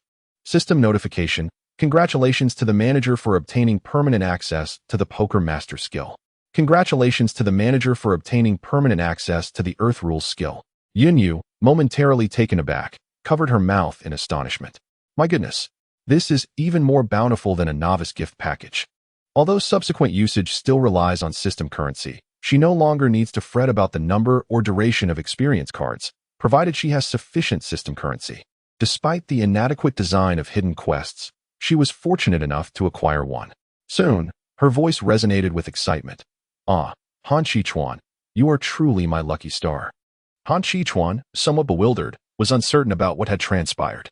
However, upon hearing his boss's words, he thought, then, I am honored to be your lucky star, my esteemed boss. Apologies. The great cat was a bit delayed today due to various commitments. Finally, gratitude was extended to all the supportive readers. The great cat would strive to do better. Chapter 66. Pastries. The large orange cat that had been thrown out exclaimed, Meow. Shall you do be careful? The large orange cat adjusted its position and landed gracefully, proving once again that it was indeed a cat. After the initial excitement, Yin Yu realized the folly of her actions and quickly released Han Shichuan. I apologize, I got a bit too carried away. In truth, Han Shichuan was not at all bothered. In fact, he felt a twinge of disappointment upon being released. He inquired, what brings such joy to my boss? This, she replied, is because I have grown stronger, yet I have not lost my hair. Yin Yu picked up the large orange cat once more and ascended the stairs. Though elated, she reminded herself that she had yet to eat lunch. Han Shichuan, trailing behind, furrowed his brow in deep contemplation, scrutinizing Yin Yu's silhouette, pondering how she had become stronger when she appeared unchanged in her abilities. Due to the events of this morning, Yin Yu found herself somewhat flustered. Later, upon receiving a system notification, she hurried to her shop, momentarily overlooking the changes upstairs. The shop had officially commenced operations, and the area seemed to have expanded, as she couldn't shake the feeling that the living room appeared significantly larger. Furthermore, and of great significance, a new bedroom had materialized on the second floor. Han Shichuan, you need not sleep on the sofa anymore. This room is yours, she eagerly informed him as he ascended to the second floor. A new bedroom? Truly, this is an extraordinary establishment, he mused. Yin Yu had never concealed anything from Han Shichuan, yet he had never inquired. For did it truly matter whether he knew the reason or not? He acknowledged, his reaction rather subdued. Yunyu was taken aback by his lack of enthusiasm. But reflecting on the recent events, she understood. Perhaps only a cataclysmic event would provoke a significant emotional response from him. Yunyu opened the room and retrieved the clothes she had prepared for Han Qichuan in City C from her system space. Please organize your things. I will go prepare lunch, as mealtime is fast approaching. Han Qichuan nodded in response and began to arrange his belongings. Once finished, he reclined on the bed, finally feeling as though he had secured a refuge in this post-apocalyptic world. Good fortune often graced him, and today seemed particularly bountiful. After lunch, in the first floor of Bai Yunyu's shop, Yunyu speculated that Han Qichuan might indeed be her lucky star. Otherwise, how could the news of yet another system reward have arrived? System message. Congratulations to the store manager on the official launch of the shop.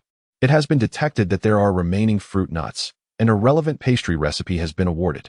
This pastry possesses special enhancement effects.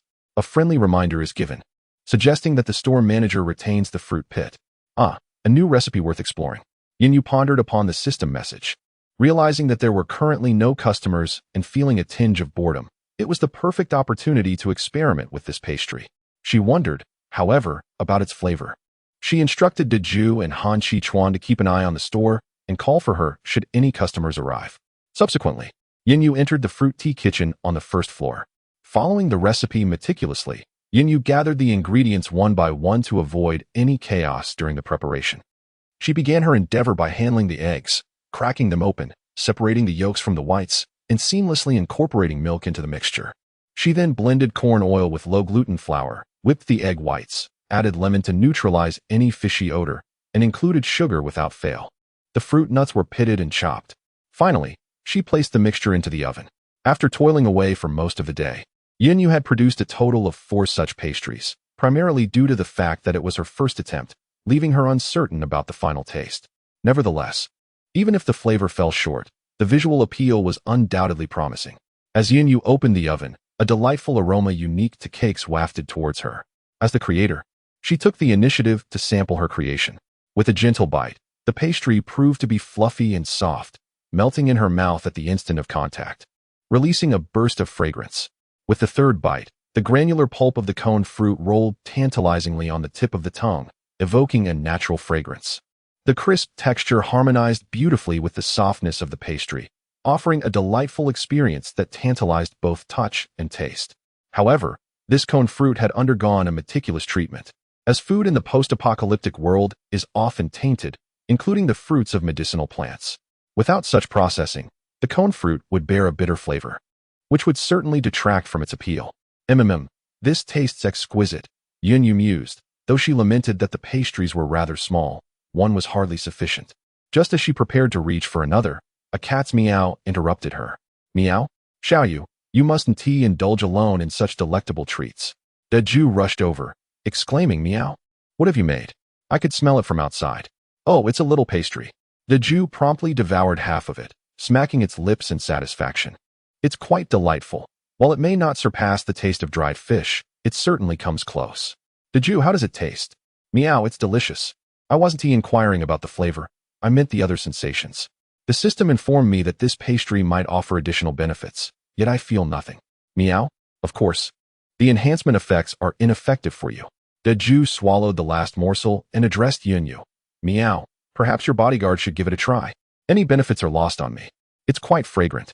As soon as Deju finished speaking, Han Qichuan arrived at the kitchen door. Would you like to try some? Yunyu inquired, holding a plate in front of him.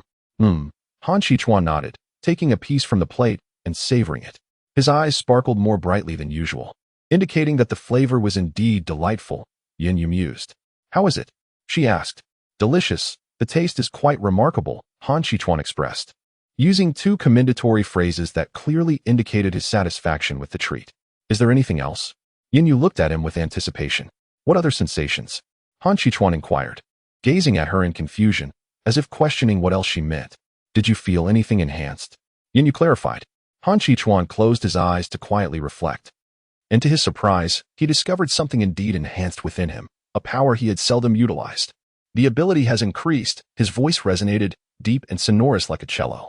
I have finally completed it. My gratitude to all the esteemed readers for their support. Is there anything else you feel? Yunyu continued to ask. If it's merely a slight enhancement of ability, Then the addition of the lingua seems rather underwhelming, Han Shichuan remarked, continuing to sense any changes within himself. However, he was met with disappointment, shaking his head silently to indicate that there were no further enhancements. Oh, is that so? Yunyu sighed, realizing that the pastry seemed to be merely pleasing to the palate, and the enhancement of abilities was likely just a natural effect of the original lingua. Wait, something has changed. Han Shichuan unexpectedly spoke again. What's wrong? Yunyu inquired with renewed curiosity, perhaps anticipating some delightful surprise. A flicker of astonishment passed through Han Shichuan's eyes. His supernatural ability had directly advanced by one level. Initially, the growth of his powers was exceedingly sluggish, but soon thereafter, the acceleration was akin to being propelled by a rocket, soaring rapidly without a hint of discomfort. One level? Yunyu felt a surge of unexpected joy, not anticipating such a potent effect. It is worth noting that the previous objective of the Zombie King in seizing the crystal fruit was merely to transition from the pinnacle of level 5 to the initial stage of level 6. Although she could not perceive the existence of the supernatural ability, nor could she tangibly grasp the significance of level 1. Such details were inconsequential. According to the information she had previously encountered, the suppression of levels in the apocalyptic realm was profoundly evident. The disparity at level 1 was not merely a matter of the quantity of supernatural powers. After a moment's reflection, Han Shichuan nodded affirmatively to Yunyu. Yunyu's gaze fell upon the last pastry. Her spirits lifted. It was delicious and possessed such formidable effects. She wondered what price the system would assign to it. Aiming the system panel at the pastry, the data was uploaded and analyzed by the system. 3 minutes later, the result was revealed, which took Yunyu by surprise. She had anticipated a price slightly higher than that of the revitalizing fruit tea. To her astonishment, system message: congratulations to the store manager for unlocking a new signature series, Flourishing Pastries. System pricing analysis and progress. Ding, pricing determined. Provisional price set at 1 level 3 crystal core. Detection indicates that the store manager has not fully discerned the utility, supplementing, and recording information. Is the pricing still at the level of a tertiary crystal core? It seems rather low. Speaking solely of the lingua, she currently possesses nothing but a single seed, and it remains uncertain whether she will successfully cultivate it in the future. Moreover, the utility of the item is not fully understood. What effects might it still hold? If it indeed has additional effects, wouldn't it be reasonable for the price to be elevated further? Yunyu contemplated for a moment, expressing her confusion. I do not comprehend. Please, take a moment to sense if there are any remaining benefits. Yunyu gazed at Han Shichuan with hopeful anticipation. However, this time, Han Shichuan's expression appeared rather peculiar, his countenance tinged with uncertainty as he replied, The effects have vanished. Yunyu exclaimed. Goodness, this is quite the revelation. So, this delicacy is indeed time-sensitive. No wonder she questioned why the price would not only fail to increase, but even decrease. She is, after all, rather inexperienced. Do you feel any discomfort? Typically, such short-term enhancements may carry potential side effects. She and Deju need not worry, as they experience no enhancements, let alone any adverse effects. However, Han Shichuan's situation remained uncertain. Han Shichuan shook his head. No? The only thing I can say is that the effects have dissipated without any other sensations. If I were to express a desire, it would simply be for another. One cannot deny the chef's exceptional culinary skills. Yet, Yunyu remained unconvinced, guiding him to a nearby armchair and firmly instructing, sit here and observe for 30 minutes. Side effects may not necessarily manifest immediately upon the cessation of effects. Thus, it is prudent to monitor for a full 30 minutes. Han Shichuan sat quietly in the chair, obediently following Yunyu's actions, awaiting the passage of 30 minutes. After this duration, Han Shichuan exhibited no unusual symptoms, alleviating Yunyu's concerns. It seemed that this pastry was indeed commendable, capable of enhancing one's abilities for a fleeting 5 minutes, which, despite its brevity, was quite impressive. Moreover, this brief enhancement bore no side effects. Considering all these factors, the system's pricing of this pastry appeared entirely reasonable. It seemed there were no issues. It was time to proceed. Upon exiting the kitchen and entering the beverage hall, Yunyu retrieved a glass display case designated for pastries from the supermarket. She positioned the case on the left side of the entrance, where the glass wall was of an appropriate height, allowing passers-by to glimpse the delicacies within. This display case was notably user-friendly, as it was a product of the system sourced from the supermarket, designed to maintain both warmth and freshness, ensuring the pastries retained their optimal taste. As Yunyu contemplated whether to place a bountiful dish within the case, she wondered if a solitary pastry might appear too meager. Should she consume it instead? The moment this thought arose, she swiftly dismissed it. Presently, she found herself devoid of funds, with her system currency at 0, and the previous 500 points had been entirely expended on healing Han Chichuan. Now, the pastry has become a rare delicacy, and if no one purchases it today, it can still be enjoyed later. Kept in the designated display, it remains fresh for a day, retaining its warmth. Moreover, the third-level crystal cores are abundant. Each bite is filled with wealth. At this moment, she truly requires the crystal cores, feeling an innate sense of comfort knowing they possess unique abilities. Han Chichuan, with a hint of envy, observed Yunyu as she placed the final pastry inside, feeling a twinge of regret. However, he understood that it was meant for sale. Previously, he had indulged in one without payment, and he must learn to be content. Yunyu clapped her hands and gazed out the window. It was around 3 in the afternoon, and the sun began its descent in the sky. In this desolate area, with a forest not far off, she pondered why the system had chosen such a location. The likelihood of visitors this afternoon seemed minimal. Suddenly, the creaking sound of the shop's glass door being pushed open caught their attention as a person cautiously peeked inside. The sound evidently drew the gaze of both individuals. Upon seeing a living person, Yunyu, who had just speculated about the low probability of visitors, felt an unexpected sting on her face. She should never have doubted the system's capabilities. With a professional smile, Yunyu approached, welcoming. Welcome to Baiyun Yuyu's shop. She anticipated eliciting expressions of surprise, or, at the very least, curiosity. To her astonishment, upon hearing her voice, the individual jumped in shock, trembling, and upon seeing Yunyu, seemed utterly frightened, letting out a scream before turning to flee. Yunyu. Chapter 68. The Guest. She must be rather attractive. Yet why does she flee as if pursued by some malevolent spirit? As the figure vanished from sight, the stunned Yunyu finally regained her senses. Her first customer was about to disappear entirely, and she had hoped to sell her delectable pastries. The third-level crystal core was worth 100 system coins.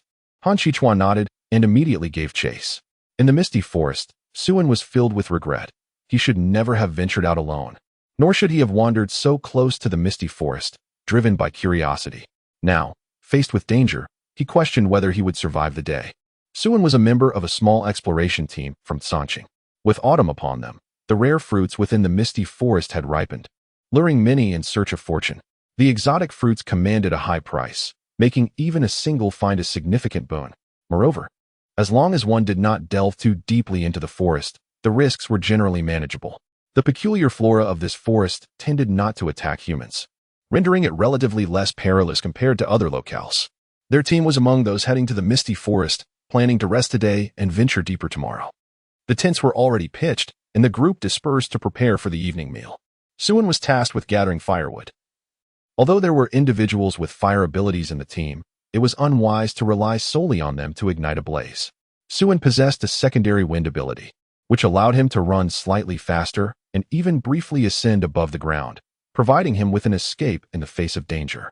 Initially, he had been foraging for firewood near their camp, but finding little in the vicinity, he ventured further afield. Soon, he spotted a house at the edge of his vision, and unable to resist the pull of curiosity, he approached it. Upon arrival, he quickly realized the situation was not as simple as he had anticipated. In this apocalyptic world, how could there possibly be a shop in such a desolate area, especially so close to the mice forest? A wave of unease washed over him. Could he have fallen into an illusion? He had heard that one would only encounter such illusions deep within the mice forest, yet he had not even entered it. Despite his rising fear, Suin resolved to ascertain the true nature of this place since he was already there. The moment he cautiously pushed open the shop door, regret flooded him. It felt too real. However, the very existence of the shop presented a troubling contradiction, leading him to a terrifying thought. Could this be the lair of a high-level psychic zombie, inadvertently ensnaring him in an illusion? The more he pondered, the more plausible it seemed. Cold sweat trickled down his back as he surveyed his surroundings. Since he had stumbled upon this place by mistake, he reasoned that if he remained cautious and left before being detected, he would be safe. But who could have predicted that he would be discovered? Panic surged through him. He was doomed. As a mere secondary ability user, how could he possibly contend with a high-level zombie? Now, he could only hope that the formidable creature would overlook him, a mere insignificant insect. As he gazed down the road, Suen noticed a man clad in sportswear at the intersection ahead. Squinting intently, he realized with a jolt, goodness, isn't that the individual who appeared in the shop before? Panic surged through him. Alas, my life is forfeit. In a moment of sheer horror, Suen halted and collapsed onto the ground. It was not entirely his fault. He had not even laid a finger on anyone, but at least it spared him some exertion. Where am I? Shouldn't I be dead? As Suen opened his eyes, he beheld an exquisitely crafted ceiling. After a thorough examination of his own limbs, he exhaled in relief. There were no missing arms or legs. It appeared he had not been devoured by a zombie. Why did you knock him out? Someone asked. I didn't, he thought, though a sense of despair mixed with calmness enveloped him. After all, escape was no longer an option. Hey, you're awake, Yinyu exclaimed, pulling Han Qichuan over to stand before him. As the two approached, Suen instinctively recoiled, pleading, please, don't come any closer. Observing his frightened demeanor, Yinyu had no choice but to halt, reassuring him, stay calm, please. Rest assured, we mean you no harm. Suen whimpered, but villains never claim to be villains. At that moment, his imagination had conjured such terrifying scenarios that he was utterly paralyzed with fear, unable to absorb Yinyu's words. Trembling uncontrollably, with a hint of exasperation, Yinyu encouraged, we harbor no ill intentions. We operate a shop. Would you like to see if there is anything you wish to purchase? No, I don't want to buy anything, Suen replied vehemently. Suen was in a state of agitation, shouting fervently. Yinyu, ever patient, continued to persuade her, suggesting that perhaps they should take a look, as they might just find what they were seeking. No, I don't want to see anything, Suen retorted. Shouldn't we reconsider? Yinyu began. But before she could finish her thought, Suen shouted once more, no, I don't want anything. Yinyu, feeling the strain of her patience, thought to herself, this is unbearable. Han Qichuan approached Yinyu, silently inquiring with his gaze what action he should take. Yinyu produced a pair of chopsticks and handed them to him. Understanding her intent, Han Qichuan took them and, with a firm grip, crushed them into splinters. Snap, snap. The chopsticks shattered completely.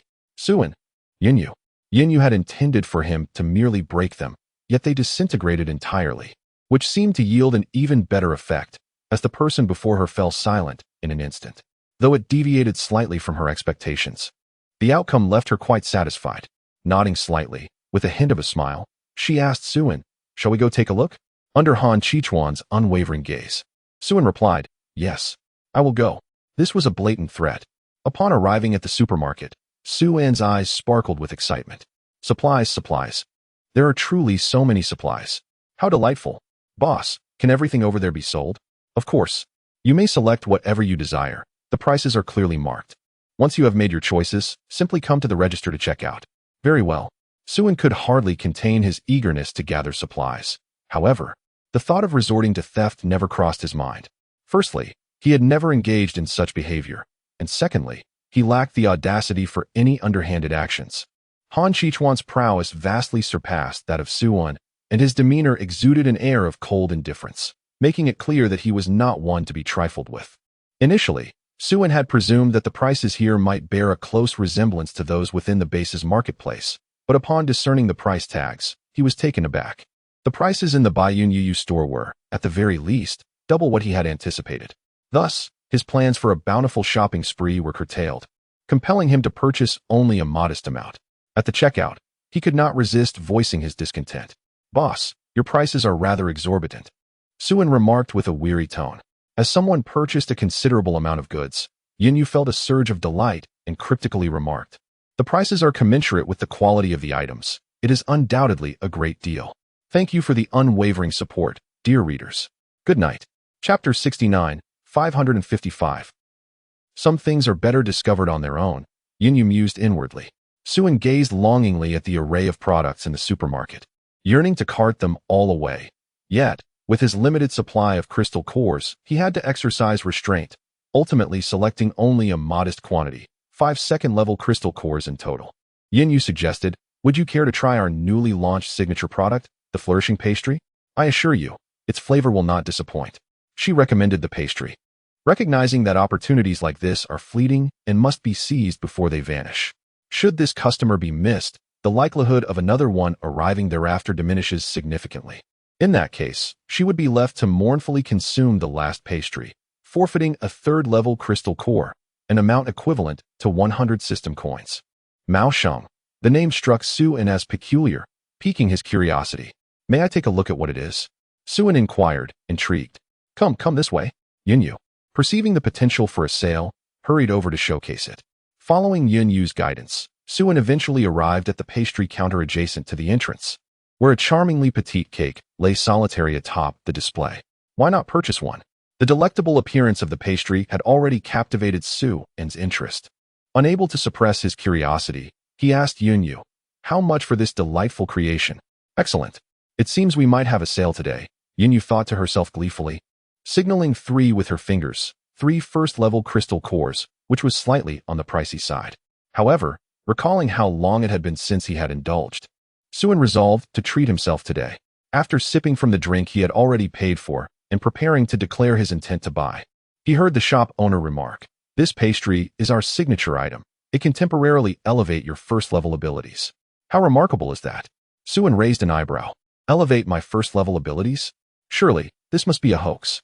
Even many rare medicinal plants and fruits within the Mai's forest do not possess such effects. To think that such an ordinary little cake could achieve that. What a fanciful notion." However, he is presently indifferent to any other effects. After all, purchasing this small cake is merely a means to satisfy his cravings. Su-in took another sip of his drink, nodding perfunctorily in agreement with the shopkeeper's performance. "Indeed, you are absolutely correct," he thought, "for it is merely NBCS. At this moment, he is solely curious whether the sum he envisions is indeed accurate. Our prices are exceedingly humane, exceptionally reasonable, offering great value for money. With a modest asking price for a Tier 3 crystal core," Yunyu's voice chimed in. Standing behind Yunyu, Han Qichuan wore an expression of nonchalance. Having personally experienced the effects, he was certain that this was undeniably worth a Tier 3 crystal core. And the price might even be higher. Only purchasing a single Tier 3 core. How could that be deemed humane? Su-in promptly spewed out the drink he had just sipped. "What? A Tier 3 crystal core? You dare to tell me it's humane and reasonable?" He would wager that for such a trivial item, anyone who would purchase it with a Tier 3 core must be foolish. Su-in wished to refuse outright, but upon raising his gaze, he found a tall figure before him, visibly displeased, clad in a gray shirt marred with orange fauna stains. "No, I'm terribly sorry." Su-in was truly at a loss, feeling as though he had once again provoked this harbinger of misfortune. The memory of the moment when his chopsticks shattered into splinters sent a shiver down his spine. It was utterly terrifying. Han Qichuan was clearly displeased, his brows knitted together, his gaze brimming with hostility, an aura of coldness emanating around him as he fixed his stare on Su-in. His anger was not directed at Su-in for staining his clothes with the drink, but rather for the near calamity of splattering Yunyu. If it weren't for his quick reflexes in shielding Yunyu behind him, it would have been her garments drenched in the beverage. Yunyu acknowledged that. Although it was somewhat pricey, it shouldn't warrant such a splurge of drinks. Sighing, she realized there was little hope for this sale. While she genuinely wished to sell the items, she would never force anyone to purchase them. Suddenly, she felt the weight of running a shop was daunting, and the task of saving the world felt overwhelmingly burdensome. In that fleeting moment, a wave of mental fatigue washed over her, prompting her to seek support. Coincidentally, Han Qichuan stood directly in front of her, and her delicate fingers instinctively clutched the hem of his garment. Noticing the tug on his clothing, Han Qichuan's body involuntarily tensed, his heart racing for reasons unbeknownst to him, a sense of nervousness creeping in. "Do you find it a bit too expensive?" Yunyu's voice softly inquired. Han Qichuan sensed her eagerness to sell the pastries and made a silent decision. Deju, perched at the front desk, yawned. "Meow? Alas, poor soul, threatened twice."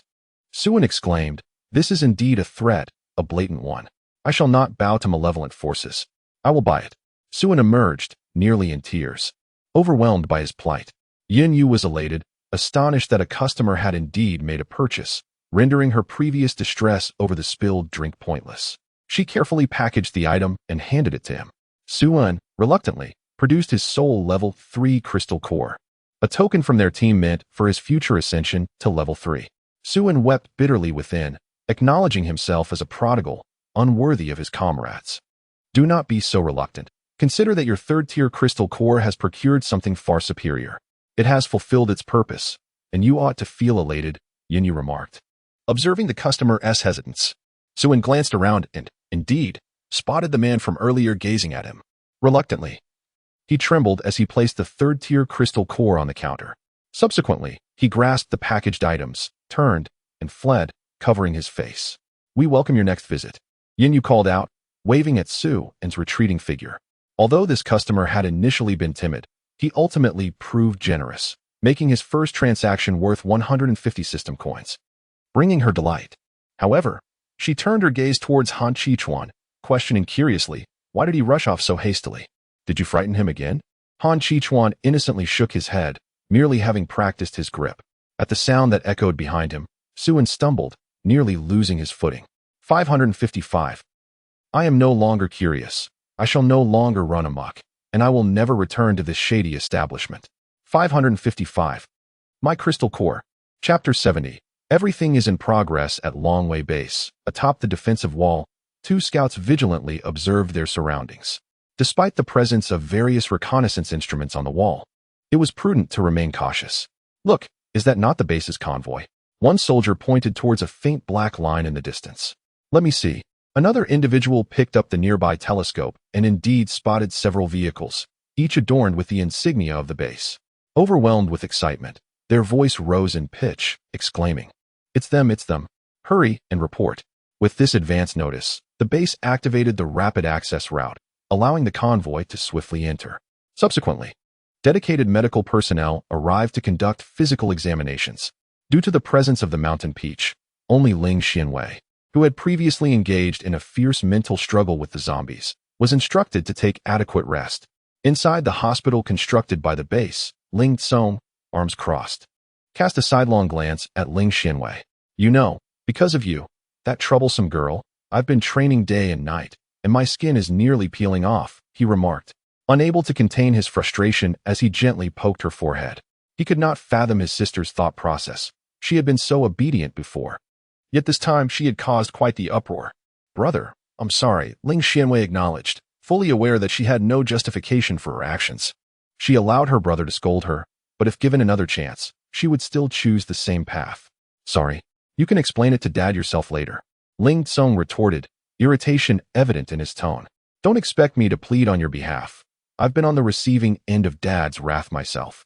Ling Xianwei was about to ask him to speak favorably of her before their father, but it appeared that hope was futile. She halted her movements and rolled her eyes. Ling Tsong exclaimed, how infuriating.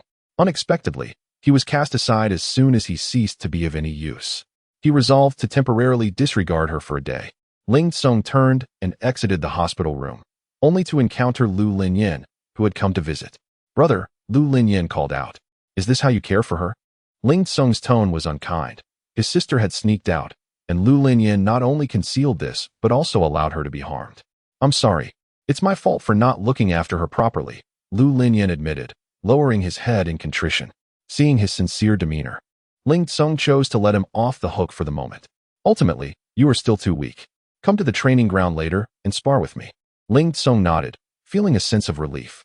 Inside the hospital room, don't take my brother's words to heart. He knows I'm at fault for my own injury. He.s. just venting, Ling Xianwei said to Lu Linyan, fully aware of her brother's temperament. He.s. right. I am indeed too weak. Lu Linyan remained unfazed, gently running his fingers through her hair. Well, do as you please, but please be cautious. Ling Xianwei sighed.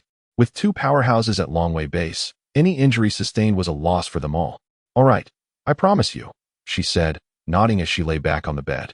Closing her eyes to reflect, this mission had resolved the greatest inner turmoil she had experienced since her rebirth.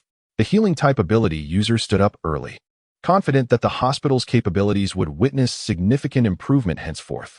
Training for ability users within the base was progressing steadily, and those who had undergone training had shown remarkable enhancement in their strength. Thus, everything unfolded as she had envisioned, and she firmly believed that the strength of Longway Base would surpass that of her previous life. What could it be? There would likely be a mission to the Maize Forest to seek out the former armory, where she had encountered it in her past life. She was confident that this time would be no different. Come, have a sip, Lu Linyan said, opening a nearby thermos and using a spoon to feed Ling Xianwei chicken soup. This was brought by my aunt. She mentioned you were injured and needed nourishment. Lu Linyan nodded. I was scolded terribly. Ha ha ha. He teasingly tapped her nose. You little ingrate. 30 minutes had passed since the last customer departed, and Han Chichuan had changed into another outfit and settled in the tea lounge to rest. In Yunyu's view, as she peered out the door, no one else had appeared. See, I told you the foot traffic in this desolate area wouldn't be significant.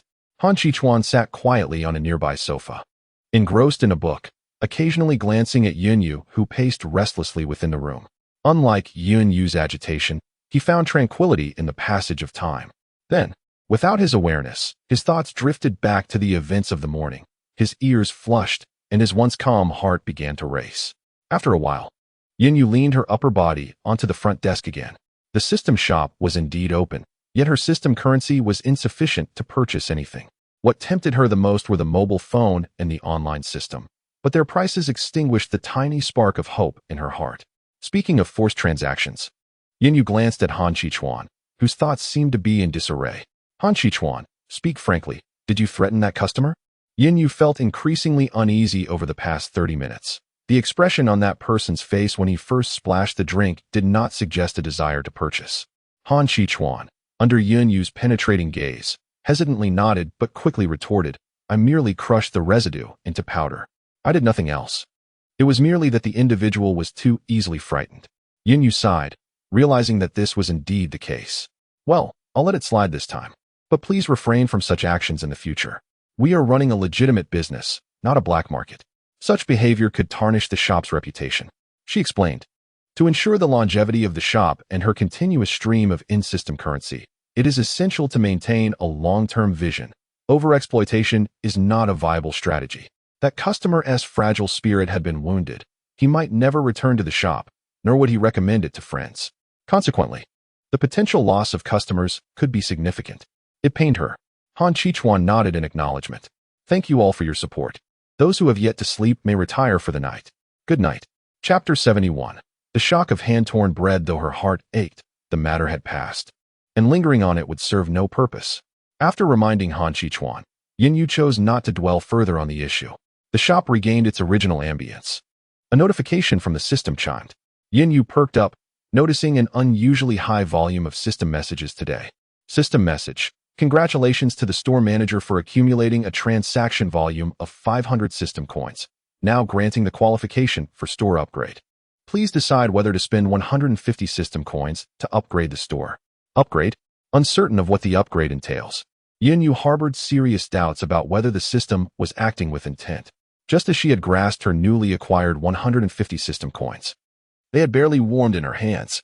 She reached for the large orange cat beside her, cradling it in her arms while stroking its fur, and casually inquired for its opinion. Oh, Great Orange, do you think we should upgrade the store? But if we do, we'll be out of funds once more. The orange cat cast a sidelong glance at Han Chichuan, who was seated on the sofa, and replied, Meow, while I find him quite disagreeable, I must concede that your bodyguard possesses commendable strength. Without system coins, there is no need for concern. Noticing the scrutiny directed towards him, Han Chichuan lifted his gaze. Sensing the observation, the proprietor appeared lost in thought, while the portly cat yawned lazily. After a brief moment of bewilderment, Han Chichuan's expression reflected confusion. Perhaps he had misjudged the situation. The orange cat silently exhaled a sigh of relief, thinking, how overly vigilant. I merely cast a glance. That makes sense. Yunyu acknowledged the orange cat's perspective with a nod. We can earn more system coins, but upgrading the store is a significant matter. She clicked to confirm the upgrade. As Yunyu observed the balance on the system panel revert to zero, she couldn't help but feel a pang of sorrow. She was once again devoid of funds. System message. Confirmation successful. The store upgrade will take place at midnight. Yunyu. As expected, there is indeed a delay. It is now around 4 o'clock in the afternoon, and there remains a considerable amount of time before the shop closes for the day. However, the foot traffic in this place is exceedingly sparse, and it is unlikely that any customers will arrive henceforth. Remaining idle in the store without any tasks to engage in can be rather tedious. Did you stay outside to help keep an eye on the shop while I prepare some dried fish for you, Yunyu gently said, placing Deju on the front desk and stroking its head. Meow, dried fish. Upon hearing the mention of dried fish, Deju's sleepy eyes sparkled with enthusiasm. Meow, I want to go too. No, You cannot come and cause a ruckus. Otherwise, your share will be gone before you know it, Yunyu warned. Genuinely apprehensive about placing the fish in front of Deju. Meow? Deju attempted to act adorable. Yunyu remained resolute. No. With a firm rejection. Deju drooped its head, its ears folding like airplane wings, feeling somewhat dejected as it lamented, meow. Fine, Xiaoyu, just make a bit more. I won't cause any trouble. Satisfied, Yunyu then turned towards the kitchen. Deju leapt down from the front desk and hopped onto a table, lying down to admire the scenery beyond the glass wall. At this moment, it was basking in the delightful anticipation of the forthcoming bounty of dried fish. The joy of indulging in a mountain of dried fish all to itself was simply sublime.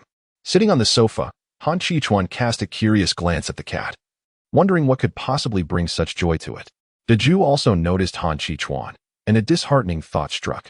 Those dried fish were not solely for its enjoyment. Moreover, that insufferable human would partake in its share. Deju's mood plummeted instantly, casting a disgruntled glance at him. Han Qichuan. Why did he feel as though he was being disdainfully judged by a mere cat?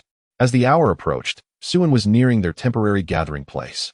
The man furrowed his brow in displeasure, hesitating to voice his thoughts several times, ultimately resigning to silence. You man now, perhaps you are merely reflecting upon yourself. A petite girl, unable to contain her frustration, interjected, Nua xinu. Yi Man Yao trembled with indignation. Enough, everyone. Be quiet, the man interjected, halting the impending quarrel. Yi Man Yao scoffed dismissively, while Nua Xin stuck out her tongue and made a face at her, unable to tolerate Yi Man Yao's sharpness and her penchant for gossiping behind others' backs. The man gazed towards the direction Suan had departed, a flicker of concern stirring within him. He had left at 2 o'clock, and now it was nearly 5. With autumn upon them, the days grew dark swiftly, and it would not be long before nightfall enveloped the sky. In the distance, a dark figure finally emerged. Suan's voice, tinged with a hint of tears, echoed from afar, 555. Captain, Sister Yi, Xiao Xian, I am truly sorry. What? You exchanged 5 level 2 crystal cores and 1 level 3 crystal core for such a meager amount? Are you foolish or simply dim-witted? Yi Manyao exclaimed, her finger trembling slightly as she pointed at Suan. This time, Nua Xian stood in solidarity with Yi Manyao, nodding in agreement. Sister Yi, isn't being foolish and dim-witted the same thing? You dare to retort. Suan, hands clasped over his head, felt the weight of guilt and refrained from speaking. TCH, it's merely a piece of bread. What's so remarkable about it? Yi Manyao remarked nonchalantly, hands on her hips. Nua Xian rolled her eyes, tearing off a piece and thrusting it into Yi Manyao's mouth. Just eat your bread. Alas, Yi Manyao was caught off guard, allowing Noxing to seize the opportunity. Just as she was about to express her ire after swallowing, a sudden query pierced the air. How does it taste? Yi Manyao, taken aback, was perplexed. What are you referring to? I mean the taste of the bread. Noxing replied, exasperated. With such a slow reaction, I thought you were sharper during our usual quarrels. Bread? Yi Manyao pondered for a moment. Then her eyes widened in astonishment, casting a gaze towards Suan as if he were a treasure. Suan, feeling overwhelmed by her stare, exclaimed, Sister Yi, please don't look at me like that. It frightens me. Zhenggang, still confused, was soon met with a similar fate when Noxing forcefully handed him a piece of torn bread, mirroring Yi Manyao's expression. So, does this mean we've profited? Zhenggang inquired. Not exactly profit, but we certainly haven't lost out, Noxing responded. Oh dear, I think we should visit the shop where Xiaoan went tomorrow, Yi Manyao suggested cheerfully. Her eyes affectionately fixed on Suan recoiled slightly, timidly asking, is there a problem with the bread? Noxing leaned down to pat Suan's head, offering him the remaining piece of bread. Sighing, she remarked, indeed, fools often enjoy their good fortune. After taking a bite, Suan exclaimed, let us finish quickly, so we can rise early and venture into the forest, aiming to arrive at the Tsangqing base with the first group. They had come from afar, intending to join Tsangqing base, having heard tales of the low danger and high rewards in the Maize forest, thus deciding to test their luck there first. However, they had traveled extensively today, deciding to take a moment to rest and embark on their journey tomorrow. The night watch shall proceed as per the previous arrangement. No problem. At 7 in the evening, a delightful aroma wafted from the Baiyun Yu shop. Fortunately, this area was devoid of any other patrons, or else one could only imagine how many souls would be entranced, dreaming and salivating over the enticing scent. Meow? Meow? Is Xiaoyu ready yet? This cat can hardly contain its impatience. As the fragrance permeated the air, Deju had taken up residence at the kitchen door, persistently urging for progress, inquiring every 2 minutes. Yet, self-aware, it refrained from intruding into the kitchen to disrupt Yunyu. Just a little longer, perhaps a few more minutes. Meow?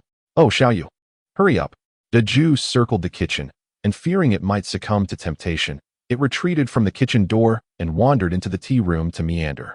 With an elegant gait, its tail swaying gracefully, Deju appeared to be in splendid spirits. In the kitchen, Yunyu gazed at the golden, crispy fish jerky in the frying pan, shaking her head with a smile. This little glutton, how can one hasten the preparation of delicacies? Timing and skill are of utmost importance. Seated in the hall, Han Qichuan also caught a whiff of the delectable aroma, yet he remained detached. Flipping through a magazine on the sofa, Deju shot him a puzzled glance. Meow, TSK. How can one remain so composed amidst such enticing scents? It seems Yunyu's bodyguard must not appreciate the fish jerky. Does this mean I shall have it all to myself later? Meow, how splendid. All the little dried fish belong to him. The large orange cat eagerly licked its paw, anticipating the arrival of the delicacies that Xiaoyu would soon present. This time, the orange feline did not conceal its gaze, and Han Qichuan quickly noticed the plump creature's watchful eyes upon him. He scrutinized the cat that lingered beside the owner. Even now, with his memories restored, he recalled the numerous records of mutated beasts he had encountered in the laboratory, yet none matched this particular feline. 4. In every conceivable aspect, this creature was undeniably a quintessential orange cat. Nevertheless, the abilities and intelligence it previously exhibited clearly indicated it was far from an ordinary feline. Reflecting on this, Han Qichuan interrupted his train of thought. The existence of both the shop and its proprietor was nothing short of extraordinary, rendering the presence of such a cat within the establishment entirely plausible. It seemed to harbor many secrets, yet he had no desire to delve deeper. Knowing or not knowing held no significance for him. Everyone has their secrets, and he chose to trust and respect the owner's mysteries. Here it comes. The freshly made little fish. Yunyu's voice echoed from the corridor of the kitchen. Hey, Big Orange, don't be impatient. I'll bring it out first. Han Qichuan turned his gaze towards the sound, as Yunyu emerged from around the corner, carrying a large platter of golden fried little fish. Upon noticing him, she exclaimed, Han Qichuan, why are you dawdling? Come over and taste it. All right, I'm coming, Han Qichuan replied, nodding and swiftly making his way over. Yunyu placed the dried fish on the table, and the plump orange cat immediately leapt onto the surface. A flicker of surprise danced in Han Qichuan's eyes as he observed the feline, which had, in a remarkably short span, adorned itself with a white bib. Beside its paw lay a fork. It was peculiar, for during mealtimes, he had never witnessed the cat don such an accessory. Upon catching a glimpse of Han Qichuan's expression, the cat instantly comprehended his thoughts, casting him a disdainful glance. It was all for the sake of sharing the meal with him, leading to its current predicament of needing a fork. Otherwise, it would have simply used the plate as a bowl. Han Qichuan. He felt once again the disdain of the cat directed towards him. Yunyu, noticing Han Qichuan's discomfort, offered clarification. Do not concern yourself with it. It can feed itself with the fork. There is no need to worry about its nourishment. It is unlike other cats. Han Qichuan. He was not worried about it. The orange cat interjected, I do not require your concern. You may enjoy your meal without leaving any for me. It was prepared specifically for you. I still have a few fish left. If fried, they should sell well. Yunyu remarked before retreating back into the kitchen, leaving the orange cat and Han Qichuan to engage in a silent standoff. The orange cat grasped the fork with its paw and swiftly impaled a piece of fish, devouring it with great fervor. Han Qichuan watched, slightly astonished, as the cat adeptly maneuvered the fork, indicating this was not its first experience with such utensils. Shifting his focus away from the orange cat, Han Qichuan picked up a piece of fish to taste. Out of the corner of his eye, the cat observed Han Qichuan's movements. Contemplating, he had previously shown indifference to the enticing aroma, so he surely did not enjoy it. Once he tasted it, he would undoubtedly set down his chopsticks and refrain from eating. At that moment, all the dried fish would belong solely to this cat. However, the reality diverged somewhat from his expectations. After tasting a morsel, Han Qichuan maintained an impassive expression, leaving one uncertain whether he relished it or not. Yet, what transpired next nearly caused Deju to drop his jaw in astonishment. Han Qichuan began devouring the food voraciously, one piece after another. Deju exclaimed in disbelief. Meow? He needs 2 bites to finish one. He must be cheating. Determined not to be outdone, Deju focused intently on his own meal, resolved to consume more than the human. Within a few minutes, only a solitary piece of fish remained on the plate, while each of them still had one in their respective bowls. Meow. I must claim the last one, Deju pondered silently. However, when he glanced up again, the little fish treat had mysteriously vanished. The shock was akin to a bolt from the blue. Comforting himself, Deju hastened his eating pace. Even if it took him 2 bites to finish one, he was certain he would outpace Han Chichuan. Yet, upon spotting the pile of fish bones before them, he realized that Han Chichuan's remnants exceeded his by at least a third. What? Chapter 73. The Dark Forest. Eating in such haste. Was there nothing left for me? I still have a few morsels I could savor. As Yunyu emerged from the kitchen, she noticed the plates on the table were already devoid of food. Upon seeing Yunyu, Deju leapt forward, his eyes brimming with tears, seeking comfort. Meow? Meow. Shall you sob? Sob. Yunyu quickly set down what she was holding on a nearby table and caught Deju in her arms. It was the first time she had witnessed him so despondent, worrying something dire had occurred. However, upon seeing the 2 piles of fish bones on the table and Han Chichuan's innocent expression, she found herself caught between laughter and tears, realizing that it was merely a matter of losing a food battle. It does not even consider the fact that it is merely a small cat, unable to rival someone as grand as Han Chichuan. It is quite a stretch indeed. Yunyu gently patted the big orange cat twice, placing it back on the table, and then retrieved a few strips of fish jerky, inquiring of Han Chichuan. Would you care for some more? Recalling the delightful taste of the fish jerky, Han Chichuan nodded decisively, realizing that the previous morsels had only served as a mere foundation. How could he possibly be satiated? Meanwhile, upon noticing Yunyu's continued concern for Han Chichuan, the big orange cat became displeased, letting out a disgruntled sound and turning its back to Yunyu in a display of its discontent. Yunyu selected a few pieces from the plate for Han Chichuan, smiling as she said, "This is the maximum you can have, or else you might find it difficult to enjoy dinner later." Han Chichuan silently nodded. Though unspoken was the thought that the little bit he had just consumed could hardly prevent him from eating his meal. After this exchange, Yunyu turned her attention back to the big orange cat, which had begun to sulk due to her earlier attention towards Han Chichuan. "Don't be upset. Would you still like to eat?" she coaxed. The big orange cat emitted a haughty purr, clearly indicating its displeasure and reluctance to be easily appeased. Unable to resist the urge to smile, Yunyu said, "Don't be angry. How about I make amends by feeding you myself?" The cat perked up its ears and slowly meowed in response. "Meow? Now that is more like it. I can sense your sincerity and have decided not to hold a grudge. Oh, in light of your plea, I shall also forgive your bodyguard." During this exchange, it cast a glance at Han Chichuan, its eyes conveying a sense of relief that spoke, "I have forgiven you." Han Chichuan was left in a state of confusion. Why does that plump cat appear to have such an unusual gaze today? The more I look, the more it seems that this cat, in its magnanimity, chooses not to hold a grudge and has forgiven you. Observing the big orange cat and listening to its words, Yunyu readily responded, "All right. Big Orange has the best temperament. I shall express my gratitude on its behalf. Is that satisfactory? Meow?" With a nod of approval from Big Orange, Yunyu instructed, "Now, open your mouth." She tore a piece of fish from the dried fish snack. The surface of the fish was fried to a delightful crispness, allowing it to be easily pulled apart. Big Orange opened its mouth and relished the treat, casting a proud glance at Han Chichuan as it savored the morsel. Han Chichuan, witnessing Big Orange being pampered with food, suddenly found the dried fish in his mouth to be far less appealing. Time slipped by unnoticed. "Boss, aren't you eating?" Han Chichuan's voice broke the silence. "Me?" Yunyu paused her feeding of Big Orange.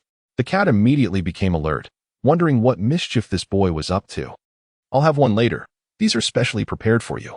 If there are any leftovers, please place them in the fridge over there for preservation. The remainder can be stored for future enjoyment." Han Chichuan fell silent and focused on finishing his last few pieces of dried fish. Big Orange, reassured, resumed its comfortable position and continued to enjoy the feeding.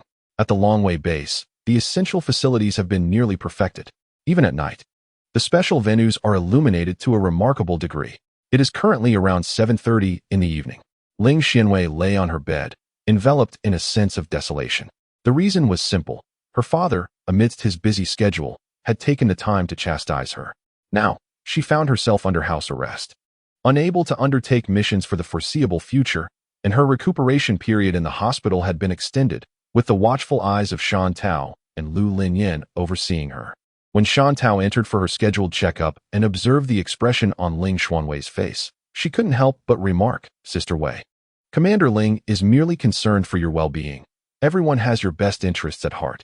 You must understand that you have sustained an injury to your mental faculties. It is prudent to take great care." With that, she bid farewell to Ling Xianwei and exited the room. Ling Xianwei sighed as she lay there, taken aback that even her most doting mother had refrained from speaking in her defense, instead strongly advising her father to prolong her confinement. As for her elder brother, there was no need to elaborate. After receiving a reprimand from their father over the issue of her swapping positions, he was still harboring a grudge against her. It could be said that his restraint in not embellishing the tale before their father was a testament to their sibling bond. Although she had been scolded, the feeling of being cared for and worried about by others was undeniably comforting. Bored and lying in bed, her thoughts inevitably drifted back to her past life. In that existence, during a later time, Longwei Base was breached, and her father chose to stand with the base in its final moments. Her mother, an ordinary person, resolutely vowed to follow her father to the ends of the earth. Lu Linyin and his brother also remained steadfast, guarding the front line of the base without flinching. She survived only because she had been forcibly assigned to escort civilians to evacuate Tsangqing Base.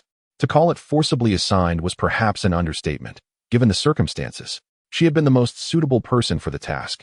Upon contemplation, Ling Xianwei could not help but feel perplexed as to how Mei had become acquainted with her brother, considering the two had no prior connection whatsoever. "Xiaowei, would you like some cake? I made it myself," Lu Linyin announced as he entered, proudly carrying a peculiar item. This time, he had taken the initiative to craft his very first cake. "What is this?" "Coal," Ling Xianwei inquired curiously, gazing at the black lump within the bag that Lu Linyin had just unwrapped. "This is my rendition of a black forest cake," he replied, a hint of bashfulness evident as he scratched his head, aware of its less than appealing appearance. It was understandable that he would want to create something himself, although this black forest resembled more of a black stone.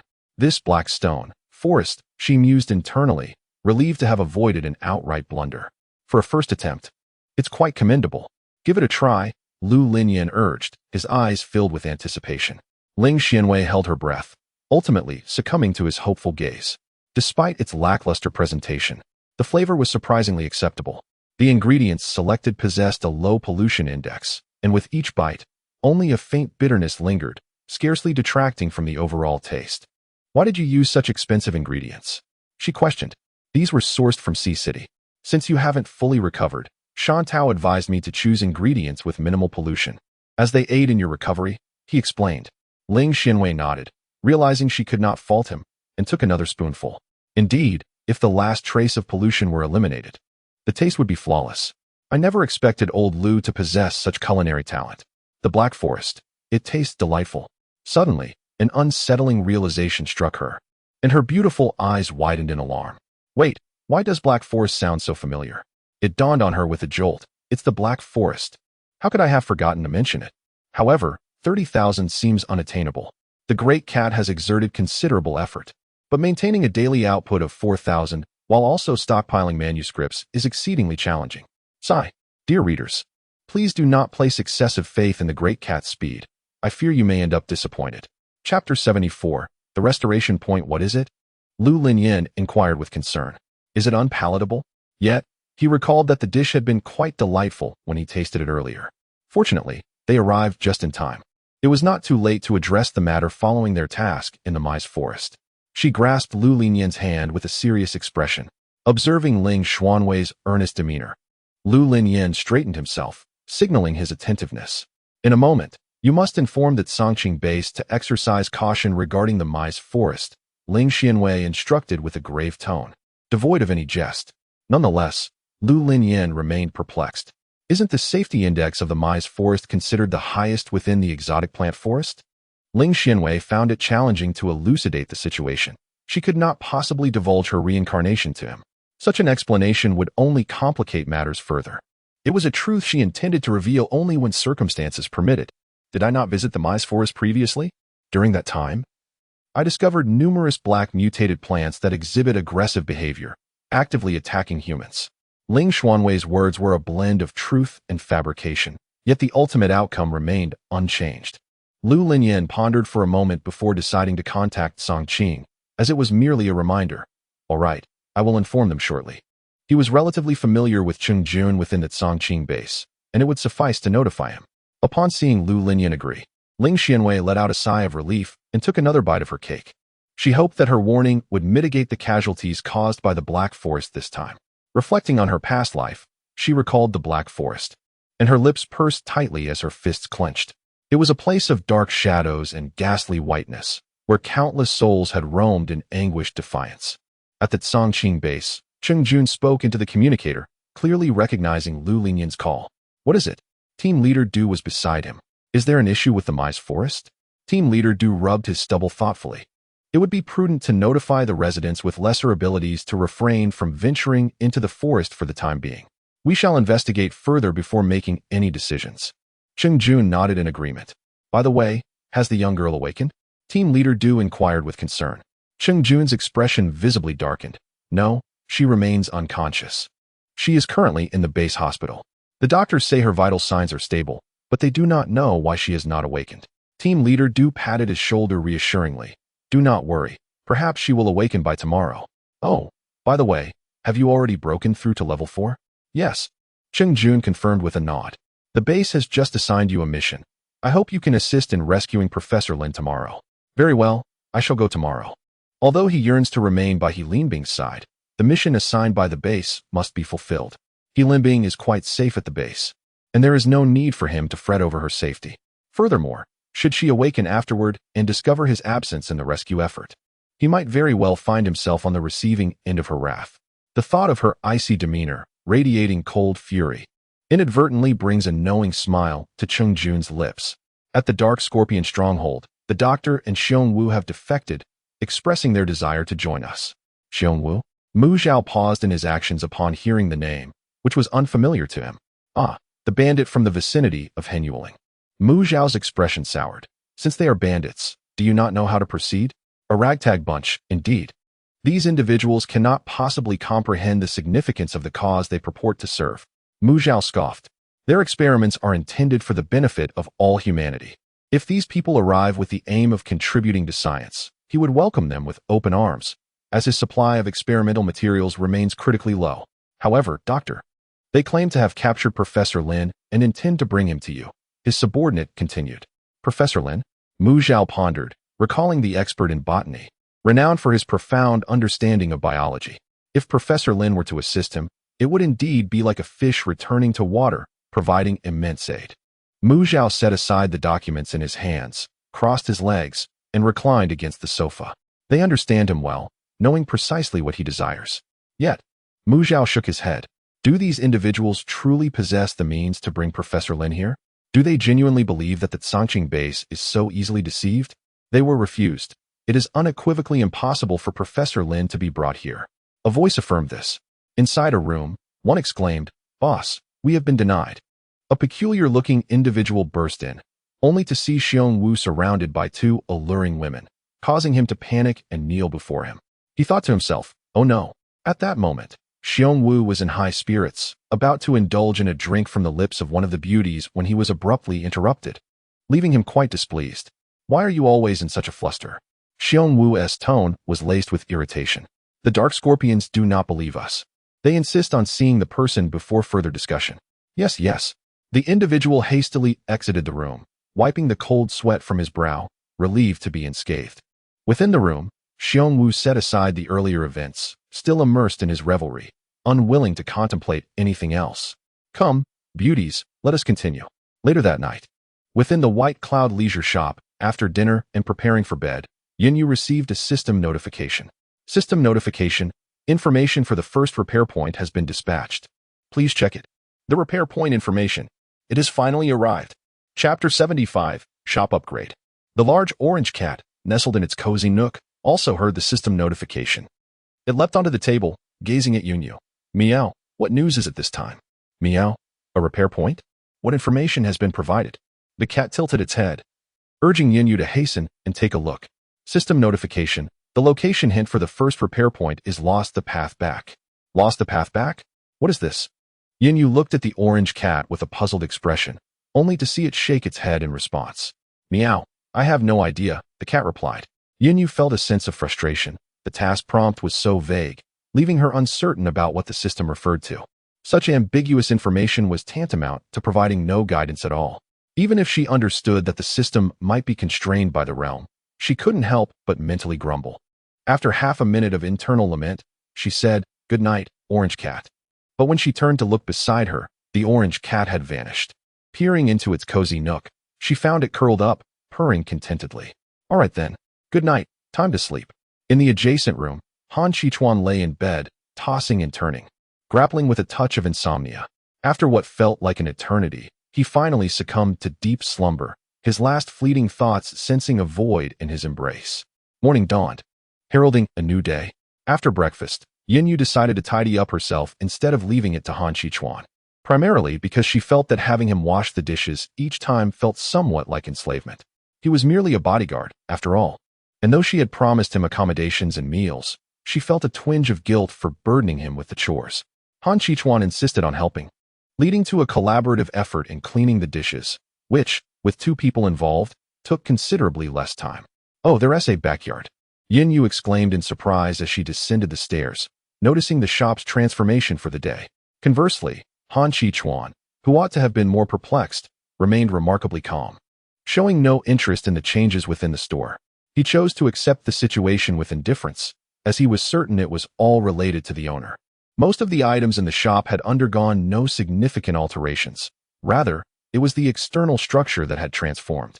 Initially, the store resembled a typical two-story building found in the city, but following the upgrades, it exhibited a trend towards a more villa-like appearance.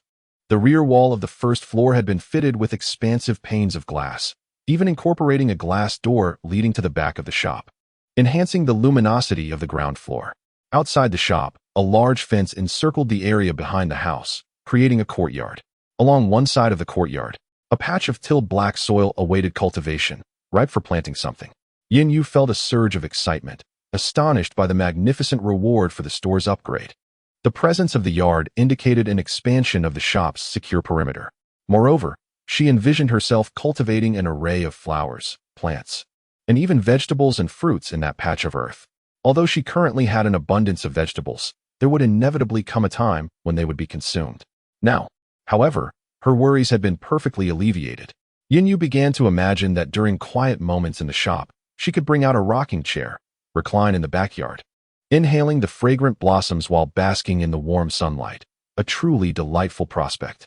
Additionally, she could play ball in the courtyard, which was far more enjoyable than languishing idly within the shop. Han Qichuan, do come quickly. The sun is splendid today. Yin Yu stepped into the courtyard, inhaling deeply. The morning air was invigorating, particularly as this place was nestled close to the forest, refreshing her spirit. She had never considered concealing the changes in the shop from Han Qichuan, for such matters were impossible to hide. However, to her surprise, Han Qichuan exhibited an exceptionally accepting demeanor, asking nothing and calmly embracing it all. Indeed, the weather was splendid, and Han Qichuan nodded in agreement as he emerged. Yin Yu gazed at him for a long moment before finally inquiring, "Is there nothing you wish to ask or say?" She had intended to ask him yesterday when he regained his memories, but the events of that morning and everything that followed had caused her to forget. Han Qichuan's eyes remained tranquil, unruffled as ever. "I trust you," he stated. His trust stemmed from the same reasons that had fostered his faith in her during his amnesia. There was nothing to doubt. Now it was Yin Yu who found herself at a loss for words. She felt no need to reveal her identity to him. And even if he were to learn it, the resolution of matters ultimately rested upon her shoulders alone. A multitude of thoughts swirled within her, yet she struggled to articulate them, ultimately condensing her sentiments into a singular declaration. "As long as you do not engage in wrongdoing, I shall not stand opposed to you, nor will I take action against you." Han Qichuan furrowed his brow, seemingly in disagreement. After considerable contemplation, he cautiously observed Yin Yu's expression and said, "You are not my match." Yin Yu was taken aback. She had anticipated he might assert that he could never commit a wrongdoing, yet instead, she found herself on the receiving end of disdain. Although she acknowledged the validity of his remarks, given his explosive power and expertise in close combat, Yin Yu found herself at a loss against him. However, this only held true outside the confines of the shop. Within the establishment, she could simply expel anyone. Meow? To put it bluntly, you are still no match for him. The large orange cat leisurely emerged. Yinyu remained silent, choosing not to engage in their debate. Today's weather was delightful, and there lay a forest nearby. A stroll through it would be enjoyable. Since it was still early, they could delay opening the shop. After all, in this desolate wilderness, customers were likely sparse at such an hour. Quickly diverting the conversation, she inquired about the forest. Can we venture there? It was prudent to exercise caution in this post-apocalyptic world, and with Han Chichuan having regained his memories, it was the perfect opportunity to ask him. Yes, he nodded. Even though he had spent much time in the laboratory, he was well aware that the dangers of the misty forest were not particularly high. This was common knowledge in the apocalypse. Then let us set forth. It has been ages since I last visited the forest, Yinyu exclaimed joyfully. Suddenly, she caught sight of the large orange cat stealthily attempting to sneak away. No escaping. Big Orange. After consuming so much yesterday, you must engage in some exercise today. The large orange cat, seized by Yinyu, struggled vigorously. Meow? Meow, I refuse. Refusal is futile. Inside the misty forest, Captain, why did we arrive so early? Suen inquired. If he was not mistaken, they had reached the forest by 6 in the morning. The captain rubbed his forehead in exasperation, while Yi Manyao cast a disdainful glance. And even Nua Xin looked at him with a peculiar expression. Chapter 76. The large orange is heavy or what? What's wrong? Why are you looking at me? Suen felt a profound discomfort under the watchful gaze of others. Are you foolish? In the early morning, with the dew present, the quality of the fungi we collect will be significantly enhanced. Moreover, as we discussed yesterday, we should finish our tasks in the morning and then head to that shop. Afterwards, we must make our way to the Tsangqing base. Yi Manyao gazed at him in silence, her tone laced with disdain. If you hadn't arrived so late, are you certain we will have enough time? Upon entering Tsangqing, the newcomers would undoubtedly face a myriad of additional procedures. Rushing the first batch into the base so early, they were uncertain if they would even find accommodation by day's end. Enough of the scolding. Let us continue our search for any rare fruits or low pollution items. Nua Xin adjusted the burden on her back, urging everyone to hasten their pace. You applied such a thick layer of powder, and the scent of perfume is so overpowering. Yet you still fear insects. Nua Xin. Let us proceed. We now know what to expect, and shall remember it in the future. Zheng Gu patted Suen on the shoulder, signaling him to catch up. Oh, Suen quickened his steps. The group advanced swiftly, unaware of the open expanse to their left, just 2 meters away, nestled among the trees. At the center of this clearing stood a plant, unlike any other. Its hue not the expected green but an ominous black, exuding an air of foreboding. In this area, the lush forest had given way to a ground strewn with fallen, withered branches. It is difficult to determine whether they are fortunate or unfortunate. They have evaded the 3rd-level exotic plants in this area. Yet ahead on their path lies a black plant, concealed within the jungle, seemingly of a higher level. The air in this forest is truly delightful, Yinyu remarked. The outskirts of the maze forest often attract visitors, and a dedicated path has been constructed for easier navigation, making traversal within the forest relatively uncomplicated. However, if one seeks a unique opportunity within the forest while also desiring a well-maintained route, one might as well retire to bed for a quicker resolution. The purpose of this path is to allow individuals to reach their desired depth in the forest more swiftly, eliminating the need to start from scratch each time, thus saving time and effort. Indeed, it is essential for one to step outside and take a stroll to feel at ease. Yunyu stretched lazily, reveling in the comfort. Han Chichuan nodded thoughtfully, casting a vigilant glance around. Although this area is publicly acknowledged to possess a low danger level, it remains an exotic plant forest, and as the bodyguard of the proprietor, he must remain alert. Deju, however, appeared rather pale, trotting alongside Yunyu with small, hurried steps. Meow. I protest. It is far more comfortable to snuggle in bed, munching on fish treats while watching television. Yunyu looked at Deju and gently tapped its head twice while crouching, saying, Your physique does not permit such indulgence. As the saying goes, 9 out of 10 orange cats are plump, and the last one collapses the bed. Deju retorted, Meow. I am not a true orange cat, but any little kitty that is orange is forever bound by this rule. Yunyu laughed. Meow. I am different. With that, Deju leaped onto a lower branch of a nearby tree, seemingly intent on proving a point. With a crisp crack, a branch snapped, and the plump orange cat swiftly adjusted its position to land safely. Yunyu chuckled. Haha, See, I told you that you've put on weight, Big Orange. Han Chichuan also glanced over, nodding in agreement. Big Orange fell into a spiral of self-doubt, pondering whether it truly was too heavy. Meow, it refused to believe it. Meow, meow, meow. Surely, it was merely the fragility of that branch at fault, not its own. With a robust meow, Big Orange resolved to find another branch to prove its point. Fortunately, it soon discovered a suitable branch once more. Filled with confidence, Big Orange leapt up. Another crack echoed. It adjusted its stance to land safely, as Yin prepared to tease Big Orange into accepting reality. However, the moment Big Orange touched down, they distinctly felt the ground tremble twice. An eerie silence enveloped the scene as the three of them exchanged bewildered glances. The thoughts racing through their minds at that moment were palpable. Big Orange thought, I can't believe I've become this heavy. Yin mused, is Big Orange's weight exceeding the limit? Should I consider cutting back on its little fish treats? Han Chichuan pondered, this fat cat is too heavy. Perhaps its little fish treats should be given to me. After a few seconds, they realized something else must be amiss. Han Chichuan was the first to react, understanding that the tremors were not caused by the overweight feline. Big Orange sighed in relief, knowing that if it truly was as heavy as they suspected, its precious fish treats would be in jeopardy. What a close call. Its treats were safe, for now. Let us go take a look, Yin said, preparing to move forward. But before she could take a step, Han Chichuan tugged her back. Yin glanced over and saw Han Chichuan shaking his head slightly. Danger. Suddenly, it dawned on her that her system currency had depleted, leaving her martial skills in this apocalyptic world woefully inadequate. A sense of despondency washed over her as she hung her head. All right. In her current state, she could accomplish nothing, and there was a genuine risk of placing herself in peril.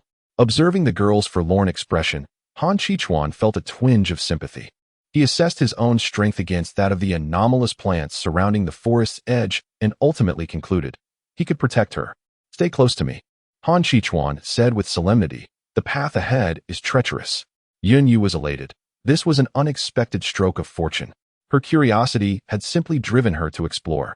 The source of the tremors beneath them was alarming. Black vines erupted from the ground, while some ordinary trees were also ensnared by these invasive tendrils, permeating the area with alarming persistence. What on earth is this? Ah! Yi Manyao cried out as she ran, barely dodging one of the vines that had nearly struck her, only to be saved by a fireball conjured by Noxon that repelled it. Shouting so loudly is pointless. You might as well conserve your energy to escape, Noxon remarked. Yi Manyao regarded Noxon with a huff. Considering she had just saved her, she chose to let it slide and refrained from arguing. The group, which had been running, suddenly halted. What's wrong, Captain? Su-En's voice trembled slightly, although he had an inkling of what was amiss. Zheng's gaze turned vigilant as he gripped his dual blades, stepping back with his right leg, bending slightly at the waist, readying himself in a posture of attack. His oppressive and solemn voice resonated clearly in the ears of each team member. We found ourselves encircled and immediately prepared for battle. The team members glanced around, noting the occasional emergence of dark vines surrounding us. They were indeed surrounded. Chapter 77. The Black Anomaly. What manner of mutated plant is this? Was it not said that the danger level of the maze forest is relatively low? Yi Manyao gradually grew agitated. The four stood back to back, confronting the mutated flora. The aberrant vegetation launched its assault, and the group utilized their abilities to defend themselves. The most effective against the anomalous plants was Nua Xion's fire-based power. However, at her current level 2, her threat to the plants was significantly limited. Had Lu Lin Yin or Cheng Jun been present, a single flame would have sufficed to drive the aberrant flora back. The level of these plants could neither be deemed high nor low. Yet this pinnacle level 3 mutation proved capable of overwhelming a team whose captain was merely at the early stage of level 3. Moreover, they were within the territory of the mutated plants, their home ground, and the four could barely fend off the relentless onslaught. This situation could not persist. We must locate its core, or we would inevitably perish here. Zheng Gang spoke coldly, his gaze fixed fiercely upon the anomaly. The dual blades in his hands moved with the fluidity of an extension of his own body, and under the enhancement of his metal-based power, they were extraordinarily sharp, severing many of the vines beneath his blade. With a suitable weapon and the highest level of ability among them, Zheng Gang found the confrontation relatively manageable. In contrast, the other three, wielding only level 2 abilities and lacking specialized weaponry, had long since found themselves in dire straits. The dense tangle of vines makes it nearly impossible for us to locate its origin, Suen remarked. Among the four, he was undoubtedly the one struggling the most. Yi Manyao, with her wood-based abilities, could conjure vines to fend off attacks, while Noxon's fire affinity naturally countered the strange plants. Suen, however, wielding wind powers, found his speed rendered ineffective amidst the encircling foliage. His second-tier wind blades barely inflicted any harm on the third-tier vines, forcing him to rely primarily on evasion. Yet, as time wore on, mistakes were inevitable. Suddenly, a terrified scream pierced the air. Suen, in the gaze of his companions.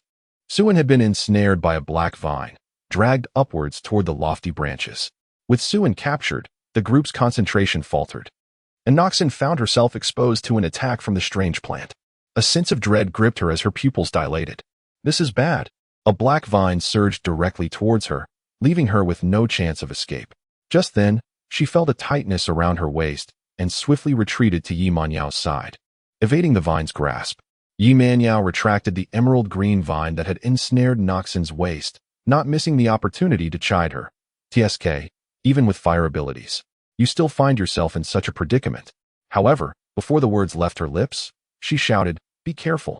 It was too late. From the ground, two more dark vines sprang forth, ensnaring the ankles of both women. Both were now suspended like Suen, their formation shattered. And with their fists unable to combat the multitude of vines, Suen soon found himself ensnared as well. The vines shifted, and the four individuals found themselves ensnared by the dark tendrils, ultimately led before a tree of pure blackness. This tree bore no leaves. Its gnarled and desiccated trunk stood bare, resembling charcoal in its inky hue. Dangling from its branches were numerous black vines, appearing from a distance like a multitude of serpents, exuding an air of dread. Beneath the tree lay a disquieting scene that left the bound quartet in a state of panic, an area littered with the stark white remains of bones, both animal and human. This is it. Are we destined to perish here? Suen cried out in despair. How infuriating. I still have so many exquisite garments yet to wear, countless beautiful cosmetics I have yet to apply, and a multitude of charming young men I have not yet met. Alas, this is so unfair, Yi Manyao lamented, expressing her impending farewell. This time, however, Nuwa Xian refrained from retorting. Faced with death, there was no spirit left for conflict. She remained silent, contemplating her own unfulfilled aspirations. Damn it, if only my abilities were stronger. Zheng Gang seethed with frustration. I'm still so young. Suen, engulfed in sorrow, was suddenly startled by Zheng Gang's outburst. Upon hearing his words, Suen mused inwardly, if I could enhance my powers in a short span, perhaps survival might be within reach. If only the third-level crystal core were still available, he might have a chance to elevate to that level and seek a glimmer of hope. However, his third-level crystal core had gone off to procure a cake. Wait, a cake? The words spoken by Yunyu echoed in his mind. Suen's heart surged with elation as he called out to the captain. Captain, I still have a small piece of cake in my bag. 3 individuals. What time is it? How can you still be thinking about food? Observing the surroundings, Yunyu cautiously noted the signs of a recent altercation. Scorch marks, traces of metal being severed, and a ground littered with black vines were evident. Han Qichuan nodded thoughtfully, then pointed in a direction. This way.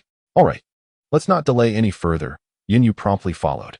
Yi Manyao, in tears, lamented, "Oh heavens! What kind of teammates have I ended up with?" "No, listen to me." Nuwa Xian interjected. "The shopkeeper informed me that this item can enhance our abilities." Suen exclaimed, only to scream in agony moments later. The 4 felt the vines tightening around them. "Where's that piece of cake?" Zheng Gang asked urgently.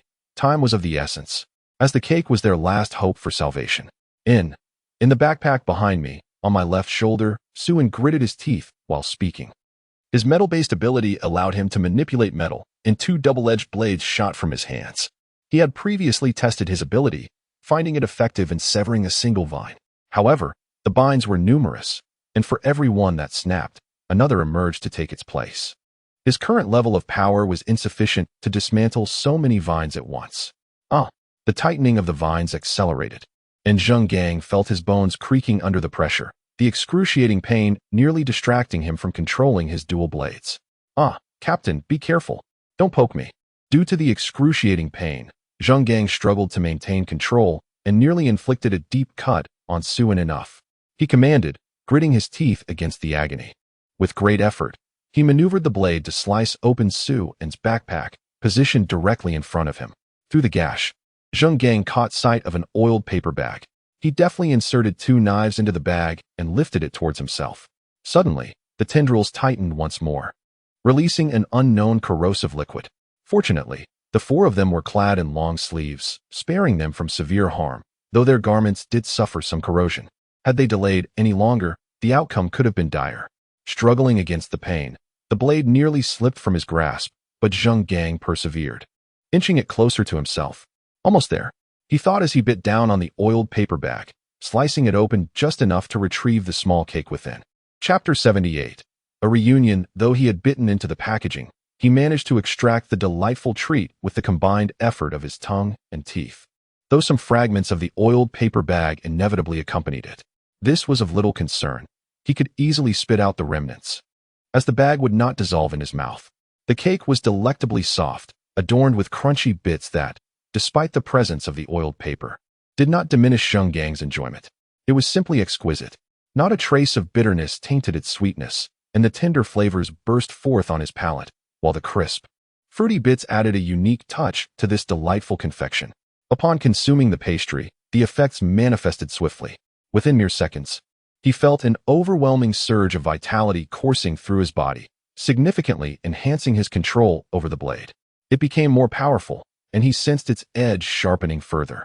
With a fierce shout, the blade sliced swiftly through the vines that ensnared them. For precise, smooth cuts emerged, and even Zheng Gang found it hard to believe. Was he truly this formidable? Was this the strength of a level 4 ability user? The blade's current sharpness allowed him to feel as though it could slice through iron effortlessly. The 4 plummeted rapidly from such a great height. Yemenyao, Noxon shouted. During their descent, Yemenyao was still rubbing her nearly deformed arm, exclaiming, I know. Emerald green vines sprouted from below, catching them just in time, providing a cushioning effect, and they landed safely. Captain, the shopkeeper mentioned that this substance only enhances abilities for a short duration. Su An interjected, unable to contain himself. How long does it last? Zheng Gang inquired. Approximately 4 or 5 minutes, came the response. That is sufficient. Zheng Gang glanced at the black anomalous plant and the surrounding dark vines, confident in his level 4 abilities to lead everyone to safety within that time frame. They arrived. Han Qichuan halted, reaching out to assist Yunyu. Phew, what a tiring endeavor. Yunyu exclaimed as she finally climbed onto a stone that lay across the slope, surrounded by dense foliage. It appeared that the area was filled with ordinary plants. However, upon reflection, it is indeed perplexing how an entire forest could be composed solely of foreign flora. If such were the case, it would not merely be a forest of alien plants, but rather a veritable zone of death. Over there, Han Qichuan gestured towards a direction, and Yunyu turned to see a slender, black vine entwined around a tree, beneath which lay clusters of white forms. Upon closer inspection, it became evident that the white objects beneath the tree stump were nothing but the skeletal remains of animals and humans. This creature is carnivorous. Shifting her gaze from the ominous alien plant, Yunyu noticed that 4 individuals were ensnared by the black vines. Oh, is that not the customer who previously visited the shop? She recognized Su An among the group, who appeared to be struggling somewhat. Han Qichuan nodded and explained, Wind element. Level 2. It is, of course, quite taxing for a level 2 wind ability to contend with a nearly level 4 alien plant.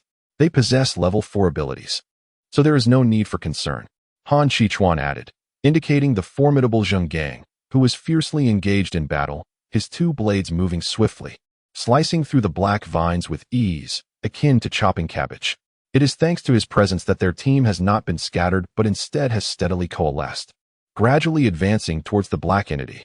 It seems they do not require our assistance.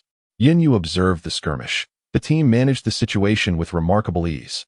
Although the other 3 were somewhat less powerful, they posed no significant issues under Zheng Gang's protection. After a while, once their battle has concluded, we shall inquire whether they need to procure any supplies. Yunyu suddenly contemplated. If they find the store too distant, it is no matter. She possesses resources within her system space. Han Qichuan nodded, standing beside Yunyu, while the large orange cat nestled in her arms remained withdrawn, still mourning the impending loss of its beloved dried fish. Let us proceed, Yunyu declared. Indeed, Han Qichuan assented, following her lead. Ah, The quartet trudged onward, ultimately reaching the fringes of the tree's core. Zhang Gang let out a fierce roar as he forcefully plunged his blade into the tree's roots. Having previously exhausted much of his combat abilities before reaching the 4th level, he unleashed all his powers without restraint. The sharpness of the blade doubled, striving for a decisive strike. Fortunately, the black anomaly was relatively young, and the trunk was not particularly robust. Crack! Boom! The sinister black tree collapsed. The surrounding black vines quivered violently twice before limply falling to the ground, rendered motionless and devoid of any threat. Ah, we are saved. The 4 of them crouched on the ground, gasping for breath, especially Zhang Gang, whose pastry-induced effects had worn off, reverting him to his original 3rd level. He was now so depleted that he struggled to even lift his own blade. Quickly, search for the crystal core of that anomaly. Zhang Gang's voice trembled, clearly pushed to his limits. They had scarcely achieved victory. They could not afford to lose the spoils of the anomaly's crystal core. Typically, a plant's crystal core resides within its central region. Nuo Xian dashed forward, but as she approached, she heard Yi Manyao's voice. The crystal core is at the tree stump. Everyone turned to see that on the surface of the black stump, a patch of dark green was emitting a dim glow, which suddenly intensified. Not good. It is attempting to forcefully break through to the 4th level. Zhang Gang exclaimed, "Run." The mutated plants were unlike zombies. As long as one did not sever the crystalline core from its roots, they could continue to thrive. Typically, the crystalline core resided at the center of the plant, and cutting it at the roots would suffice to neutralize the threat. However, who could have anticipated that the core of this particular mutated plant lay so deep? Zhang Gang's previous strike had failed to damage its foundation. The roots surged forth. The mutated plant, perhaps unlike others, forcefully broke through its limitations, compensating for its lack of strength through sheer level. The black vines reared their ominous heads once more. Run! The 4 fled, but Zhang Gang, drained of energy, collapsed to the ground. The sound of slicing air pierced the tense atmosphere as the black vines shot towards him. Zhang Gang's pupils constricted, and he calmly closed his eyes, seemingly accepting his fate and relinquishing his struggle. The remaining 3 felt a pang of dread in their hearts, momentarily flustered as they prepared to use their abilities to rescue Zhang Gang. However, such actions might ultimately cost them their precious escape time. Yet, none chose to abandon him. Flames, vines, and howling winds surged forth, but against the formidable level 4 vines, their efforts were but a drop in the bucket. Hundreds of vines surged forward, resembling a colossal hand intent on ensnaring them all. In that final moment, the expressions of the group were calm, yet tinged with regret. A glimmer of cold light flashed. Just before the black vines could reach them, they were neatly severed. A voice echoed behind them. "Phew, I made it." A girl, breathless as though she had been running for an eternity, appeared alongside an orange cat that walked with an elegant gait, as if meandering through a garden. Suan beheld the girl and her feline companion, his eyes widening in astonishment. Upon discovering him, the young woman smiled gently and waved her hand. "Ah, it's lovely to see you again." Chapter 79. The battle. A glimmer of cold light flashed by, revealing the claws of Han Chichuan, their sharpness rivaling that of the dual blades enhanced by the 4th level metal ability just moments ago. The black vines were severed significantly, hesitating to advance further. Han Chichuan lifted the still prone Zhang Gang and tossed him behind, positioning himself defiantly before the encroaching vines, creating a standoff. Behind Han Chichuan, Suan hurriedly caught Zhang Gang. "Captain, are you all right?" "Cough, I'm fine." Zhang Gang fixed his gaze upon the solitary figures standing before the black vines, noting their formidable presence. Impressive, but is that a specially crafted weapon? Han Chichuan had merely altered his claws, the scales now possessing a metallic sheen, appearing as if he merely donned a glove. The 4 members of the team shared this perception, not delving into further speculation. "Wow, this man is quite remarkable.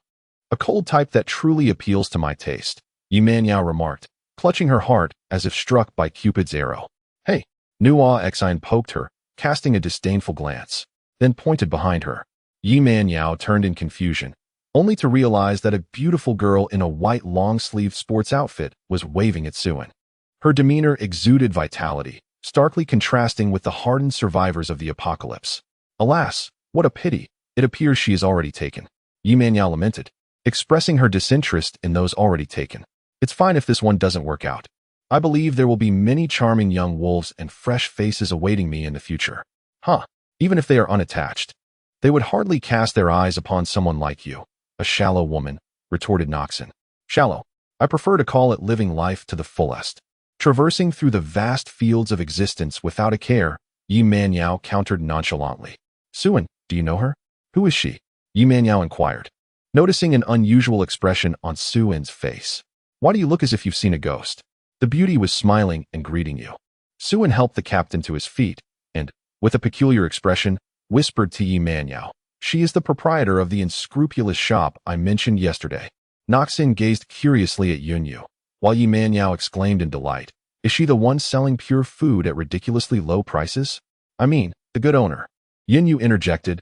This pricing is determined by the system and has nothing to do with me. Cough, cough. Dear customer, you claim I am a dishonest owner? You must present evidence. Yunyu implored Suan earnestly. No, that's not it. Suan quickly denied, then flatteringly added, I meant to say, a considerate person. Eager to help, self-sacrificing, devoted, who regards money and fame as mere dust. Exactly. That's precisely what he said just now. I can attest to it, Yi Manyao chimed in. Noxon remarked. If that were true, then her ears must have been deceived earlier. Yunyu replied, do not think that a timely retraction will absolve her. She certainly heard everything just now. Nevertheless, this is not the time to discuss such matters. Hurry and leave now. Just run out of the range of this aberrant plant. Yunyu urged them, taking advantage of the current situation where the anomalous flora seemed to show some trepidation towards Han Qichuan. They would not hinder his escape when the conflict erupted. With Han Qichuan's prowess, extricating himself from their predicament would be remarkably effortless. After all, he was the man who had previously vanquished a level 4 Earth-type zombie with sheer strength. The group ceased to linger, immediately exerting their utmost to flee. Even the exhausted Zheng Gang gritted his teeth and persevered. As they fled, the Black Vines launched another assault. With a swift motion, the severed tendrils struck the ground once more. Quickly, everyone, be cautious of the ledge here, Yunyu called as she forged a path ahead. A thunderous roar echoed as Black Vines erupted from the ground. The group swiftly dodged, narrowly escaping danger, though the situation remained precarious. Surrounding them, similar Black Vines emerged from all directions, their roots seemingly controlling the entire territory. It was dire. The tendrils initiated their offensive, exploiting the vulnerability of their targets. The black vegetation focused its attacks on Yunyu and her companions, regarding the formidable Han Qichuan as a lesser threat, merely attempting to ensnare him with a trivial distraction to impede his rescue efforts. Yet, even the full might of the aberrant flora might struggle to ensnare Han Qichuan. How could such a minor hindrance trap him?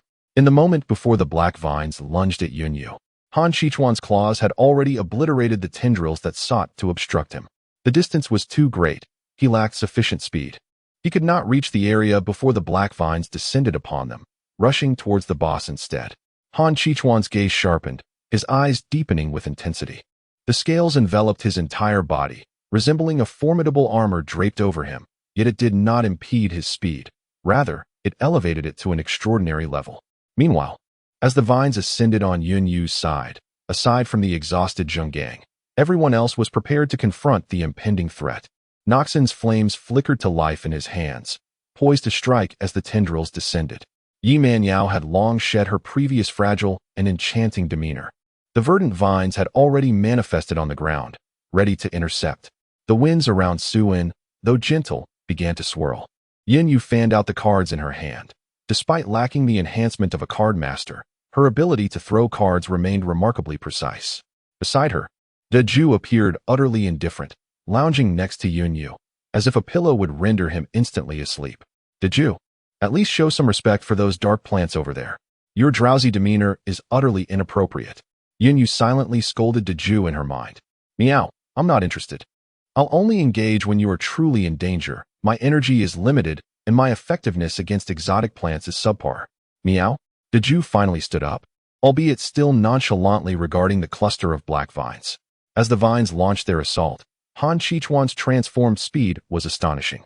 The tendrils had barely begun their attack before they were rendered ineffective, the black vines strewn across the ground. In his altered state, Han Qichuan was fully exposed to the gaze of the onlookers. Zheng Gang and Yi Manyao were left agape, unable to close their mouths, while Suan was drenched in cold sweat. Fortunately, he had been exceedingly cooperative during their previous shopping excursion. Among the four, Only Noxon remained remarkably composed, as if accustomed to grand spectacles. What is this? Such was the initial thought that flickered through the minds of the quartet. Yunyu sighed. Han Qichuan had been too impulsive, revealing this altered state in front of others. You saw nothing at all. Yunyu smiled as she spoke from behind them. Chapter 80. A backup plan? The silent warning was palpable. Indeed, I witnessed nothing. Zheng Gang was the first to comply. Oh dear, the weather is truly delightful today, Yi Manyao remarked. I did not see anything, Noxon chimed in with a smile. Neither did I, Suan added, trembling slightly, as if fearful of potential repercussions. Observing their seamless cooperation, Yunyu nodded in satisfaction. Even if they were to divulge the events, there was little she could do. Nevertheless, the warning might carry some weight. To a degree. Following this brief interlude, they promptly rejoined the battle against the Black Vines. Han Qichuan could not protect everyone, nor did he intend to. His sole concern was safeguarding Yunyu. The vines were plentiful, and the regenerative capabilities of these mutated plants were indeed vexing. We must target its core. Zheng Gang called out to Han Qichuan. Did Han Qichuan not know this? He certainly did, yet he was uneasy about leaving Yunyu to confront these alien vines alone. If they were to seek the core, it would undoubtedly require him to depart. He was her sole bodyguard, should she wish to leave. He could whisk her away at any moment. Go ahead, do not worry about me. I still have the Jew with me. Protected meticulously by Han Qichuan to the extent that not a single card was allowed to escape, Yunyu addressed him. Handsome. We shall safeguard her while you swiftly resolve that matter. Yi Manyao spoke with a hint of tears in her voice. Nua Xian nodded in agreement, affirming, Boss. We will protect her. Suan wore a similar expression. He had been the most afflicted by this peculiar plant thus far. Go on, it's fine. Yunyu urged once more. Time is of the essence. We must conclude matters here swiftly and return. Han Qichuan, albeit reluctantly, nodded. However, the mask obscured his emotions, leaving only Yunyu with a faint perception of his reluctance, while the others remained oblivious. A cold, deep voice resonated. Protect her. After speaking, Han Qichuan cast a glance their way, his deep blue vertical pupils emanating a chilling light, clearly a warning of intimidation. Should she suffer even a single hair's harm, he, as her bodyguard, would bear the consequences. The four felt a shiver run down their spines. The gaze of those vertical pupils made them feel as if they were being scrutinized by a ferocious beast. Yes, we will certainly protect her, Yi Manyao declared. Her previous desire to flirt with Han Qichuan completely evaporated. Such a humanoid beast was indeed beyond the reach of an ordinary person like her. Right. We will definitely safeguard her. Suan's voice trembled slightly. How terrifying. Only then did Han Qichuan dash forward, heading straight for the core of the peculiar plant. As soon as he departed, Yunyu was ready to unleash her prowess. But before she could begin, she found herself encircled by the four, positioned to shield her. My dear aunt, please do not rush out. If they were to collide or bump into something, it would be them who would suffer the consequences. The four surrounded her. Even a somewhat weakened individual was straining to safeguard one side. Yunyu, contemplating whether to test the efficacy of the flying talisman in the absence of Han Qichuan, softly reassured, there's no need to be so tense. I will be fine. In unison, they exclaimed, no? Feeling restricted and unable to stretch, she conceded, forget it. I shall have another opportunity to try later. Meanwhile, the orange cat nearby was quite content, relishing the chance to lazily sprawl on the ground without pretense. Han Qichuan was already dashing toward the stump when suddenly, sharp thorns erupted from the black vines. All the tendrils ceased to focus on Yunyu and her companions, frantically converging instead upon Han Qichuan. As the vines withdrew, the four of them sighed in relief and dispersed, the prolonged tension inevitably leading to mental fatigue. With no immediate danger surrounding them, they no longer encircled Yunyu tightly. Han Qichuan, without hesitation, plunged forward rather than evading, for the core of the was wrapped within. To vanquish the, one must confront its essence. Although Han Qichuan was now clad in scales, Yunyu still harbored concerns about potential injuries from those sharp thorns. Hey, did you? Is the pot we received from the system sturdy? Meow, the pot? It's sturdy. Why do you ask? Wait, what do you intend to do? Startled, Deju sprang up from the ground, only to see Yunyu discreetly retrieving a black pot from the system space behind her back while everyone was distracted. The key detail was that pot was specifically intended for making little fish snacks. The large orange cat watched in astonishment as its food bowl flew away. Han Qichuan then heard Yunyu shouting at him, even though his body was covered in scales. Having something to shield him was certainly preferable to those thorny vines striking against him directly. After practicing with the flying discs for several days, Yin Yu's aim had improved considerably. At the moment when the vines were completely closed off, the black pot flew through the tiniest gap and was caught by Han Qichuan. The four individuals, initially oblivious to Yin Yu's movements, soon realized she had launched the pot. Where did she get that pot? Yi Manyao inquired. A space-type ability user? Nuo Xian wondered. There was no sign of ability fluctuations. Zheng Gang shook his head, dismissing Nuo Xian's theory. Regardless of the type of ability, there would always be some manifestation of energy during its use. Even with the utmost care, one could not entirely avoid it. Could it be that we simply did not sense it? Nuo Xian asked. Zheng Gang paused for a moment. It's possible, but the likelihood is quite slim. They were in close proximity, making it improbable that all four of them had been unaware. I think it would be best if we avoid delving into the secrets of the boss, Suin weakly suggested from the side, mimicking a throat-cutting gesture, perhaps implying that if they discovered something, they might be silenced. The four exchanged apprehensive glances, a wave of fear washing over them. They hastily ceased their discussion and redirected their attention to the ball enveloped in vines. Do you think he will win? Suin asked. Then why are we still here? Suin felt a sense of despair. Were they to wait here only to face demise together if he were to lose? Run if you must. In any case, I can no longer muster the strength to flee. Yi Manya simply squatted down on the ground, opting for comfort above all. Suin was about to interject, just as she chimed in. Do not worry. Is that not the boss you mentioned earlier? Observe her calm demeanor. She undoubtedly possesses some hidden resources. Furthermore, who would dare sell exceedingly rare pure food in such desolate wilderness? She cannot be a mere simpleton. Chapter 81. The pot is broken, Miao, Xiaoyu. That was the pot meant for preparing my dried fish. Ah, it was that pot. Yin Yu expressed her surprise. The system space was filled with supplies previously hoarded on Earth, lacking any weapons. Considering practicality, the pot emerged as the optimal substitute weapon, capable of both offense and defense. In the heat of the moment, she had merely grabbed a pot without paying attention to which one it was. I apologize, Big Orange. Yin Yu chuckled helplessly. Typically, Big Orange's favorite was dried fish, closely followed by that cherished pot used for its preparation, which required occasional polishing and caressing. Meow sob. Xiaoyu, you must compensate me with even more dried fish than yesterday. Big Orange quickly seized the opportunity to make demands. Very well, once you slim down, I shall prepare it for you. Yin Yu sighed, realizing the consequence of throwing away the pot. Big Orange's spirits lifted instantly.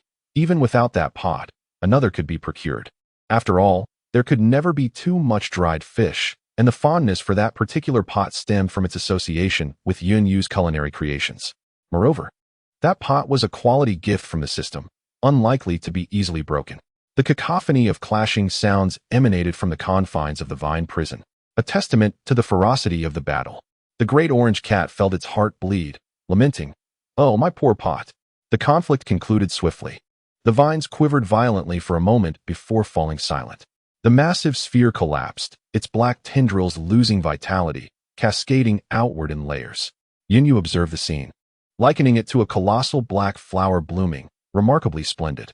As the vines lay prostrate, a figure of bluish-gray materialized at the center, wielding a dark green crystal core that emitted a faint glow from its enormous claws. Undoubtedly, Han Qichuan had triumphed, winning without a shred of doubt.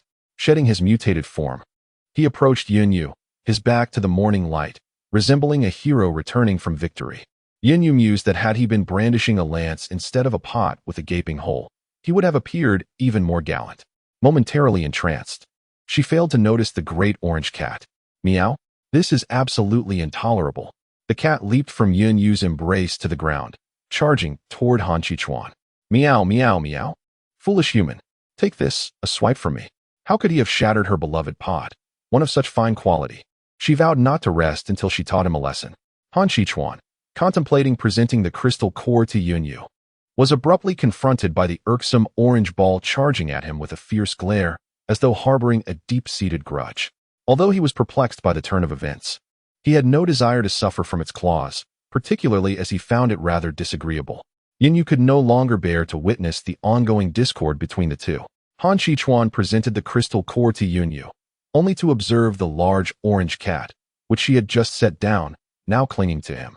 its cries from the pot he had previously used echoing pitifully in the air.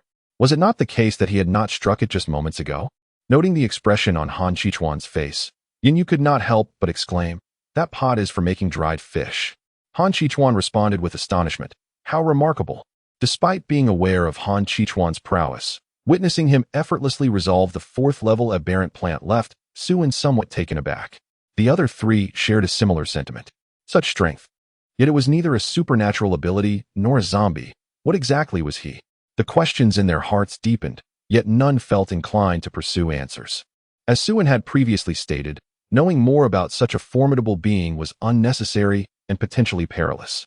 Thus, when Han Qichuan redirected his gaze towards them, all four spoke in unison, "We saw nothing at all." Han Qichuan nodded. He was a test subject, and there were those searching for him or for Yunyu. If his whereabouts were to be revealed, individuals would inevitably come seeking him. While he was not particularly fearful, his primary concern lay with the safety of his employer. Although she had assured him that she would be safe within the confines of the shop, it was evident that, much like today, she could not remain indoors indefinitely. Seeing that Han Qichuan no longer scrutinized them, the four exhaled in relief. They were finally safe after a day spent teetering on the brink of danger. That was terrifying. Today has certainly been exhilarating, one of them remarked. Yi Manyao patted her chest, lamenting that if such occurrences continued, her heart would surely not withstand it. Nua Xian nodded in full agreement. Perhaps today was the day when her views aligned most closely with Yi Manyao's. Shall we still visit that shop? Nua Xian inquired. To be honest, although she had indeed been startled before, her desire to go remained strong. The allure of inexpensive organic food and that enchanting pastry was simply irresistible. Why should they not explore such a treasure trove? Yes, I still wish to indulge in that untainted bread, Yi Manyao readily concurred. Count me in, Zheng Gang chimed in, recalling how they had previously been saved by that very pastry. Hey, Su-yin, are you coming? If not, just wait for us at that place from yesterday. Yi Manyao asked. I'll go, Su-yin replied reluctantly. Given that the others were going, he felt he could hardly decline. However, a sudden realization struck him. Yesterday's events flashed through his mind, his expression shifting to one of both frustration and amusement. One must eventually pay for their escapades. Just as they intended to find Yunyu to inform her of their plans, she approached, followed closely by Han Qichuan. Would you like to join us at our shop? Before Yunyu could finish her sentence, the four exchanged knowing smiles, their voices resonating in unison. Absolutely. Oh, that was surprisingly easy, Yunyu mused. Having anticipated a more arduous negotiation given her recent threats alongside Han Qichuan. Her worries dissipated, her spirits lifted, she exclaimed, then let us depart. With autumn upon them, the forest floor lay carpeted with fallen leaves. As the group prepared to leave, an unexpected turn of events unfolded. Be careful. Beside Yunyu's position, a black vine, adorned with sharp thorns, swiftly lunged towards her. This was a final strike of the black mutant plant, sealing a portion of its power within the vine as it faced its demise. The thorns were sharper than before, and at the very tip of the vine, a 10-centimeter thorn glimmered ominously. The speed was astonishing. Neither Deju nor Han Qichuan could react in time, let alone the other four. Gasps of shock filled the air, and Su-yin, frightened, shut his eyes. Chapter 82, Dog Food? Just as the thorn was a mere centimeter from Yunyu, the vine suddenly froze mid-air before plummeting to the ground, failing to graze Yunyu even slightly. Blinking in confusion, Yunyu struggled to comprehend what had just transpired. The 5 individuals and 1 cat nearby were equally stunned. Deju exhaled in relief, realizing that her earlier tension had almost caused her to forget this crucial detail. Meow? Is Xiaoyu all right? Meow? Did you forget to? Then why were you so calm just now? Deju questioned, puzzled. Yunyu. Could she admit that she was taken aback? Fortunately, Deju did not dwell on the matter and explained, you are immune to supernatural abilities. Immune to supernatural abilities? Oh, so that was it. The vine was propelled by the plant's power and was supposed to lose its efficacy upon contact with Yunyu's abilities. However, due to her unique identity, in times of crisis, the effective range expanded by a centimeter, dissipating all additional effects brought about by supernatural powers, including kinetic energy. Doesn't that make her nearly invincible within the mutant forest? Yunyu's heart raced with excitement. The ability to manipulate immunity and viruses was extraordinarily valuable in this apocalyptic realm. With Han Qichuan by her side, she felt utterly unafraid of ferocious beasts and there was no need to worry about lurking mutated plants launching surprise attacks. Come on, why are you all standing there in a daze? Yunyu urged as she turned to see them still rooted in place. The large orange cat, disinterested in walking, leaped into Yunyu's embrace. Han Shichuan, silent, quickened his pace to follow. He too had been startled moments ago, and his heart had yet to steady. Contemplating, he surmised that this must be yet another peculiar ability of the shopkeeper. Perhaps she herself was unaware of it. While others remained oblivious, Han Shichuan had noticed something amiss. When the vine lunged at the proprietor, her expression was calm, yet her gaze was unfocused, clearly indicating she had not registered the threat. A shiver of fear coursed through Han Shichuan. Had the shopkeeper lacked such extraordinary abilities, she might have already been lying on the ground. It seemed he was still not adequately professional. His skills as a bodyguard were insufficient, and he ought to maintain a closer proximity to the shopkeeper. Resolving this in his mind, he increased his speed to follow Yunyu, drawing nearer. The four behind hastily caught up, engaged in animated discussion along the way. Did you all feel that? Nua Xian inquired. The other three nodded in unison. So the shopkeeper possesses supernatural abilities, Suan remarked, unable to conceal his astonishment. Initially, he had thought her merely an ordinary person. Indeed, it appears to be a form of mental power and of considerable rank. Zheng Gang's demeanor remained remarkably composed. He had suspected all along that the boss was no ordinary individual. The other three nodded in agreement, sharing the same sentiment. Although they could not discern the nature of the energy fluctuations, lacking any psychic abilities among them, they could certainly observe the situation. The vine shot towards the boss with astonishing speed, yet her expression remained unchanged, exuding calm and composure. As anticipated, the vine halted just a breath away from her. The audacity to bring such a dangerous element so close spoke volumes about her confidence in her own abilities. After all, this was the final, desperate strike of a level 4 mutated plant. Moreover, the corners of the boss's eyes emitted no light, which for a psychic meant an effortless defense with minimal exertion. The level of mastery required to achieve such ease was remarkable. Then why did that man insist we protect the boss? Yi Manyao inquired, puzzled. A boss of such formidable strength hardly required their protection. It seemed more plausible that she would be safeguarding them instead. They had foolishly fretted over her safety, concerned that the man might retaliate against them. The four shared a collective bewilderment. After a brief pause, Yi Manyao lightly slapped her own face a few times, chiding herself for overthinking. What's wrong? The others asked, their confusion palpable. Yi Manyao rolled her eyes and pointed toward the backs of the two individuals walking ahead, where Han Shichuan stood closely by Yunyu's side, guarding her diligently. Do you understand now? She exclaimed. The others nodded in comprehension. The whims of the esteemed individuals. What can their trivialities do? They can only acquiesce, forced to partake in this generous portion of dog food. Hiccup, how full? Yunyu sensed that the distance between them and the individuals behind had widened, and she turned to urge them. Hurry up, keep up. All right. The four of them followed, their expressions peculiar. Noticing their subtle demeanor, Yunyu inquired of Han Shichuan. What s with their expressions? Do you know, did you? Diju glanced at her and replied, Meow.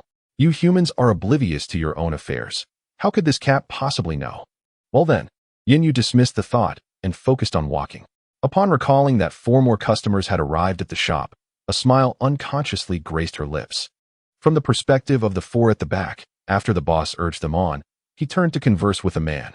Whatever was said elicited a resigned yet indulgent shake of the head from the man, and the boss's smile thereafter was blindingly radiant. The quartet thought. 555. We beg your pardon, boss, spare us. We cannot take any more. Truly, we cannot eat another bite. After a tumultuous journey, they finally arrived at the Bai Yunyu shop. Yunyu approached to open the door and greeted the 4 with a smile. Welcome to Bai Yunyu shop. I am the owner, Yunyu. As the 4 entered, Suan, who had visited the shop yesterday but had been too nervous to observe closely, now found his thoughts in perfect sync with those of the other 3. In this apocalyptic world, it is astonishing to find a shop with such an exquisite ambience. Indeed, it is no surprise that this establishment, owned by a prominent figure, is unlike any other. This venue serves as a tea house, adhering to similar decorum as a CAF. Patrons are merely asked to refrain from excessive noise. Furthermore, fighting and the use of supernatural abilities are strictly prohibited within the premises, as Yunyu reminded them. Feel free to choose a seat. I shall fetch the menu for you to see what beverages you desire. Yu instructed them. The four companions settled into a cozy window-side spot, basking in the pleasant light and enjoying the view beyond the glass. Within a minute, Yu returned with the menu. Take a look and see what you would like to drink, she offered, handing it over. Yi Man Yao eagerly seized the menu, her eyes widening as she inquired. Oh dear, Yin boss, are all the items here made from pure ingredients? Yin nodded affirmatively, confirming that all offerings in the shop are indeed pure. Yi Man Yao gasped softly. At first glance, the prices might suggest extravagance, yet the knowledge that these are pure foods made it an undeniable bargain. Hey, are you going to order or not? If you're not, hand it over. I still need to order, Nua Xian exclaimed, noticing Yi Man Yao's astonishment without placing an order. Without hesitation, Nua Xian snatched the menu from her hands. Wow, Nua Xian, Yi Man Yao exclaimed, somewhat exasperated as her menu was taken. Boss, we would like 4 orders, 3 cups of caramel bubble milk tea and 1 cup of black tea, Nua Xian declared decisively. Currently, the shop employs only a handful of staff, and Yunyu has temporarily enlisted her bodyguard. Considering that Han Qichuan is juggling 2 jobs, it might be somewhat exploitative to pay him for just one. Thus, Yunyu secretly resolved to increase Han Qichuan's salary this month. Indeed, she exemplifies a considerate employer who prioritizes her employees' welfare. After expressing this thought, she proceeded to the kitchen. Unexpectedly, Xiok Xingxin seems to be quite perceptive about us, showing such concern, Yi Man Yao remarked to Noxon. Noxon remained speechless. Although the two often clashed, they had been teammates for a considerable time, and it was impossible for her not to be aware. She, Yi Man Yao, and Suin all shared a fondness for sweets, while their captain had a penchant for tea. As for why they did not order the shop's signature series, the answer was simple. The Tier 3 crystal cores were still a bit too pricey for them. Except for their captain, the rest of the team were Tier 2 abilities users, making it quite challenging to acquire Tier 3 crystal cores. Thus, they cherished every opportunity. Who is Han Qichuan? Suin interjected. Yi Man Yao couldn't help but poke him, wondering how his reflexes could be so delayed. Was it not obvious? Who else in this establishment could it be, besides the owner? Suin looked at Yi Man Yao in confusion, questioning her motive for poking him. Yi Man Yao sighed, feeling exasperated. Perhaps it was best to leave him to his own devices. I am, Han Qichuan said as he approached their table. Suin exclaimed in realization. So it is the big shot. Noxon handed the crystal core to Han Qichuan, who accepted it without further intruding upon their conversation. It is worth noting that on the day the apocalypse struck, with the blood moon hanging in the sky, meteors falling, and radiation spreading, the world had become largely contaminated, save for those few places that had been meticulously protected. Even now, humanity remains unable to entirely eliminate all pollutants and impurities. Even the removal of a majority of these contaminants incurs substantial costs. Fortunately, the impact of such pollution on the average individual is not particularly severe. While for those with extraordinary abilities, the effects tend to escalate with their level of power, manifesting in loss of control, frenzy, and confusion. However, given that the general proficiency of these extraordinary individuals is relatively low, the pollution crisis is not exceedingly dire. Noxon gazed at her, shaking his head in silent exasperation. Suin signaled to Yi Man Yao with a gesture for silence. This is not information we ought to know. It is best not to inquire. Yijia. Haven't the previous lessons been sufficient? Just then, Zhang, who had been resting with his eyes closed, nodded in agreement upon hearing Suin's words. TSK fine. I won't ask anymore. I was merely curious. Yi Man Yao pouted, relinquishing her fleeting curiosity. In truth, her desire to know was not particularly strong. She had simply spoken out of a momentary impulse. Reminded by Suin, she recalled the events in the forest. That humanoid beast truly was terrifying. She had no intention of challenging its boundaries. The atmosphere fell into silence once more as the four rested, their experiences from that morning having left them utterly exhausted. After a brief passage of time, Han Qichuan approached again, carrying a white platter upon which rested their ordered beverages. Enjoy, he stated coldly, his expression stern, which seemed ill-suited for a server. However, there was little to be done, with insufficient manpower. Yinyu had prepared the drinks and had called upon Han Qichuan to assist in bringing them out. Merely holding an item, one would not anticipate any repercussions. Indeed, nothing untoward transpired. It merely startled a few individuals. After placing his belongings, Han Qichuan sought refuge in a corner, continuing to peruse a magazine he had yet to finish. Alas, if only the proprietor's establishment did not solely offer organic products, how many patrons could be enticed with someone of such stature serving? Yi Manuel lamented. In truth, she pondered how many customers possessed hearts resilient enough to endure it. Do you think the boss will recruit more staff later?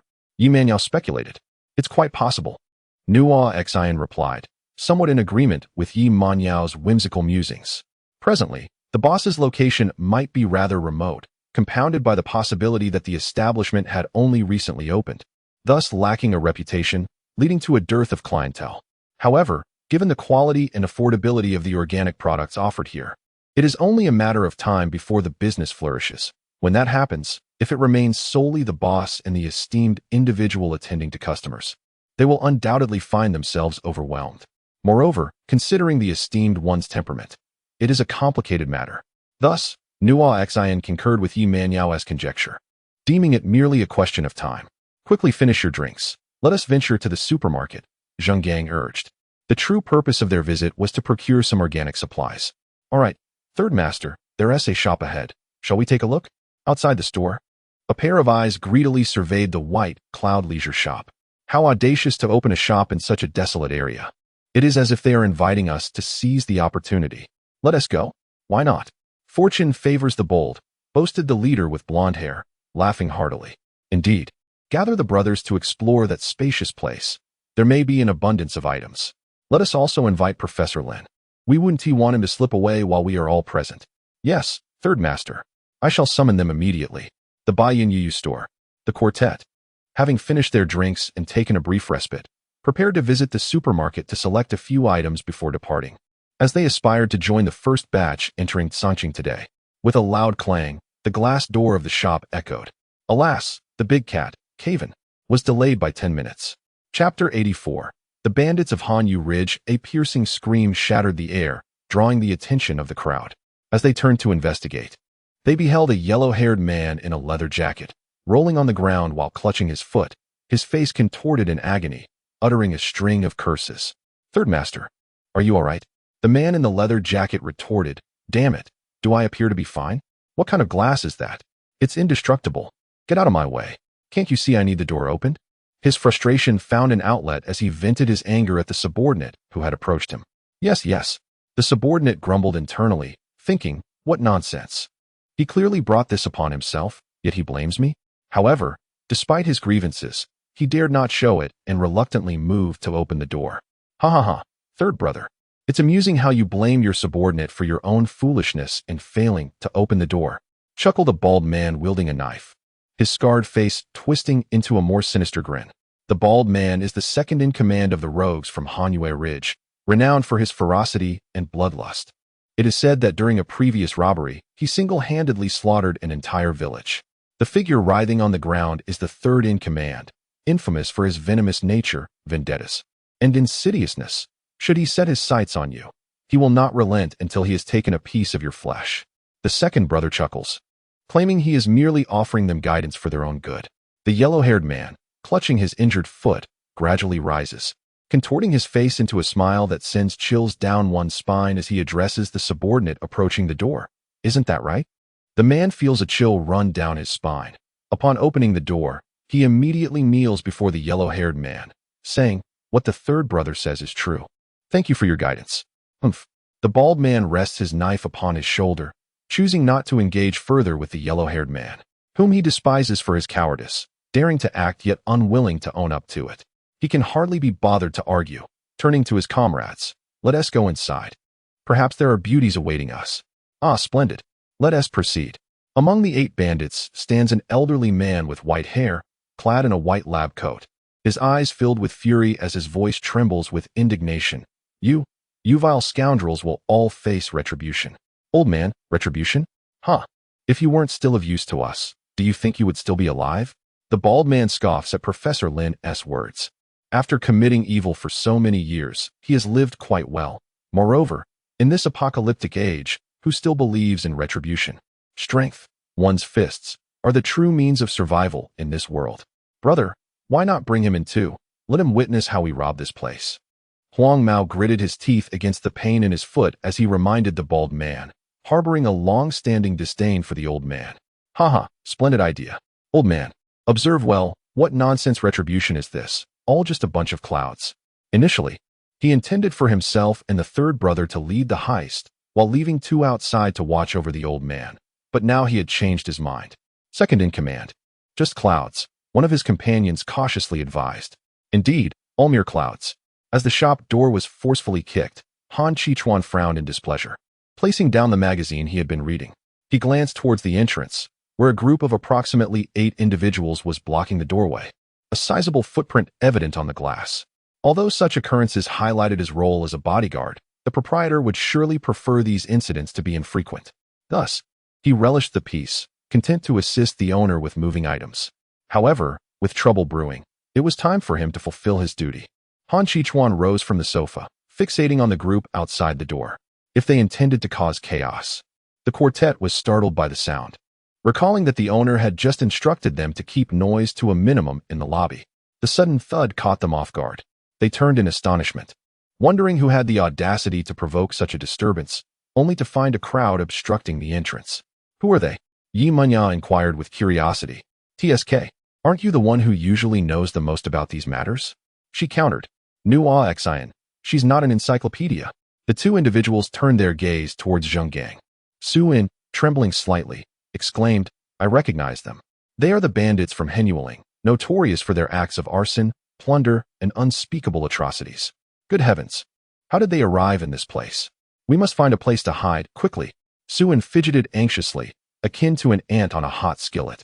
With a swift motion, Zheng Gang delivered a sharp slap to Su In's head, crossing his arms and closing his eyes in frustration.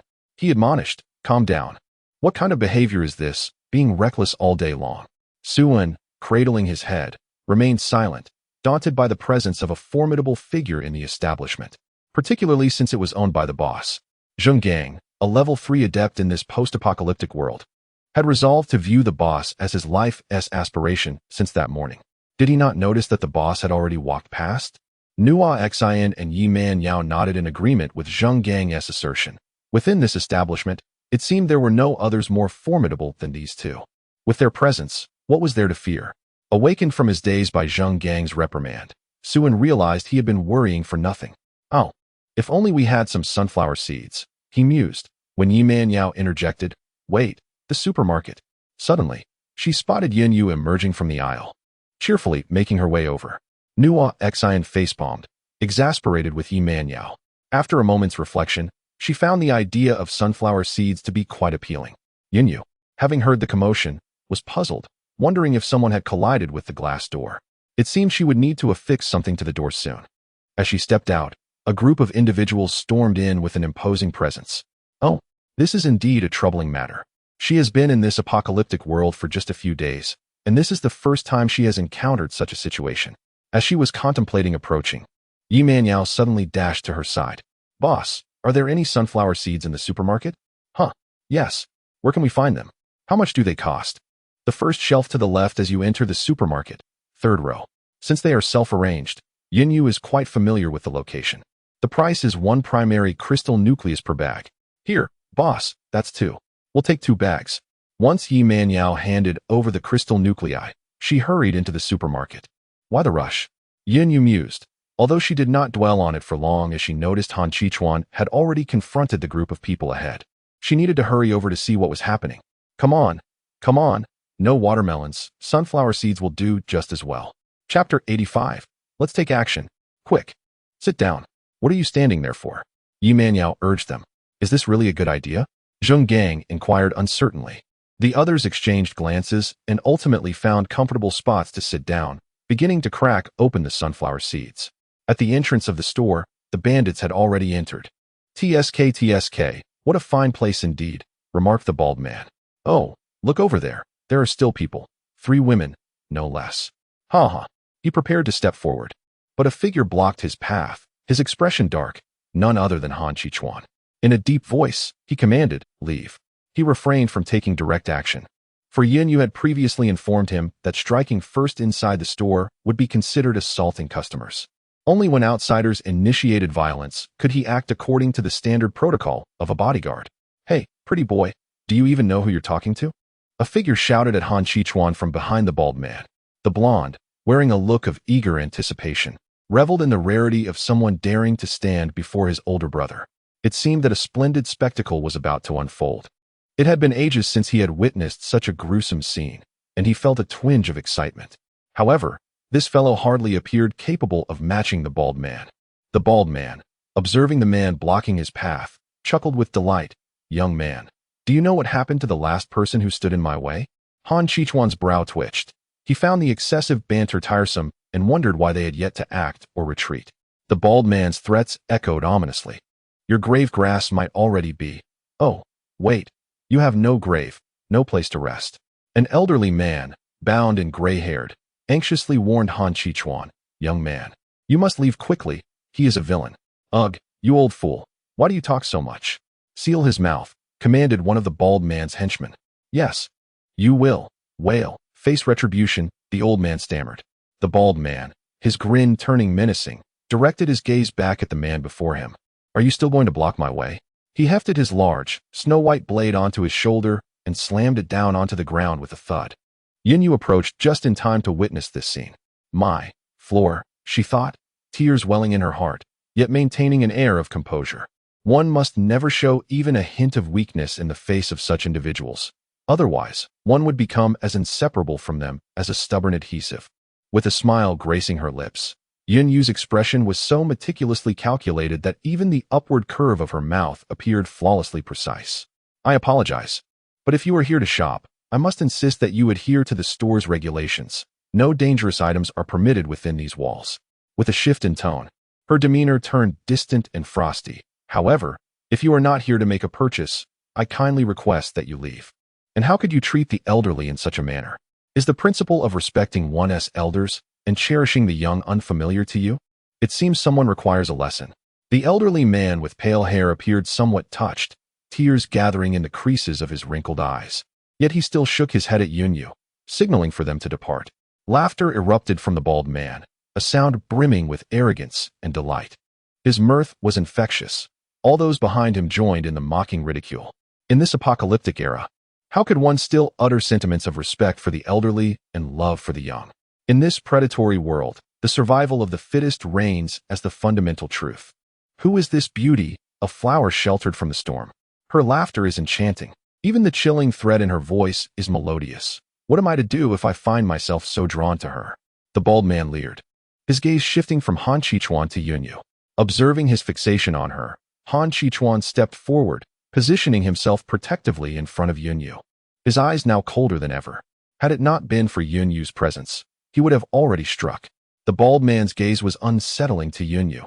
However, to maintain her composure, she could not falter. Yet, the previously polite glimmer in her eyes now conveyed an underlying chill. "So, you are neither here to shop nor willing to leave, and yet you disregard the values of respecting the elderly and nurturing the young? You still wish to cause trouble in my store?" Yin Yu spoke, her tone devoid of warmth. "Truly a simple beauty. Yet a delicate flower ought to be nurtured in a greenhouse. Tell me, is this enchanting maiden an employee here or merely a patron? Do not follow that man. Stay with me, if you will. I assure you, you shall dine splendidly at every meal." The bald-headed man continued to chuckle. The third brother, with his yellow hair, egged him on, even whistling. "Woman, following my second brother is an opportunity you shan't regret. Both of us are third-tier ability users." The lackeys behind them joined in the merriment. "Haha, indeed." Yin Yu gently closed her eyes, then opened them to turn around. With her right hand half raised, she flicked her wrist, and a deck of cards instantly fanned open in her grasp. "Forgive me, but I am the manager of this establishment." With another flick of her wrist, the cards cascaded from the air. Simultaneously, her voice resonated. "Stubborn fools, let us commence." With a focused gaze, she began her task. Yin Yu stepped backward, her left hand tracing the system panel to display the layout of the shop. "Please confirm if you wish to alter the shop's layout. Utilizing this function will cost 10 system coins." "Confirm? How could one not confirm?" 10 system coins could be earned again. This time, it was imperative to establish a commanding presence, to make them aware that the Baiyun Yu shop is not to be trifled with. Confirmation successful. From the perspective of the onlookers, after dispersing the cards, Yin Yu executed a particular gesture with her left hand, followed by a decisive tap. All the tables and chairs in the tea room of the shop, save for the one occupied by the quartet, began to move. spreading outwards from the positions held by Han Chi-chuan and the ruffians, creating a vast open space for them. A singular armchair floated gracefully before Yunyu, who elegantly seated herself with her legs crossed in a relaxed posture, her demeanor calm as she gazed at the battlefield in the distance. With a deft snap of her right fingers, a half-fallen playing card vanished in an instant, reappearing in her hand and fanning out beautifully. The bald man and the blonde exchanged tense glances, sensing a surge of energy. Was she a psychic? Both of them possessed peak-level powers, placing them at the forefront of strength in this post-apocalyptic world, emboldening them to act with impunity even in the face of unknown threats. In this harsh reality, few could rival the prowess of the two brothers, which fueled their audacity. Yet now, they were confronted by a rare psychic ability, and the control she exhibited over the multitude of tables and cards indicated her formidable rank. Uncertain of the man's powers, they realized they had encountered a formidable opponent, one that posed a genuine challenge. The bald man and the blonde began to take the situation seriously, despite the odds. They were confident in their superiority due to their numbers and the fact that only one level 4 psychic, the Hunter King, existed in this desolate world. A beauty, indeed. Quite surprising. The bald man began, but was abruptly cut off by Han Chi-chuan's powerful punch. Chapter 86. The Prohibition of Abilities. Wow, the boss is so handsome. Nua Xian couldn't help but exclaim. Ha ha, I'm dying of laughter. Those bandits are truly audacious to speak to the boss that way. Yi Manyao cracked sunflower seeds, laughing as she did so. However, the boss's supernatural ability was indeed formidable. This table must be quite heavy. She attempted to lift the table, exerting all her strength, but could only move it slightly. Indeed, it was heavy. Letting go, she patted her hands, noting with dismay that they had turned red from the brief effort. To be able to simultaneously move so many tables, just how powerful must this psychic ability be? This is splendid. It appears that both of the bandit leaders will succumb here. This is certainly a fortunate turn of events. Suan exclaimed, his earlier anxiety completely dissipated. Zheng, silent and observant, took in the battlefield, recognizing it as a prime opportunity for learning. Observing the elite fighters up close without the risk of injury was rare. He must seize this chance to enhance his own strength, as such opportunities are exceedingly scarce. In the ongoing skirmish, Han Chi-chuan delivered a punch, forcing the bald man to block with his hands, unable to raise his weapon in time. Yet, Han Chi-chuan's strength nearly knocked him to the ground. Damn it! The bald man cursed. What are you all standing around for? Get in there. He had not anticipated that this man was not merely a fade, but delivered blows that struck true and deep. The others rushed forward, eager to employ their abilities, only to realize they were unable to do so, leaving them to engage in hand-to-hand combat. Without firearms, the remnants of the apocalypse were largely controlled by the major bases, leaving these nefarious figures with none. Furthermore, psychics rarely relied on firearms in battle, yet who could have foreseen that their powers could also falter one day? After the bald man took a moment to catch his breath, he yanked the knife from the floor, momentarily withdrawing from the fray. However, those adversaries were no match for Han Chi-chuan, not even collectively. They merely served to prolong the skirmish, allowing him to unleash a few additional punches and kicks. Remarkably, Han Chi-chuan held his ground against multiple foes. What the hell? Where are your abilities? Have you all lost your wits? The bald man, having regained his breath, was poised to continue his assault when he noticed that a significant number of his opponents lay incapacitated on the ground.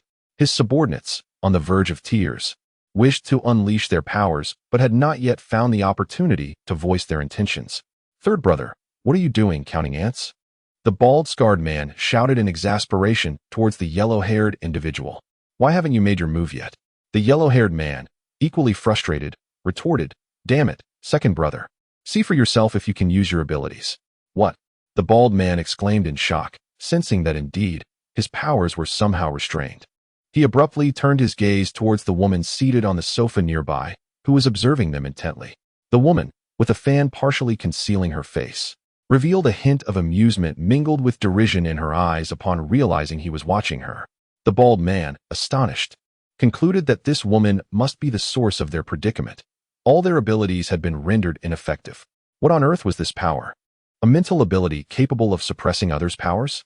Even if such a thing were possible, it would require an extraordinary level of skill to silently and completely incapacitate their abilities. Why weren't they using their powers? The desire to witness a battle of abilities remained unfulfilled, leaving Yi Man Yao with a tinge of disappointment. At this moment, Noxon and Suin shared a sentiment akin to that of Yi Man Yao. The spectacle of supernatural battles would undoubtedly eclipse the current skirmish. Can you feel it? Are the powers still usable? Zheng Gang inquired, having been attentive to the ongoing conflict. He observed that the combatants engaged solely in hand-to-hand combat or wielded an assortment of makeshift weapons, which struck him as peculiar. It soon dawned on him that none of them were employing their abilities.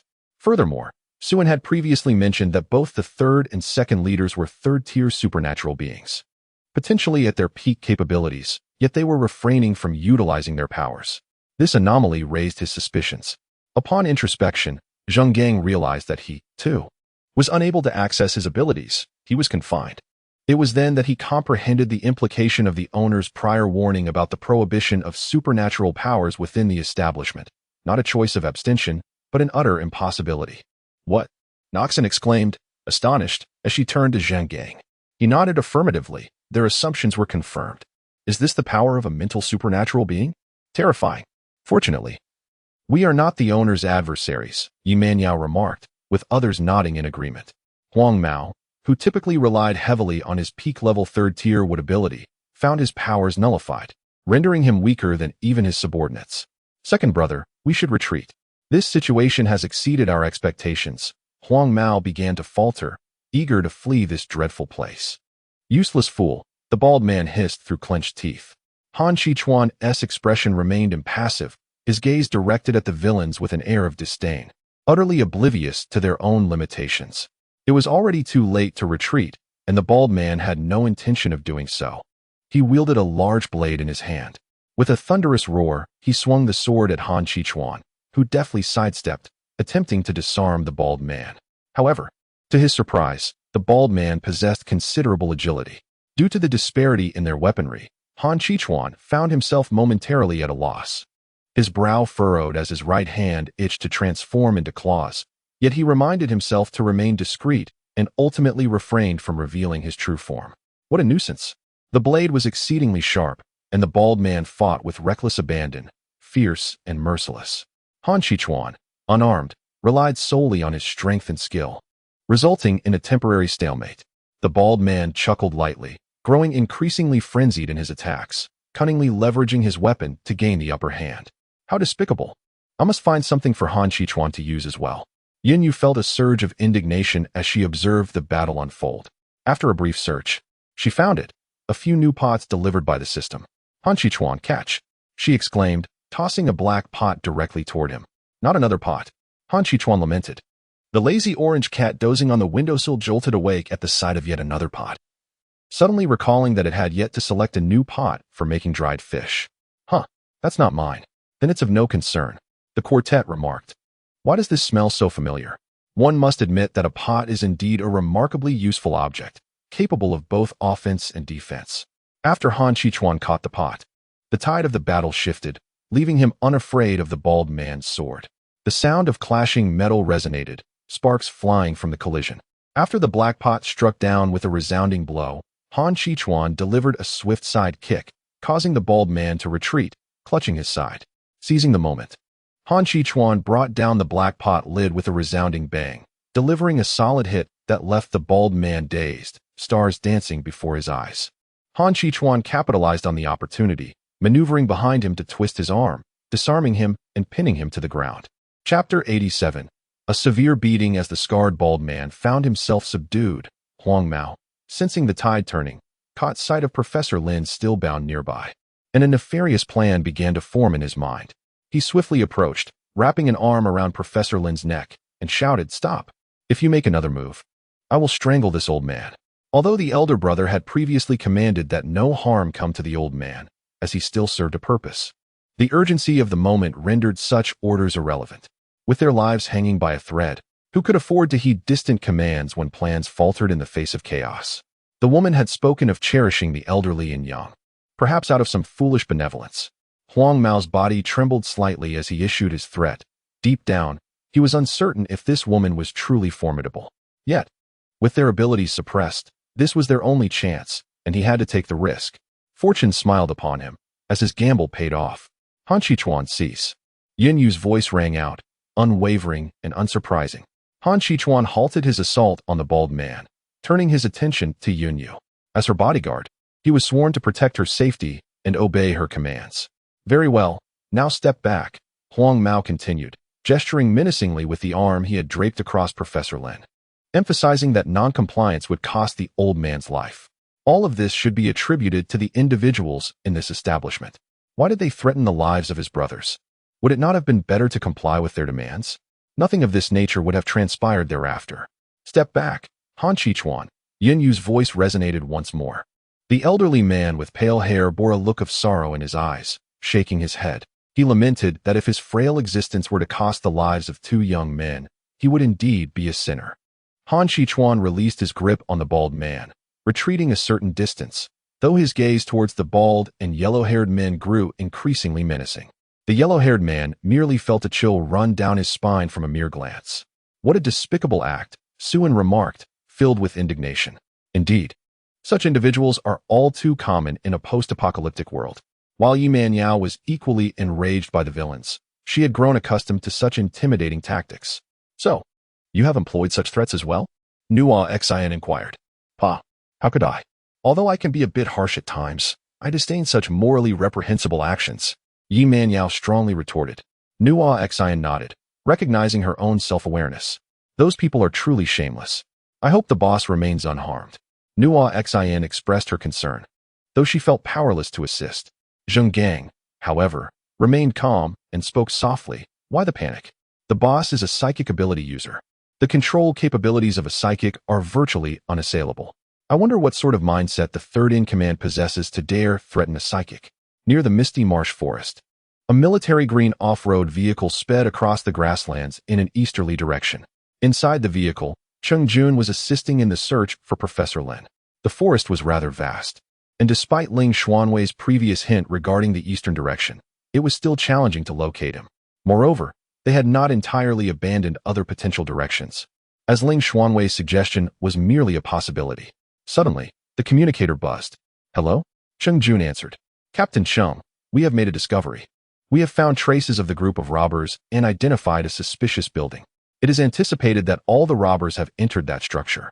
Cheng Jun's brow furrowed in confusion. A suspicious building? When had a structure appeared near the maze forest? This was indeed peculiar. Maintain your position and observe the movements of any enemies within that building. Do not act recklessly. We must ensure Professor Lin's safety, Cheng Jun instructed sternly. Understood. Please send the location. I will arrive immediately. Received. The individuals on the other end were those whom Cheng Jun had brought along. They were searching in this vicinity and were undoubtedly not too far apart. The location was sent, and Cheng Jun swiftly adjusted his course, accelerating towards the destination. Their search area lay to the east of the maze forest, and it was astonishing how accurate Ling Xuanwei's words had proven to be. Furthermore, there remained the need to investigate the peculiarities of the maze forest, specifically, the ominous black abnormality that was unheard of. Was the maze forest truly dangerous? The young man with yellow hair, who had caught a glance from Han Qichuan, contemplated revenge, but it was too late. Before he could utter his threat, Yunyu interjected. Enough, let us conclude this. Yunyu sat gracefully in the armchair, her left index and middle fingers bending as she struck the air. In an instant, what began as an attempt to restrain the yellow-haired man threatening both her and Professor Lin vanished before the eyes of the onlookers. When he reappeared, he was already standing outside the shop's entrance. The quartet exclaimed in disbelief. The boss's psychic abilities are truly unpredictable and enigmatic. Zheng Gang remarked. You are partially correct, but not entirely. Han Qichuan suddenly realized that the reason the boss claimed she was safe within the shop was precisely this. She possessed the ability to expel individuals directly from the premises, thereby ensuring genuine safety within. Indeed, Yunyu's strike in the air was, in fact, a tap on the system panel, which cost her 10 system coins.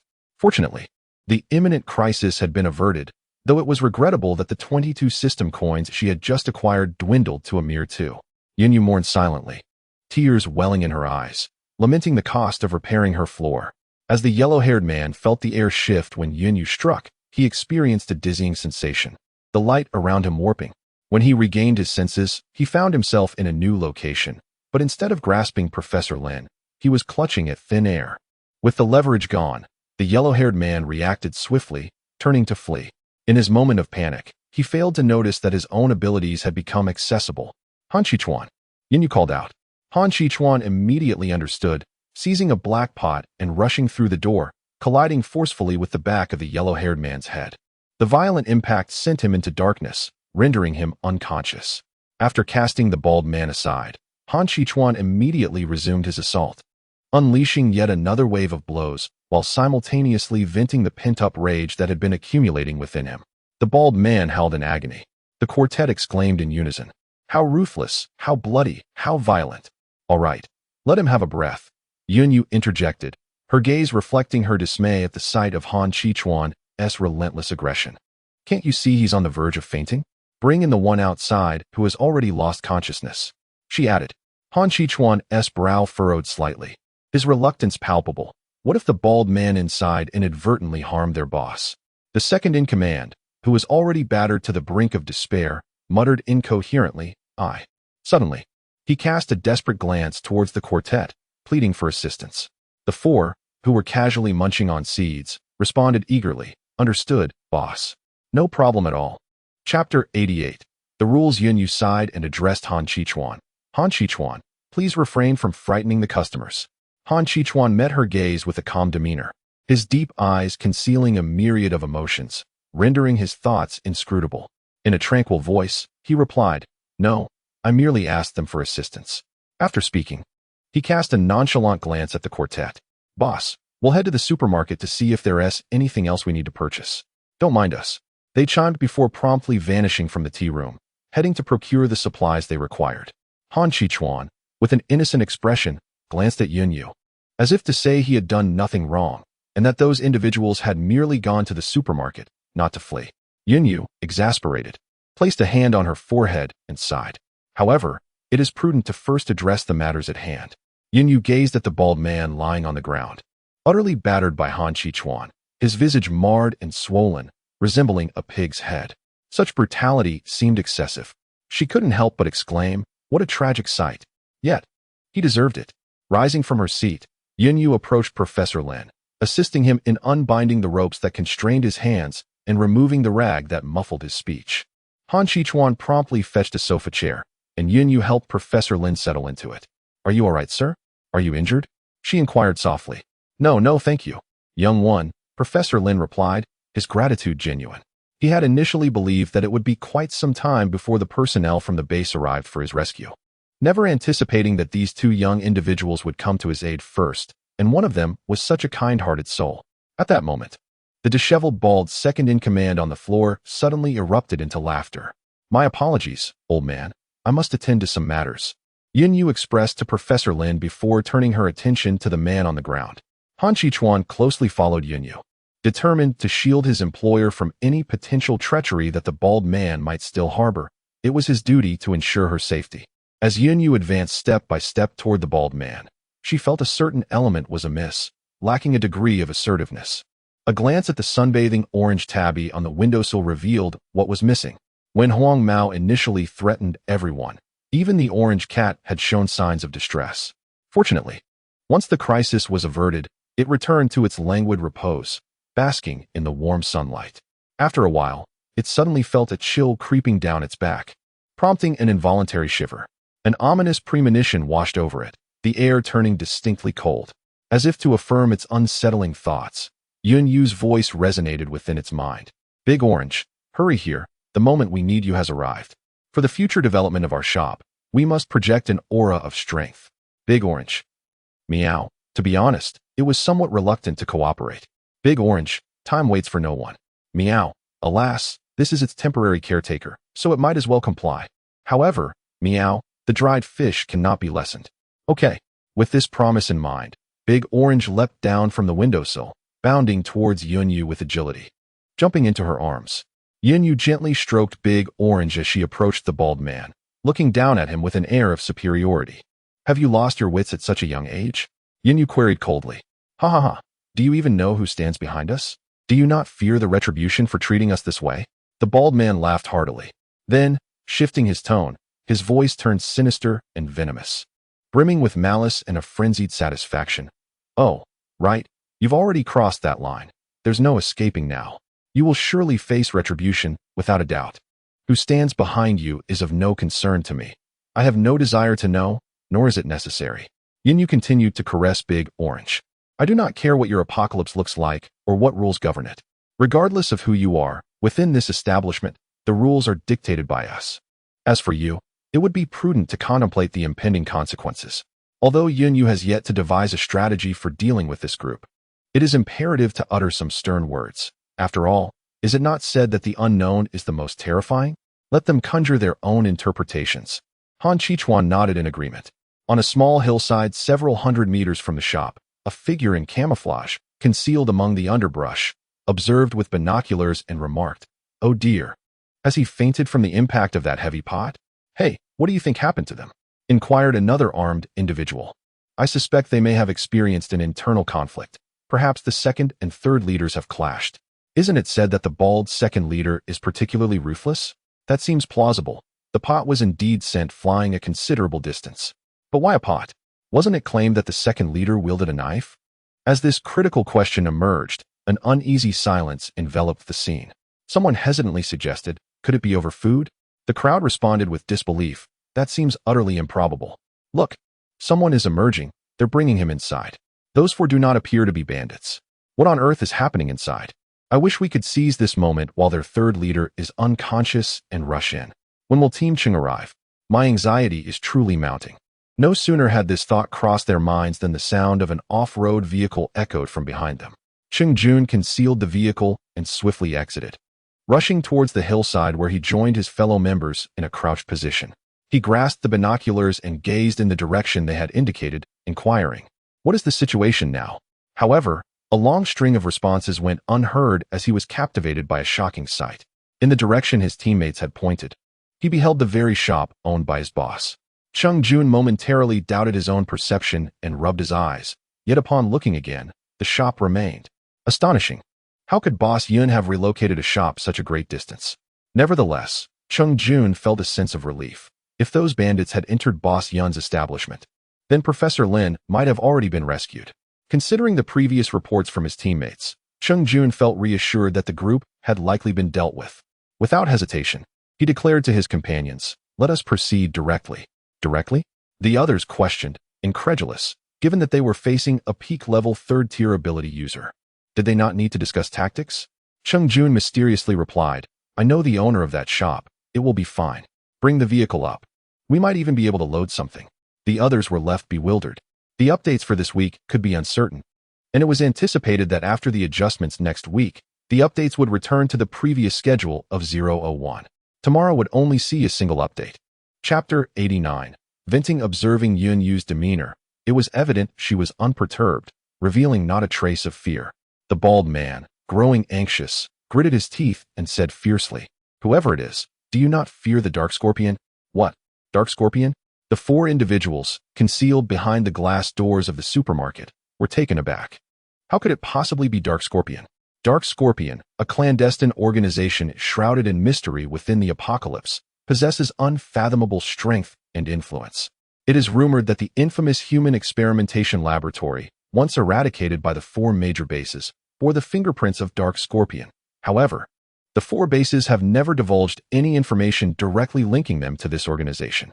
The largest intelligence agency of the apocalypse, Tianmo, possesses limited knowledge about Dark Scorpion, yet holds a certain trepidation towards them, deeming them a group of truly insane individuals, their madness terrifying.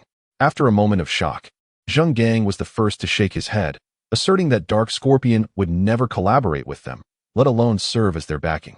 Those individuals have always been exceedingly proud, looking down upon this band of rogues. Occasionally, a few members of Dark Scorpion appear in public, their abilities rivaling those at the forefront of the apocalypse. These individuals share a common trait, an overwhelming arrogance, believing themselves superior. Zheng Gang's conjecture was not unfounded.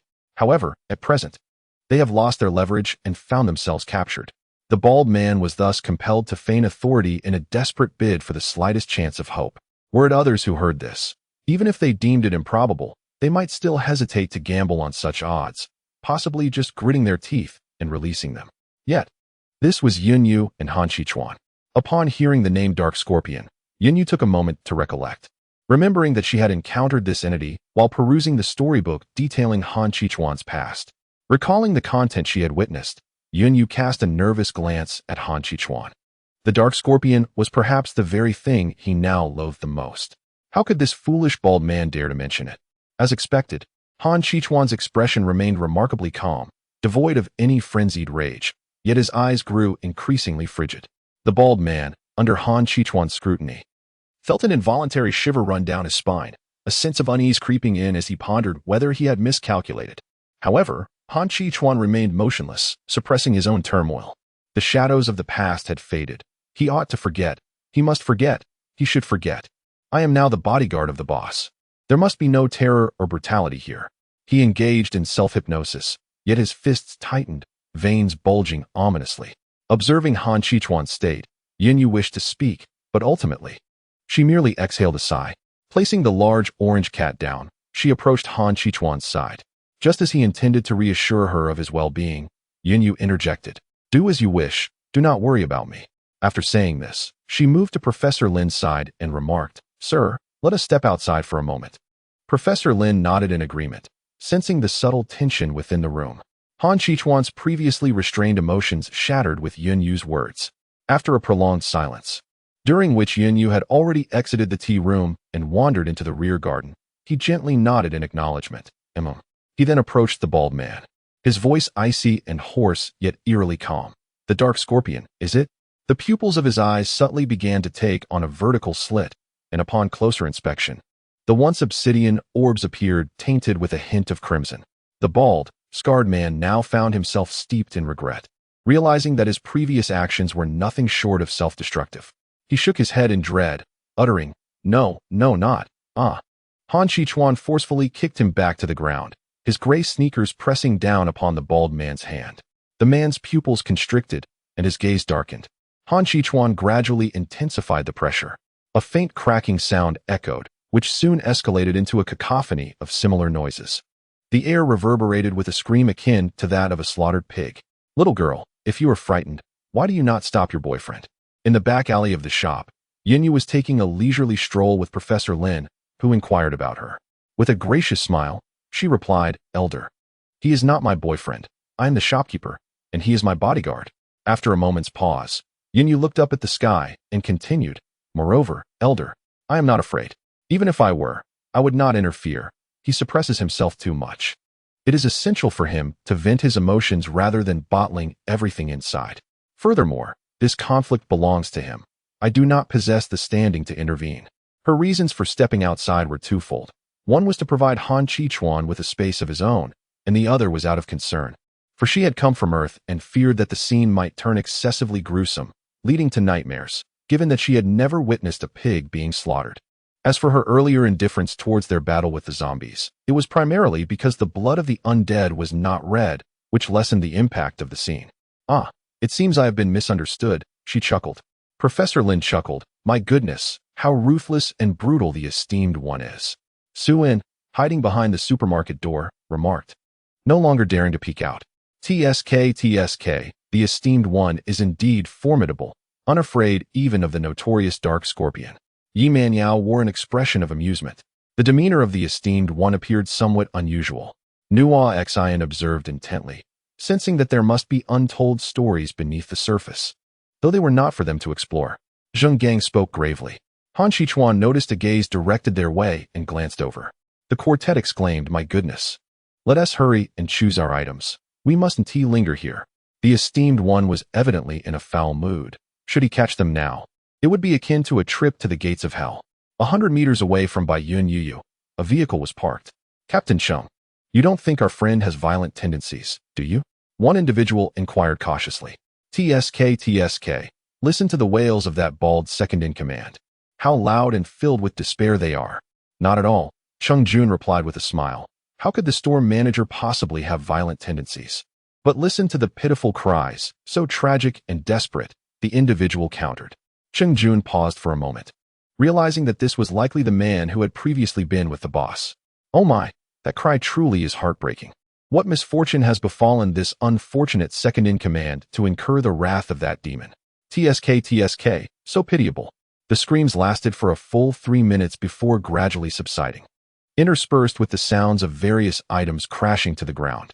During this time, the orange cat had moved from its previous spot to the backyard to bask in the sun, fearing that the enraged human might inadvertently harm it. The large orange cat, possessing a gentle temperament, kindly made room for the irate human, Xiaoyu, recognizing the anger in her demeanor. Chapter 90. Resolution. The atmosphere within the shop grew quiet. After waiting for a minute, Yu surmised that Han Qichuan's fury had likely subsided. Good, Professor Lin nodded. Inside the shop, the scene was far less gruesome than Yu had envisioned. In fact, she did not witness a single drop of red blood. Han Qichuan had gathered the 8 individuals, including the bald man, into a heap. All of them bore bruises and contusions, but there was no bloodshed, and not a single part of their bodies remained unscathed. Nevertheless, all 8 were alive, including the bald man, who lay unconscious, his hands and legs positioned awkwardly. It seemed that Han Qichuan's animosity towards the Dark Scorpions was indeed profound. However, one aspect surprised Yu. He had spared their lives. She had initially believed that few of these ruffians would survive. Yu assisted Professor Lin to the sofa before approaching Han Qichuan. "How are you feeling now?" "Much better," he replied. Although he had managed to suppress his earlier rage, confronting these individuals had provided a sense of release, significantly uplifting his spirits. With his emotions now calmed, Han Qichuan also considered that these individuals might not have had significant ties to the Dark Scorpions. Yet, it mattered little.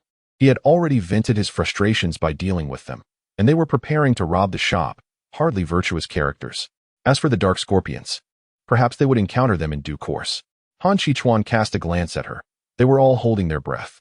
Yu was momentarily taken aback, then found herself in a state of bemusement, realizing it was due to her earlier remark about holding one's breath. What would they do next?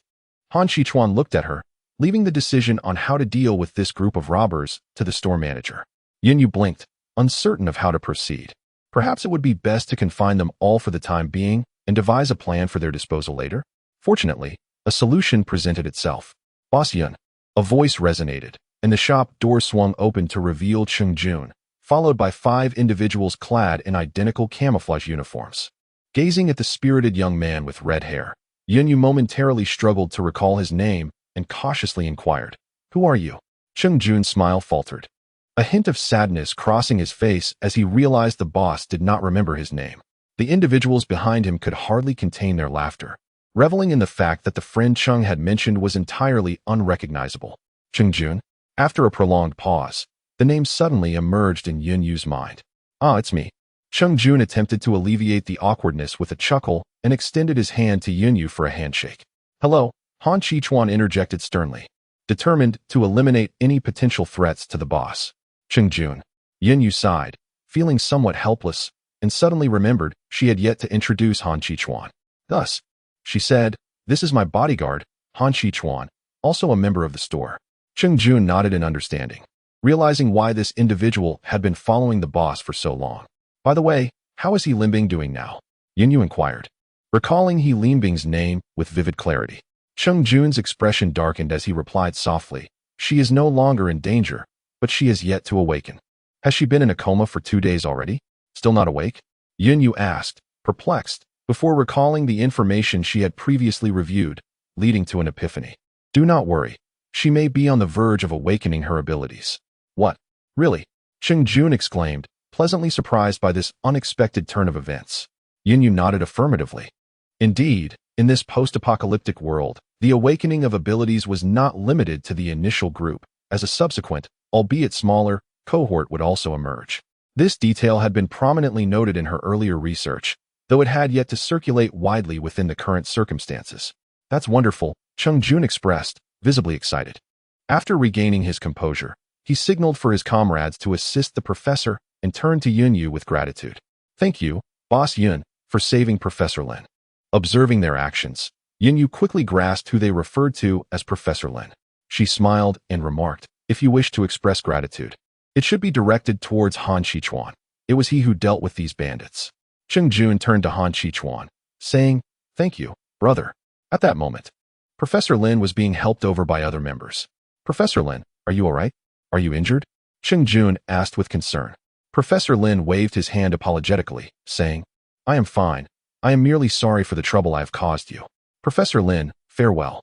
Yin smiled as she bid farewell to the professor, who was always welcome in the shop. Professor Lin's gentle visage beamed with warmth as he was assisted by Cheng Jun's other teammates into the vehicle, heading towards the base. After watching Professor Lin depart, Cheng Jun scrutinized the remaining robbers in the shop, a flicker of malice evident in his gaze. Just moments ago, Yin was troubled about how to deal with this group.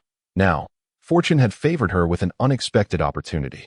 Thrilled, she declared, I have no use for them. If you need them, feel free to take them away. Cheng Jun and his companions were likely from a significant base, and this group would undoubtedly fare poorly in their hands, while also fulfilling their intended purpose. Thank you, Boss Yin. By the way, we also came to purchase some items. Cheng Jun mentioned. Purchase items?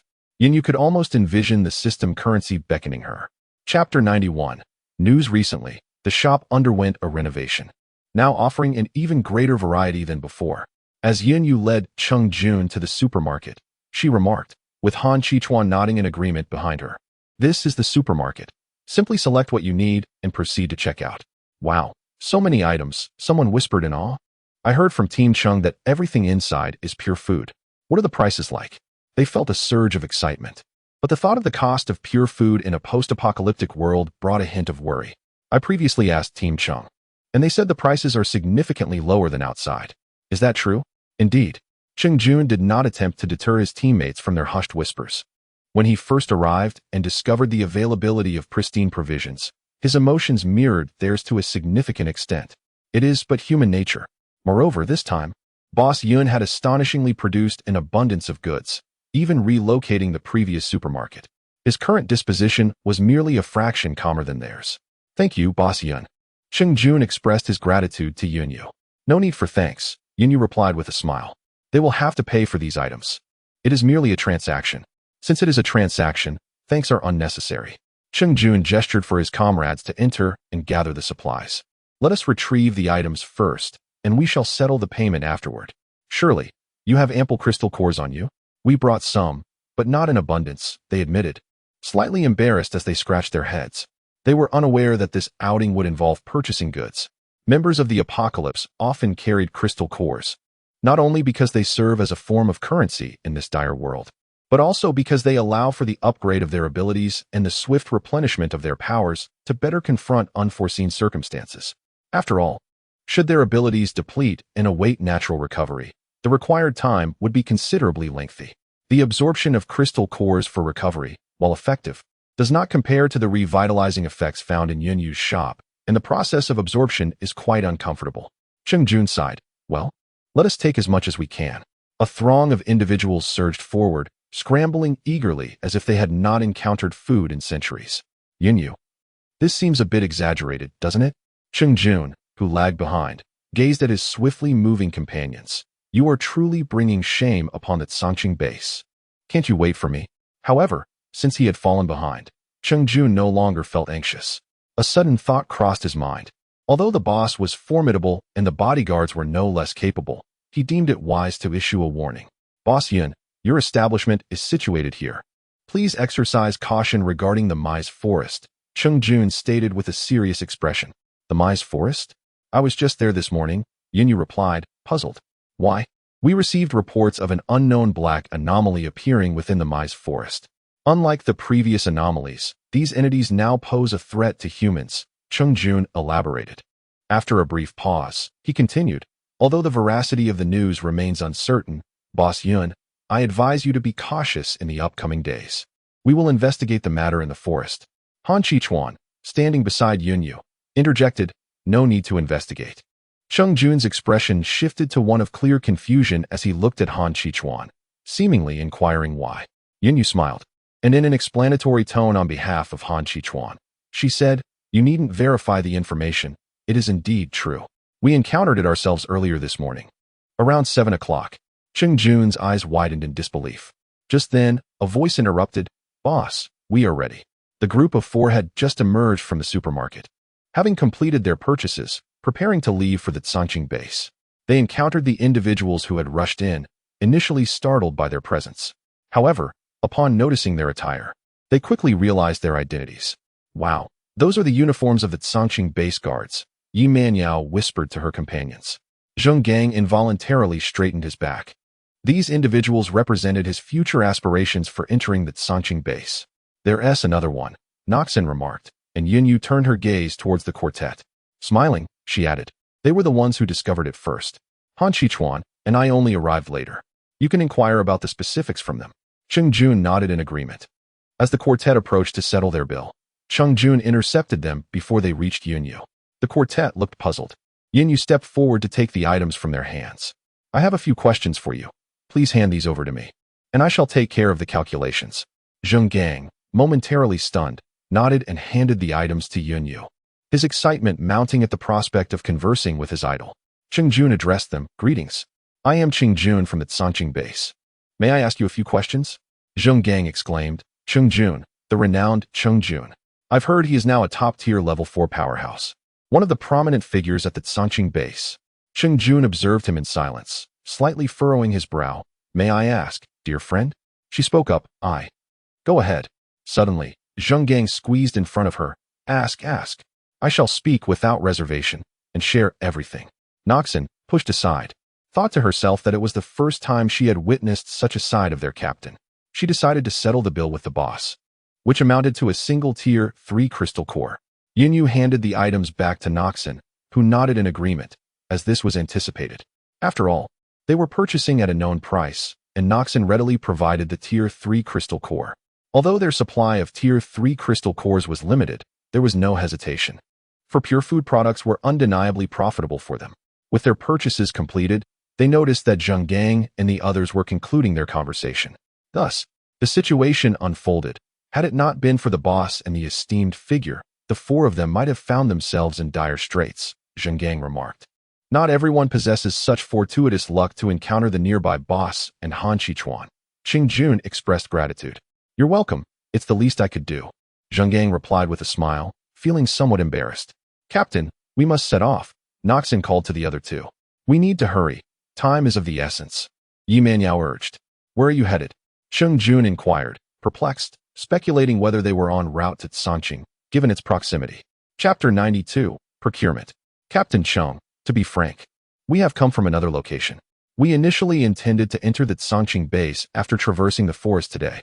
However, our encounter with those bandits delayed us, and we are uncertain if we can make it in time for the first batch to the base, Zheng Gang admitted, his expression tinged with frustration. They had originally been on schedule, but the ruckus caused by those individuals had incited the ire of their benefactor, resulting in their prolonged stay at the supermarket. Unwilling? Zheng Gang nodded immediately, expressing his willingness. He then turned to his fellow teammates.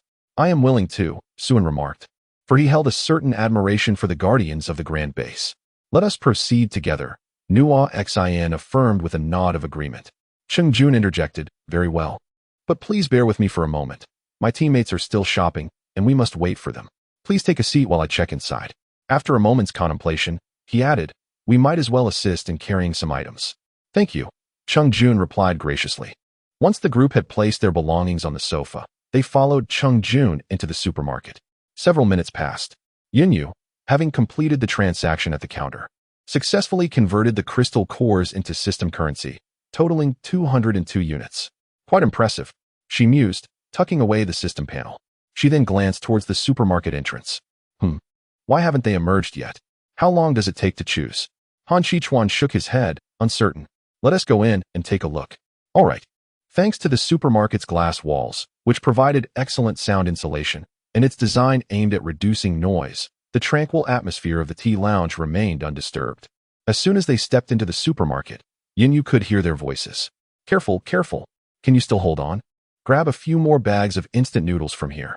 And sausages. I can't carry any more. They're going to fall. I need to find someone else. Oh, if only we had some boxes to carry these. Yunyu raised her head and observed that each member had piled up a considerable amount of items before them. Glancing around the supermarket, she noticed that some shelves were already emptied of their goods. Goodness, they intend to purchase so much. Cheng Jun, who was assisting in gathering items, spotted Yunyu's arrival and immediately called out to her, Boss Yun, do you have any boxes for packing? We could use them. Their original mission was to rescue Professor Lin, but upon encountering Boss Yun, they had unexpectedly added a shopping task. However, Due to the spontaneous nature of this edition, they lacked a spatial ability user to help. With so many items, it was indeed challenging to transport them individually. Boxes? Oh. It seems there are still a few cardboard boxes left. Consider these as a gift from me. Wait, I will fetch them. Yunyu stated. Han Shichuan, please assist them in carrying some items. All right, Han Shichuan replied, stepping in to help those who were nearly overwhelmed by their burdens. Yunyu exited the supermarket and, in a place unseen by others, retrieved several folded cardboard boxes from her spatial system. After restoring them to their original form, she dragged in 3 large boxes. Here are the boxes you requested. Please place your items inside. The 3 large cardboard boxes immediately captured everyone's attention, and those nearly buried under their acquisitions seemed to perceive a glimmer of hope. Initially, they thought that the number of items they could obtain with their crystal cores would be limited, yet to their surprise, the prices were even lower than anticipated, allowing them to acquire more than they had imagined. Thank you, boss. In total, there were 9 level 3 crystal cores. Yunyu and Chengjun conversed. No problem. Certainly. I agree. The decision to purchase such a substantial quantity stemmed from the team's aversion to consuming those bitter and astringent items with concerning pollution levels. Thus, expending some crystal cores was a trivial matter. If necessary, they could undertake another mission or hunt a 3rd-tier zombie. After collecting the crystal cores, Yunyu and Han Shichuan assisted in loading the goods onto the vehicle. Although the atmosphere grew somewhat awkward, Chengjun remarked, that was a miscalculation. Observing their discomfort, the quartet proposed, perhaps we should return to the base on our own, to avoid inconveniencing Team Chung. Yunyu added, you may leave the items at the store. It would be perfectly fine for you to retrieve them later. Chengjun waved his hand dismissively. It's no trouble. I will contact others. Nan Liang should have arrived as well, as he piloted a helicopter and can reach here swiftly. Everything will be fine. The professionalism of the personnel was evident. They acted with precision and unity, swiftly deciding who would remain while the others dragged the bandits away. Those who still possessed some strength to resist were subdued in terror, rendered unconscious by a single strike. When they approached the unconscious second-in-command, one team member's expression shifted oddly. Those nearby, concerned for his well-being, inquired, what's wrong? Another person, visibly startled, glanced at Han Shichuan standing beside Yunyu. If memory served correctly, Chengjun had previously mentioned that these individuals had been subdued by that man. How ruthless. Feeling the piercing gaze of someone observing him, Han Shichuan turned his head away in discomfort. The individual immediately murmured an apology and hastily dragged the person beside him towards the exit. In their frantic rush, the unfortunate robber collided headfirst with the glass door and fainted. Before long, all the robbers were secured and loaded into a vehicle, while the quartet joined other team members. As 2 vehicles departed, the quartet leaned out of the windows to bid farewell to Yunyu and Han Shichuan. Boss, big shot. See you next time. Han Shichuan paused momentarily before solemnly waving goodbye, his expression remaining serious and silent. Chapter 93. Joining Songqing? The 2 off-road vehicles vanished from sight. Chengjun retrieved his communication device and dialed Nan Liang's number. Hello, Liang, we are now. Yes, hurry over. After ending the call, Chengjun and his 2 companions prepared to wait at the shop's entrance for Nan Liang to arrive. Yunyu observed the 3 of them standing somewhat forlornly and, after some contemplation, invited them inside to wait, reasoning that the sofas would surely offer more comfort than standing outside. Chengjun did not decline the invitation and nodded in agreement, leading his 2 teammates in following Yunyu and Han Shichuan into the shop. Inside the establishment, Yunyu's voice gradually diminished, almost becoming inaudible. There was no other reason for her reticence. A previous altercation had left the tables and chairs in disarray, all pushed aside into a heap, hardly conducive for seating. The 2 teammates behind him nodded in agreement as they attempted to shift the nearby table. Feeling the weight in their hands, Chengjun remarked, this table is rather heavy. Yunyu halted their movements, apologetically stating, I'm sorry, just give me a moment. I'll be right with you. Chengjun raised an eyebrow, eagerly observing Yunyu, contemplating what method the owner might employ to restore the shop to its former state. Noticing Chengjun's unwavering gaze on Yunyu, Han Shichuan furrowed his brow and stepped forward to obstruct his line of sight, effectively averting any potential threat. Chengjun retorted, You're merely a bodyguard. Isn't this a bit overreaching? Unaware of their actions, Yunyu summoned the system panel, retrieving the layout management of the previous shop. Would you like to spend 10 system coins to restore the original state? She clicked to confirm the restoration without hesitation, spending 10 system coins. After all, with a newfound abundance of funds, a touch of extravagance was permissible. The effect took immediate hold. All right, please have a seat. Yinyu clapped her hands together. Wow, that's impressive. Is it a psychic ability? One of Cheng Jun's companions whispered. Initially, he had harbored some suspicions when the powers in the shop were suppressed, and witnessing the owner wield her abilities only strengthened his convictions. Moreover, during their time in City C, the owner had directly withstood the pressure from 2 pinnacle level 5 experts. Her strength was undoubtedly beyond that of a mere charm. Cheng Jun guided his companions to their seats, while Yinyu felt compelled to offer them something to drink. She then addressed Han Qichuan and the others. Please take a moment to rest. I will prepare some milk tea. With that, she turned and entered the kitchen, leaving Cheng Jun and the others staring at Han Qichuan in astonishment. In the profound silence, Cheng Jun felt a sense of torment. As he gazed at Han Qichuan, he was reminded of their first encounter when Han was in a transformed state. Han appeared somewhat surprised that Cheng Jun would take the initiative to spark a conversation. However, considering his position as the boss's guest, he decided to entertain the dialogue. Han raised an eyebrow in curiosity. Previously? Cheng Jun prompted, in City C. City C? Han suddenly grasped the nature of the inquiry, yet he replied, it's a secret. Cheng Jun pressed on. Why do you choose to remain here as the boss's bodyguard? After pondering for a moment, Han deemed it unwise to reveal the boss's lack of combat prowess. As a bodyguard, he must eliminate any lurking dangers. Thus, he simply stated, it's a secret. Cheng Jun sighed. It seems we cannot converse today. I'm weary. Let us allow silence to reign. The atmosphere fell into quietude once more. Fortunately, it was not long before Yinyu emerged with the milk tea. Upon witnessing their peculiar silence, she felt a wave of bewilderment, realizing she had overlooked Han Qichuan's reticent nature. Hastily, she approached and distributed the milk tea to everyone. This is my treat, Yinyu announced, clarifying that it was merely ordinary milk tea, unlike the signature series which would incur a deduction from her system currency if shared. Cheng Jun and the others accepted gratefully. Thank you, boss. Han Qichuan also nodded in acknowledgement towards Yinyu. By the way, boss, what prompted you to establish the shop in such a location? Cheng Jun finally voiced a long-held curiosity. Cheng Jun mused. The boss must have spent a considerable amount of time with Han Qichuan. However, since the boss mentioned it as a secret, there must be some unspoken complexities. He sighed, then, with a sudden spark of excitement in his eyes, continued, so, is the boss interested in joining our Sanqing base? Joining Sanqing? Cheng Jun nodded enthusiastically.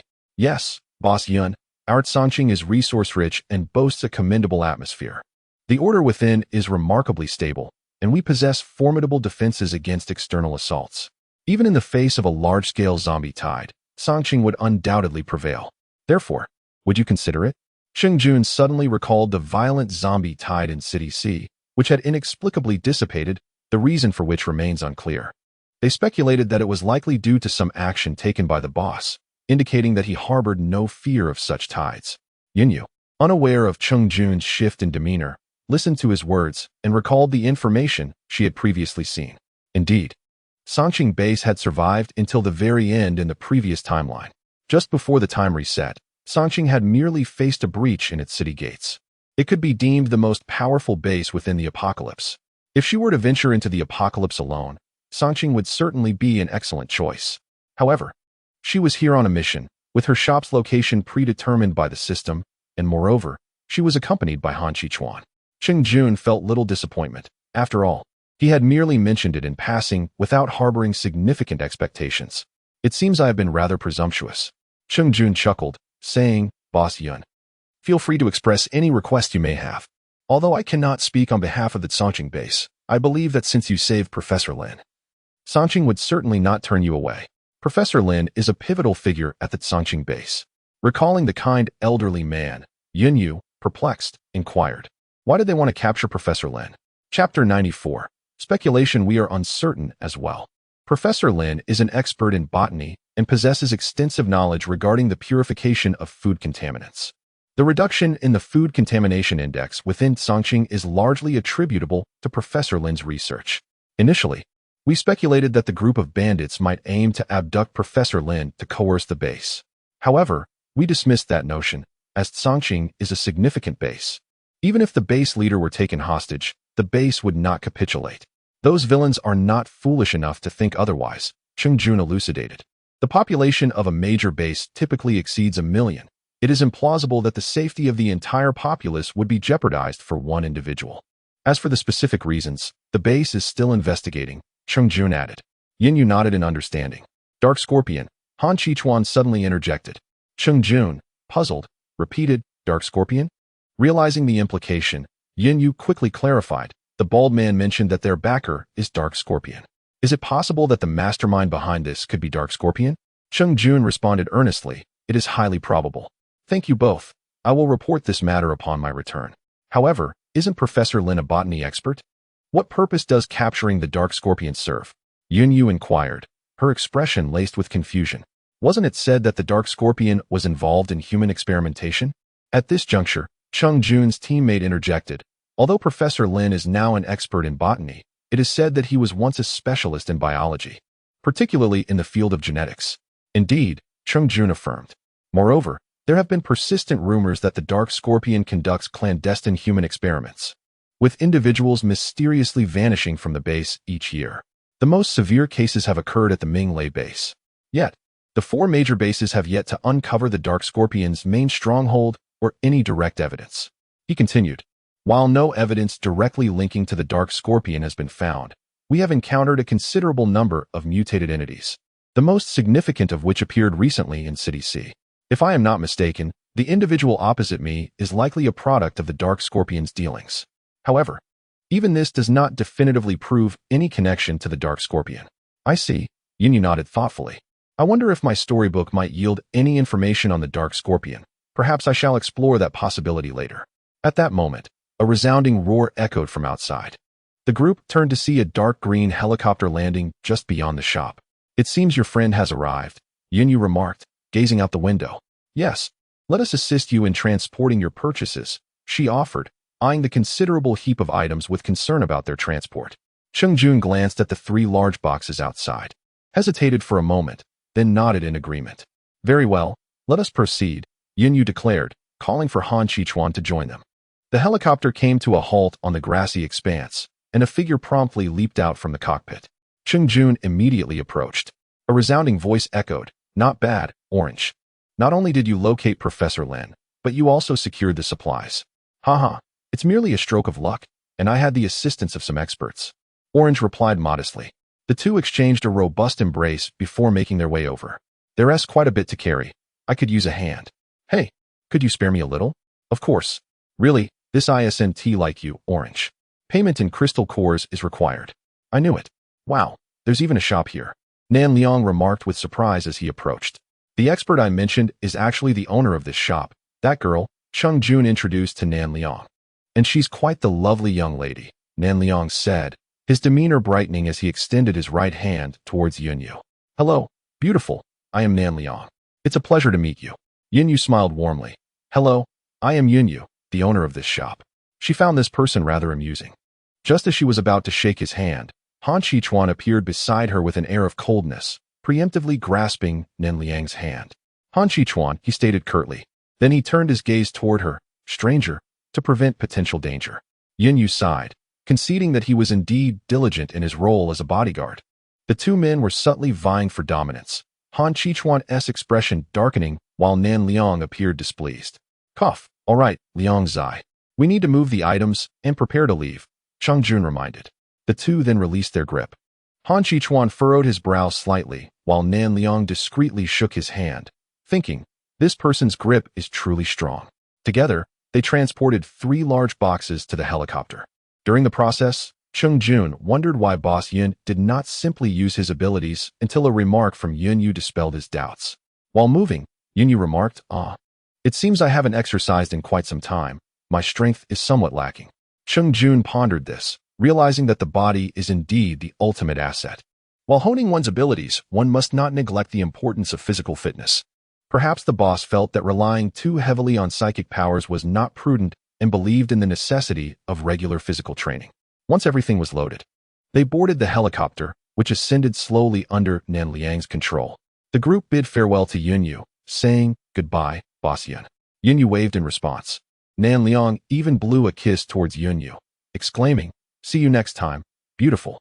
Yu chuckled at his antics. He was simply too amusing, particularly with that cheeky gesture of blowing a kiss, which, although lacking in coolness, was undeniably delightful. Turning around, she noticed Han Chichuan nearby, his demeanor somewhat melancholic. She inquired, "What's wrong?" "Nothing." "Really?" "Really." Han Chichuan nodded. In truth, he was unsure of what was bothering him. It was simply that seeing Yu smile so joyfully at that Nan Liang made him feel quite uneasy. Why was he uncomfortable? He could not articulate it. Han Chichuan followed suit. As the large orange cat, awakened by hunger, dashed to the door and leaped into Yu's embrace, it exclaimed, "Meow, Xiao Yu.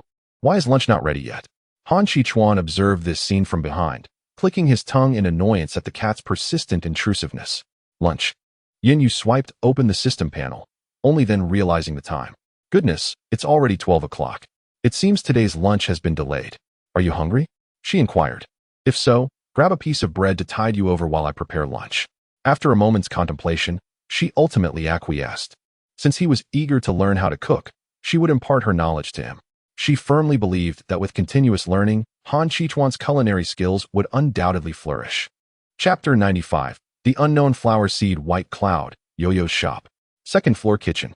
Too much oil. Excess salt. Be careful while stir-frying. One side is on the verge of burning. It's on fire. Quickly, cover the pot. At 12:40, after much toil and trouble, lunch finally emerged from the kitchen. Indeed, Han Chichuan's reputation as a culinary disaster was well-deserved. Even with Yu's guidance, the dish had ignited. However, it was still edible. That day, 2 dishes were presented, one resplendent in appearance, and the other a kaleidoscopic black. Fortunately, while the flavor was somewhat lacking, it was palatable enough to consume without concern for an upset stomach. Nonetheless, the large orange cat continued to grumble and critique Yu's culinary endeavors throughout the afternoon. After finishing lunch and tidying up, Yu descended the stairs once more and opened the system marketplace. She expended nearly half of her system currency to replenish her supermarket stock, as Chung Jun and the others had nearly emptied the shelves of the items she had displayed this morning. Without adding new goods, her supermarket would likely face closure. The new inventory primarily consisted of food items, while daily necessities would have to wait for another occasion. After spending an additional 2 to 3 hours, Yu, along with Han Chichuan and a large orange cat, finally organized all the goods by 3 o'clock in the afternoon. Phew, it was finally done. Yu breathed a sigh of relief. This time, her supermarket boasted a greater variety of products than before. However, with no customers today, it seemed she would have another aimless day ahead.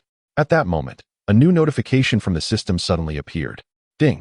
System message. Detected that store manager Yu has acquired the exotic plant crystal nucleus for the first time. Task is being issued. System message. New task. As you receive this task, the development of the store has been progressing steadily. Aside from humans, there are also some adorable special guests who may wish to purchase items. But first, let us prepare the goods they require. Items are being issued. Congratulations, store manager. You have received seeds of an unknown flower variety. Hurry and plant them in the land of your backyard. Flower seeds? The backyard? That plot of land was initially intended for growing vegetables. It seems her plans would have to be postponed. Opening the system's space, she retrieved the seeds, which appeared as a bag of shiny black spheres. If the system had not informed her beforehand that these were seeds, Yu might have mistaken them for chocolate beans. Gazing at the packets of flower seeds in her hand, Yu contemplated that it would be best to sow them before anything else. To be candid, she felt a flicker of anticipation regarding the blooms these seeds would yield, and she was curious about what sort of special guest might emerge. As expected, Han Chichuan nodded in agreement, not giving a thought to the fact that this task fell outside his usual responsibilities. Perhaps even if he had, it would not have concerned him. Lacking farming tools, Yu was compelled to spend 100 system coins to purchase a set of exclusive tools. A tinge of melancholy washed over her as her once 4-digit balance dwindled to a mere 400.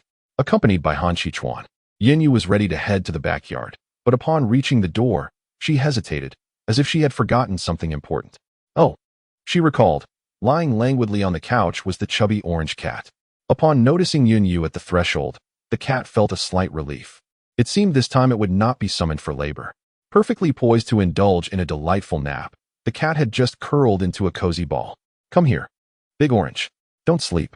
It's time for some exercise. Yin Yu's voice rang out, with a resigned droop of its ears. The cat slowly left the couch and trotted over to Yin Yu. At 3 in the afternoon, the sun shone brightly. In the backyard of a mismatched shop on the eastern edge of Mai's forest, 2 humans and 1 cat busily surrounded a patch of dark soil, one wielding a hoe, the other a shovel, while the cat clutched a small spade. Under the warm sunlight, their labor was a picture of harmonious nature. Were it not for the distant town where zombies still roamed, serving as a reminder of the perilous world they inhabited, one might easily mistake the scene for that of a secluded homestead. The scene is both beautiful and profound. A disheveled man, with a face marked by excess and stubble, lounges on a genuine leather sofa. Behind him, a stunning woman, clad in revealing attire that accentuates her alluring figure, massages his shoulders. On the floor before the sofa, another individual kneels, his body trembling slightly. Suddenly, a heavy ashtray is hurled at him. He dares not flinch, enduring the painful impact in silence. He realizes that while the pain may be fleeting, any outcry could lead to a far more enduring suffering. However, Xiongwu's fury intensifies, and he bellows, "Useless. You avoided detection only to be caught." Growing increasingly incensed, he cannot restrain himself and delivers a forceful kick that sends the kneeling man sprawling to the ground. The hapless underling, who merely intended to relay a message, laments, "Why do I always suffer?" He vows never to return with news again. Find out why they managed to evade capture only to be caught. Did you hear me? Go now. You are nothing but a pack of fools, less competent than swine. Xiongwu berates them. Yes, yes, the man stammered as he scrambled away, clutching his still throbbing head. In a clandestine location, a figure seated on a dark brown sofa, exuding an air of societal sophistication, adjusts his gold-rimmed black glasses and inquires, "Doctor, it seems that Xiongwu's men have indeed been apprehended. As expected, they are merely a rabble. Pay them no mind. Have you found the secret laboratory within the Mai's forest that I instructed you to investigate?" Mu Zhao set down the documents in his hands. There had been no recorded incidents of the anomalous flora in the Mai's forest attacking humans.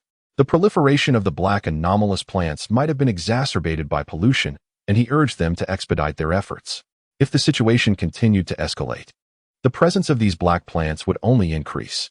Should they fail to accomplish their mission, they would have to bear the consequences themselves. Mu Zhao's voice was icy. They understood that those deemed useless had no right to exist within the Dark Scorpion. Chapter 96. Rain in the night at 6 p.m. The golden rays of the setting sun spilled over the white, cloud leisure shop. Yin Yu finished tidying up the last corner of the backyard, straightened her back, and wiped the fine beads of sweat from her forehead. After 3 hours of diligent work that afternoon, she had finally planted the flowers and organized the previously chaotic backyard. She had uprooted numerous weeds and leveled some uneven patches. It now resembled a proper backyard, though it still felt somewhat sparse. As Yin Yu surveyed the backyard, ideas began to blossom in her mind. The patch of dark soil next to the fence inspired her to construct a trellis on the opposite side, where she could plant grapevines in the future. The trellis needed to be sturdy, with a swing hanging beneath it. In the summer, swaying gently in the shade of the grapevines, sipping on refreshing fruit tea while admiring the flowers on the other side, seemed almost too idyllic to be true. In the center of the yard, she envisioned a fountain, its pool home to koi fish. However, all of this might have to wait for a long time, as her system currency was insufficient. This truly validated a saying: money may not be omnipotent, but the lack of it is utterly debilitating. At present, she found herself in dire need of system currency. At this moment, the clouds in the sky grew increasingly dense, suggesting that rain might soon fall. She glanced at the dark soil where she had just sown the flower seeds, feeling a twinge of concern that these seeds might be drowned. However, the items provided by the system should not be so easily extinguished. Regardless, she was fortunate to have anticipated this and retained a few seeds. In their playful skirmish, the dynamics were clear. The orange cat was on the offensive, while Han Qichuan primarily assumed a defensive posture, occasionally seizing the opportunity to poke it gently. Yet, engrossed in their spirited duel, neither seemed to notice her. Yin Yu let out a soft sigh before calling out, "Dinner's ready." Instantly, Han Qichuan and the orange cat separated, the latter ceasing its assault and darting towards Yin Yu. "Meow? Little Yu, when did you manage to prepare the meal?" Han Qichuan, having tidied up the tools, brought them over. Yin Yu accepted them and stored them in the system space, then smiled at him, saying, "Let's go back. It's time to prepare dinner." Han Qichuan nodded in agreement and followed her into the shop.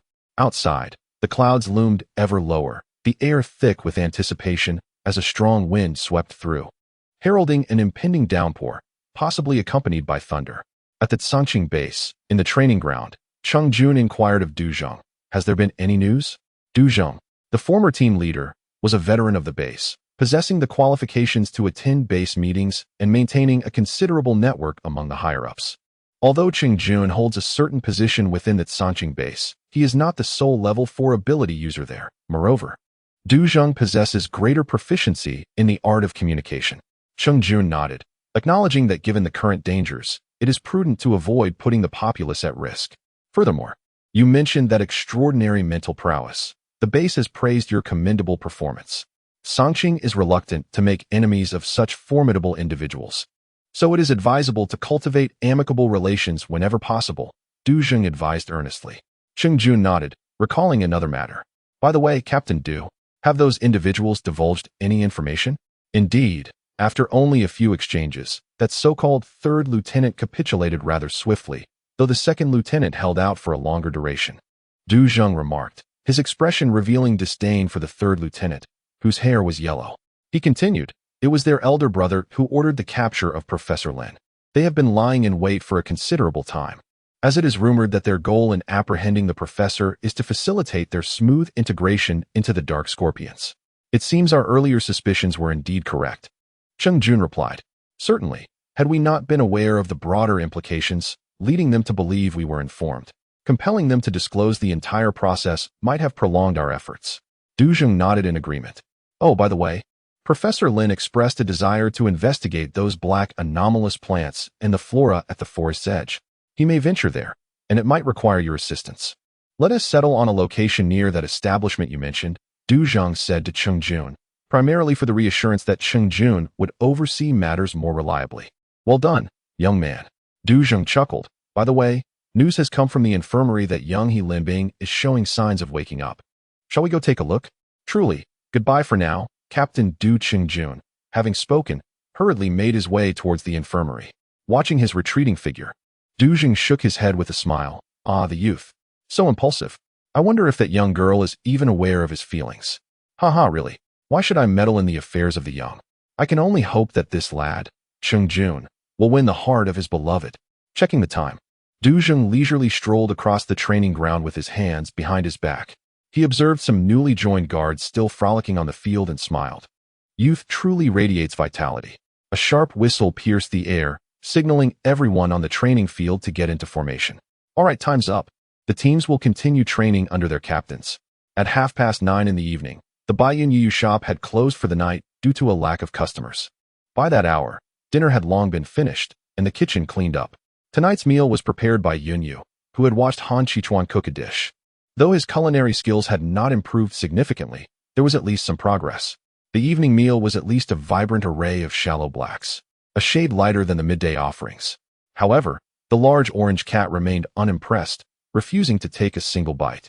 Han Qichuan, aware of his culinary shortcomings, intended to tackle the meal alone, yet Yin Yu persistently contested him, resulting in the two of them finishing off that plate of culinary chaos together.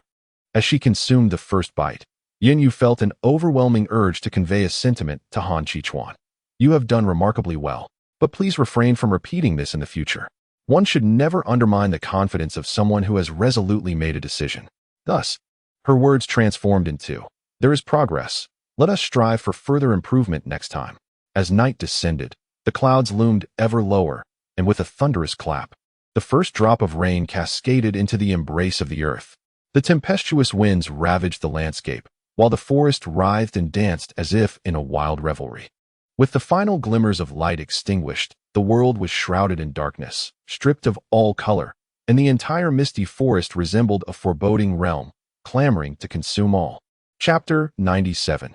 Accompanying her lightning intertwined with the roar of thunder, as if the deities themselves were in a furious outcry, and the rain poured down in torrents. In the dead of night, within the dark soil of the backyard behind by Yun Yu's shop, several tender green shoots emerged, flourishing in the wind. The breeze carried the forest's withered leaves, aimlessly wandering about. Where is this place, and why is it engulfed in such profound darkness? Yunyu ventured forth, and suddenly, light illuminated the surroundings, rendering everything crystal clear. It turned out to be a forest. But why was it so monochromatic? The tree ahead possesses color. Yunyu sprinted toward the tree, and before her stood a massive trunk, a testament to the passage of time, grand, weighty, and profound. Amidst the surrounding darkness, only this tree retained a semblance of color. Vibrant green moss clung to its ancient, winding roots, while beside them, tender blades of grass exuded vitality, pulsing with life. Yet only this fragment of green remains. The ancient tree is withering, its yellowed leaves cascading to the ground like the countdown of life, on the verge of fading away. This should be a forest, but as Yunyu runs toward the old tree, apart from the bare stumps, only the pitch-black trunks stand, dark as coal. Beneath this vast forest, only the scattered hints of greenery beneath the old tree persist, as if it guards the last vestiges of vitality. However, with the leaves' decay, the encroaching darkness gradually invades the remaining glimmers of green. Why does my heart feel such sorrow? This sense of helplessness, of being unable to intervene, compels one to silently witness the unfolding tragedy, unable to reclaim what is lost. Yunyu gazes upward at the great tree, startled to discover its transparency. All the veins are vividly distinct, revealing the slow ebb of the tree's life force, while also exposing the vast fissures within. She raises her hand to catch the falling leaves, tilting her head back to behold the immense canopy. The world is eerily silent. Everything around her is muted. Uncertain of how much time has passed, Yunyu distinctly hears a sigh, reminiscent of one in the twilight of life. It is profound yet resigned. Seemingly a steadfastness amidst despair, a lonely wait for an inevitable outcome. Who is it? Who is sighing? Yunyu surveys her surroundings, but sees no one. Everything around her begins to blur, and her consciousness once again sinks into tranquility. In the bedroom of the White Cloud Leisure Store, Yunyu lies with her eyes closed on the bed, her expression sorrowful, tears glistening at the corners of her eyes, dampening the lake blue pillow just a little. A flash of lightning sweeps across the sky, followed by a rumble of thunder. The rain intensified, showing no signs of abatement. Outside the realm of dreams, it poured, and within, it rained as well. It was a tempestuous night. A small, drenched figure dashed along the road, a pitiful silhouette of helplessness and solitude. The child's tiny face contorted in distress, indistinguishable between rain and tears. "Mom, Dad, where are you? Where's this place?" A harsh voice echoed from behind. "Where did that wretched girl run off to? She can really flee. She is the most beautiful among the lot, and someone has already offered a high price. We cannot allow her to escape. She is up ahead. Quick, pursue her. You little brat, halt." The delicate child's limbs flailed more vigorously, yet she could not outpace the adults. "Wah, I don't want to be sold. Mom, Dad, where are you, big brother?" Suddenly, she felt weightless, her body suspended in midair. "You little brat, finally caught you." The child screamed, kicking and flailing, inadvertently striking the man's eye. He cried out in pain, loosening his grip. The child tumbled into a nearby thicket, vanishing from sight. The dream shattered. Don't catch me, don't catch me," Yunyu shouted. The orange cat, startled awake, anxiously inquired, "Meow, Xiaoyu, what's wrong?" Simultaneously, the bedroom door swung open forcefully, revealing Han Chichuan, clad in white cartoon tiger pajamas. His eyes scanning the room with urgency and concern. "Yunyu, what happened?" His tone was frantic, slightly breathless, clearly indicating that the forceful entry had taken a toll. At this moment, Yunyu finally regained her composure, though her spirits remained low. Anyone would feel disheartened after being jolted awake by a nightmare during a stormy night. She forced a smile and pretended to rub her eyes, discreetly wiping away the tears at the corners. "It's nothing, don't worry about me. I just had a nightmare." It had been a long time since she had experienced such a dream. Why had it returned? Han Chichuan furrowed his brow as he noticed Yunyu's tears. After a moment of hesitation, he decided to leave, saying, "If you need anything, call me." He paused briefly, adding, "I'll be next door." Just as Han Chichuan began to move, a flash of lightning illuminated the room, followed by a deafening thunderclap. He swiftly rushed over to catch Yunyu, who was on the verge of tumbling off the bed. "Boss," he said with a grave tone, "your current state is quite concerning." The orange cat beside them anxiously paced, meowing in distress. "Xiaoyu, what's wrong? You usually aren't afraid of thunder." "Han Chichuan, could you stay with me for a little while? Just a moment." Yunyu choked out, memories of her past nightmares surfacing once more. Her unexpected request left Han Chi-chuan momentarily stunned. He couldn't comprehend why his heart raced so, nor could he ignore the warmth blooming in his ears. Just as Yunyu was about to dismiss the thought, Han Chi-chuan nodded gently in agreement. Yunyu quickly shifted to make space for him, patting the spot beside her. "Come, sit here." Han Chi-chuan obediently complied, settling into the space and remaining perfectly still. His body tensed with anticipation. "I'm so sleepy," the cat lamented. The cat still desires slumber and refrains from engaging in frivolous antics with the two humans. With only the two of them remaining, the atmosphere grows heavy with silence, tinged with awkwardness. Yunyu, seeking to break the ice, awkwardly remarks to Han Chi-chuan, "This tiger pattern garment is quite appealing and suits you well." Chapter 98, Waiting for You to Fall Asleep. In the darkness of the night, devoid of illumination, Yunyu relies on the sporadic flashes of lightning to discern a shadowy figure with ears, Han Chi-chuan. He nods, his voice calm and resonant. "You have an excellent taste." His ears, flushed and warm, are perfectly concealed by the hood of his sleepwear in the dimness. Taken aback by his unexpected response, a smile inadvertently graces Yunyu's lips, alleviating some of the discomfort that had lingered in her heart. Once more, silence envelopes the room. Yunyu gazes quietly out into the rain-soaked night, while Han Chi-chuan silently keeps her company. The wind outside howls ferociously, and the rain patters against the glass wall, through which she observes the forest swaying under the tempest's breath. She hears the forest weeping, a symphony of despair and solitude, a final act of resilience. That oppressive feeling returns, yet as Yunyu turns her head and catches sight of the silent shadow, the weight in her heart begins to dissipate. She smiles softly. Perhaps she would not have to fight alone after all. At least, for now, she has a potential ally by her side. Time slips away quietly. It is now deep into the night, and Yunyu feels a twinge of guilt for disturbing the slumber of others. Han Chi-chuan nods, then speaks, "Once you fall asleep, I shall take my leave." "Very well." At 2 in the morning, the hour when one should be deep in slumber, Yunyu would typically be peacefully asleep if not for the nightmare that had roused her. Thus, drowsiness enveloped her swiftly, and within minutes, she succumbed once more to the realm of dreams. Han Chi-chuan sat quietly at the foot of the bed, gazing out at the rain, which had softened to a gentle patter, and the thunder had ceased. Yunyu's breathing was steady, and Han Chi-chuan turned his head to silently observe her serene countenance. Perhaps due to the experiments conducted on his body, the darkness of the night did not impair his vision. Everything appeared remarkably clear. Surely, she would not be plagued by nightmares again. Suddenly, he noticed the blanket had slipped slightly. Rising to draw closer, he gently leaned down to cover Yunyu once more. His hand inadvertently brushed against her silken strands, and he was abruptly reminded of the scene from the previous morning. His heart became somewhat tumultuous, and his breath grew labored. What was wrong with him? Earlier, upon hearing Yunyu's startled cries, he had been in a light slumber, jolted awake by the realization that the sound had originated from her. In that moment, he felt as though his heart had momentarily halted, his nerves taut, without hesitation. He had rushed over, bursting through the door. Why was he so anxious about her? He could not comprehend it. After deep contemplation, he surmised it might be due to her having saved him previously, or perhaps it was simply because he was now her bodyguard, and ensuring her safety was part of his duty. As for why he NTie closed the door, it was because it had broken upon being forcefully opened, leaving him uncertain whether his meager monthly salary would suffice. After Han Chi-chuan departed, the bedroom fell once again into tranquil silence. Lying within the cozy confines of its cat bed, the chubby orange tabby, who should have been fast asleep, suddenly opened its bright eyes in the darkness and let out a yawn.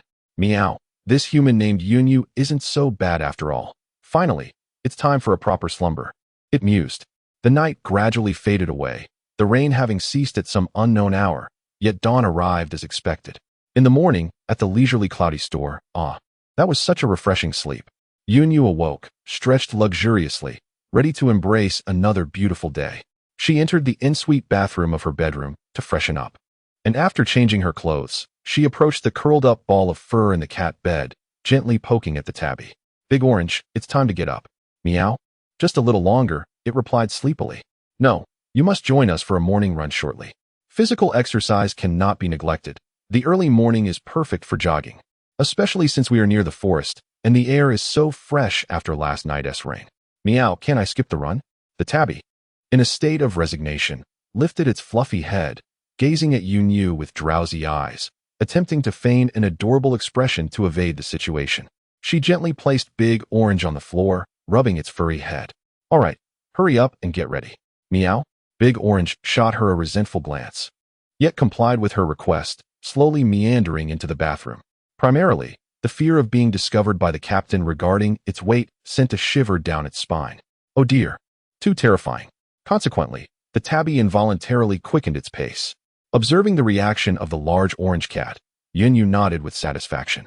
Exiting the bedroom, she coincidentally encountered Han Chichuan, who had also just finished his morning routine. The black hooded sweatshirt he wore, coupled with his stern expression, rendered him even more serious and composed. "Good morning, Han Chichuan," Yunyu greeted him. Upon seeing her, Han Chichuan's facial expression softened instinctively, and he nodded gently. "Morning, boss. Thank you for your assistance last night," Yunyu remarked with a smile, her expression reminiscent of the radiant dawn, beautiful and warm. "It was nothing," Han Chichuan replied, pausing momentarily as he felt compelled to add something further. "It is my duty." "Duty?" Yunyu responded, realizing he was referring to his role as her bodyguard. "Your dedication is commendable. I shall grant you a salary increase this month," she said with a grin. "All right," Han Chichuan acknowledged, the notion of a raise sounding rather appealing. "Ah, by the way, would you like to join me for a morning jog? Just around the store, we NTie venture far. I observed the area yesterday, and it seems there are no signs of zombies nearby, so it should be quite safe." Yunyu proposed to Han Chichuan. "A morning jog? Very well, let us go." Han Chichuan nodded and followed behind Yunyu, his brow furrowed slightly in annoyance at the thought of having to bring along that bothersome cat. Meanwhile, within the medical room of the Sanqing base, in a single patient room, a strikingly beautiful woman lay unconscious on a pristine white bed, appearing to have been in a coma for several days. Beside her, a red-haired man was sleeping, his features betraying signs of fatigue. Suddenly, the eyelids of the coldly elegant beauty on the bed fluttered ever so slightly. This is Wednesday. The moment has arrived. Chapter 99. He Linbing awakens. My head feels a bit dizzy. What has happened to me? Oh, why is it snowing? ISNT at autumn? Amidst the hazy light, He Linbing finds herself surrounded by a world of ice and snow. Is there a shop ahead? It seems to resemble the owner's store. Confusion fills He Linbing's mind as she contemplates approaching, for this establishment bears a striking resemblance to the previous one owned by him, yet possesses subtle differences that beckon her to investigate further. As she advances, a figure passes by her, heading directly toward the shop. Startled, she inadvertently walks through the person. He Linbing lifts her gaze to observe the figure ahead. She shakes her head, feeling a sense of familiarity, yet also a difference. The hair color is distinct, but she remains uncertain. So it was merely a dream. Gradually, she struggles to rise, only to discover Cheng Jun asleep, his head resting on the edge of her hospital bed, holding her hand tightly. He Linbing's movements rouse Cheng Jun, who blinks in confusion, rubbing his eyes as he groggily asks, "Xiao Bing, you're awake?" Upon uttering these words, he appears momentarily frozen, then blinks in bewilderment and leans closer to He Linbing, seemingly trying to ensure he is not imagining things. He Linbing places her hand on his head, gently pushing him away with a cool tone. "Don't lean too close. I feel dizzy, lacking oxygen, and uncomfortable." "Xiao Bing, you finally awakened," Cheng Jun exclaims with excitement. "Is there anywhere that feels unwell? Are you dizzy? I will call the medical staff immediately." He Linbing pressed her lips together, feeling somewhat unaccustomed to Cheng Jun's sudden familiarity. However, before she could voice her thoughts, Cheng Jun had dashed out of the room, disappearing from sight. He Linbing glanced at a red button on the bedside. Wasn't it simply a matter of pressing it to summon a doctor? Why rush out? With a resigned sigh, she dragged her slightly weary body to press the button. Although he was of the fire element, such impulsiveness was hardly advisable. After pressing the button, He Linbing returned to her bed to rest. Having just awakened, she felt unwell and had numerous matters to sort through. The fact that she had regained consciousness confirmed the authenticity of the news previously conveyed by Long Wei.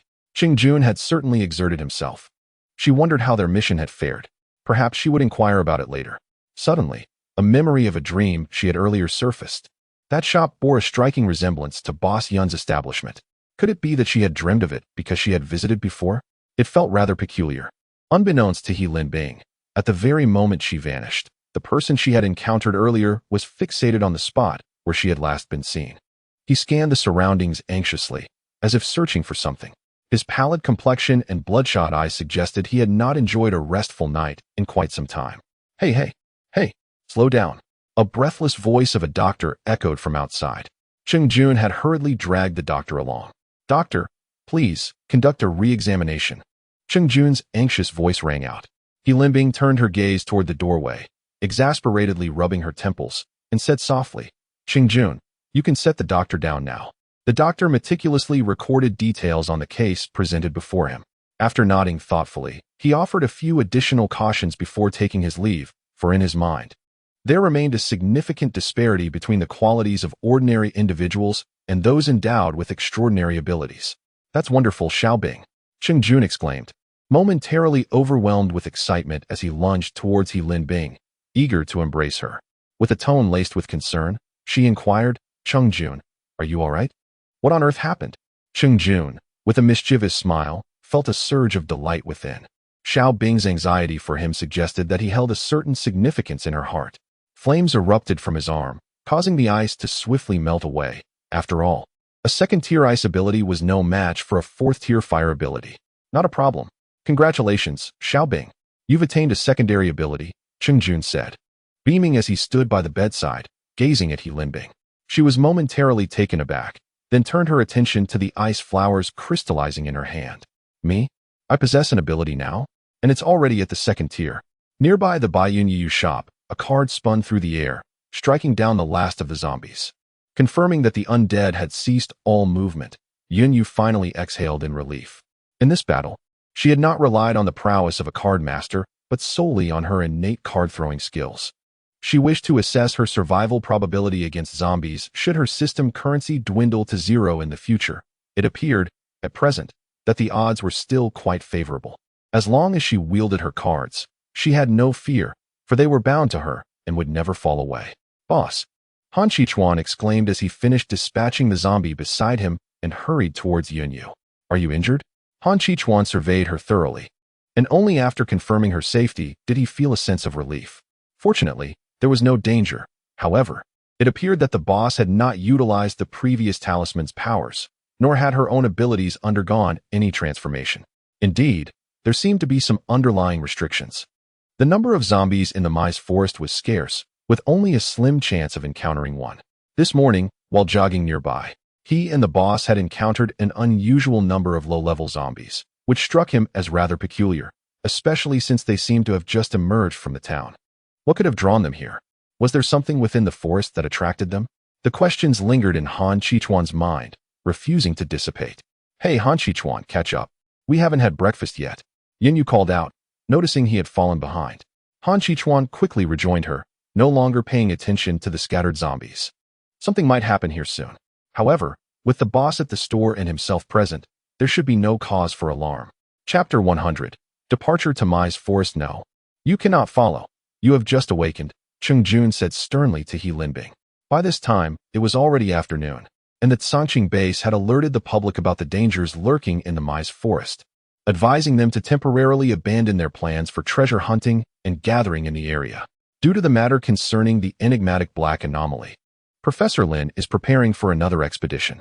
General Hua of the Sangqing base gestured with authority, instructing Cheng Jun to assemble a temporary team to assist Professor Lin while simultaneously conducting an exploration of the forest to ascertain the distribution of these peculiar black anomalies. The emergence of these anomalies is exceedingly perplexing. While they possess the potential to attack humans, those within the Maize Forest exhibit a unique characteristic, provided they are not provoked. They remain harmless. However, with the appearance of anomalies that are inclined to assault humans, the situation has escalated significantly, particularly because if their coloration were less extraordinary, it might not have warranted such a response. There is a saying that no plant in the world is entirely black. Even the darkest ink chrysanthemum is merely a deep shade of purple. He Linbing furrowed her brow slightly and remarked, I am perfectly fine now. My second-tier abilities enable me to take care of myself. I also wish to experiment with new weaponry this time. I heard you mention that Boss Yun has arrived. I would like to pay him a visit. He Linbing was resolute about this venture. No, Cheng Jun still opposed her. There is no reason for you to forbid me. If you do not allow me to join your team, I will apply to a company as a researcher, she countered, initially intending to act in that capacity. However, she reflected that since Chung Jun was leading the team and they had developed a certain rapport over their time working together, it would facilitate their collaboration. Chung Jun sighed in exasperation. Is it not possible for you to refrain from going? You've only just recovered. He Linbing remarked, I truly am fine. There is no need to worry about me. I am capable of taking care of myself. If danger arises, I can simply stay at the boss's shop. Chung Jun sighed, unable to argue with her. Very well, if anything happens to your health, you must inform me. Was this considered an agreement? He Linbing's face lit up with joy, and she nodded cheerfully. This time, the Sanqing base dispatched a total of 100 personnel, led by Chung Jun. The primary mission was not to engage in offensive actions, but rather to ensure the safety of Professor Lin, with the secondary objective of exploring the Maize Forest. Among the 100 individuals were the former quartet, who had officially joined the escort team upon entering the Sanqing base due to their remarkable abilities. Despite their new affiliation with the escort team, they maintained their original formation as a quartet during the registration process, for as Yi Manyao stated, they had become accustomed to one another, and it would take considerable time to refamiliarize with new members. The remaining individuals were designated as reserve members. This outing, deemed relatively low risk, served as an assessment for the reserves, with their performances during the mission determining their evaluations. At that moment, in front of the Sanqing base, a throng of individuals, laden with their belongings, gathered as over 20 vehicles awaited outside, ready to embark. Chung Jun issued a command, depart. The 100 members entered the vehicles in an orderly fashion, and the convoy set off. Chung Jun, observing the vehicles as they moved, was the last to enter, bringing along Professor Lin and He Linbing, trailing at the rear of the convoy. With no guests around, Yinyu found herself leisurely tending to the mysterious flower seeds she had planted the previous day in the backyard. Initially, she was quite astonished to see the seedlings sprouting. Were these flowers truly capable of such rapid growth? She had been concerned that the rain from the night before might have harmed them. Meow, it's the efficacy of this black soil the system provided, which significantly shortens the maturation time of crops and offers a degree of protection to them. Big Orange, lounging nearby and playfully pawing at the grass, noticed Yin Yu's expression of wonder and couldn't help but comment, internally grumbling, for someone of such age, can't you be a bit more composed, like me? One should remain unperturbed. Understanding dawned on Yin Yu. She had assumed that the seeds were on the verge of sprouting upon allocation by the system, and that her good fortune with their vitality had spared them from drowning. It turned out that all credit was due to the black soil. So, does this mean that I can cultivate vegetables with ease in the future? Yin Yu inquired. She nodded, indicating her comprehension. Boss, Han Shichuan addressed Yin Yu. All right. What else is there? Is it done so soon? Let me take a look. This afternoon, Yin Yu intended to set up the grapevine trellis, as she had just procured metallic trellises and swings from the system marketplace that very morning. Given her current financial surplus, she decided it prudent to spend 200 system coins to secure them, lest they become unavailable in the future. Observing Yin Yu laboring in the yard, Han Shichuan volunteered to take on the heavier task. Han Shichuan possessed significantly greater strength than her, and without much hesitation, willingly entrusted the task to him, promising a raise upon completion. Deep down, De Ju yearned to inquire of Yin Yu, will the raise suffice for your own crystal core? Yin Yu responded, this month has plenty of days left. I will surely earn enough in due time. Initially, Yin Yu assisted nearby, but soon Han Shichuan gently ushered her aside. Wow, Han Shichuan is impressive. Observing the newly constructed swing before her, Yin Yu could not help but express her admiration. The swing was crafted from a special type of wood, while the climbing frame was made of metal rods. The ropes of the swing were also of a specially designed version, ensuring impeccable quality.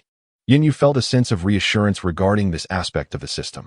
The swing's paint exhibited a naturally refreshing hue, seamlessly blending with the backyard. Let me give it a try. Han Shichuan, please give me a push. Yin Yu exclaimed excitedly as she settled onto the swing. Certainly. Han Shichuan moved behind her and gently propelled the swing. It soon soared higher and higher, and Yin Yu's joyous laughter echoed through the air, a sound she had not experienced in quite some time. Hearing her laughter, Han Shichuan couldn't help but smile. A delightful fragrance wafted through the air. How lovely. It was a scent that evoked relaxation. Yin Yu leaped off the swing and tugged at Han Shichuan, urging him to take a seat. Come, let me push you. You must try it out, for this is your creation. Chapter 101. The return to the swing set. Han Shichuan initially wished to shake his head in refusal, He had never been particularly fond of swings. However, Yunyu did not afford him the opportunity to decline. Before he knew it, she had spiritedly pulled him onto the swing and encircled him with enthusiasm. "Sit tight," she instructed playfully. Observing her exuberance, Han Shichuan found himself reconsidering. With a calm demeanor, he nodded subtly and replied in a soft voice, "All right. Haha, get ready. 1, 2, go." Yunyu exclaimed with delight as the swing propelled forward. A gentle breeze caressed Han Shichuan's face, harmonizing with Yunyu's joyful laughter. In that moment, memories of his childhood flooded back. He too had once relished the swings. Though that fondness had faded over time, the sensation now felt rather pleasant. If only time could linger in such a manner forever. When the swing finally came to a halt, Han Shichuan stepped off, and Yunyu clapped him on the shoulder, inquiring, "How does it feel?" He nodded, a faint smile gracing his lips. In that fleeting moment, the icy aura surrounding him dissipated, replaced by a warmth akin to sunlight. Though the smile was ephemeral and the change in demeanor brief, Yunyu nonetheless perceived it. "Han Shichuan, you smiled. You look far more appealing with a smile than with that stern expression. Why not try smiling again?" she urged, her gaze filled with anticipation. "Smiling is something one must practice," she added, recalling an old adage. "Those who smile often are destined for good fortune." "Smiling? Ha ha ha," Yunyu chuckled, finding herself amused by Han Shichuan's comically serious expressions, a reaction that was entirely his own fault. As if infected by Yunyu's exuberance, Han Shichuan gazed at the delightfully wobbling Yunyu, a smile unconsciously gracing his lips. "Wow, Han Shichuan, you did it!" exclaimed Yunyu, her excitement akin to that of a child, as she struggled to catch her breath from laughter. However, the moment of joy was fleeting. Han Shichuan swiftly reverted to his trademark stoic demeanor. He could barely register the brief curvature of his lips, let alone replicate the sensation with his hand. It had been far too long since he had last smiled, and he had forgotten the essence of laughter. Sensing Han Shichuan's melancholy, Yunyu stepped forward to offer her consolation. "It's perfectly fine. Your smile is captivating, and your serious expression is undeniably cool and handsome." Indeed, while the unsmiling Han Shichuan may not elicit awe, he exuded an imposing authority that commanded respect without anger. Perhaps, one day in the future, he would smile once more. After all, the future is unpredictable. Who can truly say? Yunyu added thoughtfully. Han Shichuan nodded in response. His lack of obsession with laughter stemmed from Yunyu's anticipation, and he wished to fulfill her desire. In the distance, the sound of honking vehicles drew their attention. Even the orange cat looked curiously towards the source of the noise. A convoy was approaching, and alongside the vehicles, a small number of zombies lunged towards them, akin to those they had encountered that morning. Despite the zombies' assault, the vehicles required no assistance. Various abilities were unleashed, repelling or dispatching many of the undead. In the vehicle, Chung Jun occupied the front passenger seat, his expression far from pleasant. The vicinity of the Maize forest was typically devoid of zombies, making today's situation all the more perplexing. With the emergence of the black, anomalous vegetation, the undead began to converge towards the Maize forest, raising suspicions about a connection between the two phenomena. What calamity had befallen the Maize forest? Fortunately, the zombies encountered were of a low level, allowing them to manage the situation with relative ease. Yet, they still needed to identify a more secure area for their encampment. Initially, Chung Jun had intended to pay a visit to Yunyu, as Professor Lin also had gifts to express gratitude for Yunyu's prior assistance. The collision of these two matters led Chung Jun to promptly decide that their new base would be established nearby Yunyu's shop. Should they require supplies, they could conveniently procure them there. Having previously witnessed the shop's formidable defenses against zombies, and with the increasing presence of the undead outside the Maize forest, it was likely they would encounter threats. He dared not gamble on their luck avoiding higher-level zombies indefinitely. With the shop's protection, the Night Watch would demand less vigilance concerning potential zombie attacks.